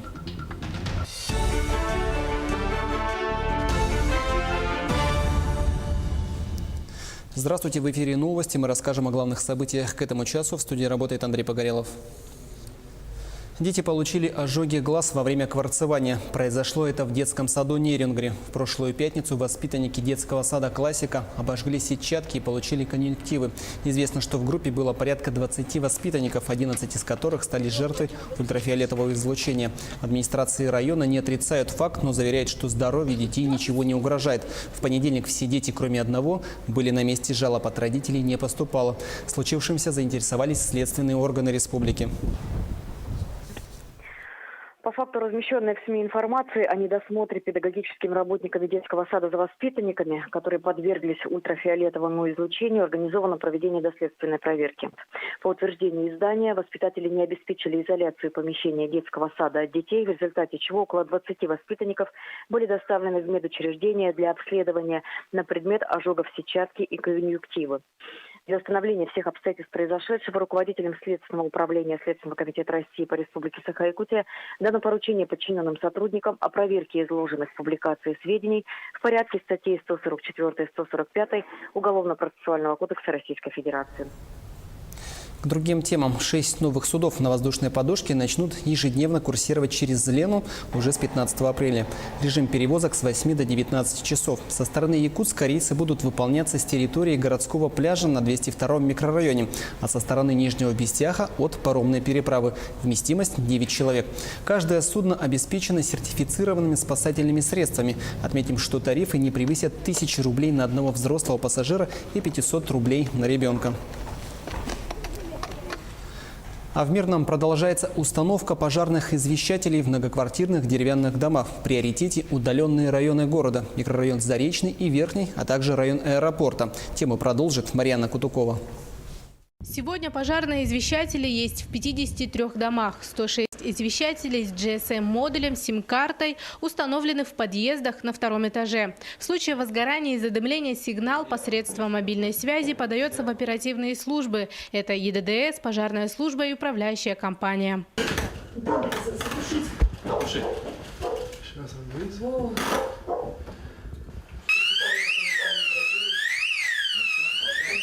Ну, по нормативам у нас по городу до 10 минут. Здесь, в данном районе, у нас непосредственно где-то в километре, примерно даже, может, поменьше, находится пожарная часть, одна из пожарных частей.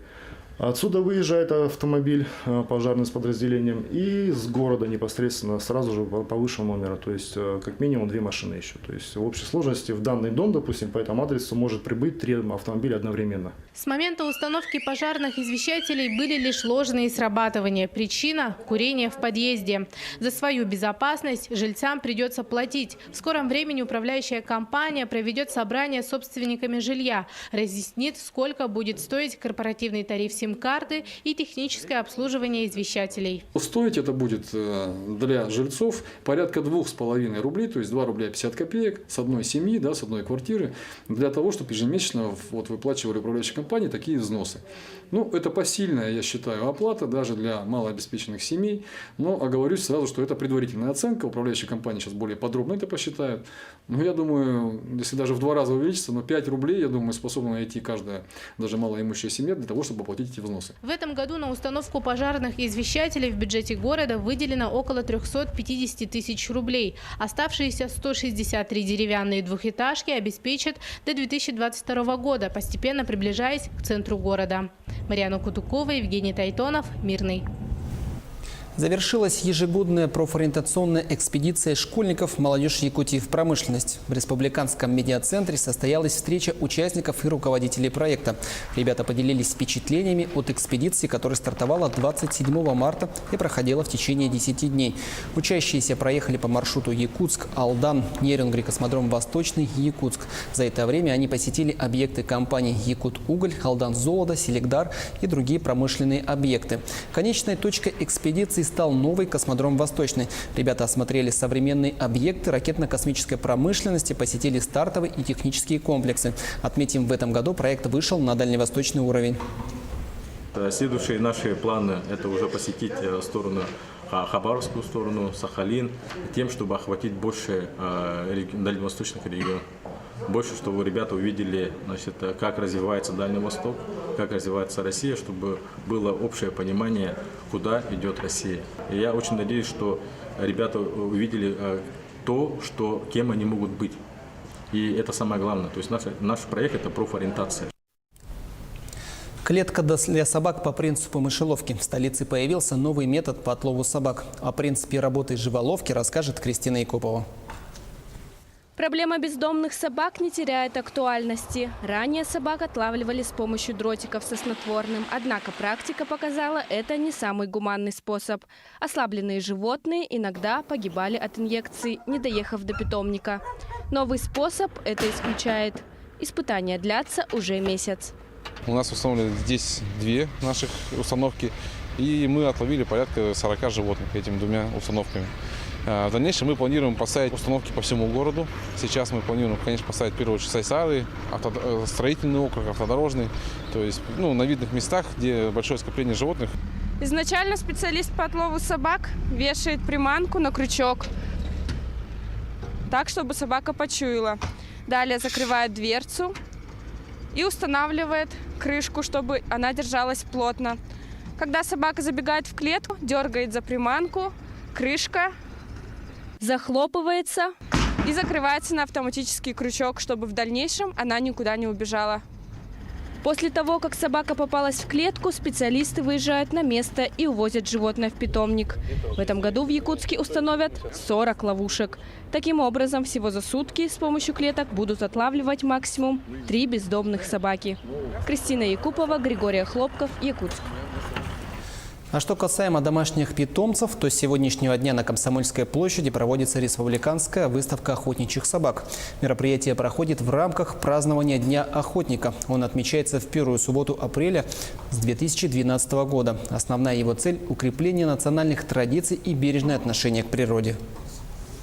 Показать питомца решили 70 собаководов. Охотничьи породы в моде. В этом году на 3 площадках соревнуются не только лайки, но и подружейные собаки – ретриверы, спаниели и легавые. Она дает, во-первых, титул.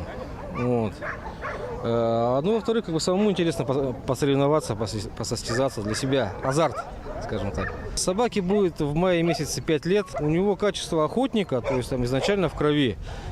Сама эта порода, она готовилась и выводилась специально для охоты. Допускают собак от 10 месяцев до 10 лет. Опытные эксперты оценивают животных не только по внешнему виду, учитывают происхождение и потомство. Для лаек это все равно, что подиум. Никакой тревоги или агрессии в поведении собак быть не должно. Собака, занявшая первое место в классе элита, становится чемпионом выставки. Это очень престижное звание, очень престижный титул, который, в общем-то, добивается большим трудом владельца. То есть он должен сам поставить собаку, должен помочь воспитать хорошее потомство и так далее. И, в общем-то, еще должен быть хороший племенной материал, то есть хорошая породистая собака. Не у всех собак идеальная выставочная родословная. Однако интерес якутян к разведению охотничьих пород обязательно даст свои плоды. Ян с 11-месячным другом, восточно-сибирской лайкой, первый раз участвует в выставке. Я с детства любил собак. У нас всегда были собаки, как я себя помню. Но он еще маленький. Пойдем, наверное, этой осенью. Инстинкты вроде показывают, интерес есть к охоте. Вот. Посмотрим. Лучших собак определили по 4 категориям – кубки, медали. Но главные призы получили хозяева. По номерам участников разыграли охотничьи лицензии на лося, оленя и горного барана. Оксана Устинова, Георгий Григорьев, Якутск. Книги бывшего президента Якутии Вячеслава Штырова теперь доступны в электронном виде. Национальная библиотека республики оцифровала 2 его книги – выступления, статьи, интервью и в зеркале СМИ. Теперь его работы увековечены в современном формате. Любой человек из любой точки мира бесплатно может ознакомиться с ними. Для этого необходимо зайти на сайт Национальной библиотеки республики или Национальной библиотеки России, зарегистрироваться и получить доступ. Заходите на сайт e.nlrs.ru, соответственно, там есть стандартный поиск, да, по автору, по заглавию, а также вот эти книги, как я уже сказал, они собраны в коллекции, то есть они объединены. И есть такой блок, который относится к коллекции, и там прям можно найти все, что относится к Вячеславу Анатольевичу, там эти издания будут. Если вы напишите книгу и захотите, чтобы ее могли прочитать через 100, 200, 500 лет, да, то вы из нее сделаете электронный документ. В селе Иенгра завершился чемпионат профессионального мастерства Arctic Skills. Мероприятие такого масштаба состоялось впервые в нашей республике. Как прошел второй день соревнований, расскажет Александра Цыбикова. Сегодня день начался с международного семинара по вопросам развития северного домашнего оленеводства. Основной акцент был уделен подготовке кадров для этой отрасли. По итогам круглого стола была принята резолюция для дальнейшего международного сотрудничества. Подписаны соглашения между образовательными учреждениями поселка Чешского Нижнеколымского района Красноярского края и с Высшей школой Норвегии по оленеводству. В рамках данных подписанных соглашений также будут проводиться работы, в том числе и дистанционным способом будут реализовываться совместные проекты по подготовке кадров. Я считаю, что совещание у нас прошел результативно. Мы будем взаимодействовать и с другими оленеводческими регионами нашей страны. Вопросов предостаточно. Нам необходимо вести согласованную политику для того, чтобы улучшать быт, жизнедеятельность наших оленеводов, развивать эту отрасль. Во второй половине дня самая главная и зрелищная часть мероприятия – гонки на оленях упряжках, победителями которых стали хозяева. Среди женщин Виктория Андреева, а среди мужчин первые два места поделила династия оленеводов Кирилловых из Иенгры. Трасса была сложная, соперники были сильные, но мы с отцом победили. Спасибо оленям моим, спасибо погоде, я верил.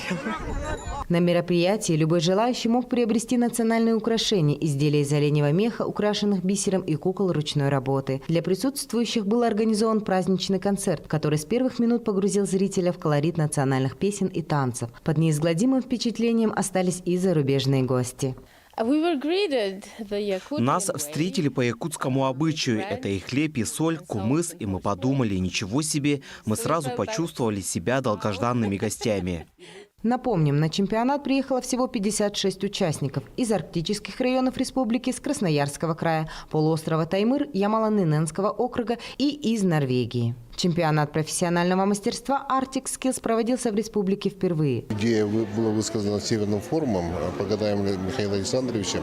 И мы сразу же, Комитет по делам Арктики, Министерство образования Республики Саха-Якутия сразу поддержали это мероприятие. Мы благодарим, конечно, хозяев и жителей Нюрнгинского района за то, что они на таком хорошем, высоком уровне проводят эти мероприятия. По завершению чемпионата победителям компетенции вручили ценные призы, а обладателями главных призов снегоходов «Буран» стали победители гонок на оленях упряжках. Александра Цыбикова, Аял Амосов, Нерюнгри. Далее о спорте. Неутешительные новости приходят с полей мини-футбола. Запланированный на сегодня матч между лидером турнирной таблицы высшей лиги Ассоциации мини-футбола России «Алмаз Алроса» и другим якутским клубом «Заря» отменен. Встреча должна была состояться в мирном зале спорткомплекса «Кимберлит». Причина – якутские спортсмены не смогли вылететь в алмазную столицу из-за отсутствия авиабилетов, сообщил президент клуба «Заря» Павел Кузьмин. Напомним, что команды играют в конференции «Запад» высшей лиги. Мирницы уверенно лидируют. Последняя игра клуба прошла еще в середине прошлого месяца. Они встречались с астраханским «Хазаром» и одержали победу с разгромным счетом 8-0. «Заря», в свою очередь, находится пока на 8-й строчке. 31 марта якутские футболисты сыграли с Оргхимом и уступили со счетом 2-7. На этом у меня все. О наиболее заметных и актуальных событиях Ленского района расскажут мои коллеги. Добрый вечер, Республика. В Ленске продолжается подготовка к паводку. Сегодня городской администрации из республиканского бюджета выделен 1 миллион 160 тысяч рублей на подготовку к безопасному пропуску паводковых вод. На данный момент заканчивается очистка дамбы и 21 пропускного сооружения от снега. Очистка верха дамбы и откосной системы от снега, оттайка водопропускных сооружений на дамбе и проверка и подготовка запаса инертных материалов в виде ПГС и скального грунта. Заключены договоры на покупку продуктов питания. Готовятся пункты временного размещения граждан на случай чрезвычайной ситуации. Сначала будут созданы пункты сбора граждан, затем в случае ЧС люди будут перемещены в пункты временного размещения. Это аэропорт, спортивный комплекс «Карат» и лыжная база.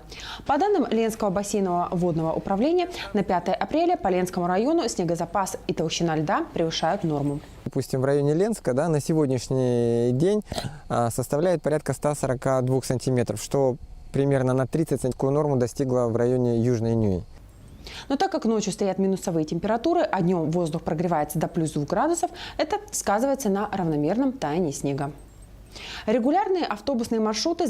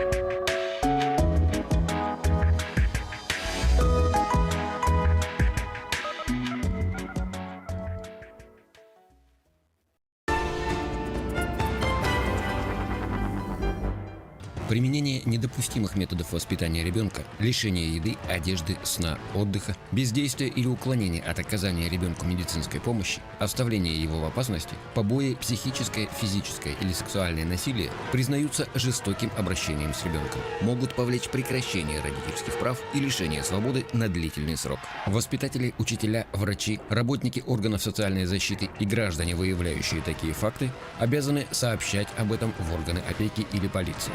Сынок, я как сейчас помню приход первого поезда к нам в Алдан. В путешествиях на поездах нужно соблюдать энциклопедию безопасности. Слышал о таком?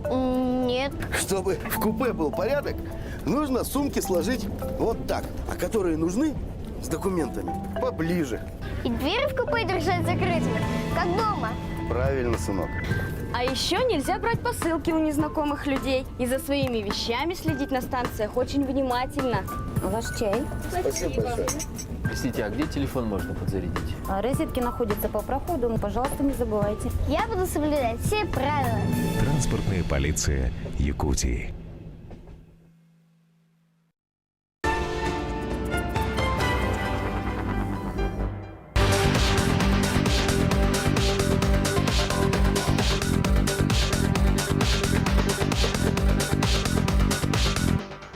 Здравствуйте, в эфире новости спорта, в студии Саргалана Захарова.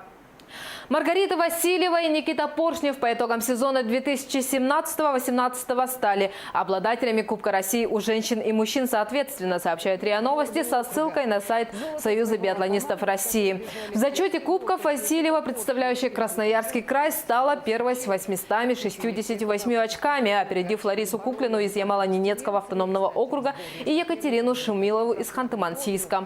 Они, в свою очередь, заняли второе и третье места. У мужчин Поршнев набрал 705 очков. Вторым стал Семен Сучилов с результатом 642 очка.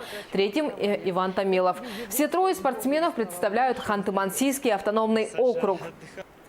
Также Союз биатлонистов России назвал лучших спортсменов по итогам прошедшего сезона. Рейтинг возглавили Антон Шипулин и Екатерина Юрлова-Перхт.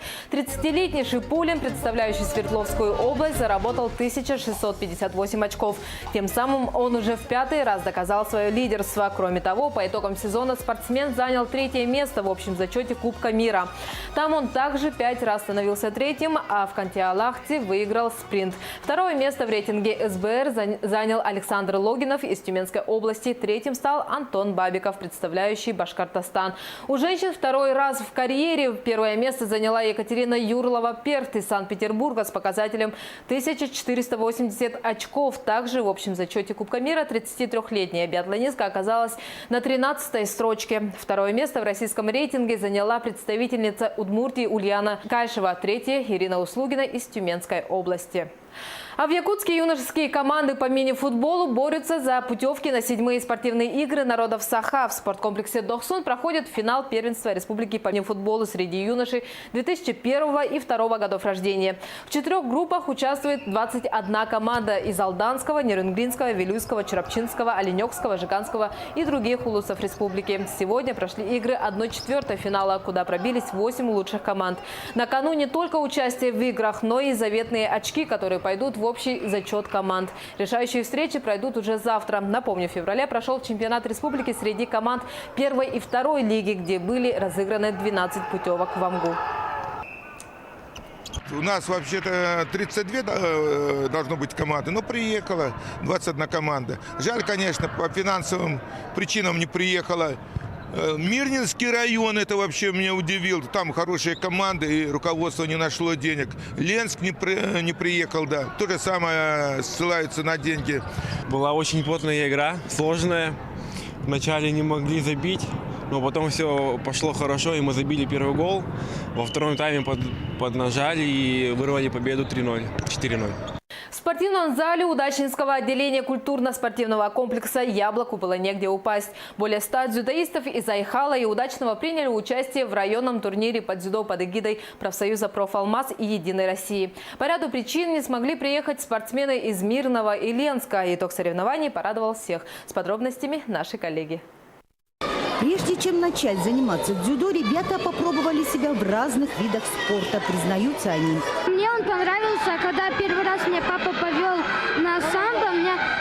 Я смотрел, как боролись, мне этот вид спорта понравился. Я туда записался и уже 4-й год хожу. Сначала я пошла на танцы, но у меня не получалось, и я ушла. Мне мама предложила секцию дзюдо. Я сразу согласилась и пошла. Более 100 мальчишек и девчонок вышли на татами показать, чему они научились и что уже могут делать мастерски. Порадовала сейчас у нас девочка Балабан Дарья в весе 21 килограмм. Вот она так 3-й становилась, но иногда 2-й. Сейчас боролась в весе с мальчиками и стала победительницей первенства. В дзюдо, как и в любом виде спорта, есть и победы, и разочарования. Главное, что ребята признают свои ошибки. В первой схватке сначала хорошо все пошло, а потом что-то с пальцем, не знаю, защемило или что. Вот. И потом во второй схватке плохо отборолся. 2 соперникам выиграл, а 1 проиграл. Думаю, проиграл из-за того, что оступился или был невнимателен. Этот вид спорта, он мне очень нравится, и мне нравится осваивать эти техники. Итог турнира порадовал всех. 11 золотых медалей забрали айхальские дзюдоисты. И столько же спортсмены из Удачного. Ирина Балкова, Денис Сиротин, телеканал «Алмазный край». Якутские футболисты пройдут стажировку в Челси. Юные спортсмены школы номер 13 города Якутска стали победителями всероссийского финала мини-футбол школы среди юношей 2000 и 2001 годов рождения. Одним из призов были путевки в тренировочный лагерь чемпионов Якогама, где уже летом якутяне смогут пройти специальный курс подготовки под руководством тренеров футбольного клуба Челси. В своей группе А якутская команда одержала 3 победы, 1 матч свели в ничью и в одном проиграли, набрав таким образом 10 очков. Это и принесло им 2-е место в группе и гарантию на попадание в тренировочный лагерь английских футболистов. Продолжая тему футбола и Англии, уже сегодня 22:05 по московскому времени ЦСКА сыграет с английским Арсеналом. Игра пройдет в Лондоне в рамках футбольной лиги Европы. Армейцы остались последними представителями России в нынешнем еврокубковом сезоне. В плей-офф он сумел преодолеть 2 стадии, победив сербскую Цервену Звезду и французский Лион. Причем в серии с французами ЦСКА удалось одержать решающую победу в гостях 3-2. Арсенал же долгие годы выступал в плей-офф Лиги чемпионов. однако в нынешнем сезоне остался без главного Еврокубка, являясь одним из основных фаворитов Лиги Европы. В групповом матче он потерпел поражение в гостях от немецкого Кёльна, однако это не помешало ему занять первое место. В плей-офф лондонцы обыграли шведский Эстерсунд и уступили в ответном матче на своем поле. Это были новости спорта. Всего доброго!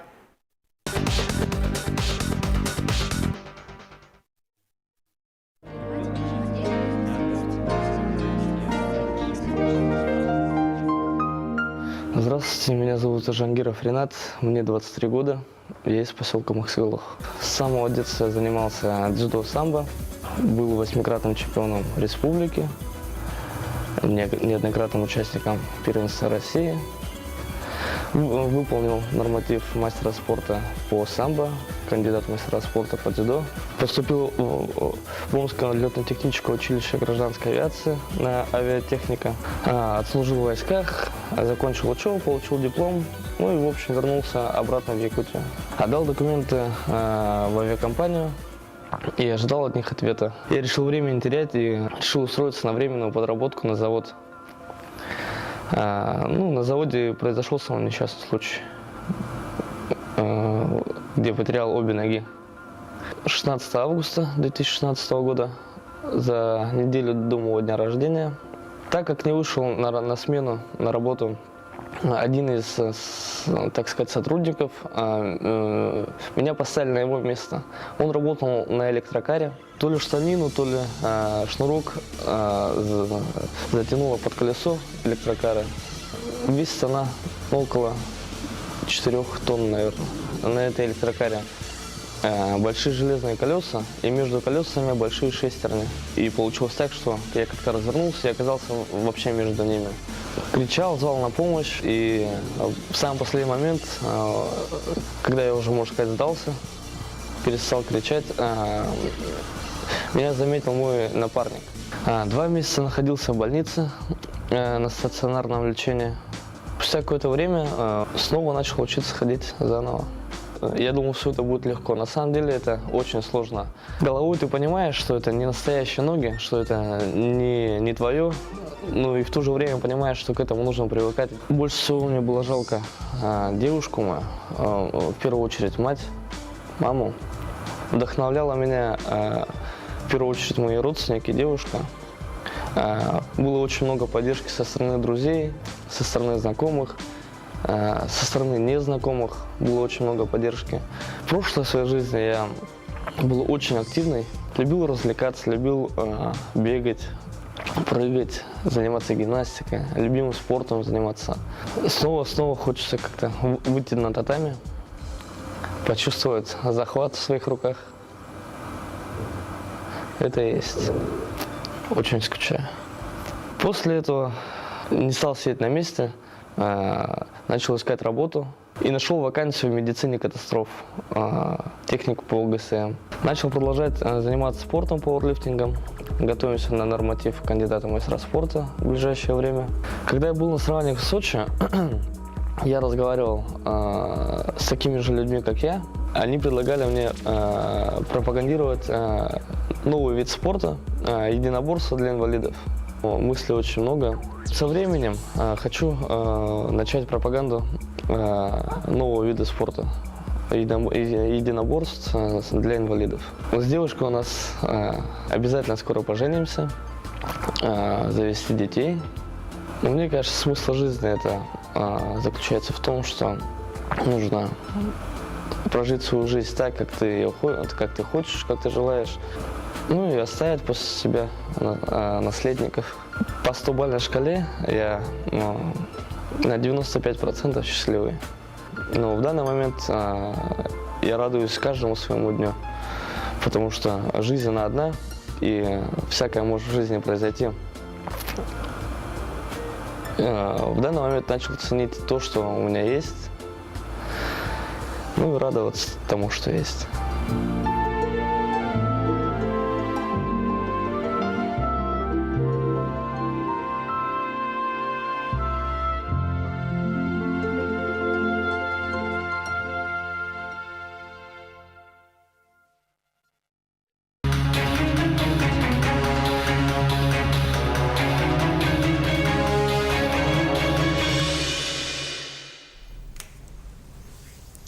Вы смотрите программу «Актуальное интервью». В студии работает Александр Лысак и гость программы олимпийский чемпион, серебряный призер Олимпийских игр, известный лыжник Никита Крюков. Никита, здравствуйте. Спасибо, что нашли время прийти к нам в студию. Вопрос касательно гонки звезд, в которой традиционно участвуете, которая проходит в Якутске.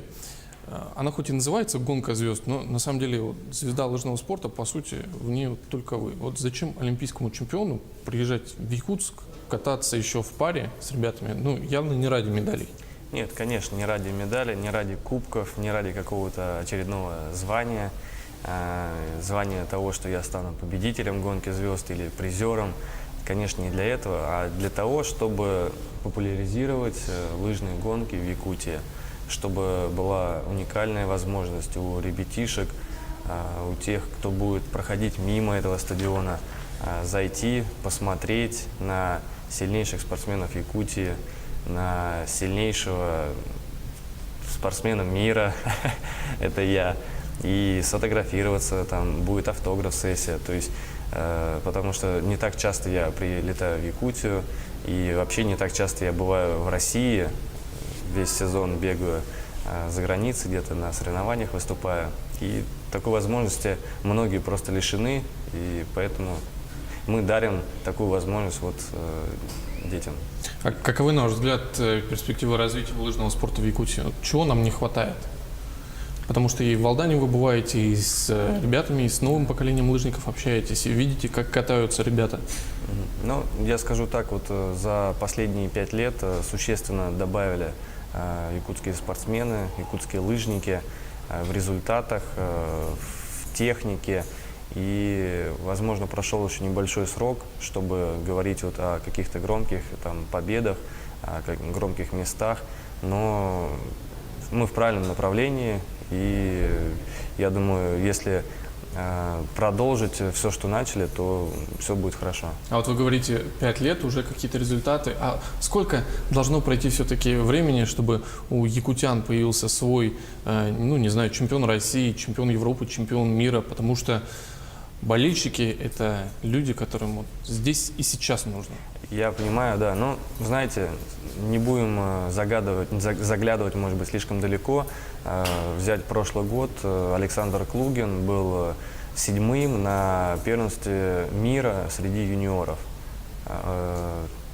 То есть, даже, подождите, первенство мира среди молодежи до 23 лет. 7-е место, знаете, это в спринте. Спринт – это такой вид программы, где очень часто бывает, в силу вступает какая-то случайность. И будь он в шестерке, это уже большой финал. Там уже можно и говорить о медалях. Поэтому не так далеко и будут в Якутии спортсмены. Ну, к Якутии и Алдану еще вернемся. Давайте о вашей карьере поговорим. Президент Федерации лыжных гонок России Елена Вяльбе недавно сказала, что Никита Крюков не попадает в сборную на сезон 18-19, потому что, ну, причин несколько. Во-первых, и отстранение, которое было в связи с допинговыми скандалами, которые впоследствии сняли, и травма затянувшаяся. Как возвращаться в сборную? Как планируете? При этом Вяльбе сама сказала, что ждем. Спасибо за приглашение ей.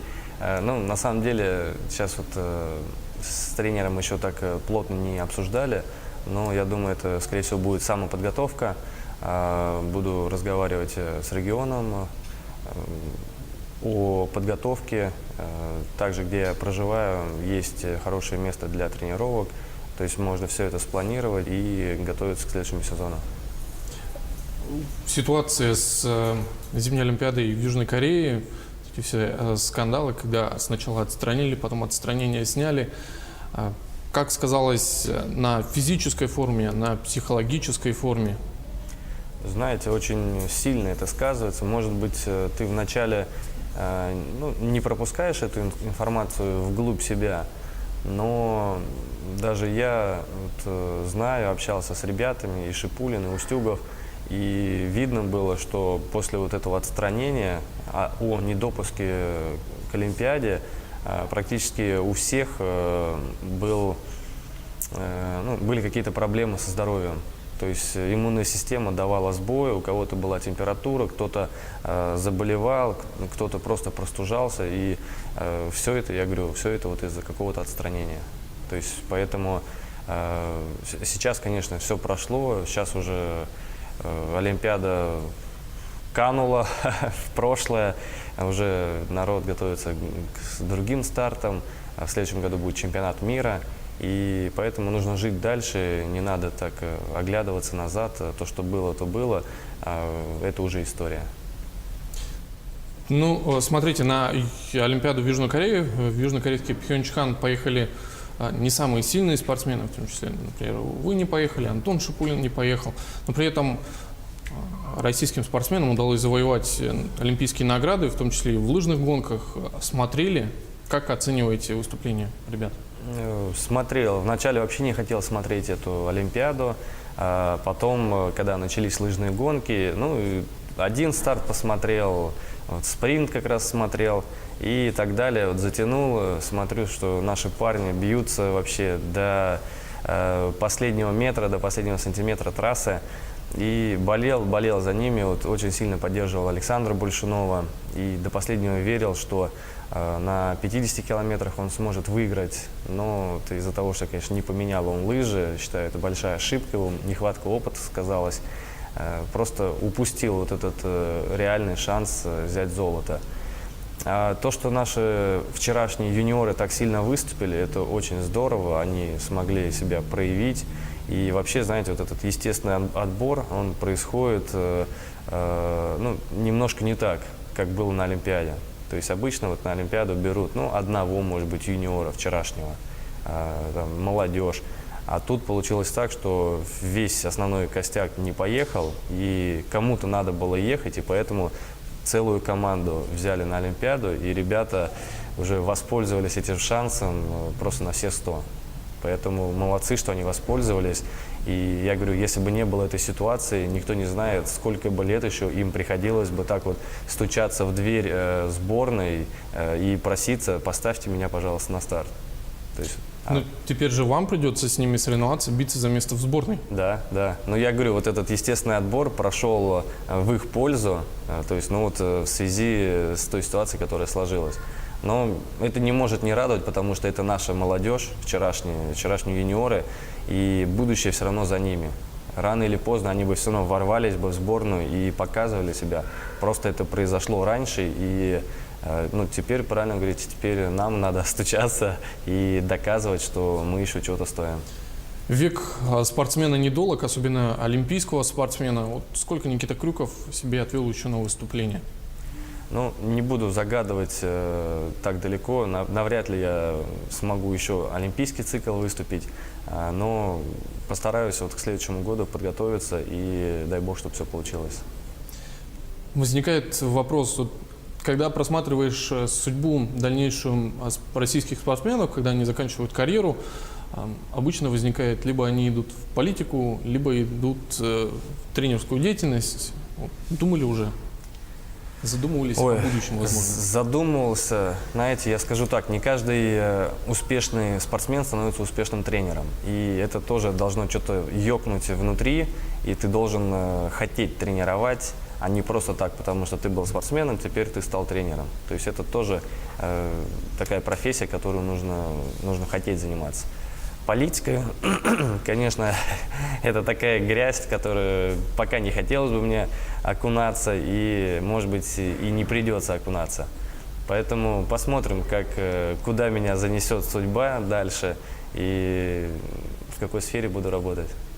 В Якутии в последние дни, в южной части Якутии, достаточно снежная погода. Вот местные жители жалуются, проблемы с транспортом, со связью. Наверное, рады у нас только лыжники. Будете ли в этот раз в Алдане, где вас ждут всегда? Да, да. Как я называю, родной золотой Алдан. Поеду после гонки звезд. Уже завтра, наверное, с утра мы будем выезжать. И там буду принимать участие в национальном чемпионате республики, где также, в принципе, практически все желающие смогут прийти поболеть и также поучаствовать, вот вместе со мной на одной лыжне пробежать. Кроме спорта, Что вас еще связывает с Якутией? Есть ли оберег свой? Или, не знаю, может, купили уже себе чурон, дома стоит? Чуронов очень много у меня, которые я выиграл на соревнованиях. Сувенирные чуроны, также есть якутские ножи, рыбные ножи, как я их называю. Если дома что-то надо порезать, там рыбку, сразу достаю и им режу. Также за это время обзавелся очень хорошим количеством друзей и до сих пор поддерживаем отношения, связь с ними поддерживаю. Знаете, вот эти вот километры до Москвы, с одной стороны, много, но хорошо, что есть и телефонная связь, и всякие скайпы, ватсапы, где можно использовать видео. И поэтому, конечно, в нашем 21 веке это очень упрощает. И можно созвониться по видео, там, обсудить, порадоваться, показать что-то. А друзья только спортсмены? Или еще есть и простые жители, простые якутяне? Да, простые, не только спортсмены. То есть жизнь, я говорю, она как-то распределяет. Те, кто не нужно, отваливаются. Те, кто находится там в спорте или около спорта, они остаются. Ну, потому что все равно тесно приходится общаться в этом направлении. Поэтому я вообще очень рад, что связал свою жизнь с Якутией. И вот на сегодняшний день я не останавливаюсь и вот общаюсь и приезжаю сюда. Чувствуете поддержку якутян? Как болеют якутские болельщики? Как болеют якутские болельщики, наверное, мало в стране у нас кто болеет. И на этой Олимпиаде, кстати, это было доказательство тому. Я вспоминаю 3-е место Дениса Спецова, когда он стоял, и на заднем плане прям светился российский флаг, на котором было написано слово «Алдан». Я сразу, потом эта фотография облетела в интернете, я у себя выставил на странице. Было приятно это видеть. Потом видели, как шаман приезжал на Олимпиаду и просил небеса, просил духов, чтобы они были на нашей стороне. И действительно, вот наши лыжники смогли это сделать. Никита, спасибо, что пришли к нам в студию, ответили на наши вопросы. Я напомню, что в студии актуального интервью был олимпийский чемпион, серебряный призер Олимпийских игр, известный лыжник Никита Крюков. Смотрите Якутия-24, не переключайтесь, у нас будет интересно.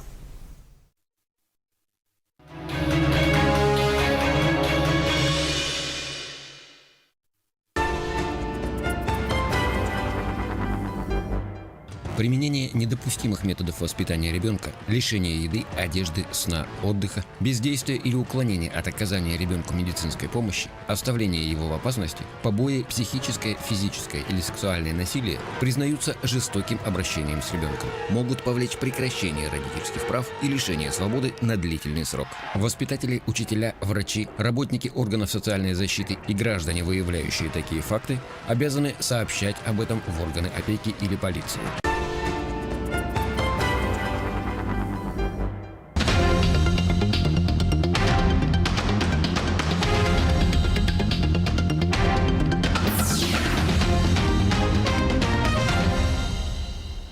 Здравствуйте, в студии Николай Борисов и обзор чрезвычайных происшествий.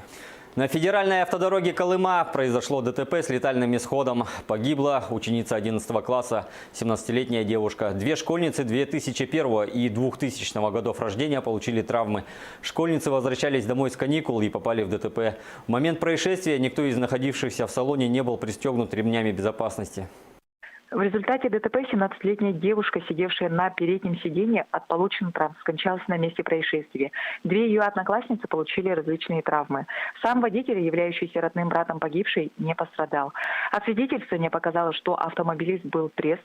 Водительское удостоверение получил 6 лет тому назад. За последний год 4 раза привлекался к административной ответственности за нарушение правил дорожного движения, в том числе 3 за превышение установленной скорости движения. Два несовершеннолетних пассажира пострадали в результате ДТП в центре Якутска. 4 апреля около 11 часов утра 29-летний водитель Nissan Almera при повороте налево не уступил дорогу автомашине Toyota Raxis. В результате дорожно-транспортного происшествия получили травмы пассажиры последнего 12 и 9 лет, которые в момент аварии находились на заднем пассажирском сидении без специальных ремней и получили ушибы. Оба водителя были трезвы, проводится административное расследование. В поселке Пеледу Юленского района произошел пожар в частном доме на улице Калинина. Есть пострадавший. Он получил ожоги первой и второй степени и обжог кистей рук. Мужчина доставлен в больницу. Также огнем повреждены пол, стена и потолок на общей площади 9 квадратных метров. Предположительная причина пожара – короткое замыкание электрооборудования. Кстати, как показывает статистика, с начала 2018 года в республике зарегистрировано 189 пожаров. За аналогичный период прошлого года произошло 177. Наиболее распространенной причиной пожаров, вызванных электробытовыми приборами, называют перегрев предметов, расположенных вблизи электронагревательных приборов.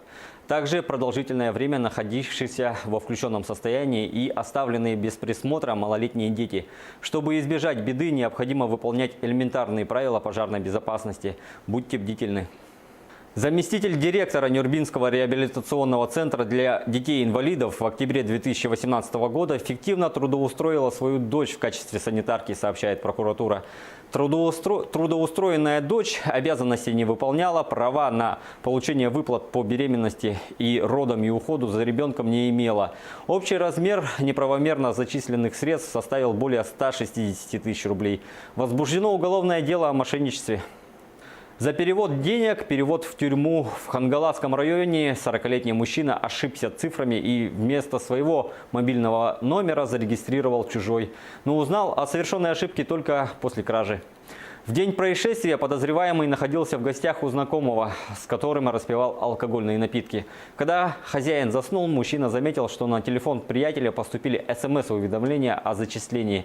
Подозреваемый взял чужой смартфон и с помощью услуги «Мобильный банк» перевел на свой счет 5000 рублей. Теперь ему грозит срок до 5 лет. Кстати, о киберпреступлениях. Сегодня у нас в гостях начальник отделения по борьбе с мобильными мошенничествами Мударисов Алексей Сергеевич. Алексей Сергеевич, здравствуйте. Здравствуйте. Что у нас происходит в Южной Якутии? Действительно ли так сильно выросло количество совершенных преступлений именно в сфере кибербезопасности? Да, действительно, в настоящий момент на территории республики наблюдается рост данного вида преступления. Только в Нерюнгринском районе на настоящий момент зарегистрировано 14 уголовных дел. Что важно помнить нашим дорогим жителям и чего стоит остерегаться, чтобы не стать жертвой мошенничества? Значит, хочу отметить, что подключиться к вашей банковской карте не составляет труда через онлайн-банк. Как это делается? Это делается просто. Вы диктуете номер своей банковской карты злоумышленнику. Злоумышленник через интернет-приложение, либо через интернет-сайт заходит по вашей банковской карте в онлайн-банк, кликает на кнопку «Забыли пароль», к вам приходит смс-сообщение с кодом подтверждения. Вы диктуете этот код подтверждения злоумышленнику, злоумышленник через этот код проникает в ваш онлайн-банк. Поэтому, соответственно, отсюда вывод. Не надо диктовать данные своей банковской карты, а тем более коды с смс-подтверждением. Ни в коем случае. Второй момент – это когда идет заказ товара через сайты. Прежде чем заказать товар или прежде чем отправить денежные средства в сайт, необходимо проверить. Проверить сайт можно по отзывам в интернете, но опять же отзывы не дают стопроцентной гарантии о том, что ваш товар придет к вам. Поэтому необходимо все равно перепровериться, полную предоплату не отправлять. Сначала товар, потом деньги. На этом все. Берегите себя, своих близких и банковские карты.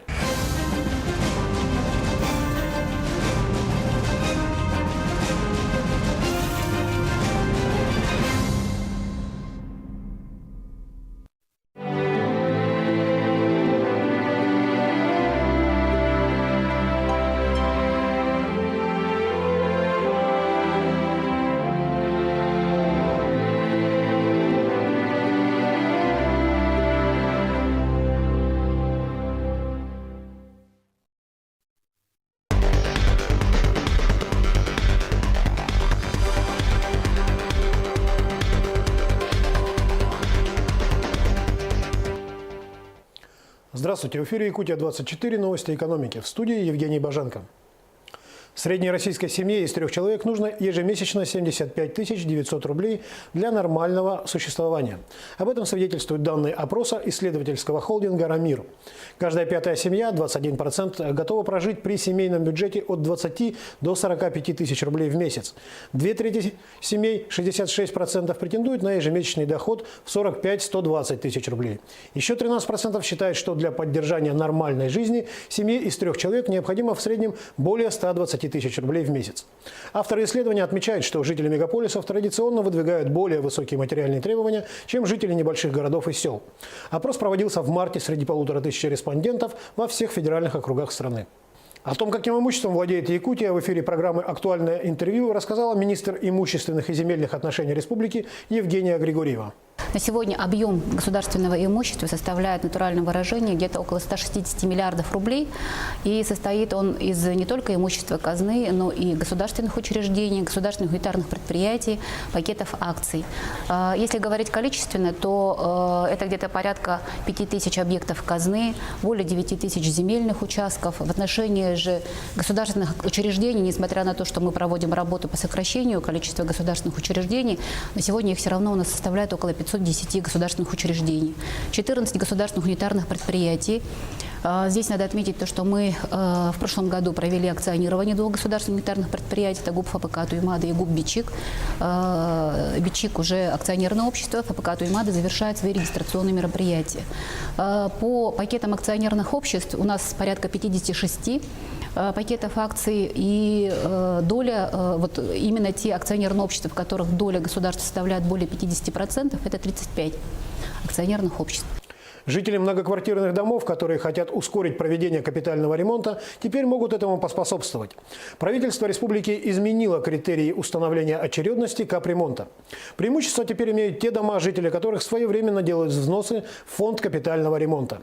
Очередность проведения определяется по 4 критериям и сумме оценок, полученных по каждому из них. Первый критерий – техническое состояние многоквартирного дома, то есть физический износ. Второй критерий – год ввода дома в эксплуатацию. Третий – дата последнего проведения капитального ремонта. И 4-й – полнота поступления взносов от собственников. При оценке критериев наивысший балл, 10 пунктов, получают те многоквартирные дома, где уровень сбора взносов составляет 75% и более. Дома с уровнем взносов менее 75% получат 5 баллов. Компания «Алроса» по итогам открытого конкурса выбрала институт Лена Аэропроект в качестве генерального проектировщика нового аэропорта города Мирный. Проектная документация должна быть разработана и предоставлена на рассмотрение глав госэкспертизы России до конца ноября текущего года. Для финансирования строительных работ компания «Алроса» планирует привлечь не только собственные средства, но и средства федерального бюджета. Предполагается, что строительство аэропортовой части будет финансироваться за счет алмазной компании, а аэродромной – за счет федерального бюджета. Новый аэропорт планируется построить на новом месте в 2022 году. 6 новых судов на воздушной поддужке начнут ежедневно курсировать через реку Лена с 15 апреля. Режим перевозок с 8 часов утра до 19 часов. Со стороны Якутска рейсы будут выполняться с территории городского пляжа в 202 микрорайоне, со стороны Нижнего Бестяха от паромной переправы. Вместимость одного судна – 9 человек. Каждая обеспечена сертифицированными спасательными средствами. Тарифы не превысят 1000 рублей из расчета на одного взрослого пассажира и 500 рублей на одного ребенка. Напомним, правительство республики ввело государственное регулирование тарифов в этой сфере деятельности. Местные компании должны заняться доставкой оборудования для ветропарка из Владивостока в Тикси. Об этом сообщил министр инвестиционного развития Якутии Антон Сафронов. Цитата. «Мы ожидаем, что с открытием арктической навигации из Владивостока в порт Тикси прибудут ветроустановки и другое оборудование, которое предоставят японские партнеры. Доставкой до места сборки и монтажом, по моему глубокому убеждению, должны заняться местные компании», отметил Сафронов. Кроме того, министр обсудил возможность участия малого бизнеса в обработке грузов и оказания сопутствующих услуг с генеральным директором компании «Морской порт Тикси» Александром Чусовским. За год через порт Тикси проходит порядка 15-20 тысяч тонн грузов. Для того, чтобы привлечь дополнительные инвестиции в малый и средний бизнес, правительство России может увеличить предельно допустимую долю участия иностранных юридических лиц в уставном капитале малых и средних предприятий. Такой проект находится на рассмотрении Кабинета министров. Сейчас порог участия иностранцев в капитале российского малого и среднего бизнеса установлен на уровне 49%. Проект также предполагает наделить госкорпорацию малого и среднего предпринимательства правом предоставлять услуги не только действующим малым и средним фирмам, но и тем, кто только планирует начать предпринимательскую деятельность. Как сообщалось ранее, корпорация МСП рассчитывает до конца этого года в рамках национальной гарантийной системы оказать малым и средним предпринимателям поддержку на сумму в размере 260 миллиардов рублей. По статистике, только 5% россиян хотят открыть свое дело. Недельная инфляция в России с 27 марта по 2 апреля составила 0,1%. Этот показатель держится 5-ю неделю подряд. С начала года по 2 апреля рост цен составил 0,8%. Об этом сообщил Росстат. За прошедшую неделю цены на куриные яйца выросли в стране на 1,6%, на сахар и пшено на 0,6%, на соль на 0,2%. Одновременно гречневая крупа подешевела на 0,7%, куры, мороженая рыба, подсолнечное масло и мука также на 0,2%. Прирост цен на плодоовощную продукцию в среднем составил 1,5%, в том числе на белокочанную капусту, картофель, морковь и помидоры от 2,6% до 4,5%.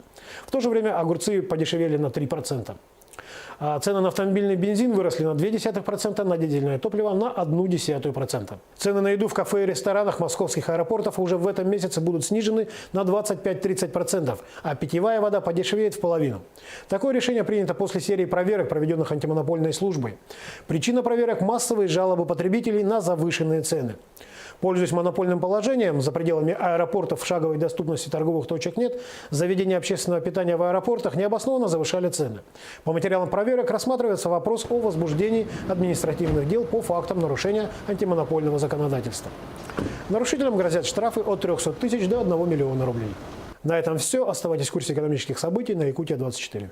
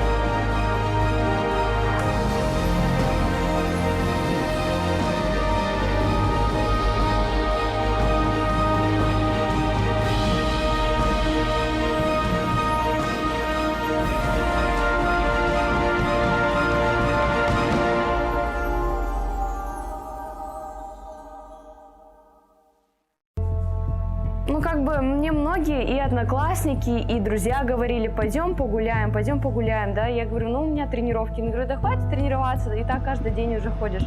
Ну, тренировки для меня это не то, чтобы вот как дело надо сделать и все. Ну, это для меня как любовь, любимое занятие. Спорт – это моя жизнь. Прям с самого детства в нем, и понимаю то, что я нашла то, что искала. С недавних пор стала придерживаться фразы «все или ничего». Особенно она приходит во время соревнований. Просто в себе говорю, когда остается пару попыток до окончания, говорю себе: либо я сейчас это делаю, либо просто ничего. Хочу попасть на Олимпиаду. Токио 2020 год. И именно с этой мыслью я и встаю. Мне кажется, это очень близко, очень скоро, и все вполне реально.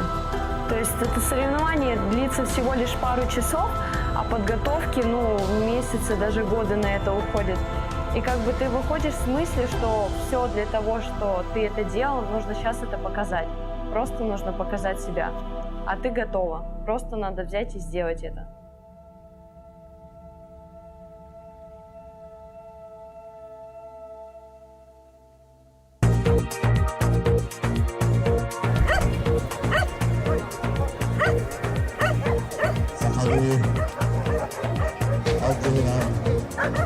Alto sekali terus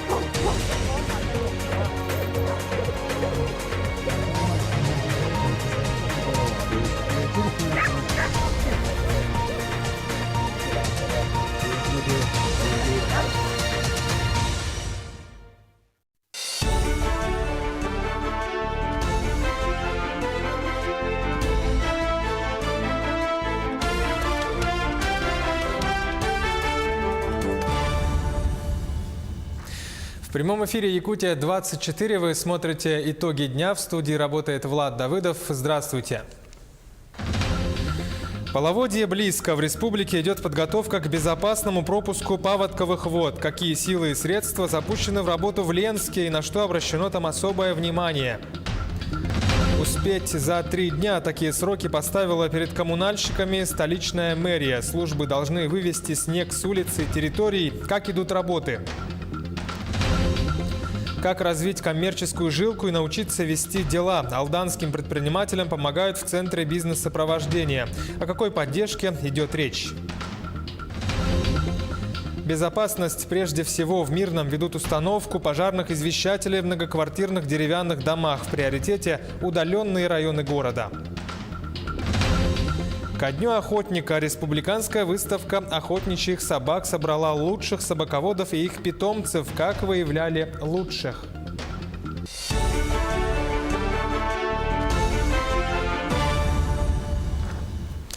В детском саду в Нерюнгри несколько детей получили ожоги глаз во время кварцевания. Речь идет о воспитанниках сада «Классика». Известно, что в группе было порядка 20 воспитанников, 11 из которых пострадали от ультрафиолетового излучения. Дети обожгли сетчатки глаз и получили травму конъюнктивы. В администрации района факт инцидента не отрицают, но заверяют, что здоровью детей ничего не угрожает. Однако информацию дополнил главный врач Нерюнгринской ЦРБ Ниргун Степанов. Он отметил, что, по словам родителей, 5 детей обследовались в частной клинике, а 6 обратились в ЦРБ. Стало известно, что инцидентом заинтересовался Следственный комитет по республике. СК будет проводить проверку. По факту размещенной в СМИ информации о недосмотре педагогическими работниками детского сада за воспитанниками, которые подверглись ультрафиолетовому излучению, организовано проведение доследственной проверки. По утверждению издания, воспитатели не обеспечили изоляцию помещения детского сада от детей, в результате чего около 20 воспитанников были доставлены в медучреждение для обследования на предмет ожогов сетчатки и конъюнктивы.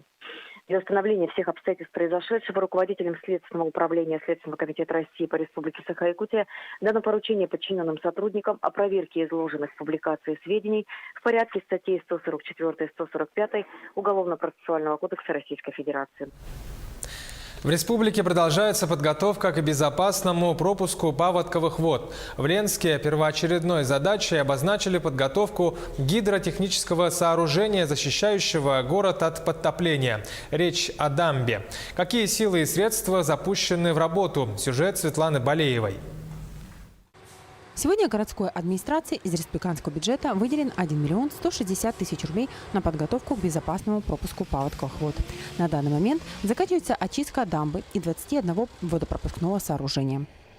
Проводится очистка верха дамбы и откосной системы от снега, оттайка водопропускных сооружений на дамбе и проверка и подготовка запаса инертных материалов в виде ПГС и скального грунта. Заключены договоры на покупку продуктов питания. Готовятся пункты временного размещения граждан на случай чрезвычайной ситуации. Сначала будут созданы пункты для сбора граждан, затем в случае чрезвычайной ситуации люди будут перемещены в пункты временного размещения. Это аэропорт, спортивный комплекс «Карат» и лыжная база. Общее количество до 1000 человек могут принять пункты временного размещения на период времени до 3 суток с проживанием.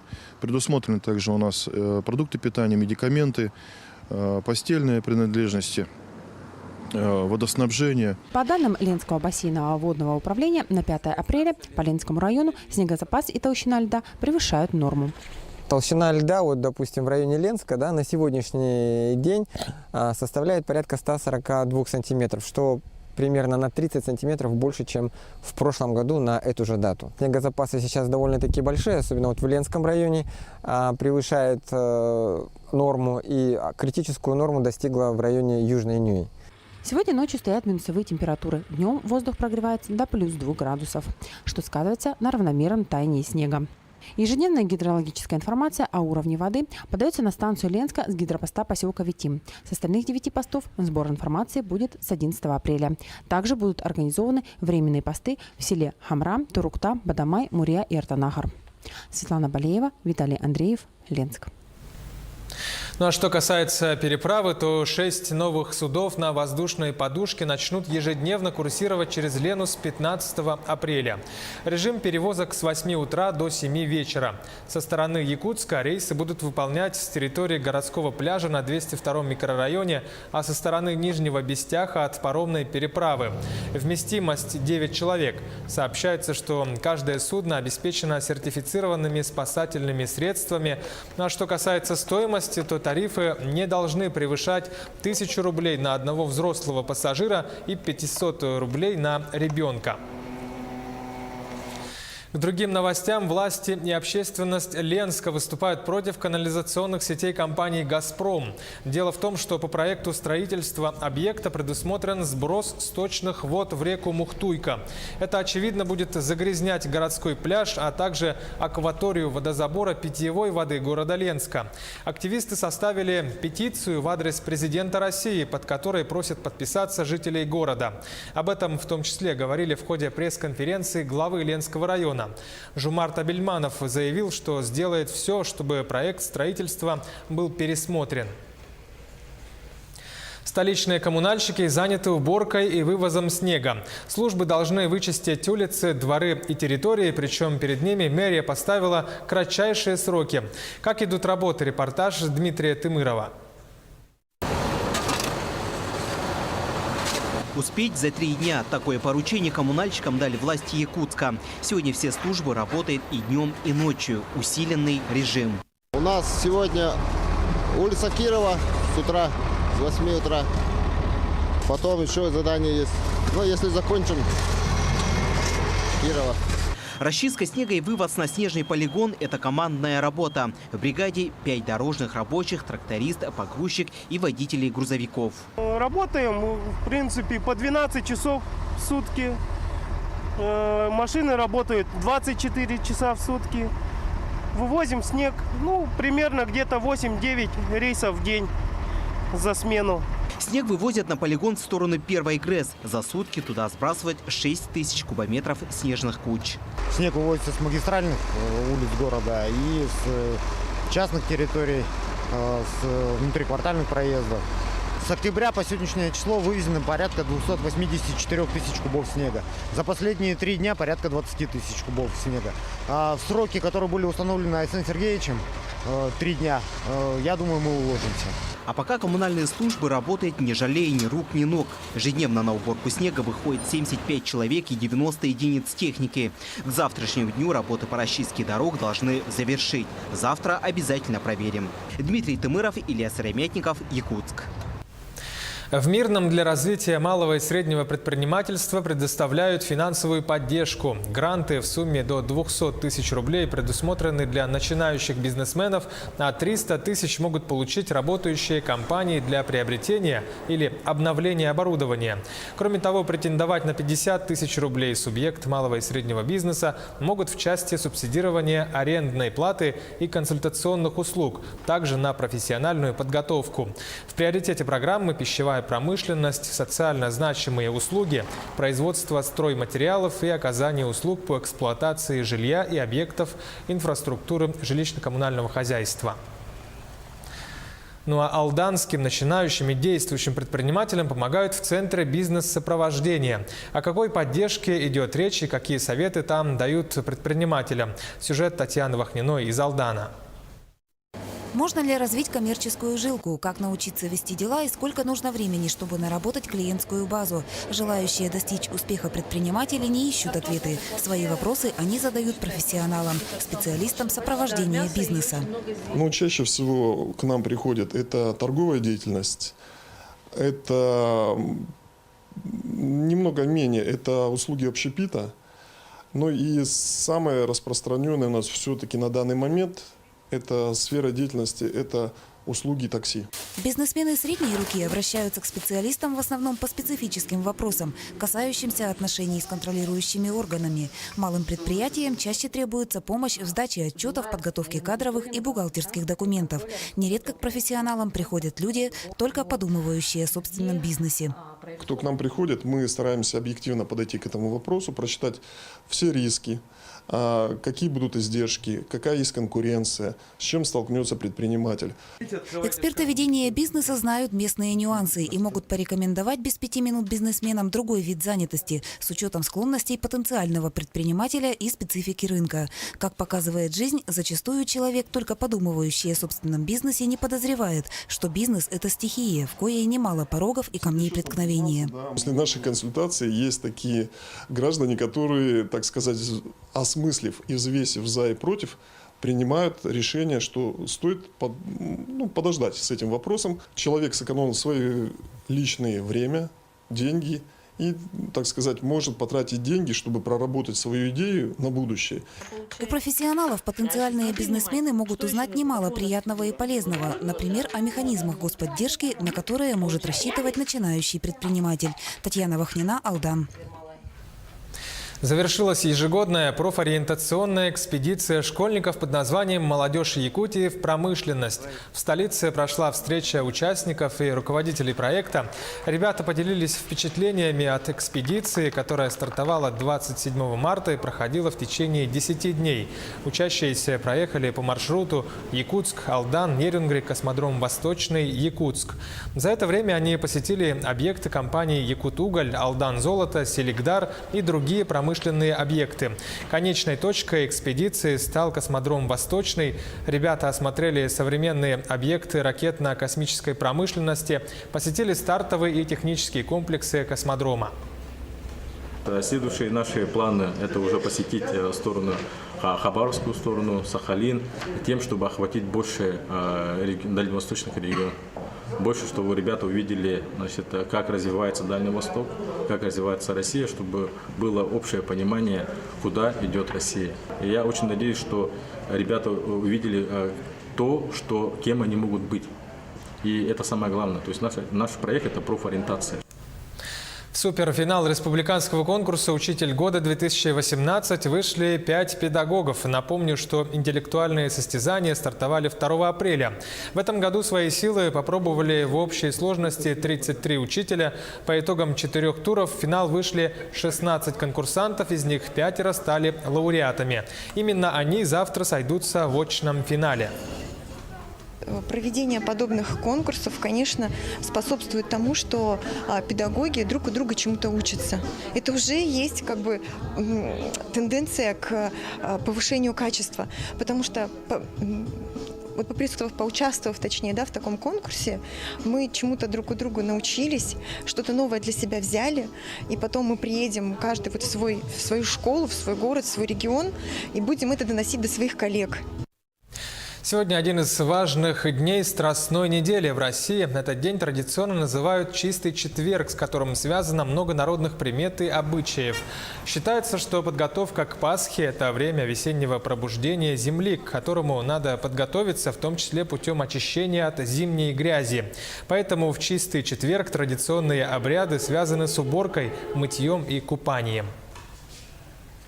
Сейчас короткая реклама. Оставайтесь с нами, смотрите во второй половине итогов дня.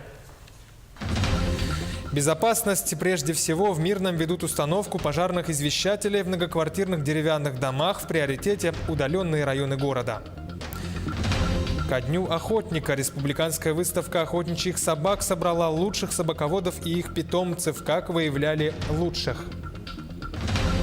Чемпионат профессионального мастерства в селе Иенгра Нерюнгринского района завершился Arctic Skills. Как прошел второй день соревнований. И клетка для собак по принципу мышеловки. В столице начали применять новый метод по отлову собак. Как работает более гуманный способ.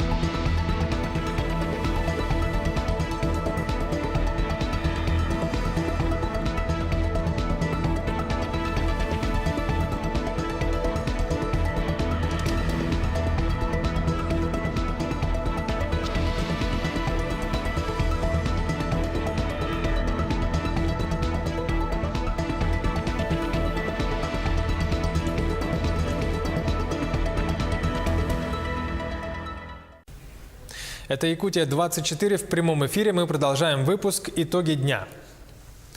Транспортные системы и дорожная инфраструктура Крайнего Севера. Форум под таким названием начал работу в СВФУ. Около 10 отечественных и зарубежных производителей представляют различные виды техники, которые уже работают на предприятиях Якутии в условиях Севера и показали свою надежность. Форум продлится до 6 апреля. Мы ждем от форума объединения усилий научных организаций, потенциала образования и наших производственных предприятий, а также управления и государственных органов в плане решения основных ключевых проблем дорожной отрасли.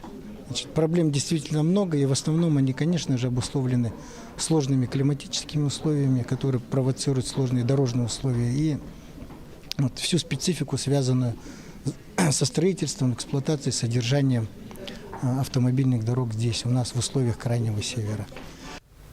В Мирном ведут установку пожарных извещателей в многоквартирных деревянных домах. В приоритете удаленные районы города. Это микрорайон Заречный и Верхний, также район аэропорта. Тему продолжит наш корреспондент в Мирном Марьяна Кутукова. Сегодня пожарные извещатели есть в 53 домах. 106 извещателей с GSM-модулем, сим-картой установлены в подъездах на втором этаже. В случае возгорания и задымления сигнал посредством мобильной связи подается в оперативные службы. Это ЕДДС, пожарная служба и управляющая компания.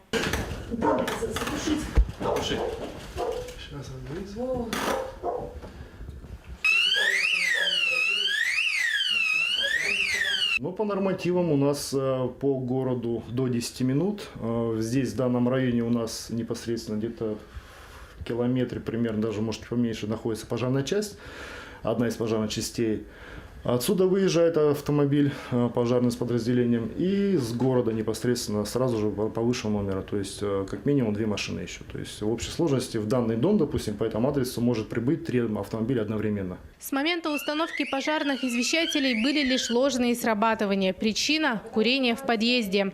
За свою безопасность жильцам придется платить. В скором времени управляющая компания проведет собрание с собственниками жилья, разъяснит, сколько будет стоить корпоративный тариф сим-карты и техническое обслуживание извещателей. Стоить это будет для жильцов порядка 2,5 рублей, то есть 2 рубля 50 копеек с одной семьи, да, с одной квартиры, для того, чтобы ежемесячно выплачивали управляющие компании такие взносы.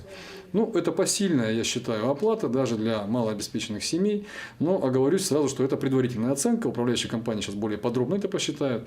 Но я думаю, если даже в 2 раза увеличится, но 5 рублей, я думаю, способна найти каждая, даже малоимущая семья для того, чтобы оплатить эти взносы. В этом году на установку пожарных извещателей в бюджете города выделено около 350 тысяч рублей. Оставшиеся 163 деревянные двухэтажки обеспечат до 2022 года, постепенно приближаясь к центру города. Марьяна Кутукова, Евгений Тайтонов, Мирный. Клетка для собак по принципу мышеловки. В столице начали применять новый метод по отлову собак. Раньше это делали дротиками. О новом, более гуманном способе в сюжете Кристины Якуповой. Проблема бездомных собак не теряет актуальности. Ранее собак отлавливали с помощью дротиков со снотворным. Однако практика показала, это не самый гуманный способ. Ослабленные животные иногда погибали от инъекций, не доехав до питомника. Новый способ это исключает. Испытания длятся уже месяц. У нас установлены здесь 2 наших установки, и мы отловили порядка 40 животных этими 2 установками. В дальнейшем мы планируем поставить установки по всему городу. Сейчас мы планируем, конечно, поставить в первую очередь Сайсары, строительный округ, автодорожный, то есть на видных местах, где большое скопление животных. Изначально специалист по отлову собак вешает приманку на крючок, так, чтобы собака почуяла. Далее закрывает дверцу и устанавливает крышку, чтобы она держалась плотно. Когда собака забегает в клетку, дергает за приманку, крышка захлопывается и закрывается на автоматический крючок, чтобы в дальнейшем она никуда не убежала. После того, как собака попалась в клетку, специалисты выезжают на место и увозят животное в питомник. В этом году в Якутске установят 40 ловушек. Таким образом, всего за сутки с помощью клеток будут отлавливать максимум 3 бездомных собаки. Кристина Якупова, Григорий Хлопков, Якутск. В столице начались мероприятия в рамках празднования Дня охотника. Дату в Якутии, понятно, отмечают с восторгом, так как охота испокон веков – это неотъемлемая часть жизни населения республики. Первый конкурс накануне праздника – это республиканская выставка охотничьих собак. Репортаж Оксаны Устиновой. Показать питомца решили 70 собаководов. Охотничьи породы в моде. В этом году на 3 площадках соревнуются не только лайки, но и подружейные собаки – ретриверы, спаниели и легавые. Она дает, во-первых, титул. Ну, во-вторых, самому интересно посоревноваться, посостязаться для себя. Азарт, скажем так. Собаке будет в мае месяце 5 лет. У него качество охотника, то есть изначально в крови. Сама эта порода, она готовилась и выводилась специально для охоты. Допускают собак от 10 месяцев до 10 лет. Опытные эксперты оценивают животных не только по внешнему виду, учитывают происхождение и потомство. Для лаек это все равно, что подиум. Никакой тревоги или агрессии в поведении собак быть не должно. Собака, занявшая 1 место в классе элита, становится чемпионом выставки. Это очень престижное звание, очень престижный титул, который, в общем-то, добивается большим трудом владельца. То есть он должен сам поставить собаку, должен помочь воспитать хорошее потомство и так далее. И, в общем-то, еще должен быть хороший племенной материал, то есть хорошая породистая собака. Не у всех собак идеальная выставочная родословная. Однако интерес якутян к разведению охотничьих пород обязательно даст свои плоды. Ян с 11-месячным другом, восточно-сибирской лайкой, первый раз участвует в выставке. Я с детства любил собак. У нас всегда были собаки, как я себя помню. Но он еще маленький. Пойдем, наверное, этой осенью. Инстинкты вроде показывают, интерес есть к охоте. Вот. Ну, посмотрим. Лучших собак определили по 4 категориям – кубки, медали. Но главные призы получили хозяева. По номерам участников разыграли охотничьи лицензии на лося, оленя и горного барана. Оксана Устинова, Георгий Григорьев, Якутск. Трудолюбивый, храбрый, энергичный. Под таким девизом проходит первый республиканский конкурс видеороликов для отцов и сыновей. Мероприятие организовала редакция детского издательства «Кяскиль». Всего поступило 20 работ из разных уголков республики. Среди них видеосюжеты из Тампонского, Алайховского, Жиганского районов. Отцы с сыновьями снимали фильмы об охоте, досуге, увлечениях. Организаторы намерены проводить такой конкурс ежегодно. Мы хотели посмотреть, как отцы воспитывают своих сыновей. Оказывается, они это делают очень просто, и они в основном показывают. Дети с отцами снимали, как они охотятся, как они занимаются домашним хозяйством. Да? Например, один мальчик из Таты снял, как он работает в хутоне. Книги второго президента республики Вячеслава Штырова теперь доступны в электронном виде. Национальная библиотека республики оцифровала 2 его книги – выступления, статьи, интервью и «В зеркале СМИ». Теперь его работы увековечены в современном формате. Кого заинтересует издание Штырова, теперь могут просто зайти на сайт Национальной библиотеки республики или Национальной библиотеки России, зарегистрироваться там и получить доступ к этим книгам. Заходите на сайт e.nlrs.ru, соответственно, там есть стандартный поиск, да, по автору, по заглавию, а также вот эти книги, как я уже сказал, они собраны в коллекции, то есть они объединены. И есть такой блок, который относится к коллекции, и там прям можно найти все, что относится к Вячеславу Анатольевичу, там эти издания будут. Если вы напишите книгу и захотите, чтобы ее могли прочитать через 100, 200, 500 лет, да, то вы из нее сделаете электронный документ. В селе Иенгра Нерюнгринского района завершился чемпионат профессионального мастерства Arctic Skills. О событиях второго дня соревнований в материале нашего корреспондента.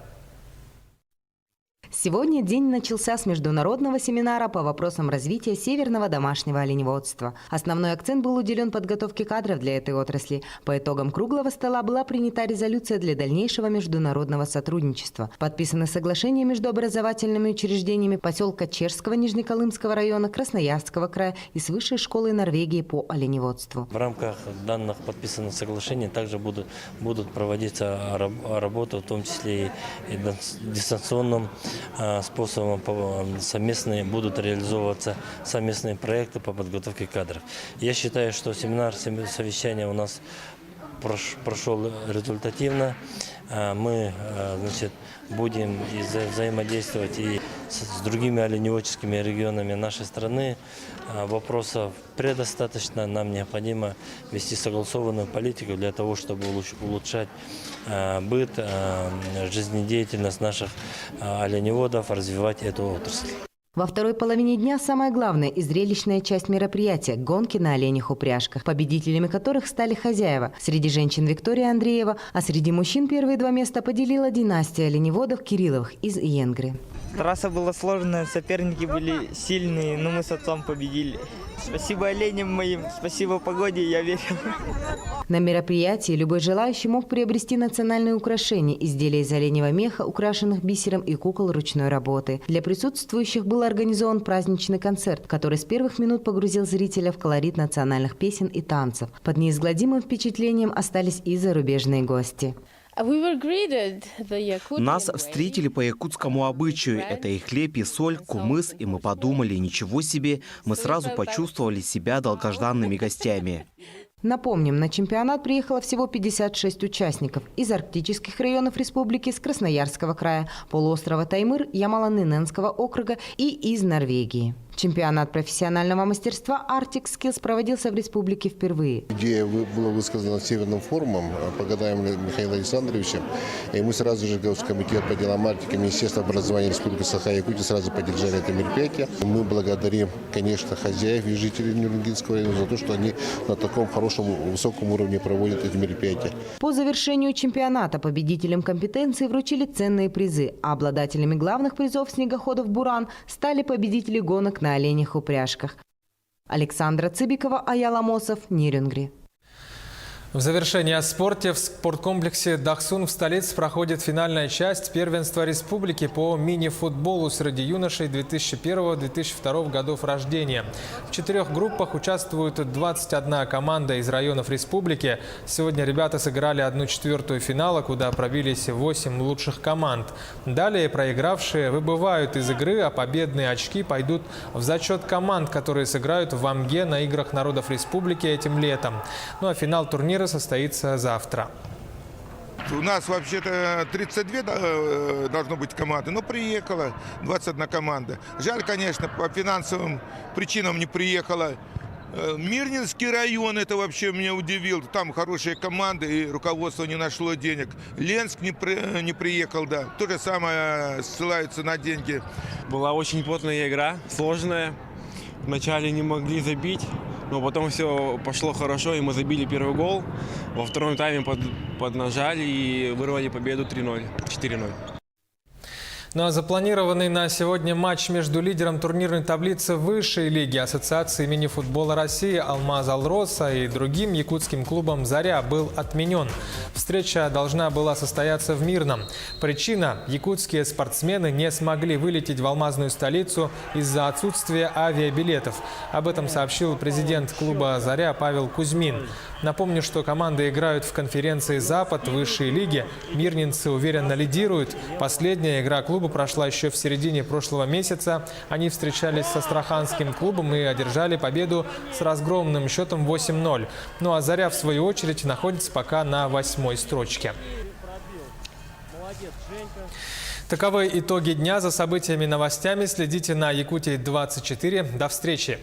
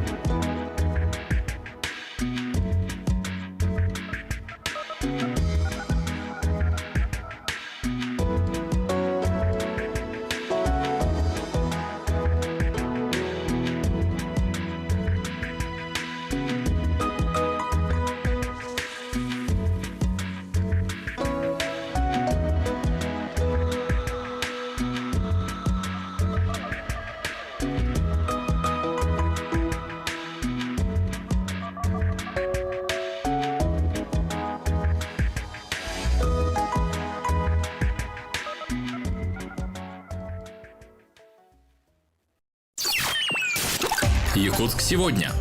Жизнь столицы. Слушай и смотри. Радио Тетим на волне 107,1. ТВ-канал Саха-24. Итак, уважаемые радиослушатели и телезрители, в эфире программа «Якутск сегодня». Нас можно увидеть одновременно и по телевидению, и услышать по радио национальной вещательной компании «Саха» прямо сейчас.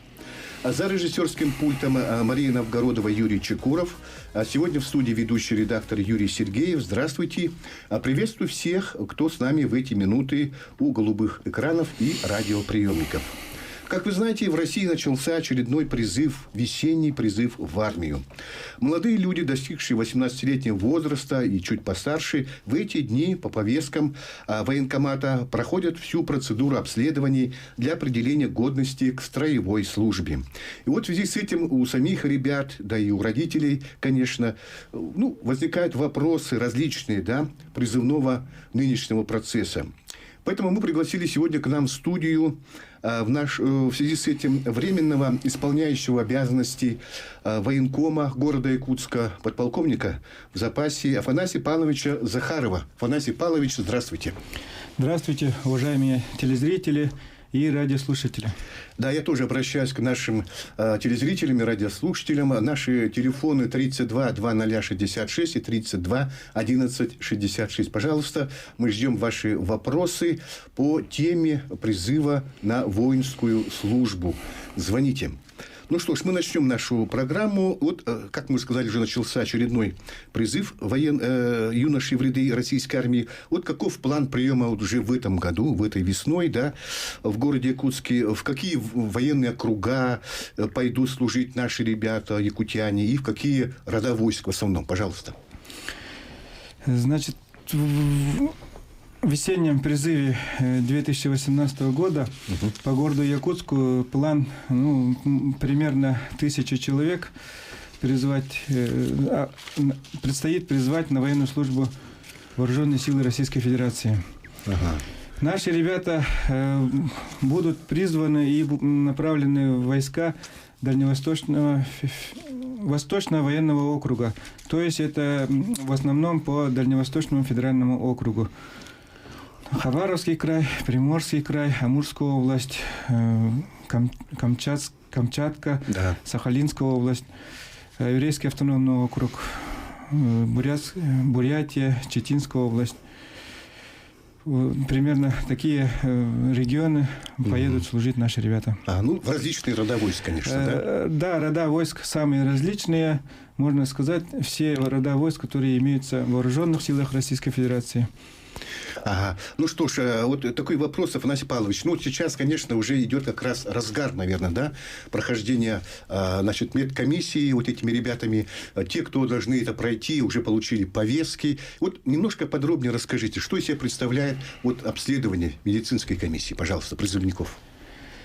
При прибытии в военный комиссариат граждане, то есть до прибытия в военный комиссариат граждане получают повестку военного комиссариата. При этом с данной повесткой у нас выдается гражданину перечень документов, которые должен с собой взять гражданин, и перечень анализов, которые должен пройти в своей поликлинике по месту жительства. И по прибытии в военный комиссариат они должны представить документы и результаты анализов. В таком случае у нас ускоряется процесс прохождения, и вся работа должна будет пройти по плану. Если он начнет проходить комиссию, то есть все врачи в готовности его осмотреть, но вдруг, если не окажется какого-то документа или анализа по перечню, то уже его надо будет направить еще раз обратно домой, и из дома на следующий день проходить, то есть получать результаты анализов. И это, в общем, создаст проблему для самого призывника. А так требования... требуется состояние устойчивое, состояние здоровья. И, главное, чтобы недовеса не было у гражданина. Бывает, высокие ребята и мало весят, да. Немножко, да? Да, есть немного. Ну, есть полные ребята, наверное, тоже, скажем так. Есть, конечно, и полные, но, получают они категорию годности временно негоден, в течение полугода обязаны они поправить свое состояние здоровья, потом в осеннем призыве пойти в армию. Хорошо. Уважаемые телезрители и радиослушатели, вы, наверное, поняли, о чем мы сегодня говорим в нашем прямом эфире, да? И наши телефоны 32 2066, 32 11 66. Если у вас возникли вопросы у самих призывников, юношей, да, и у родителей, у дедушек, бабушек, то, пожалуйста, звоните нам на эти телефоны, задавайте свои интересующие вопросы. Напомню, у нас сегодня в студии временно исполняющий обязанности военкома города Якутска, подполковник в запасе Афанасий Павлович Захаров. Давайте такой вопрос. Кому нынче предоставляется отсрочка? Скажем, традиционно, конечно. Вопрос такой. По федеральному закону о воинской обязанности в военной службе по статье 24 предоставляется отсрочка по состоянию здоровья на полгода, как я говорил, для того, чтобы свое здоровье привести в порядок, немного подлечиться и прийти повторно. Также занятым постоянным уходом за близким родственником, который требует постоянного ухода. То есть имеет инвалидность первой группы. И в документе об инвалидности указано, что требуется посторонний уход. Таким гражданам. И кроме него, если нет другого близкого родственника, который должен ухаживать за этим человеком. Также имеющим двух и более детей для того, чтобы он являлся кормильцем для своих детей.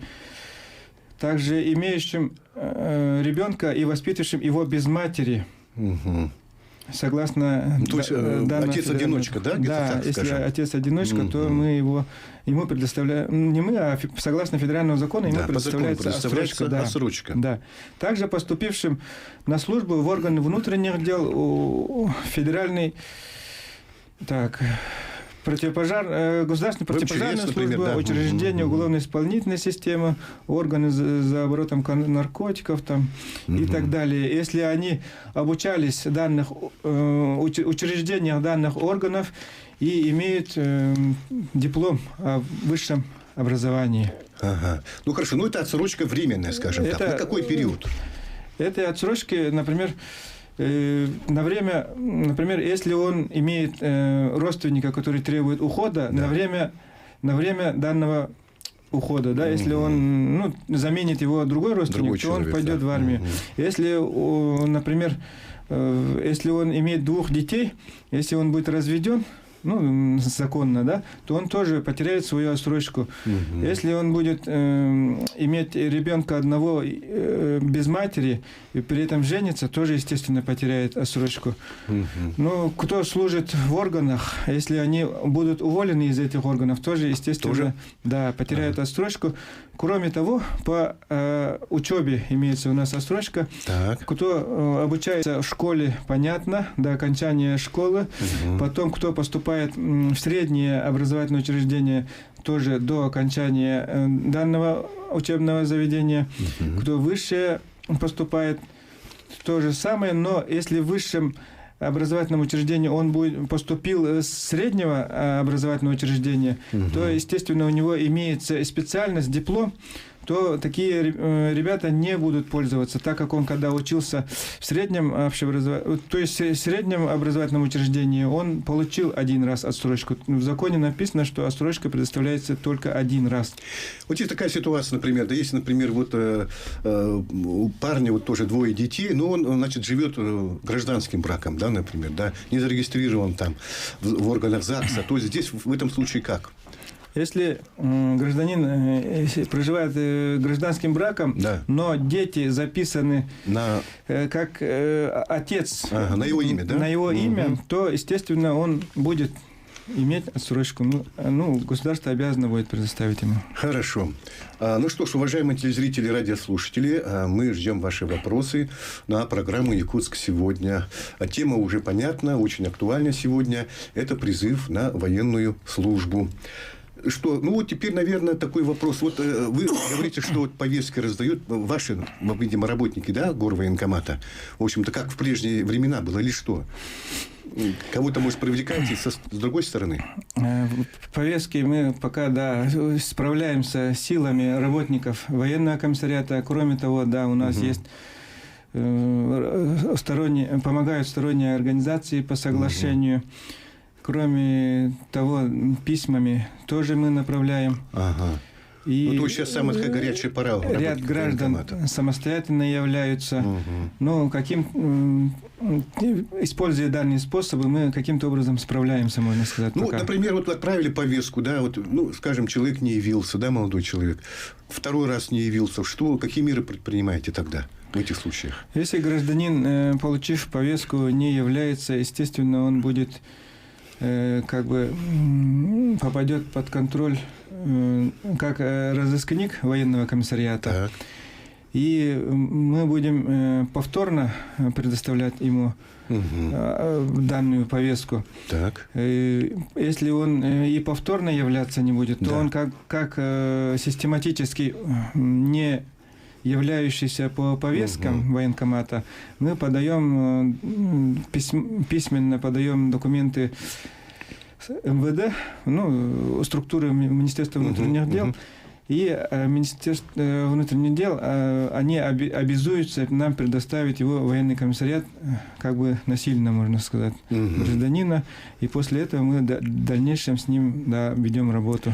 Вот надо сказать, что я знаю, что в Государственную Думу Российской Федерации внесен законопроект, касающийся как раз распространения повесток. Там они предлагают, например, в новом законодательстве, в новых изменениях раздавать эти повестки, путем, скажем, через интернет, там, через, электронную почту, скажем так, заказным письмом. Это было бы удобно, наверное. Да, как ваша точка зрения на эту ситуацию? Это в разы бы могло улучшить нашу работу и облегчить нашу деятельность по выдаче повесток гражданам.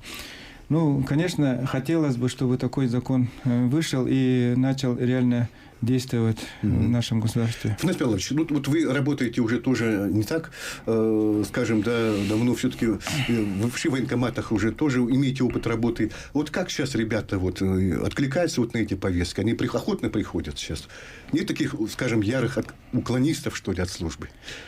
В последнее время, можно сказать, в государстве отношение к армии изменилось, можно сказать, в лучшую сторону, положительную. В связи с этим, основная масса ребят приходит самостоятельно и с радостью идут служить. А потом в конце начинают, несколько... Хорошо. Что ж, уважаемые телезрители, радиослушатели, мы не прощаемся с вами, а сейчас уходим на небольшую рекламную паузу, а затем вновь вернемся в нашу студию передачи «Якутск сегодня» и продолжим программу.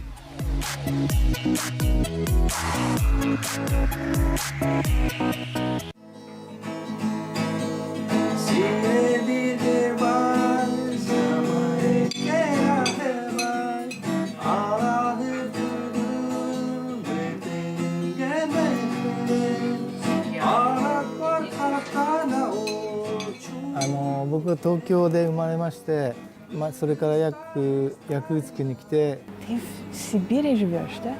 Скажем, да. Почему нет? Я приехал в конце 2013 года. How do we greet every time? Come here, come.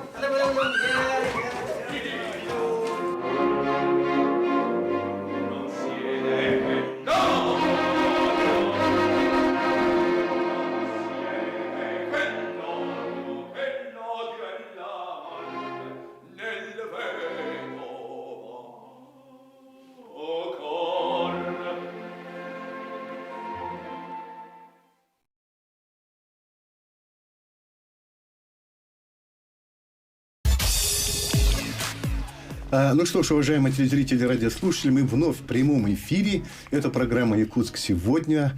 Телефоны 32 2066 32 11 66. У нас сегодня в студии гость. Это временно исполняющий обязанности военкома города Якутска, подполковник в запасе Афанасий Павлович Захаров. Афанасий Павлович, теперь несколько слов, конечно, нашим телезрителям, радиослушателям и ребятам, чтобы они тоже какую-то информацию получили, их родители, наверное, обязательно в том числе. А все-таки альтернативная служба, что она себя представляет? Есть ребята, желающие начать с этого свою жизнь?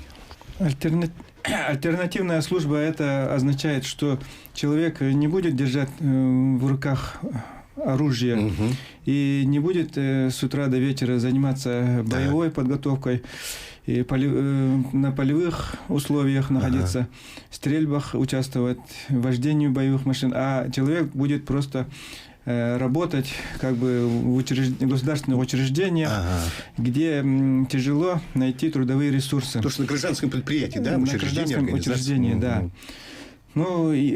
Есть у нас желающие, один желающий, изъявивший желание на этот призыв имеется, гражданин, к нему уже распределение поступило в наш военкомат. Спасибо. У нас телефонный звонок, давайте послушаем тебя, а потом мы продолжим. Алло, говорите, пожалуйста. Алло, здравствуйте, я хотела бы узнать по поводу женской службы. Поняли вас? Призывают ли девушек в армию? Естественно. Конечно, девушек тоже есть возможность принять на службу. Если девушка имеет специальность, которая необходима вооруженным силам Российской Федерации, Это в основном связисты, медики. Ну, обычно высшим образованием требуются граждане для вооруженных сил. И такие граждане женского пола могут быть приняты на военную службу по контракту. Только по контракту, да? По контракту, да. Хорошо. Ну, давайте вернемся вот к альтернативной службе. Ну, чтобы, вот, например, пойти вот на такую службу, нужно заранее, видимо, подать документы, да? Естественно, да. Чтобы пойти на альтернативную службу, по окончании призыва надо подать заявление, и это заявление будет рассматриваться в течение вот этой подготовки к призывной кампании. Мы, ну, то есть заявление гражданина должно дойти до Москвы, получается, да, и вернуться за это время. Ну, рассматриваться там, да, процесс ну, можно сказать, за полгода должен гражданин написать заявление, и тогда, возможно, да, исполнится его желание. Да? Да. Так, у нас еще один вопрос телезрителя, радиослушателя. Слушаем, говорите, пожалуйста. Здравствуйте. Здравствуйте, слушаем вас. У меня такой вопрос. Вот, насчет 2 месяцев, вот с апреля началось, говорили. Понятно. 2 месяца сборы. Так, еще один вопрос, Афанасий Павлович, примите, а потом уже ответим на этот вопрос. Так, пожалуйста, мы вас слушаем. Вы в прямом эфире. Я вот хотел спросить, да, после я, короче, сидел, да? Сегодня. Так. Освободился. Я хочу в армию. Ну? А вот меня там берут, нет? Тоже отвечу. Хорошо. Вот 2 вопроса, значит, сборы, да, 2-месячные. Пожалуйста, первый радиослушатель. Значит, у нас в Российской Федерации планируется проведение крупномасштабных стратегических учений «Восток-2018». И это учение примерно будет проходить в августе-сентябре месяце. Так. И там планируется призыв граждан на учебные сборы. Ну, примерно сроки указаны на 2 месяца, да.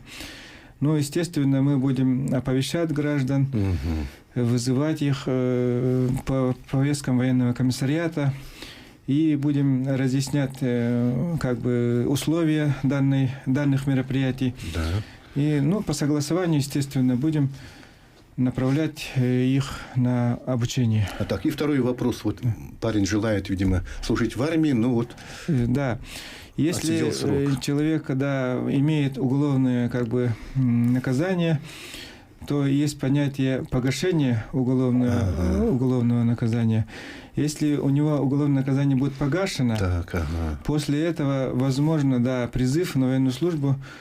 Но опять же, возраст учитывается, наверное. Естественно, да, многие, ну, до 27 лет. До 27 лет, да. Многие там воинские части как бы отказываются принимать их на службу, но по федеральным законам всем, да, обязаны мы принимать их на службу, поэтому граждане имеют право подать в суд, почему его не принимают на военную службу, и по призыву, и пойти в армию, если по решению суда. Хорошо. Но без решения тоже есть возможность. Есть возможность, да? Может обратиться к вам тогда, прямо в горвоенкомат, получается? Ну, это в конце призыва, там, когда возникнут проблемы с количеством, тогда возможно... Ну, это где-то примерно июнь-июль, да, месяц, наверное? Да, в конце июня. 32 2066, 32 1166, уважаемые телезрители, радиослушатели. Мы еще пока в эфире, поэтому звоните, задавайте свои вопросы. Вот, Афанасий Павлович, вот по контрактной службе, пожалуйста, несколько слов. Значит, по контрактной службе у нас во время призывной кампании тоже проводится призыв граждан на контрактную службу, то есть обязанных быть призванными на срочную службу. Так. То есть по исполнению гражданина 18 лет он проходит призывную комиссию, и если он при этой призывной комиссии изъявит желание поступить на контрактную службу, но он должен будет иметь специальность или среднюю, то есть среднее специальное образование или высшее профессиональное образование, да. Если таковые граждане есть желающие, то, пожалуйста, мы принимаем на военную службу по контракту, направляем в воинские части, но они будут проходить отличие от службы по призыву. Да, это будет срок на 2 года. На 2 года, да.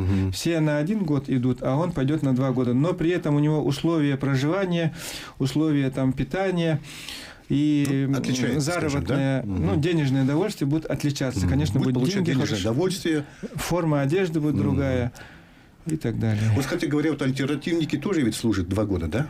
Альтернативники тоже 2 года служат, да. Но кроме того, есть контрактная служба до 35 лет. Кто отслужил в армии. Ограничение в возрасте есть, оказывается. Да. Кто по каким-то причинам, если по состоянию здоровья не служил в армии, тоже могут обратиться в наш военкомат, если считают, что у него состояние здоровья поправилось, да, и они сходили в свою поликлинику, взяли заключение о том, что диагноза того уже нет. Тогда возможно тоже, да.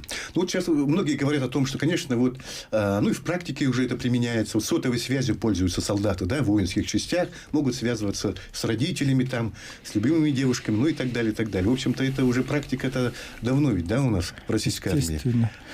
Вот об этом, пожалуйста. Да, по данному вопросу воинские части, они, можно сказать, сами имеют, то есть устанавливают у себя порядок. Некоторые имеют положение по пользованию данными средствами связи. И где-то в выходные оба, субботу, воскресенье разрешают полностью с собой носить, да? Некоторые там на 2 часа выдают или в субботу, или в воскресенье телефоны. Хорошо. Некоторые вообще, может, постоянно носят их только отключенным звуком. Да. Ну, это в зависимости от того, какая воинская часть. Тоже зависит, да, от воинской части? Конечно, да. Ну что ж, вот теперь вот гражданские специальности у некоторых ребят тоже имеют ведь, да? Водителя, там, скажем, тракториста, повара, даже медика. Вот они могут служить в соответствующих родах войск? Если желание такое есть, конечно. Ну, естественно, да. Если соответствует состояние здоровья, прежде всего здоровье. Если профессионально-психологический отбор прошел и соответствует данному виду войск, почему бы и нет, да. Ну и, конечно, если по наряду, если есть туда еще место, да, попасть, пожалуйста, там повара могут в военную школу поваров пойти. Да. Водители, естественно, они нужны во всех родах войск и видах вооруженных сил, да. Ну, остальные тоже связисты, будем стараться в себя направлять. Медики, конечно, да? Медики, естественно. Части, медики тоже во всех воинских, во всех родах войск имеются, да. Ну, вот, по желанию, естественно, тоже учитываются эти вопросы. Ну, вот некоторые ребята, наверное, все-таки желают в будущем, да, вот связать свою судьбу вот с офицерским, да, с воинской службой. Ну, такие тоже желающие есть, нет? Вот Афанасий Павлович, обращаются такие ребята?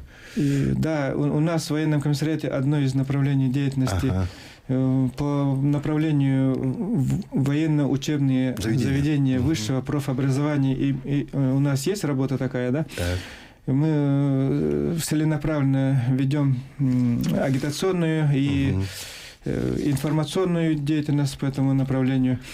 Конечно, да, хочется остановиться отдельно и как-то вот по раскрытию, да, ну, у нас времени тоже пошире остановиться, но, естественно, да.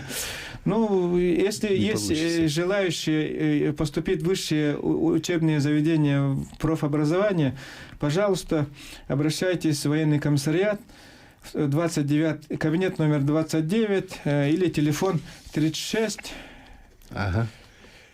36 51 85.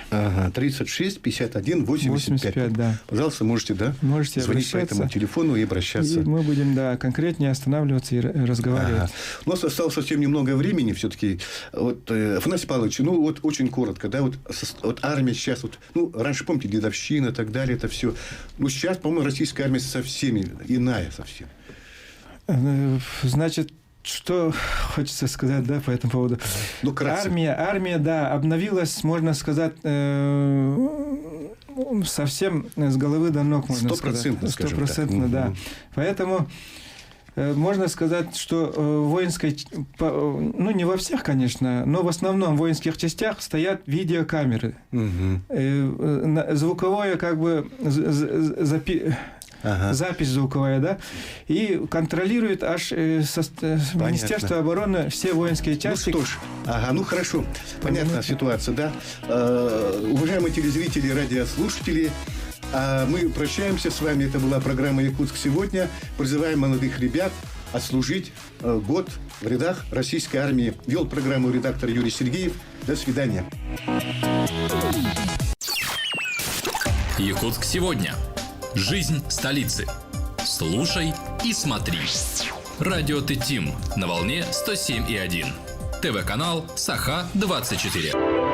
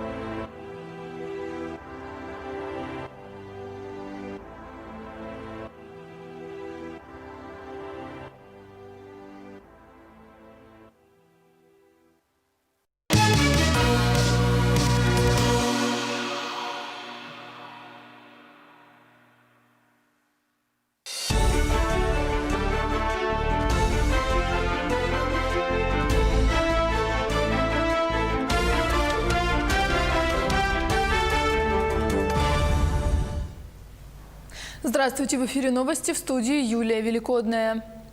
Дети получили ожоги глаз во время кварцевания. Воспитанники детского сада «Классика» Нерюнгри обожгли сетчатку и получили конъюнктивы. Известно, что в группе было порядка 20 воспитанников, 11 из которых стали жертвой ультрафиолетового излучения. В администрации района не отрицают факт, но заверяют, что здоровью детей ничего не угрожает. В понедельник все дети, кроме одного, были на месте. Жалоб от родителей не поступало. Случившимся заинтересовались следственные органы республики.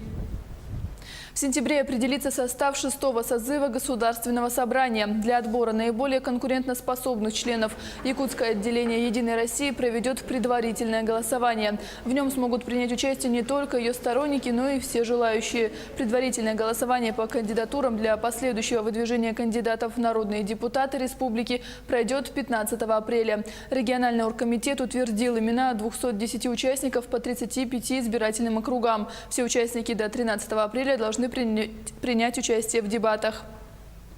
Транспортные системы и дорожная инфраструктура Крайнего Севера. Форум под таким названием начал работу в СВФУ. Около 10 отечественных и зарубежных производителей представили технику, которая работает на предприятиях Якутии в условиях Севера и показала свою надежность. Форум завершится сегодня.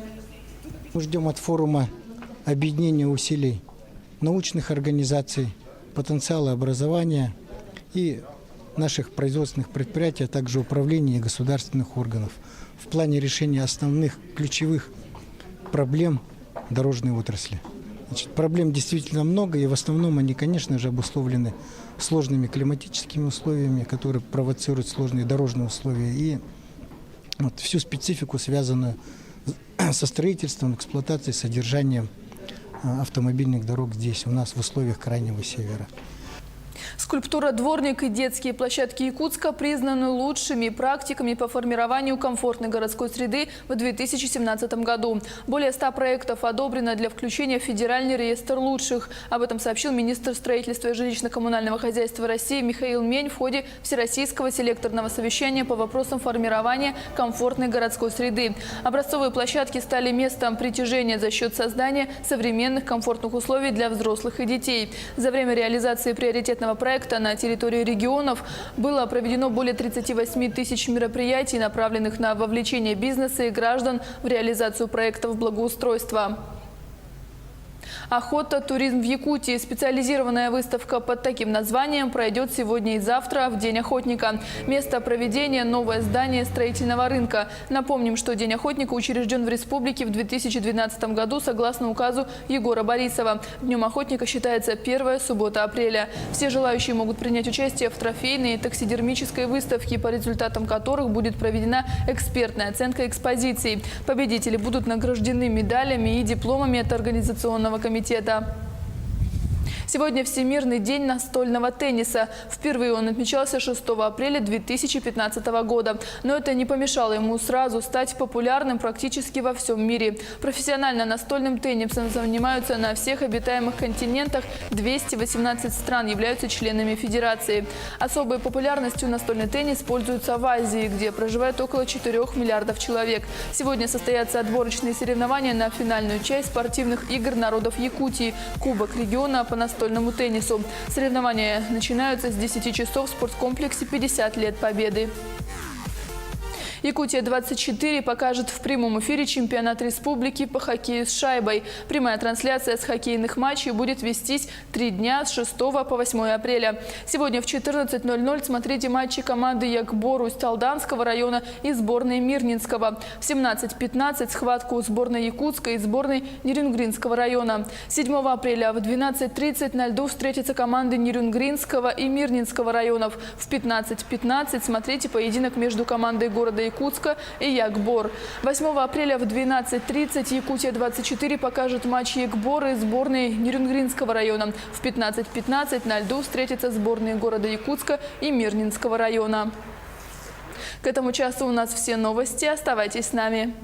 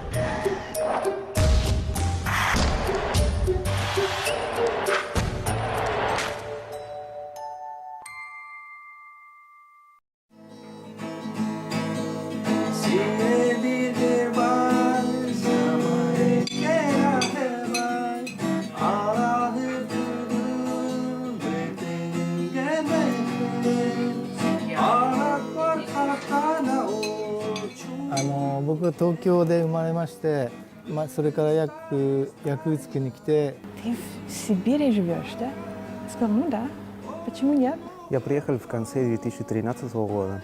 Sir, how do we greet every time? Come here, come.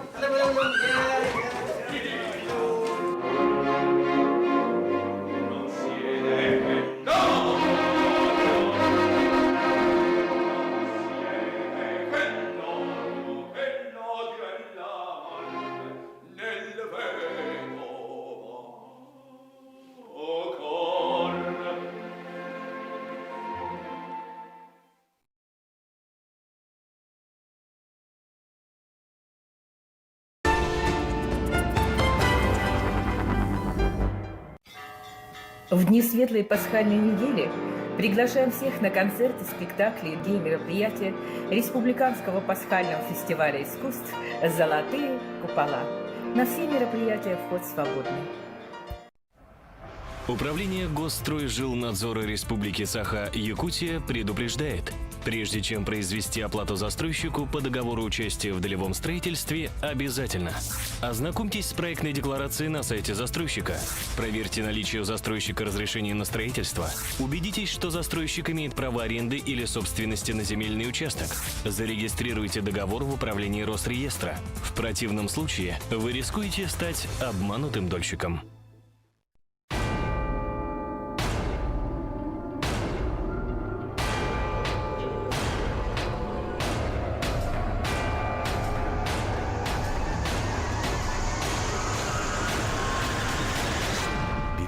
свое будущее.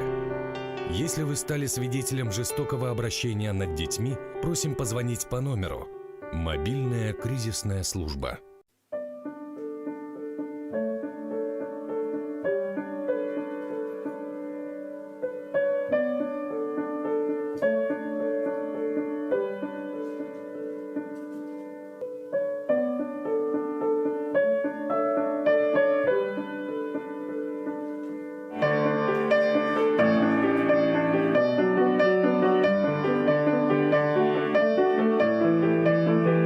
Верь в себя и доверься нам. Психологический центр «Психология». Компетентная помощь квалифицированных специалистов.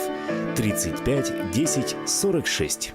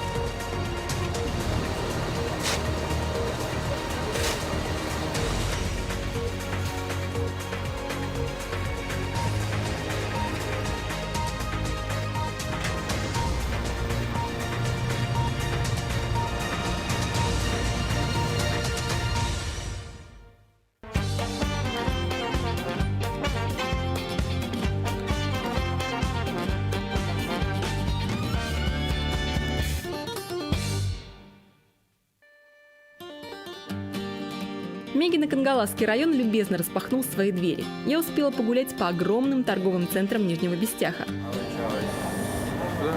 Мы из Москвы. Расслабиться в санатории. Помолодела? Нет? Поискать клад в Павловске. 50 копеек 1896 года. И послушать душевные песни староверов. Но это далеко не все, что может предложить район.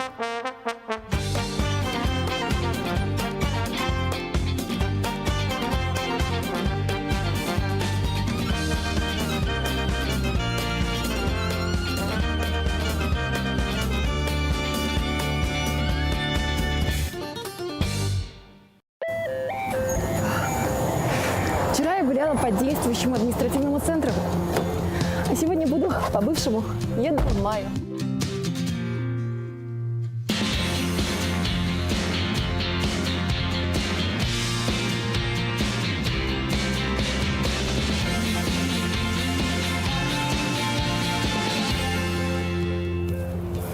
Майя – это центр Мегино-Кангаласского района. Это историческая родина народа Саха. Говорят, именно здесь он сформировался.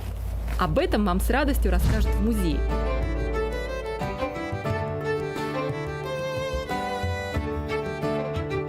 Покажут древние следы жизни человека в этих местах, орудия труда, останки быта и многое-многое другое. Для общего развития не повредит. Ничего себе! Останки кулун-атахской культуры были найдены рядом с селом Матты. Кстати, именно отсюда пошел народ Саха. Здесь археологами было раскопано поселение скотоводов, датированное 1370-ми годами. По названию местности культура получила название Кулун-Атахская.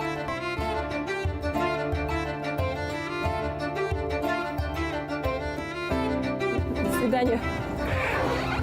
Ну все, галочка поставлена. В Краеведческом музее Майи побывала.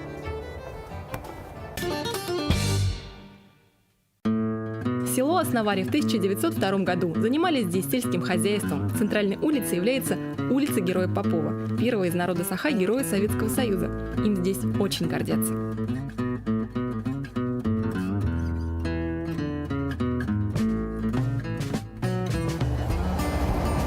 А вот эту пятиэтажку местные называют Санта-Барбарой.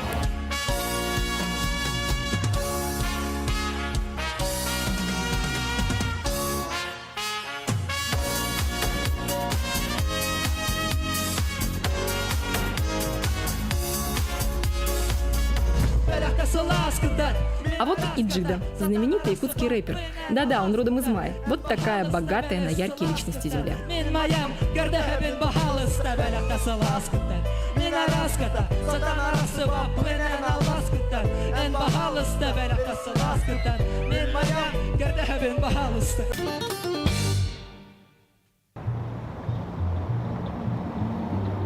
По дороге в окно можно лицезреть одну местную достопримечательность – массивную трубу. Она была построена в 90-х годах прошлого столетия для орошения сенокосных угодий. Тянется на многие километры вперед и в некоторых местах стала и небольшим арт-объектом. Здесь любят признаваться в любви, выражать свои мысли, просить уважать природу и просто рисовать.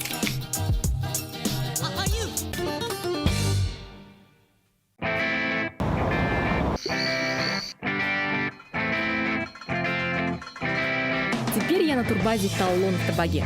А что вы удивляетесь? И в Табаге отдохнуть можно. Поликарп Петрович специализируется на разведении лошадей. Поэтому и база у него коневодческая. Здесь вам множество разных конных маршрутов, а заодно свежий, полезный кумыс. Понятное дело, веселее. Я же говорю вам, что ты есть. Нет. О, вот ты берешь. Скажи мне, Начала, проплыла. Отрывай кусок и потом пей кумыса, толка. Вот. И сразу пей кумыс. Пей вот так. Сжимай, сжимай, сжимай, пей. Вот так. Не смотри. Да. Вкусно. Хорошо. Очень вкусно, правда? Это лучше будешь тебя зимой не болеть. Гранки дают. Точно. Точно. Для того, чтобы отправиться на прогулку, необходимо пройти краткий курс юного наездника. Я же их не знаю. Вот сюда, сюда, сюда. Близко пока. Не дергай. Так она меня это... Вот, не дергай сюда. Руки вот подержи и сразу. Хоп, пошла. Круто! Берешь сразу ноги. Ага. Бери сразу. Хоп, быстро. Я не такая шустрая, как вы думаете. Ты говоришь, все умеешь, все. Я умею все, но очень медленно. Медленно не надо. Поликарп Петрович разработал 3 маршрута для туристов. Первый – гуляем по округе. Это для новичков. Второй – скачем аж до озера Абалах. И третий – идем до места, где родился Василий Манчары. Только учтите, что добираться придется больше суток, еще и верхом. Если никогда не общались с лошадью, то первое время сложности понимания не избежать.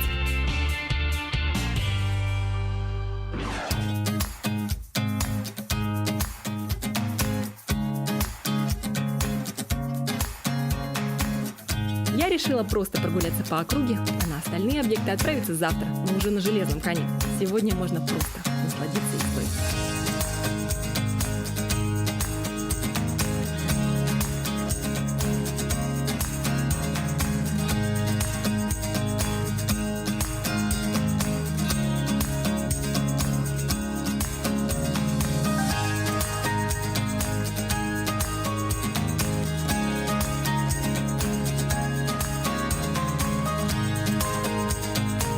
Я теперь захотела лошадь. Не собачку, не кошечку, а свою лошадку.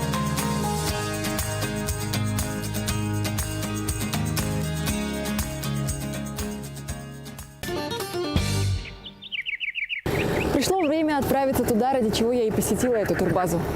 Алас Манчары.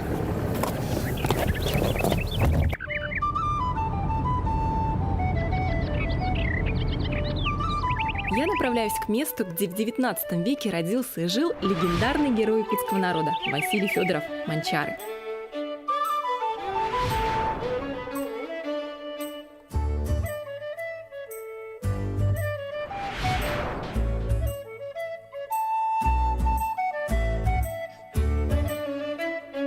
теперь пришло время услышать рассказ про народного героя. Манчары родился в июне 1805 года в зажиточной семье. Когда умер его отец, семья быстро обеднела. 9-летний мальчик испытал голод, холод, что такое жестокость тайонов. Став взрослым, он решил бороться с несправедливостью. С товарищами он нападал на плохих тайонов и грабил их. Отобранное манчары раздавал бедным, став таким образом защитником обездоленных. Его арестовывали 5 раз. 4 раза он совершал побег из тюрем и каторги. Как только возвращался, продолжал борьбу против тайонов. Дело Манчары дошло до Сената Российской империи. Суд приговорил его приковать цепью к стене якутской тюрьмы сроком на 10 лет. Но только через 12 лет освободили Манчары и выслали на поселение Мархинский улус. Там 6 ноября 1870 года умер народный герой.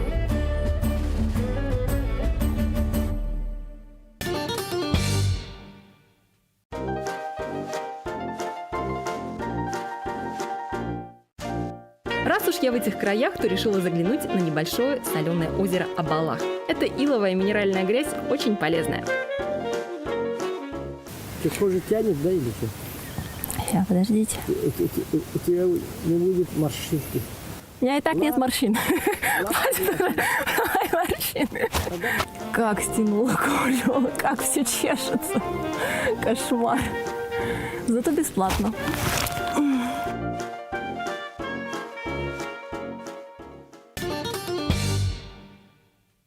Теперь начинается самая страшная часть программы. Я еду в Нахару.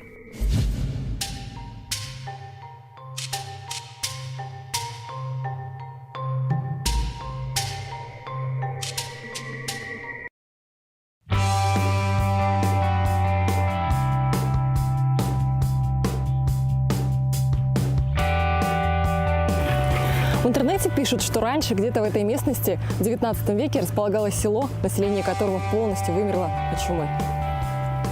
Но это полнейшая чушь. Подтверждения этим данным нет, а историки откровенно смеются над этой выдумкой, как и местные жители. Сегодня в реальной Нахаре живет чуть больше 600 человек. И большинство из них не верит в эти страшилки про привидения. Я пока, мне кажется, тоже. В селе в 2007 году режиссером Мариной Калининой был снят одноименный фильм ужасов по мотивам старинных якутских легенд. Некоторые считают его самым страшным фильмом Якутии. Наверное, это и придало жутким рассказам о Нахаре второе дыхание. Но местным жителям такая слава не нравится. Так что давайте развеем легенду. Нахара – это деревня, где спокойно живут люди, а все страшилки связаны с другим местом – летником Бере. До него надо ехать 2 километра. Мамочки. О, Господи. Это очень неприятное ощущение, когда туда смотришь. Место и правда неприятное. Хотя, наверное, многие заброшенные дома вызывают жуть и чувство страха. Здесь в советское время жили доярки и несколько семей. Говорят, летник образовался уже после войны, и никаких привидений или духов местные здесь не замечали. Когда насквозь домов смотришь, кажется, что там как будто кто-то проходит мимо. Глядя на эти развалины, становится страшно. Начинаешь верить в любые байки и, кажется, придумывать новые. В народе бродит очень много рассказов о том, что здесь ломаются проезжающие мимо машины, будто люди слышат крики и даже видят странные силуэты. Все стараются обходить это место стороной. Я должна здесь переночевать и утром понять, есть здесь что-то или нет. Услышать что-то, может быть, увидеть. Мне очень страшно.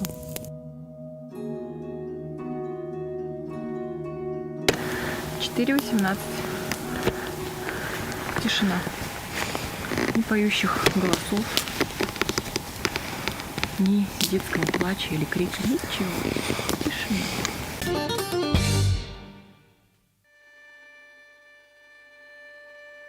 Пришло время прощаться с Мегино-Кангаласским районом, мистическим, дружелюбным и таким необычным. Здесь даже поселок городского типа может легко посоперничать с городом. Огромные магазины, просторный ЖД-вокзал, свой санаторий сделали Нижний Бестях неплохим местом для отдыха. Конные прогулки, грязевое озеро, мистическая Нахара добавили этому отдыху остроты и уникальности. Здесь можно и нужно отдыхать. Проверь это на себе.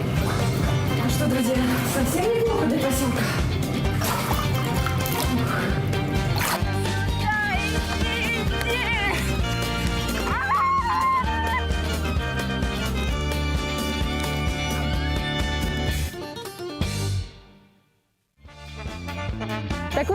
такой гостеприимный Мегино-Кангаласский улус приятно удивил меня обилием необычных мест.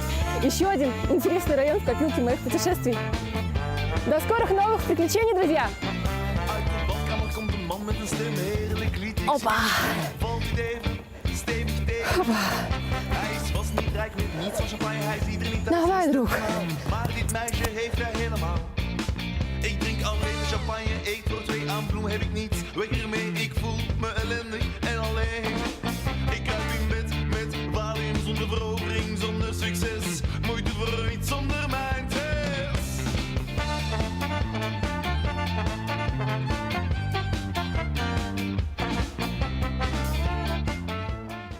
Банк России вводит в обращение новую банкноту номиналом 200 рублей, в оформлении которой сохранена традиция изображения на деньгах знаковых отечественных памятников и архитектурных сооружений.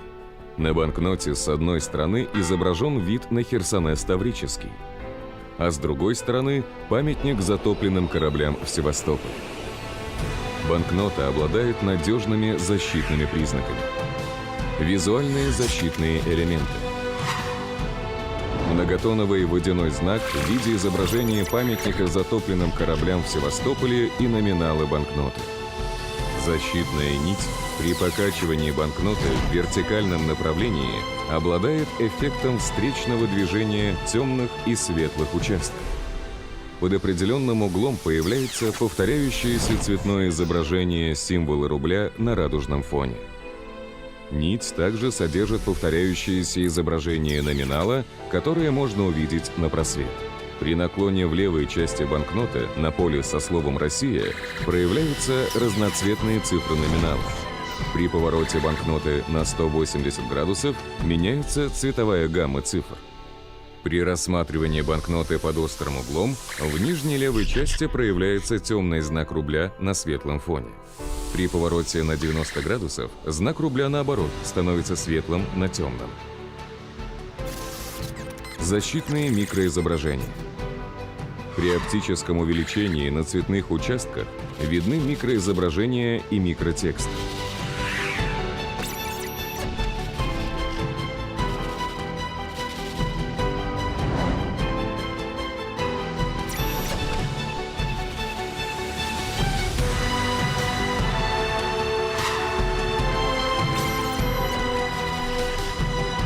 Справа от слов «Билет Банка России» расположен защитный элемент в виде рельефных цветных линий, переходящих в бесцветные. Тактильные защитные элементы. Надписи «Билет Банка России» и номинал банкноты. Для определения номинала людьми с ослабленным зрением предусмотрены 2 группы штрихов на правом и левом краях банкноты, а также крупные цифры номинала в правой верхней ее части. Банкнотный ряд также пополняется новой банкнотой номиналом 2000 рублей. В ее оформлении продолжена традиция изображения на деньгах знаковых отечественных архитектурных сооружений. На банкноте с одной стороны изображен вантовый мост на остров Русский во Владивостоке, а с другой стороны космодром Восточный в Амурской области. Банкнота обладает надежными защитными признаками. Визуальные защитные элементы. Многотоновый водяной знак в виде изображения моста на остров Русский во Владивостоке и номинала банкноты. Защитная нить с фигурным окном содержит рельефное изображение символа рубля. При покачивании банкноты цифры номинала смещаются относительно друг друга. Под определенным углом появляется цветное изображение символа рубля на радужном фоне. Нить также содержит повторяющийся текст ЦБРФ, который можно увидеть на просвет. Цветопеременное стилизованное изображение моста в лучах солнца. На солнце при покачивании банкноты перемещается объемное цветное кольцо. В левой части банкноты при наклоне на поле со словом «Россия» проявляются разноцветные цифры номинала. При повороте банкноты на 180 градусов меняется цветовая гамма цифр. При рассматривании банкноты под острым углом в нижней левой части проявляется темный знак рубля на светлом фоне. При повороте на 90 градусов знак рубля, наоборот, становится светлым на темном. Защитные микроизображения. При оптическом увеличении на цветных участках видны микроизображения и микротексты.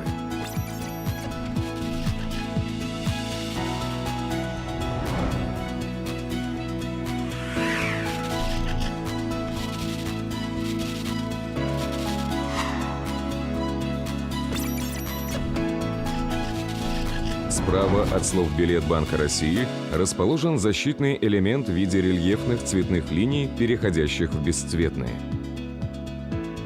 Тактильные защитные элементы. Надписи «Билет Банка России» и номинал банкноты. Для определения номинала людьми с ослабленным зрением предусмотрены 3 группы штрихов на правом и левом краях банкноты, а также крупные цифры номинала в правой верхней ее части. Информационный элемент. Обе банкноты имеют QR-код, содержащий ссылку на сайт Банка России с подробной информацией о банкноте.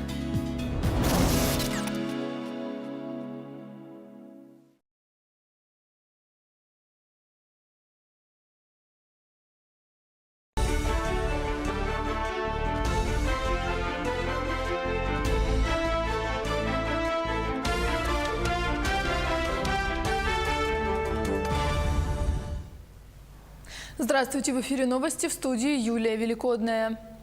Дети получили ожоги глаз во время кварцевания. Воспитанники детского сада «Классика» Нерюнгри обожгли сетчатку и получили конъюнктивы. Известно, что в группе было порядка 20 воспитанников, 11 из которых стали жертвой ультрафиолетового излучения. В администрации района не отрицают факт, но заверяют, что здоровью детей ничего не угрожает. В понедельник все дети, кроме одного, были на месте. Жалоб от родителей не поступало. Случившимся заинтересовались следственные органы республики. В сентябре определится состав 6-го созыва Государственного собрания. Для отбора наиболее конкурентоспособных членов якутское отделение «Единой России» проведет предварительное голосование. В нем смогут принять участие не только ее сторонники, но и все желающие. Предварительное голосование по кандидатурам для последующего выдвижения кандидатов в народные депутаты республики пройдет 15 апреля. Региональный оргкомитет утвердил имена 210 участников по 35 избирательным округам. Все участники до 13 апреля должны принять участие в дебатах. Транспортные системы и дорожная инфраструктура Крайнего Севера. Форум под таким названием начал работу в СВФУ. Около 10 отечественных и зарубежных производителей представили технику, которая работает на предприятиях Якутии в условиях Севера и показала свою надежность. Форум завершится сегодня.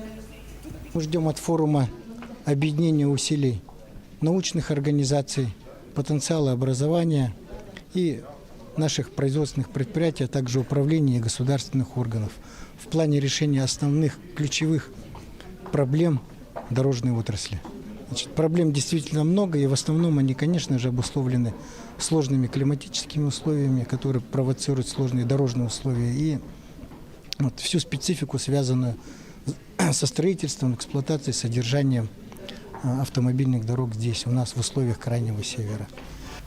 Скульптура «Дворник» и детские площадки Якутска признаны лучшими практиками по формированию комфортной городской среды в 2017 году. Более 100 проектов одобрено для включения в Федеральный реестр лучших. Об этом сообщил министр строительства и жилищно-коммунального хозяйства России Михаил Мень в ходе Всероссийского селекторного совещания по вопросам формирования комфортной городской среды. Образцовые площадки стали местом притяжения за счет создания современных комфортных условий для взрослых и детей. За время реализации приоритетного проекта на территории регионов было проведено более 38 тысяч мероприятий, направленных на вовлечение бизнеса и граждан в реализацию проектов благоустройства. Охота, туризм в Якутии. Специализированная выставка под таким названием пройдет сегодня и завтра в День охотника. Место проведения – новое здание строительного рынка. Напомним, что День охотника учрежден в республике в 2012 году согласно указу Егора Борисова. Днем охотника считается первая суббота апреля. Все желающие могут принять участие в трофейной и таксидермической выставке, по результатам которых будет проведена экспертная оценка экспозиций. Победители будут награждены медалями и дипломами от организационного комитета. Сегодня Всемирный день настольного тенниса. Впервые он отмечался 6 апреля 2015 года. Но это не помешало ему сразу стать популярным практически во всем мире. Профессионально настольным теннисом занимаются на всех обитаемых континентах. 218 стран являются членами федерации. Особой популярностью настольный теннис пользуется в Азии, где проживает около 4 миллиардов человек. Сегодня состоятся отборочные соревнования на финальную часть спортивных игр народов Якутии – Кубок региона по настольному теннису. Соревнования начинаются с 10 часов в спорткомплексе «50 лет Победы».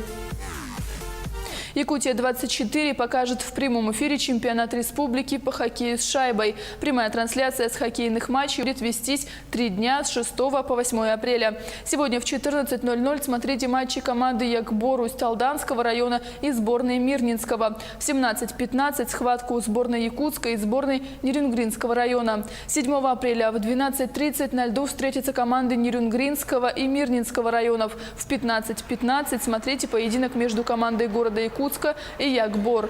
8 апреля в 12:30 Якутия-24 покажет матч Якбор и сборной Нерюнгринского района. В 15:15 на льду встретятся сборные города Якутска и Мирнинского района. К этому часу у нас все новости. Оставайтесь с нами.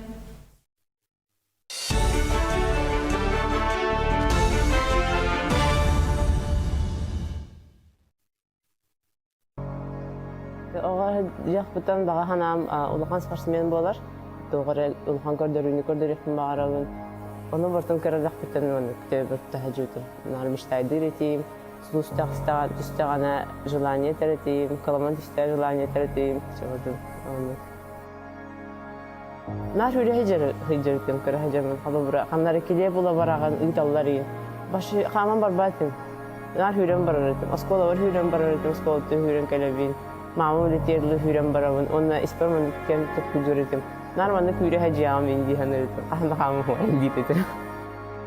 Это сардана самой еще и качество это тоқтия қағыр. Диннах марафонис характері бар. Үлехет жаргын алох 100% толорыш. Үлехет әрекеге мандық улахан спортқа, индік улахан дистанцияға көрер дияны. Обра, 5 yıllar әттігер Олимпиаданың телевизорынан көреретін болады. Бірін хауырақ беремелі ақтар. Бірі машелы кейхатан тейбет күліп. Білген өйдейін бұлар, что Олимпиадаға тейер. Кім бар тейер? Если желание бар, талант бар. Бары күлділер кәтеклер легкая атлетикаға. Хақалар скоростары тейбет. Амдық болуыда. Ахида хейлер таланнағызынар балалар.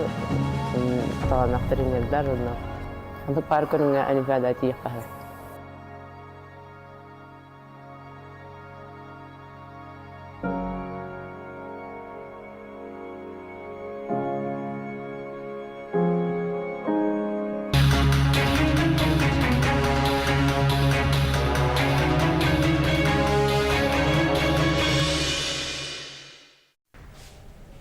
Вы смотрите программу «Актуальное интервью». В студии работает Александр Лысак. Итак, с 1 апреля стартовал призыв граждан на военную службу. О том, сколько человек будет призвано в Якутии, какие изменения произошли в правилах призыва и отбора, мы говорим сегодня в нашей студии с Игорем Протасовым, начальником отдела подготовки призыва граждан на военную службу Военкомата Республики. Игорь Анатольевич, здравствуйте. Спасибо, что пришли к нам в студию. Итак, как начался призыв? Сколько человек отправится служить из Якутии? Ну, знаете, что указ президента вступил в силу. С 1 апреля по 15 июля у нас будет проходить призыв. Призыв будет проходить в 36 муниципальных образованиях нашей республики. Из них в 14 муниципальных образованиях призыв будет проходить с 1 мая по 15 июля. То есть это заполярные, те муниципальные образования, которые находятся за полярным кругом, которые осуществляют призыв один раз в год. Призывать будем около 1400 человек, ну, ориентировочно 1400 человек. Ну, а дальше уже будем смотреть по количеству людских ресурсов и принимать меры, естественно. Возможность. В какие войска у нас преимущественно якутяне отправляются? Ну, в основном сухопутные войска. Ну, есть, как обычно у нас, и, как считается, элита вооруженных сил, и десантные войска немножко есть, и морская пехота есть, и военно-морской флот есть, и даже есть спецназ в этом году. только немного будут, самые лучшие из лучших будут идти в эти войска. Ну, основная масса – это все-таки сухопутные войска. А чем это обусловлено? Обусловлено необходимостью, основная потребность в военнослужащих срочной службы именно в сухопутных войсках, потому что, как правило, ВВС, ВМФ, они в основном комплектуются за счет военнослужащих по контракту, потому что требуются большие специалисты высокого уровня. А как организована доставка призывников, то есть до военной части? Значит, с муниципальных образований до субъекта у нас доставка авиатранспортом и автобусами. До воинской части, то есть между субъектами отправки происходит тоже авиация. Министерство обороны заключает договор напрямую с перевозчиком. Как правило, это Якутия у нас перевозки осуществляет.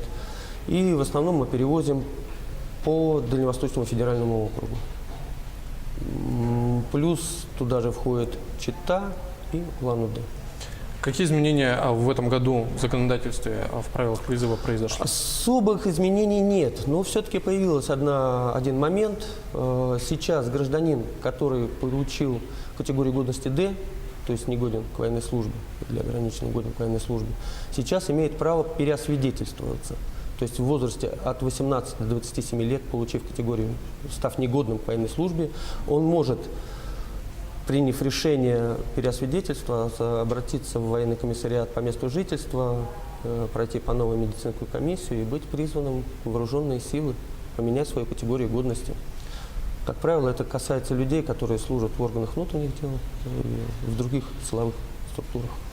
Вот смотрите, военная мощь у нас в стране усиливается, об этом свидетельствуют и продемонстрированные кадры о новой военной технике во время оглашения послания главы государства Владимира Путина. Наверняка служба в армии 10 лет назад и сейчас это, скорее всего, даже не скорее всего, а так и есть, это разные вещи. А к чему должен быть готов нынешний призывник? Призывник должен быть, во-первых, образованным. Уровень техники за последние десятилетия очень вырос. Очень много появилось технических новинок. Соответственно, уровень образования призывника, будущего солдата, должен быть достаточно высоким. Сейчас идет плановая замена вооружения и военной техники в войсках Дальневосточного военного округа. На настоящий момент там порядка 80%, ну, чуть меньше, заменено такой техники. И поэтому вот это самое главное. Плюс физическая подготовленность, плюс моральная подготовленность. Ну, естественно, все-таки патриотическое воспитание. Человек должен морально и патриотически быть настроен к военной службе. Вот продолжая разговор о готовности юношей служить в армии, как вы оцениваете вот именно патриотическую работу, которую проводят школы или другие учебные заведения республики? Вы говорите, что один из аспектов – это патриотическая готовность призывника. Ну, мы все должны понимать, что все-таки патриотическая подготовка молодого человека должна начинаться с семьи. У нас ключевое все-таки воспитание идет от семьи. Потом уже начинает принимать участие в нем государство. То есть детский сад, школа, какое-то учебное заведение специальное или высшее. Если каждый из нас будет хоть немножко уделять этому внимание, то я думаю, что молодой человек, уже подойдя к возрасту 18-летнему, будет иметь какое-то свое представление о жизни и понимать, что такое для него Родина. В первую очередь нужно воспитывать любовь к Родине. Проводятся ли сейчас акции, как День призывника, как активно в них школьники участвуют? Обязательно проводятся, практически регулярно, в начале каждого призыва.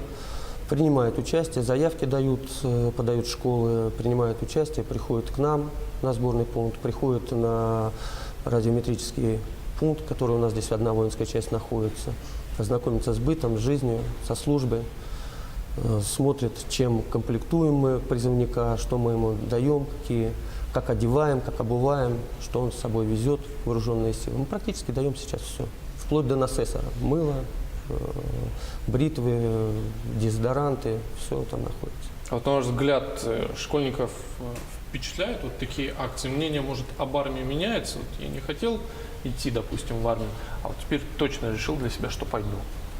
У молодых людей вызывает интерес. Ну, даже то, что у нас комплект одежды полевой для военнослужащего из 12 элементов состоит. Это очень достаточно много. Если раньше было 3 элемента, то сейчас 12, вы себе представляете. Это начиная от нижнего белья и заканчивая верхней одеждой.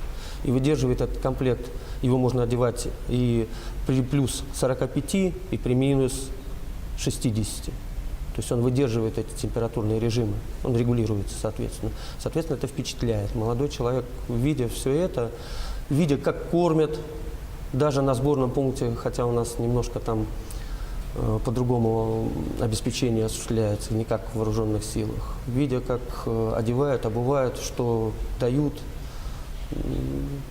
желание появляется служить.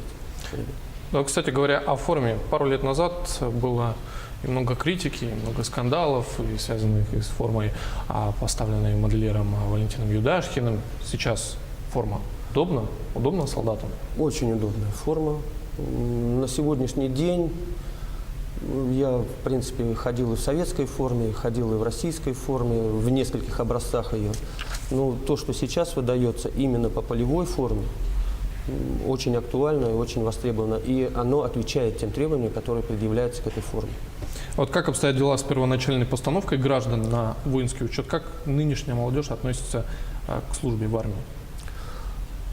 Первоначальная постановка граждан на воинский учет, это все-таки как бы затрагивает в основном организованную молодежь. То есть те ребята, которые учатся в школе. Ну, как правило, эти ребята учатся в школе. Да? Маленькое количество людей, которые не встали по каким-либо причинам на воинский учет. В основном у нас на 99% люди, достигшие 17-летнего возраста, поставлены на воинский учет. Это порядка 6 тысяч человек. Где-то приблизительно за нашу 7 тысяч. А вот все-таки отношение молодежи к службе в армии? Без возмущения.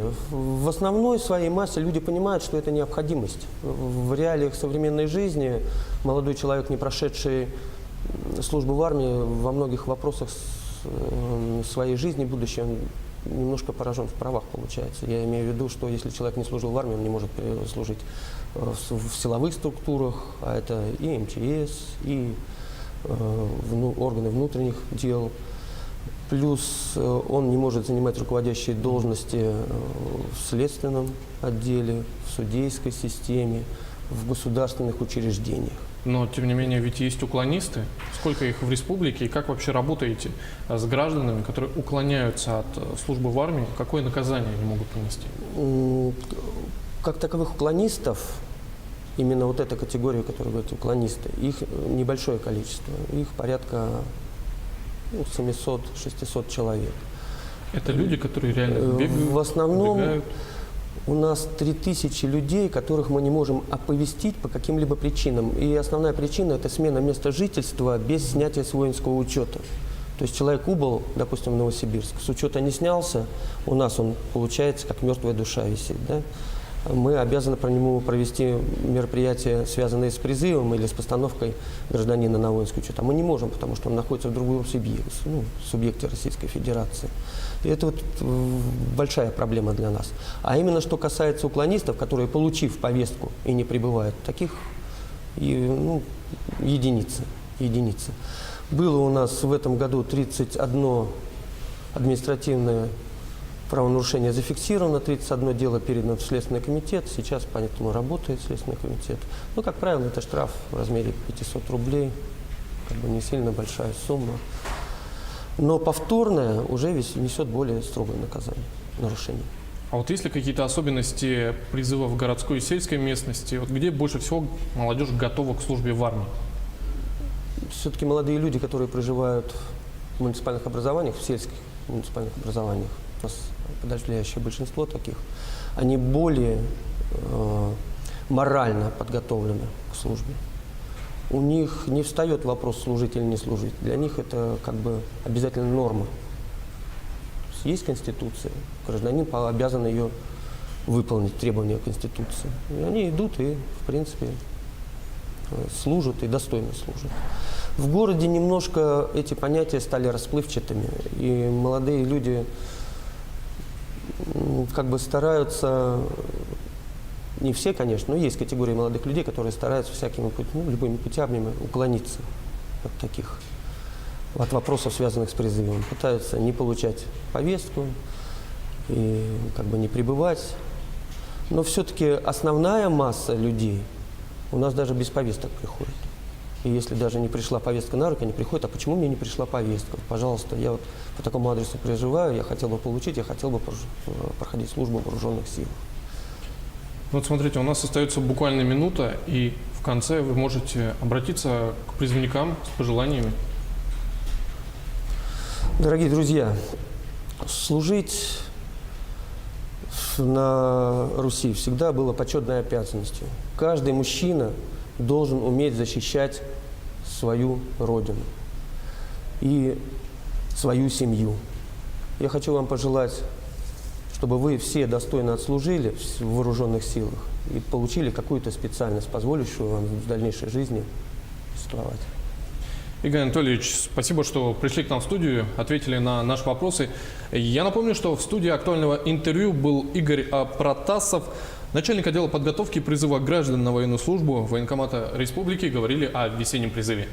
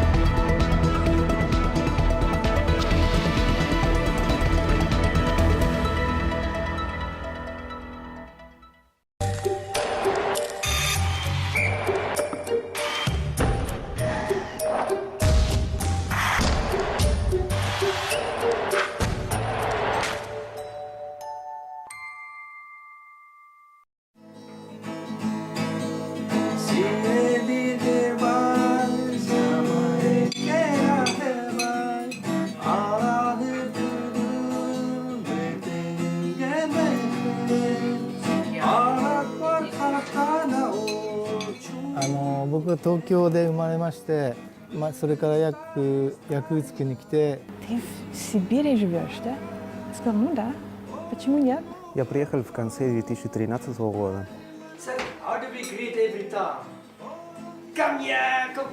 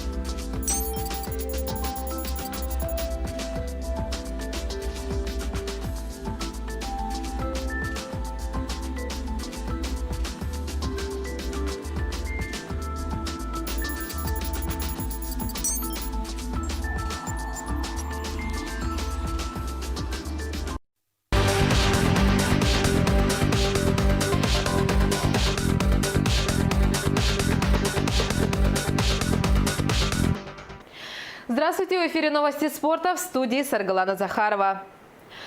Союз биатлонистов России назвал лучших спортсменов по итогам прошедшего сезона. Рейтинг возглавили Антон Шипулин и Екатерина Юрлова-Перхт. 30-летний Шипулин, представляющий Свердловскую область, заработал 1658 очков.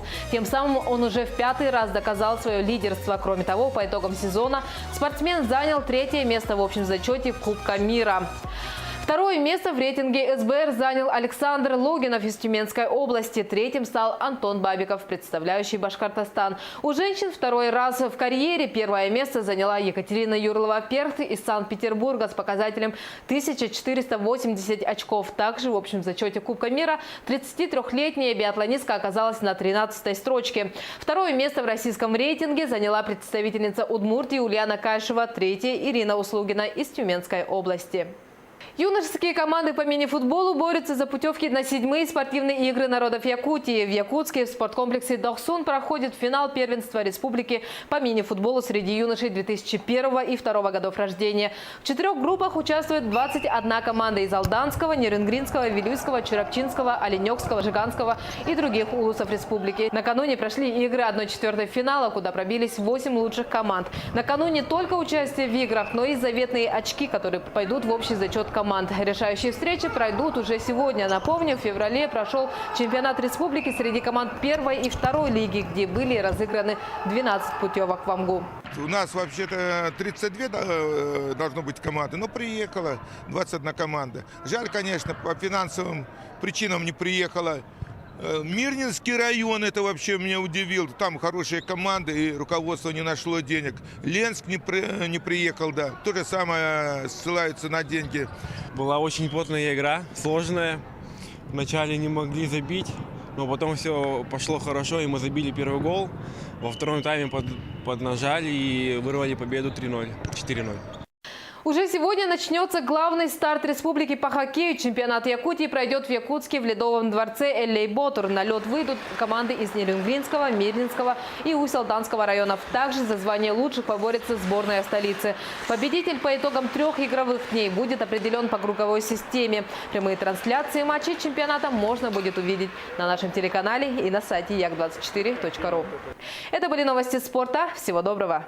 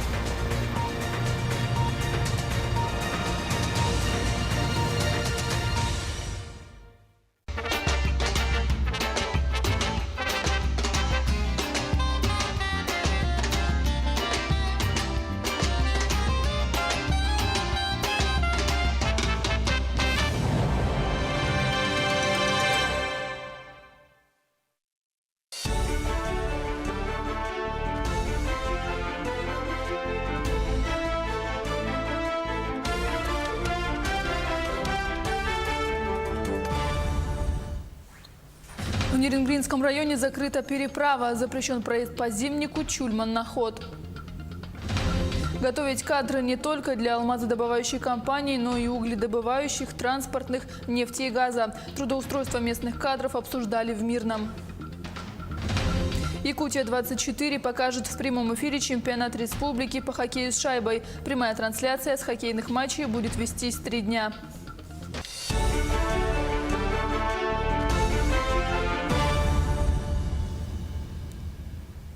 Это новости в прямом эфире, в студии Юлия Великодная. Запрещен проезд по ледовой переправе Чульман-Наход. Это связано с окончанием срока эксплуатации ледовой переправы и разрушением ледового покрова. Речь идет о Зимнике на реке Горбылах на автомобильной дороге Чульман-Наход. Отдел МВД будет контролировать несанкционированный выезд транспортных средств на закрытую ледовую переправу. К концу года Якутия должна обеспечить трудоустройство 2500 инвалидов на квотируемые рабочие места. Показатель трудоустройства людей с ограниченными возможностями здоровья в нашей республике превышает чуть более 40%. Мы находимся на 56-м месте среди регионов страны по данному направлению работы. Практическое занятие по повышению качества предоставления госуслуг состоялось в Госкомзанятости Якутии. По видеоконференц-связи к разговору подключились центры занятости районов республики. Заместитель председателя ведомства Гаврил Харлампиев призвал руководителей целенаправленно усилить работу с работодателями, с населением, выходить на граждан самим и персонально вести работу с ними. «Алроса» автоматизирует буровые работы на подземных рудниках. Крупнейшая в мире алмазодобывающая компания опробует на подземных рудниках «Удачный» и «Айхал» технологию, позволяющую повысить точность буровых работ и минимизировать участие в них человека. На подземных рудниках начали работу новые модели буровых установок «Сэндвик DL421». После формирования электронных паспортов, в которых будут описаны задания по бурению, работа оператора буровой установки будет минимизирована. Это должно повысить и безопасность, и точность буровых работ. При положительных результатах эксперимента «Алроса» планирует начать более широкое применение новой технологии бурения. Трудоустройство местных кадров в промышленность обсуждали в Мирном на выездном заседании Илтумен. Члены правительства, народные депутаты, главы районов и представители промышленных предприятий проконтролировали выполнение рекомендаций. Вопросы о привлечении и закреплении местных кадров на промышленных предприятиях Якутии в столице Алмазного края обсуждались 3 года назад. С подробностями Марьяна Кутукова. Спустя 3 года обсуждение получилось конкретным, так как есть положительные сдвиги. В республике объявлен год содействия занятости. Стартовал приоритетный проект «Местные кадры в промышленность». Текущий год начался с подписания соглашения с компанией «Алроса». Ключевой показатель – 500 человек для трудоустройства в Верхнемунском месторождении. В феврале отбор работников прошел в Вилюйской группе районов и охватил более 1200 человек. Из них отобрали порядка 400 кандидатов. Сегодня мы внедряем на так называемое сетевое обучение, суть которого заключается в том, что теоретическую часть обучающихся проводим на базе техникумов Республики Саха-Якутия. Практическую часть мы производим на базе Центра подготовки кадров компании «Алроса». Это те же бульдозеристы, это те же водители, это те же слесари. Сегодня в Якутии свою деятельность ведут 20 промышленных предприятий. Для них привлечение и закрепление местных кадров в приоритете не первый год. Представитель Татюряхнефтегазодобычи, говоря о кадровой политике в компании, рассказал про систему непрерывного образования школа-вуз предприятия. Компания открыла в Ленске и Мирном Роснефть-классы, создает для них материально-техническую базу, стажирует студентов в места добычи и обеспечивает стипендией. Каждое крупное промышленное предприятие практически уже на сегодня заключило или заключает соглашение, договора о подготовке кадров уже напрямую не с правительством, не с министерствами, а напрямую уже с улусами, с районами нашей республики, включая северные, сельские улусы нашей республики. И этот процесс, он уже обрел свою динамику. И мы сейчас постоянно держим эти вопросы на контроле. говорим. Вместе с тем, говоря о подготовке кадров, на заседании отметили, что спрос должен оправдывать средства. Мы сегодня в том состоянии бюджета республики мы должны готовить целенаправленно и эффективно как-то. То есть все те средства, которые мы вкладываем на подготовку кадров, оно должно потом, то есть человек должен трудоустроиться и закрепиться, и он должен помогать республике получать добавленную стоимость. В ходе выездного заседания не раз отмечено, что нужно уходить от стереотипов, готовить кадры не только для алмазодобывающей компании «Алроса», но и в угледобывающей, транспортной, а также компании нефти и газа. Марьяна Кутукова, Евгений Тайтонов, Мирный.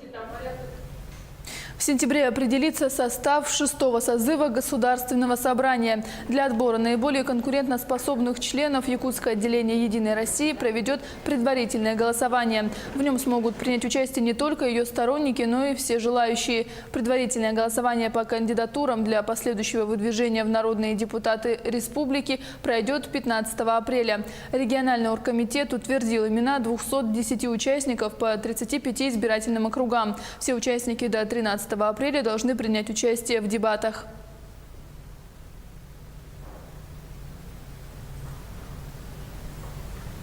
Программа обеспечения жильем работников бюджетной сферы продолжает работать.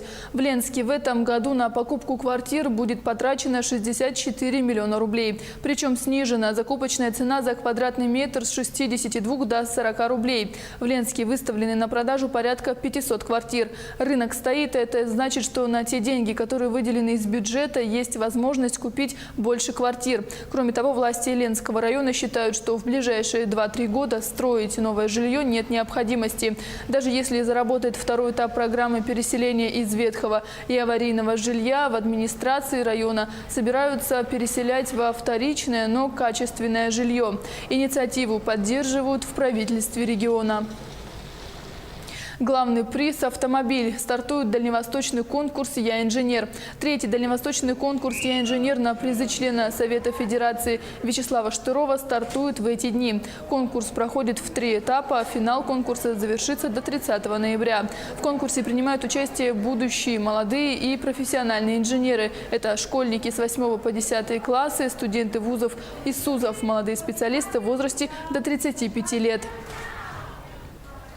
Почта России доставила в Якутию ручки для участников тотального диктанта. Отправления уже прибыли во все населенные пункты, жители которых присоединятся к акции. Якутск, Нерюнгри, Алдан, Ленск, Биркакит. В Якутск самая большая партия ручек, 1000 штук, пришла из Москвы всего за 6 дней. Такая скорость стала возможной благодаря модернизации инфраструктуры. Тотальный диктант – ежегодная образовательная акция в форме добровольного диктанта для всех желающих, которая объединяет всех, кто умеет или хочет писать и говорить по-русски. В столице начались мероприятия в рамках празднования Дня охотника. Дату в Якутии, понятно, отмечают с восторгом, так как охота испокон веков – неотъемлемая часть жизни населения республики. Первый конкурс накануне праздника – это республиканская выставка охотничьих собак. Репортаж Оксаны Устиновой. Показать питомца решили 70 собаководов. Охотничьи породы в моде. В этом году на 3 площадках соревнуются не только лайки, но и подружейные собаки – ретриверы, спаниели и легавые. Она дает, во-первых, титул. Вот. Ну, во-вторых, самому интересно посоревноваться, посостязаться для себя. Азарт, скажем так. Собаке будет в мае месяце 5 лет. У него качество охотника, то есть там изначально в крови.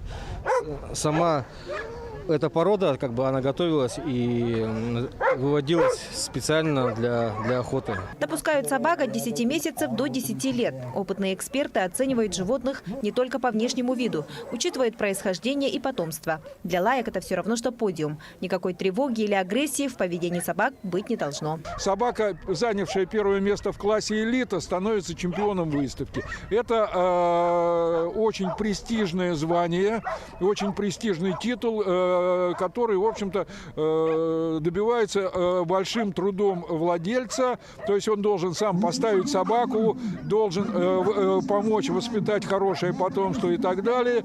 И, в общем-то, еще должен быть хороший племенной материал, то есть хорошая породистая собака. Не у всех собак идеальная выставочная родословная. Однако интерес якутян к разведению охотничьих пород обязательно даст свои плоды. Ян с 11-месячным другом, восточно-сибирской лайкой, первый раз участвует участвует в выставке. Я с детства любил собак. У нас всегда были собаки, как я себя помню. Но он еще маленький. Пойдем, наверное, этой осенью. Инстинкты вроде показывают, интерес есть к охоте. Вот.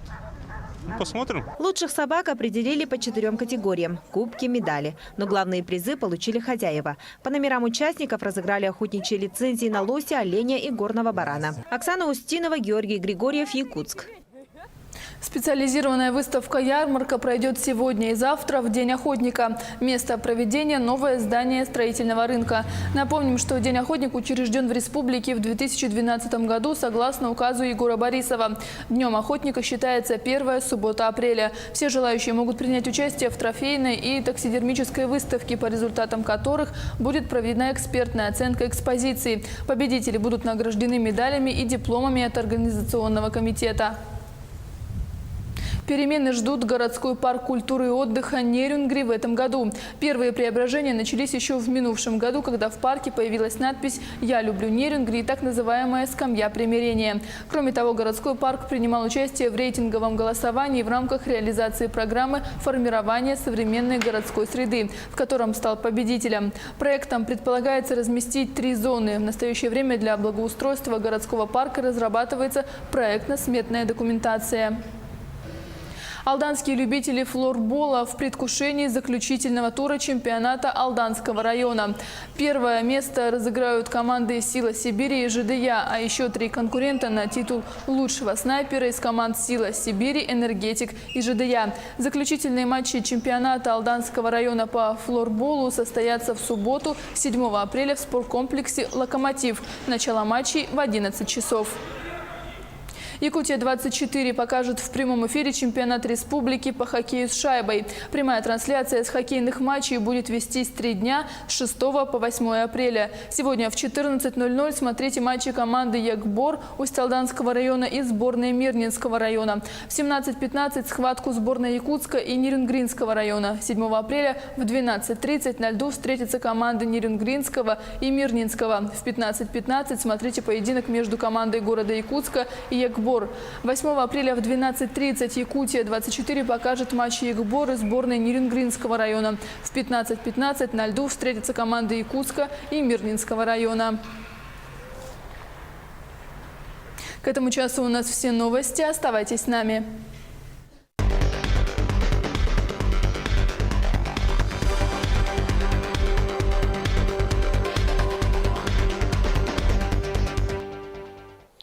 Здравствуйте, в эфире Якутия-24, новости экономики. В студии Евгений Баженко.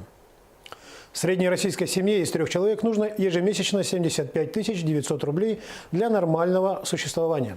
Об этом свидетельствуют данные опроса исследовательского холдинга «Рамир». Каждая 5-я семья, 21%, готова прожить при семейном бюджете от 20 до 45 тысяч рублей в месяц. 2/3 семей, 66%, претендуют на ежемесячный доход в 45-120 тысяч рублей. Еще 13% считают, что для поддержания нормальной жизни семье из 3 человек необходимо в среднем более 120 тысяч рублей в месяц. Авторы исследования отмечают, что жители мегаполисов традиционно выдвигают более высокие материальные требования, чем жители небольших городов и сел. Опрос проводился в марте среди 1500 респондентов во всех федеральных округах страны. О том, каким имуществом владеет Якутия, в эфире программы «Актуальное интервью» рассказала министр имущественных и земельных отношений республики Евгения Григорьева. На сегодня объем государственного имущества составляет в натуральном выражении где-то около 160 миллиардов рублей.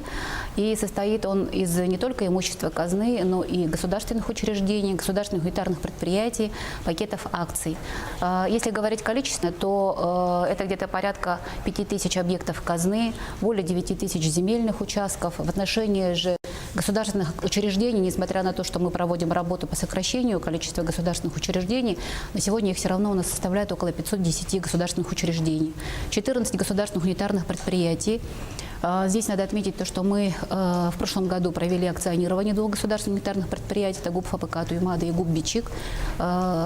Бичик уже акционерное общество, ФПК Туймады завершает свои регистрационные мероприятия.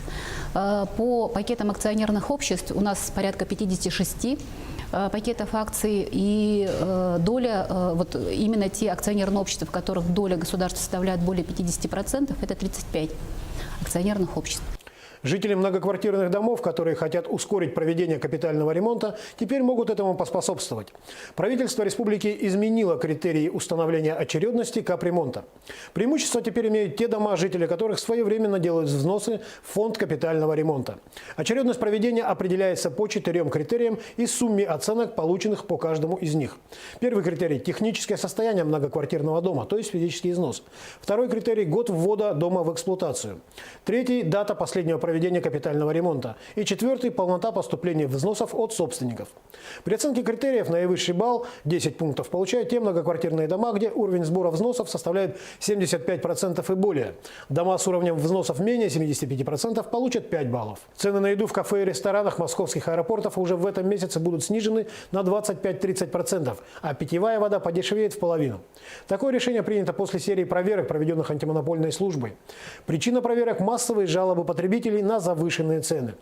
Пользуясь монопольным положением, за пределами аэропортов в шаговой доступности торговых точек нет, заведения общественного питания в аэропортах необоснованно завышали цены. По материалам проверок рассматривается вопрос о возбуждении административных дел по фактам нарушения антимонопольного законодательства. Нарушителям грозят штрафы от 300 тысяч до 1 миллиона рублей. На этом все. Оставайтесь в курсе экономических событий на Якутия-24.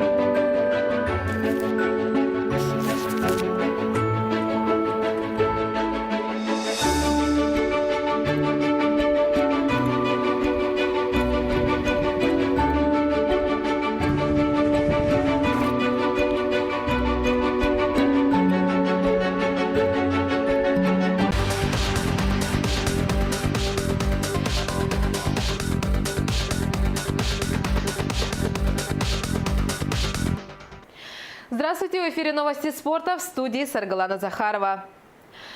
Союз биатлонистов России назвал лучших спортсменов по итогам прошедшего сезона. Рейтинг возглавили Антон Шипулин и Екатерина Юрлова-Перхт. 30-летний Шипулин, представляющий Свердловскую область, заработал 1658 очков.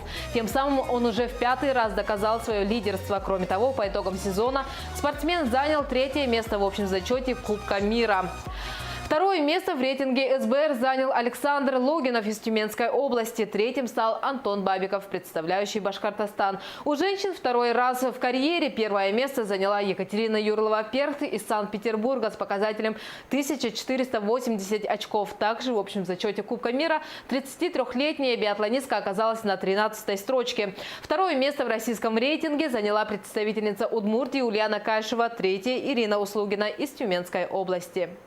Юношеские команды по мини-футболу борются за путевки на 7-е спортивные игры народов Якутии. В Якутске в спорткомплексе Дохсун проходит финал первенства республики по мини-футболу среди юношей 2001 и 2002 годов рождения. В 4 группах участвует 21 команда из Алданского, Нерингринского, Вилюйского, Чурапчинского, Оленёкского, Жиганского и других улусов республики. Накануне прошли игры 1/4 финала, куда пробились 8 лучших команд. Накануне не только участие в играх, но и заветные очки, которые пойдут в общий зачет команд. команд. Решающие встречи пройдут уже сегодня. Напомню, в феврале прошел чемпионат республики среди команд первой и второй лиги, где были разыграны 12 путевок в Амгу. У нас вообще-то 32 должно быть команды, но приехало 21 команда. Жаль, конечно, по финансовым причинам не приехала. Мирнинский район, это вообще меня удивил. Там хорошие команды, и руководство не нашло денег. Ленск не приехал, да. То же самое, ссылаются на деньги. Была очень плотная игра, сложная. Вначале не могли забить, но потом все пошло хорошо, и мы забили первый гол. Во втором тайме поднажали и вырвали победу 3-0, 4-0. Уже сегодня начнется главный старт республики по хоккею. Чемпионат Якутии пройдет в Якутске в Ледовом дворце Эллей-Ботур. На лед выйдут команды из Нерюнгринского, Мирнинского и Усть-Алданского районов. Также за звание лучших поборется сборная столицы. Победитель по итогам 3 игровых дней будет определен по круговой системе. Прямые трансляции матчей чемпионата можно будет увидеть на нашем телеканале и на сайте yak24.ru. Это были новости спорта. Всего доброго!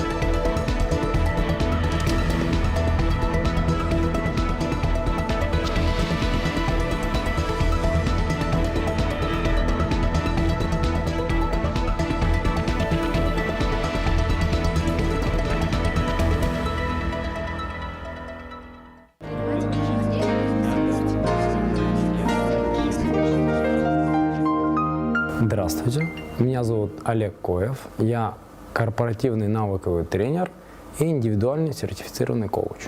Вот коучинг как раз позволяет человеку раскрыть потенциал, понять истинные цели. Для меня в первую очередь важно помочь человеку. Ну как можно помочь, если себе не помог? И я именно долгие годы шел путем поиска своего предназначения. Я жил обычной жизнью, школьник, активный, энергичный хулиган. Это отношения неустроенные, да, это долги, которые копил по жизни. То есть, ну, с людьми какие-то, да, там, сказал, не сделал, тоже долг, да, мы это копим. Очень много обещаний давал. Ну, скажем так, хромала дисциплина, и вот надо было, скорее всего, накопить это болевое тело, чтобы кто-то дал волшебные пендали, да. И вот я уже последние 10 лет четко отрабатывал такие мужские практики. Есть одна простая формула. Она известна во всех религиях, это Святая Троица. Здоровое тело, открытая широкая душа и крепкий сильный дух, мудрость. Вот как только мы станем триедины, сформируем в себе 3 основных вот эти качества, тогда и будет энергия на это. И мы будем жить полноценной, яркой, успешной жизнью. Я начал с тела. Самый простой путь. Я каждый день через тело, да, там где-то голодание, физическая культура, ранний подъем и так далее, да, вот все эти практики, да, там много читаю, изучаю путь святых людей. То есть все это позволяет развиваться интенсивно, скачками, происходят прорывы. Я долгие годы изучал, думаю, что же, как мне себя принять в социуме. Я понял, что для меня самое главное – это саморазвитие. Для меня высшая цель – это самопознание, саморазвитие, ну и, скажу высокое такое слово, просветление. Я иду к нему каждый день, и мне все обстоятельства, все ситуации помогают к этому прийти. Семейные проработки – это самое мощное. И самые лучшие тренера – это наши близкие. Так что я благодарен своим родителям за то, что они мне дали, те знания, тот опыт. Мне вот самое, что главное запомнилось, когда я родился в глубинке Кировской области, в деревне, поселок Дубровка. И вот я был в 9 классе, и вот в то время мы с отцом целый год бегали на пробежке, закаливались, обливались. То есть он вел здоровый образ жизни, и этот пример он передал мне. Вот это самое ценное. То, что родители нам вот этот прививают образ жизни. Он со мной разговаривал, ходили в баню. Вот эти такие маленькие моменты, да, там 5 минут, 15, 20 таких душевных разговоров о жизни и пример, который он мне подавал, вот это самое ценное, за что я благодарен. Мама — это всегда гости, прием, столы, любовь, забота. То есть мама всегда это тыл. Ну вот сейчас я также расширяю горизонты, по всей России езжу, у меня там дома тыл. Приезжаю, отдыхаю, восстанавливаюсь, опять дальше в бой. Когда я в командировке 2 недели, потом приезжаю, отношения становятся еще лучше. Я с каждым днем становлюсь все счастливее. Счастье очень хороший есть такой термин в нашем языке. Это значит здесь и сейчас, сейчас. Но вот важно научиться жить и максимально проживать каждый момент. И тогда мы будем все счастливы. Поэтому важно быть счастливым, и счастливый человек будет делать выбор всегда из состояния любви и осознанности. Так что счастье – это ключ.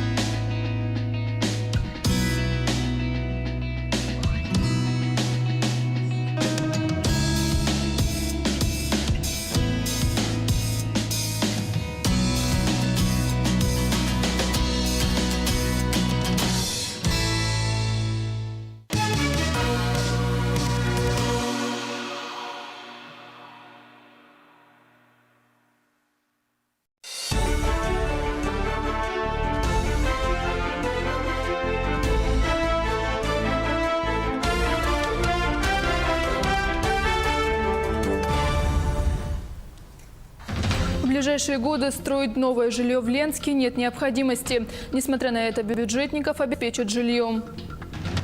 В Южной Якутии отмечают столетие учреждения военных комиссариатов России. О торжественных мероприятиях по случаю юбилейной даты. Якутия-24 покажет в прямом эфире чемпионат республики по хоккею с шайбой. Прямая трансляция с хоккейных матчей будет вестись 3 дня.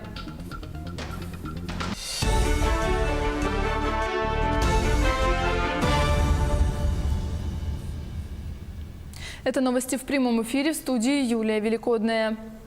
Дети получили ожоги глаз во время кварцевания. Воспитанники детского сада «Классика» Нерюнгри обожгли сетчатку и получили конъюнктивы. Известно, что в группе было порядка 20 воспитанников, 11 из которых стали жертвой ультрафиолетового излучения. В администрации района не отрицают факт, но заверяют, что здоровью детей ничего не угрожает. В понедельник все дети, кроме одного, были на месте. Жалоб от родителей не поступало. Случившимся заинтересовались следственные органы республики. По факту размещенной в СМИ информации о недосмотре педагогическими работниками детского сада за воспитанниками, которые подверглись ультрафиолетовому излучению, организовано проведение доследственной проверки. По утверждению издания, воспитатели не обеспечили изоляцию помещения детского сада от детей, в результате чего около 20 воспитанников были доставлены в медучреждение для обследования на предмет ожогов сетчатки и конъюнктивы. Для установления всех обстоятельств произошедшего руководителем Следственного управления Следственного комитета России по Республике Саха-Якутия дано поручение подчиненным сотрудникам о проверке изложенных в публикации сведений в порядке статей 144 и 145 Уголовно-процессуального кодекса Российской Федерации. Запрещен проезд по ледовой переправе Чульман-Наход. Это связано с окончанием срока эксплуатации ледовой переправы и разрушением ледового покрова. Речь идет о зимнике на реке Горбылах на автомобильной дороге Чульман-Наход. Отдел МВД будет контролировать несанкционированный выезд транспортных средств на закрытую ледовую переправу. Еще задолго до открытия навигации речники Усть-Майского района начинают ремонтные работы судов для выхода на участки по рекам Алдан и Амгам. От того, как они подготовят свой флот, зависит безаварийная работа предприятия. Протяженность судоходства реки Алдан 1209 километров. Обслуживается Алданский районом водных путей и судоходства Усть-Майского района, а именно обстановочными теплоходами путейскими, которые выйдут на свои участки сразу же после окончания ледохода. В межнавигационный период проводится судоремонт в ремонтно-отстойном пункте, и сейчас работники РОПа латают дыры на полусгнивших корпусах старушек-путейках. Корпус сгнил или что? Да, да. Сгнил, конечно. Сколько лет уже? Сколько вот путейская это примерно? Ой, я пришел 84-го, они уже были. Старые, конечно. Частично меняем, вот каждый год 1-2. Более 2 лет работает в РОПе рабочим Михаил Лыткин. Он помогает специалистам в ремонте судов. К слову сказать, работа нелегкая и низкооплачиваемая. Я 20 не получаю даже. 15 получаю. 15, где-то 16, Вот да. за такую работу под кораблями с металлом. Ну, а что сделаешь-то? Усть-Май нигде больше. Ну, нигде. Руководство техучастка до начала навигации укомплектовывает суда командой. Нужны помощники капитанов, мотористы рулевые, матросы, путевые рабочие, повара. За счет практикантов предприятие частично решает проблему нехватки кадров. Вот я не хочу обидеть местных, но нам предпочтительны, конечно, практиканты. Мы уже надежные, они не приехали, отработали, уехали. А местные, ну, сами знаете, да, дисциплина. Сразу после ледохода путейские суда пойдут на речку Амга для обеспечения обстановки, чтобы танкера и сухогрузы за короткий период навигации на маловодной реке смогли завезти в Амгинский район как можно больше необходимой продукции для жизнедеятельности соседнего Улуса. Юрий Таюрский, поселок Усть-Мая. Алроса автоматизирует буровые работы на подземных рудниках. Крупнейшая в мире алмазодобывающая компания опробует на подземных рудниках Удачный и Айхал технологию, позволяющую повысить точность работы и минимизировать участие в них человека. На подземных рудниках начали работу новые модели буровых установок Sandvik DL421. После формирования электронных паспортов, в которых будут описаны задания, это должно повысить и безопасность, и точность буровых работ. При положительных результатах эксперимента Алроса планирует начать более широкое применение новой технологии. Программа обеспечения жильем работников бюджетной сферы продолжает работать. В Ленске в этом году на покупку квартир будет потрачено 64 миллиона рублей. Причем снижена закупочная цена за квадратный метр с 62 до 40 рублей. В Ленске выставлены на продажу порядка 500 квартир.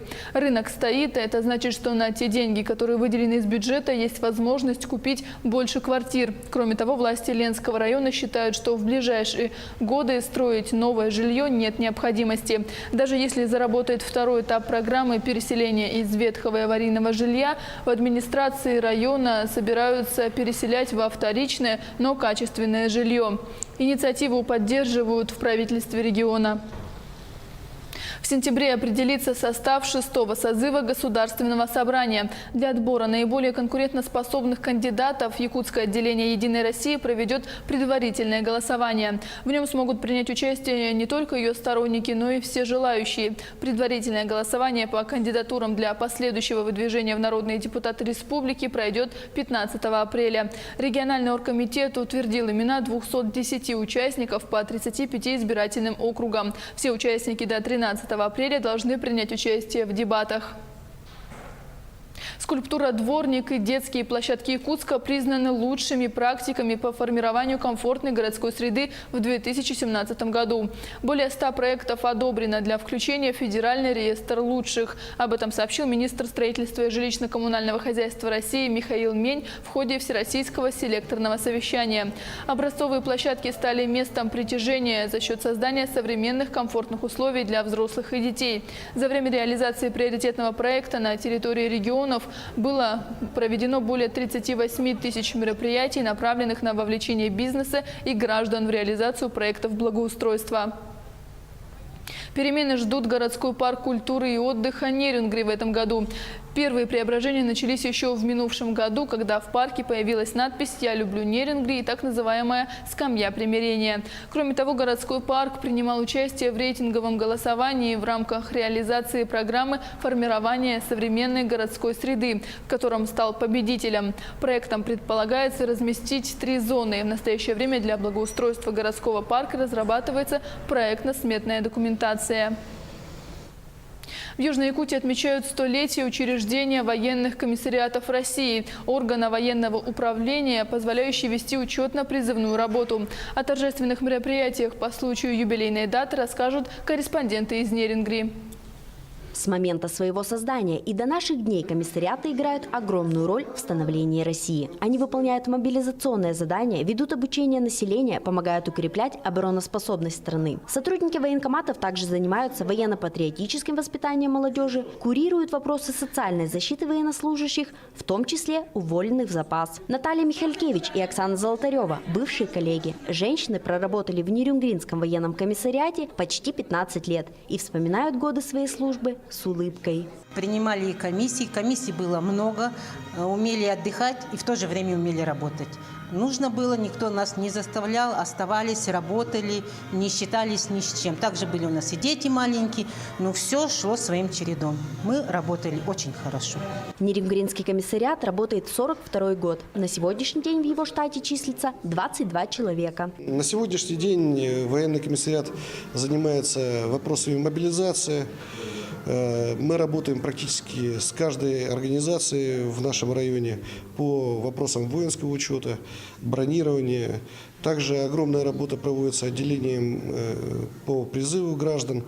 В наши дни из ворот Нерюнгринского военкомата ежегодно отправляются на военную службу более 150 человек. Сейчас в районе стартовала весенняя призывная кампания и продлится до 15 июля. Все отлично. Мероприятия по случаю столетия учреждения военных комиссариатов России в Нерюнгре завершились торжественным награждением сотрудников военкомата и ветеранов службы. Героям праздника были вручены почетные грамоты и благодарственные письма. Екатерина Павлова, Аяла Мосов, Нерюнгри. Главный приз – автомобиль. Стартует 3-й дальневосточный конкурс «Я инженер» на призы члена Совета Федерации Вячеслава Штырова. Состязания пройдут в 3 этапа. Финал завершится до 30 ноября. В конкурсе принимают участие будущие, молодые и профессиональные инженеры. Это школьники с 8 по 10 классы, студенты вузов и СУЗов, молодые специалисты в возрасте до 35 лет. Почта России доставила в Якутию ручки для участников тотального диктанта. Отправления уже прибыли во все населенные пункты, жители которых присоединятся к акции. Это Якутск, Нерюнгри, Алдан, Ленск, Биркакит. В Якутск самая большая партия ручек 1000 штук пришла из Москвы всего за 6 дней. Такая скорость стала возможной благодаря модернизации инфраструктуры Почты России. Тотальный диктант – ежегодная образовательная акция в форме добровольного диктанта для всех желающих. Охота, туризм в Якутии. Специализированная выставка-ярмарка под таким названием пройдет сегодня и завтра в День охотника. Место проведения – новое здание строительного рынка. Напомним, что День охотника учрежден в республике в 2012 году согласно указу Егора Борисова. Днем охотника считается первая суббота апреля. Все желающие могут принять участие в трофейной и таксидермической выставке, по результатам которых будет проведена экспертная оценка экспозиции. Победители будут награждены медалями и дипломами от организационного комитета. Якутия-24 покажет в прямом эфире чемпионат республики по хоккею с шайбой. Прямая трансляция с хоккейных матчей будет вестись 3 дня с 6 по 8 апреля. Сегодня в 14:00 смотрите матчи команды Якбор Усть-Алданского района и сборной Мирнинского. В 17:15 схватку сборной Якутска и сборной Нерюнгринского района. 7 апреля в 12:30 на льду встретятся команды Нерюнгринского и Мирнинского районов. В 15:15 смотрите поединок между командой города Якутска и Якбор. 8 апреля в 12:30 Якутия-24 покажет матчи Якбор и сборной Нерюнгринского района. В 15:15 на льду встретятся сборные города Якутска и Мирнинского района. Алданские любители флорбола в предвкушении заключительного тура чемпионата Алданского района по флорболу 2017-2018 года. Первое место разыграют команды «Сила Сибири» и ЖДЯ. Еще 3 конкурента поборются за титул лучшего снайпера из команд «Сила Сибири», ЖДЯ и «Энергетик». Заключительные матчи чемпионата Алданского района по флорболу состоятся в субботу 7 апреля в спорткомплексе «Локомотив». Начало матчей в 11:00. К этому часу у нас все новости. Оставайтесь с нами.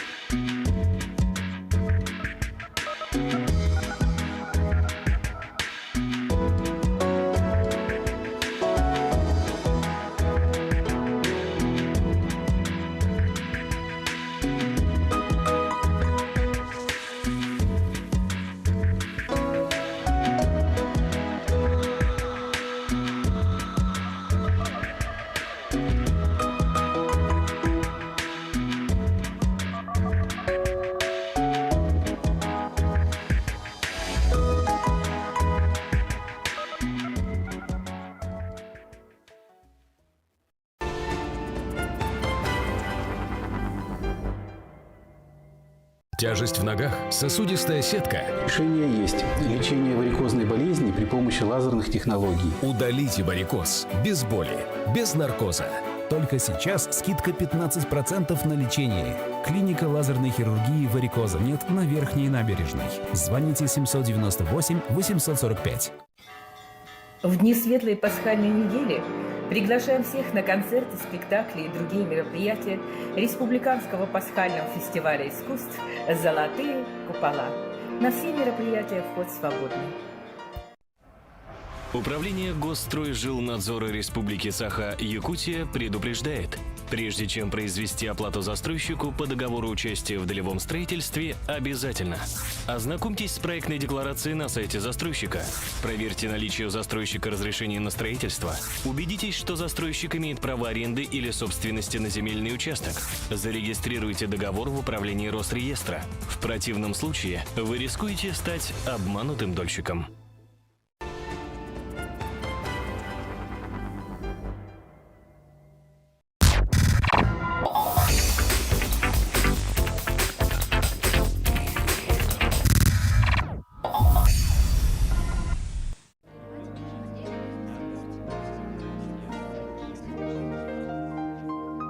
Здравствуйте, Меня зовут Йовлев Александр Сергеевич. Я работаю по должности мастер релейной службы и автоматики центральных электрических сетей акционерной компании «Экосэнерго». Релейную службу говорят белая косэнергетики, да, а все энергообъекты должны быть обеспечены релейной защитой. Это обязательное условие. Вот, и я думаю, что очень важная наша роль в энергетике. Без нас никак. Мне очень нравится моя профессия. Понедельник день тяжелый, нет такого понятия. С радостью идет. Интересная очень работа. Особенно нравится модернизировать свои объекты. В каждом поселке есть по станции. Вот. И наша компания не рентабельна, чтобы на каждой подстанции целые сутки сидел электромотор и контролировал процесс. Да? И если на этих подстанциях возникнет авария, да, то есть один провод упал на землю, вот, в этом случае этот провод будет под напряжением лежать на землю, да, и пока не приедет обслуживающий персонал с базы или с другого поселка, вот этот провод будет лежать на земле под напряжением. И за это время у нас происходит гибель КРС, опасность возникновения лесных пожаров и опасность попадения человека под напряжением. Да. И вот мой проект – это обеспечить функции дежурного персонала по ликвидации по автоматическому отключению аварий. Создал не сразу, что идея давно была. Пытался на старых механических реле создать вот эту защиту, и не получалось. А потом случайно по интернету узнал, что есть, оказывается, современное программируемое реле.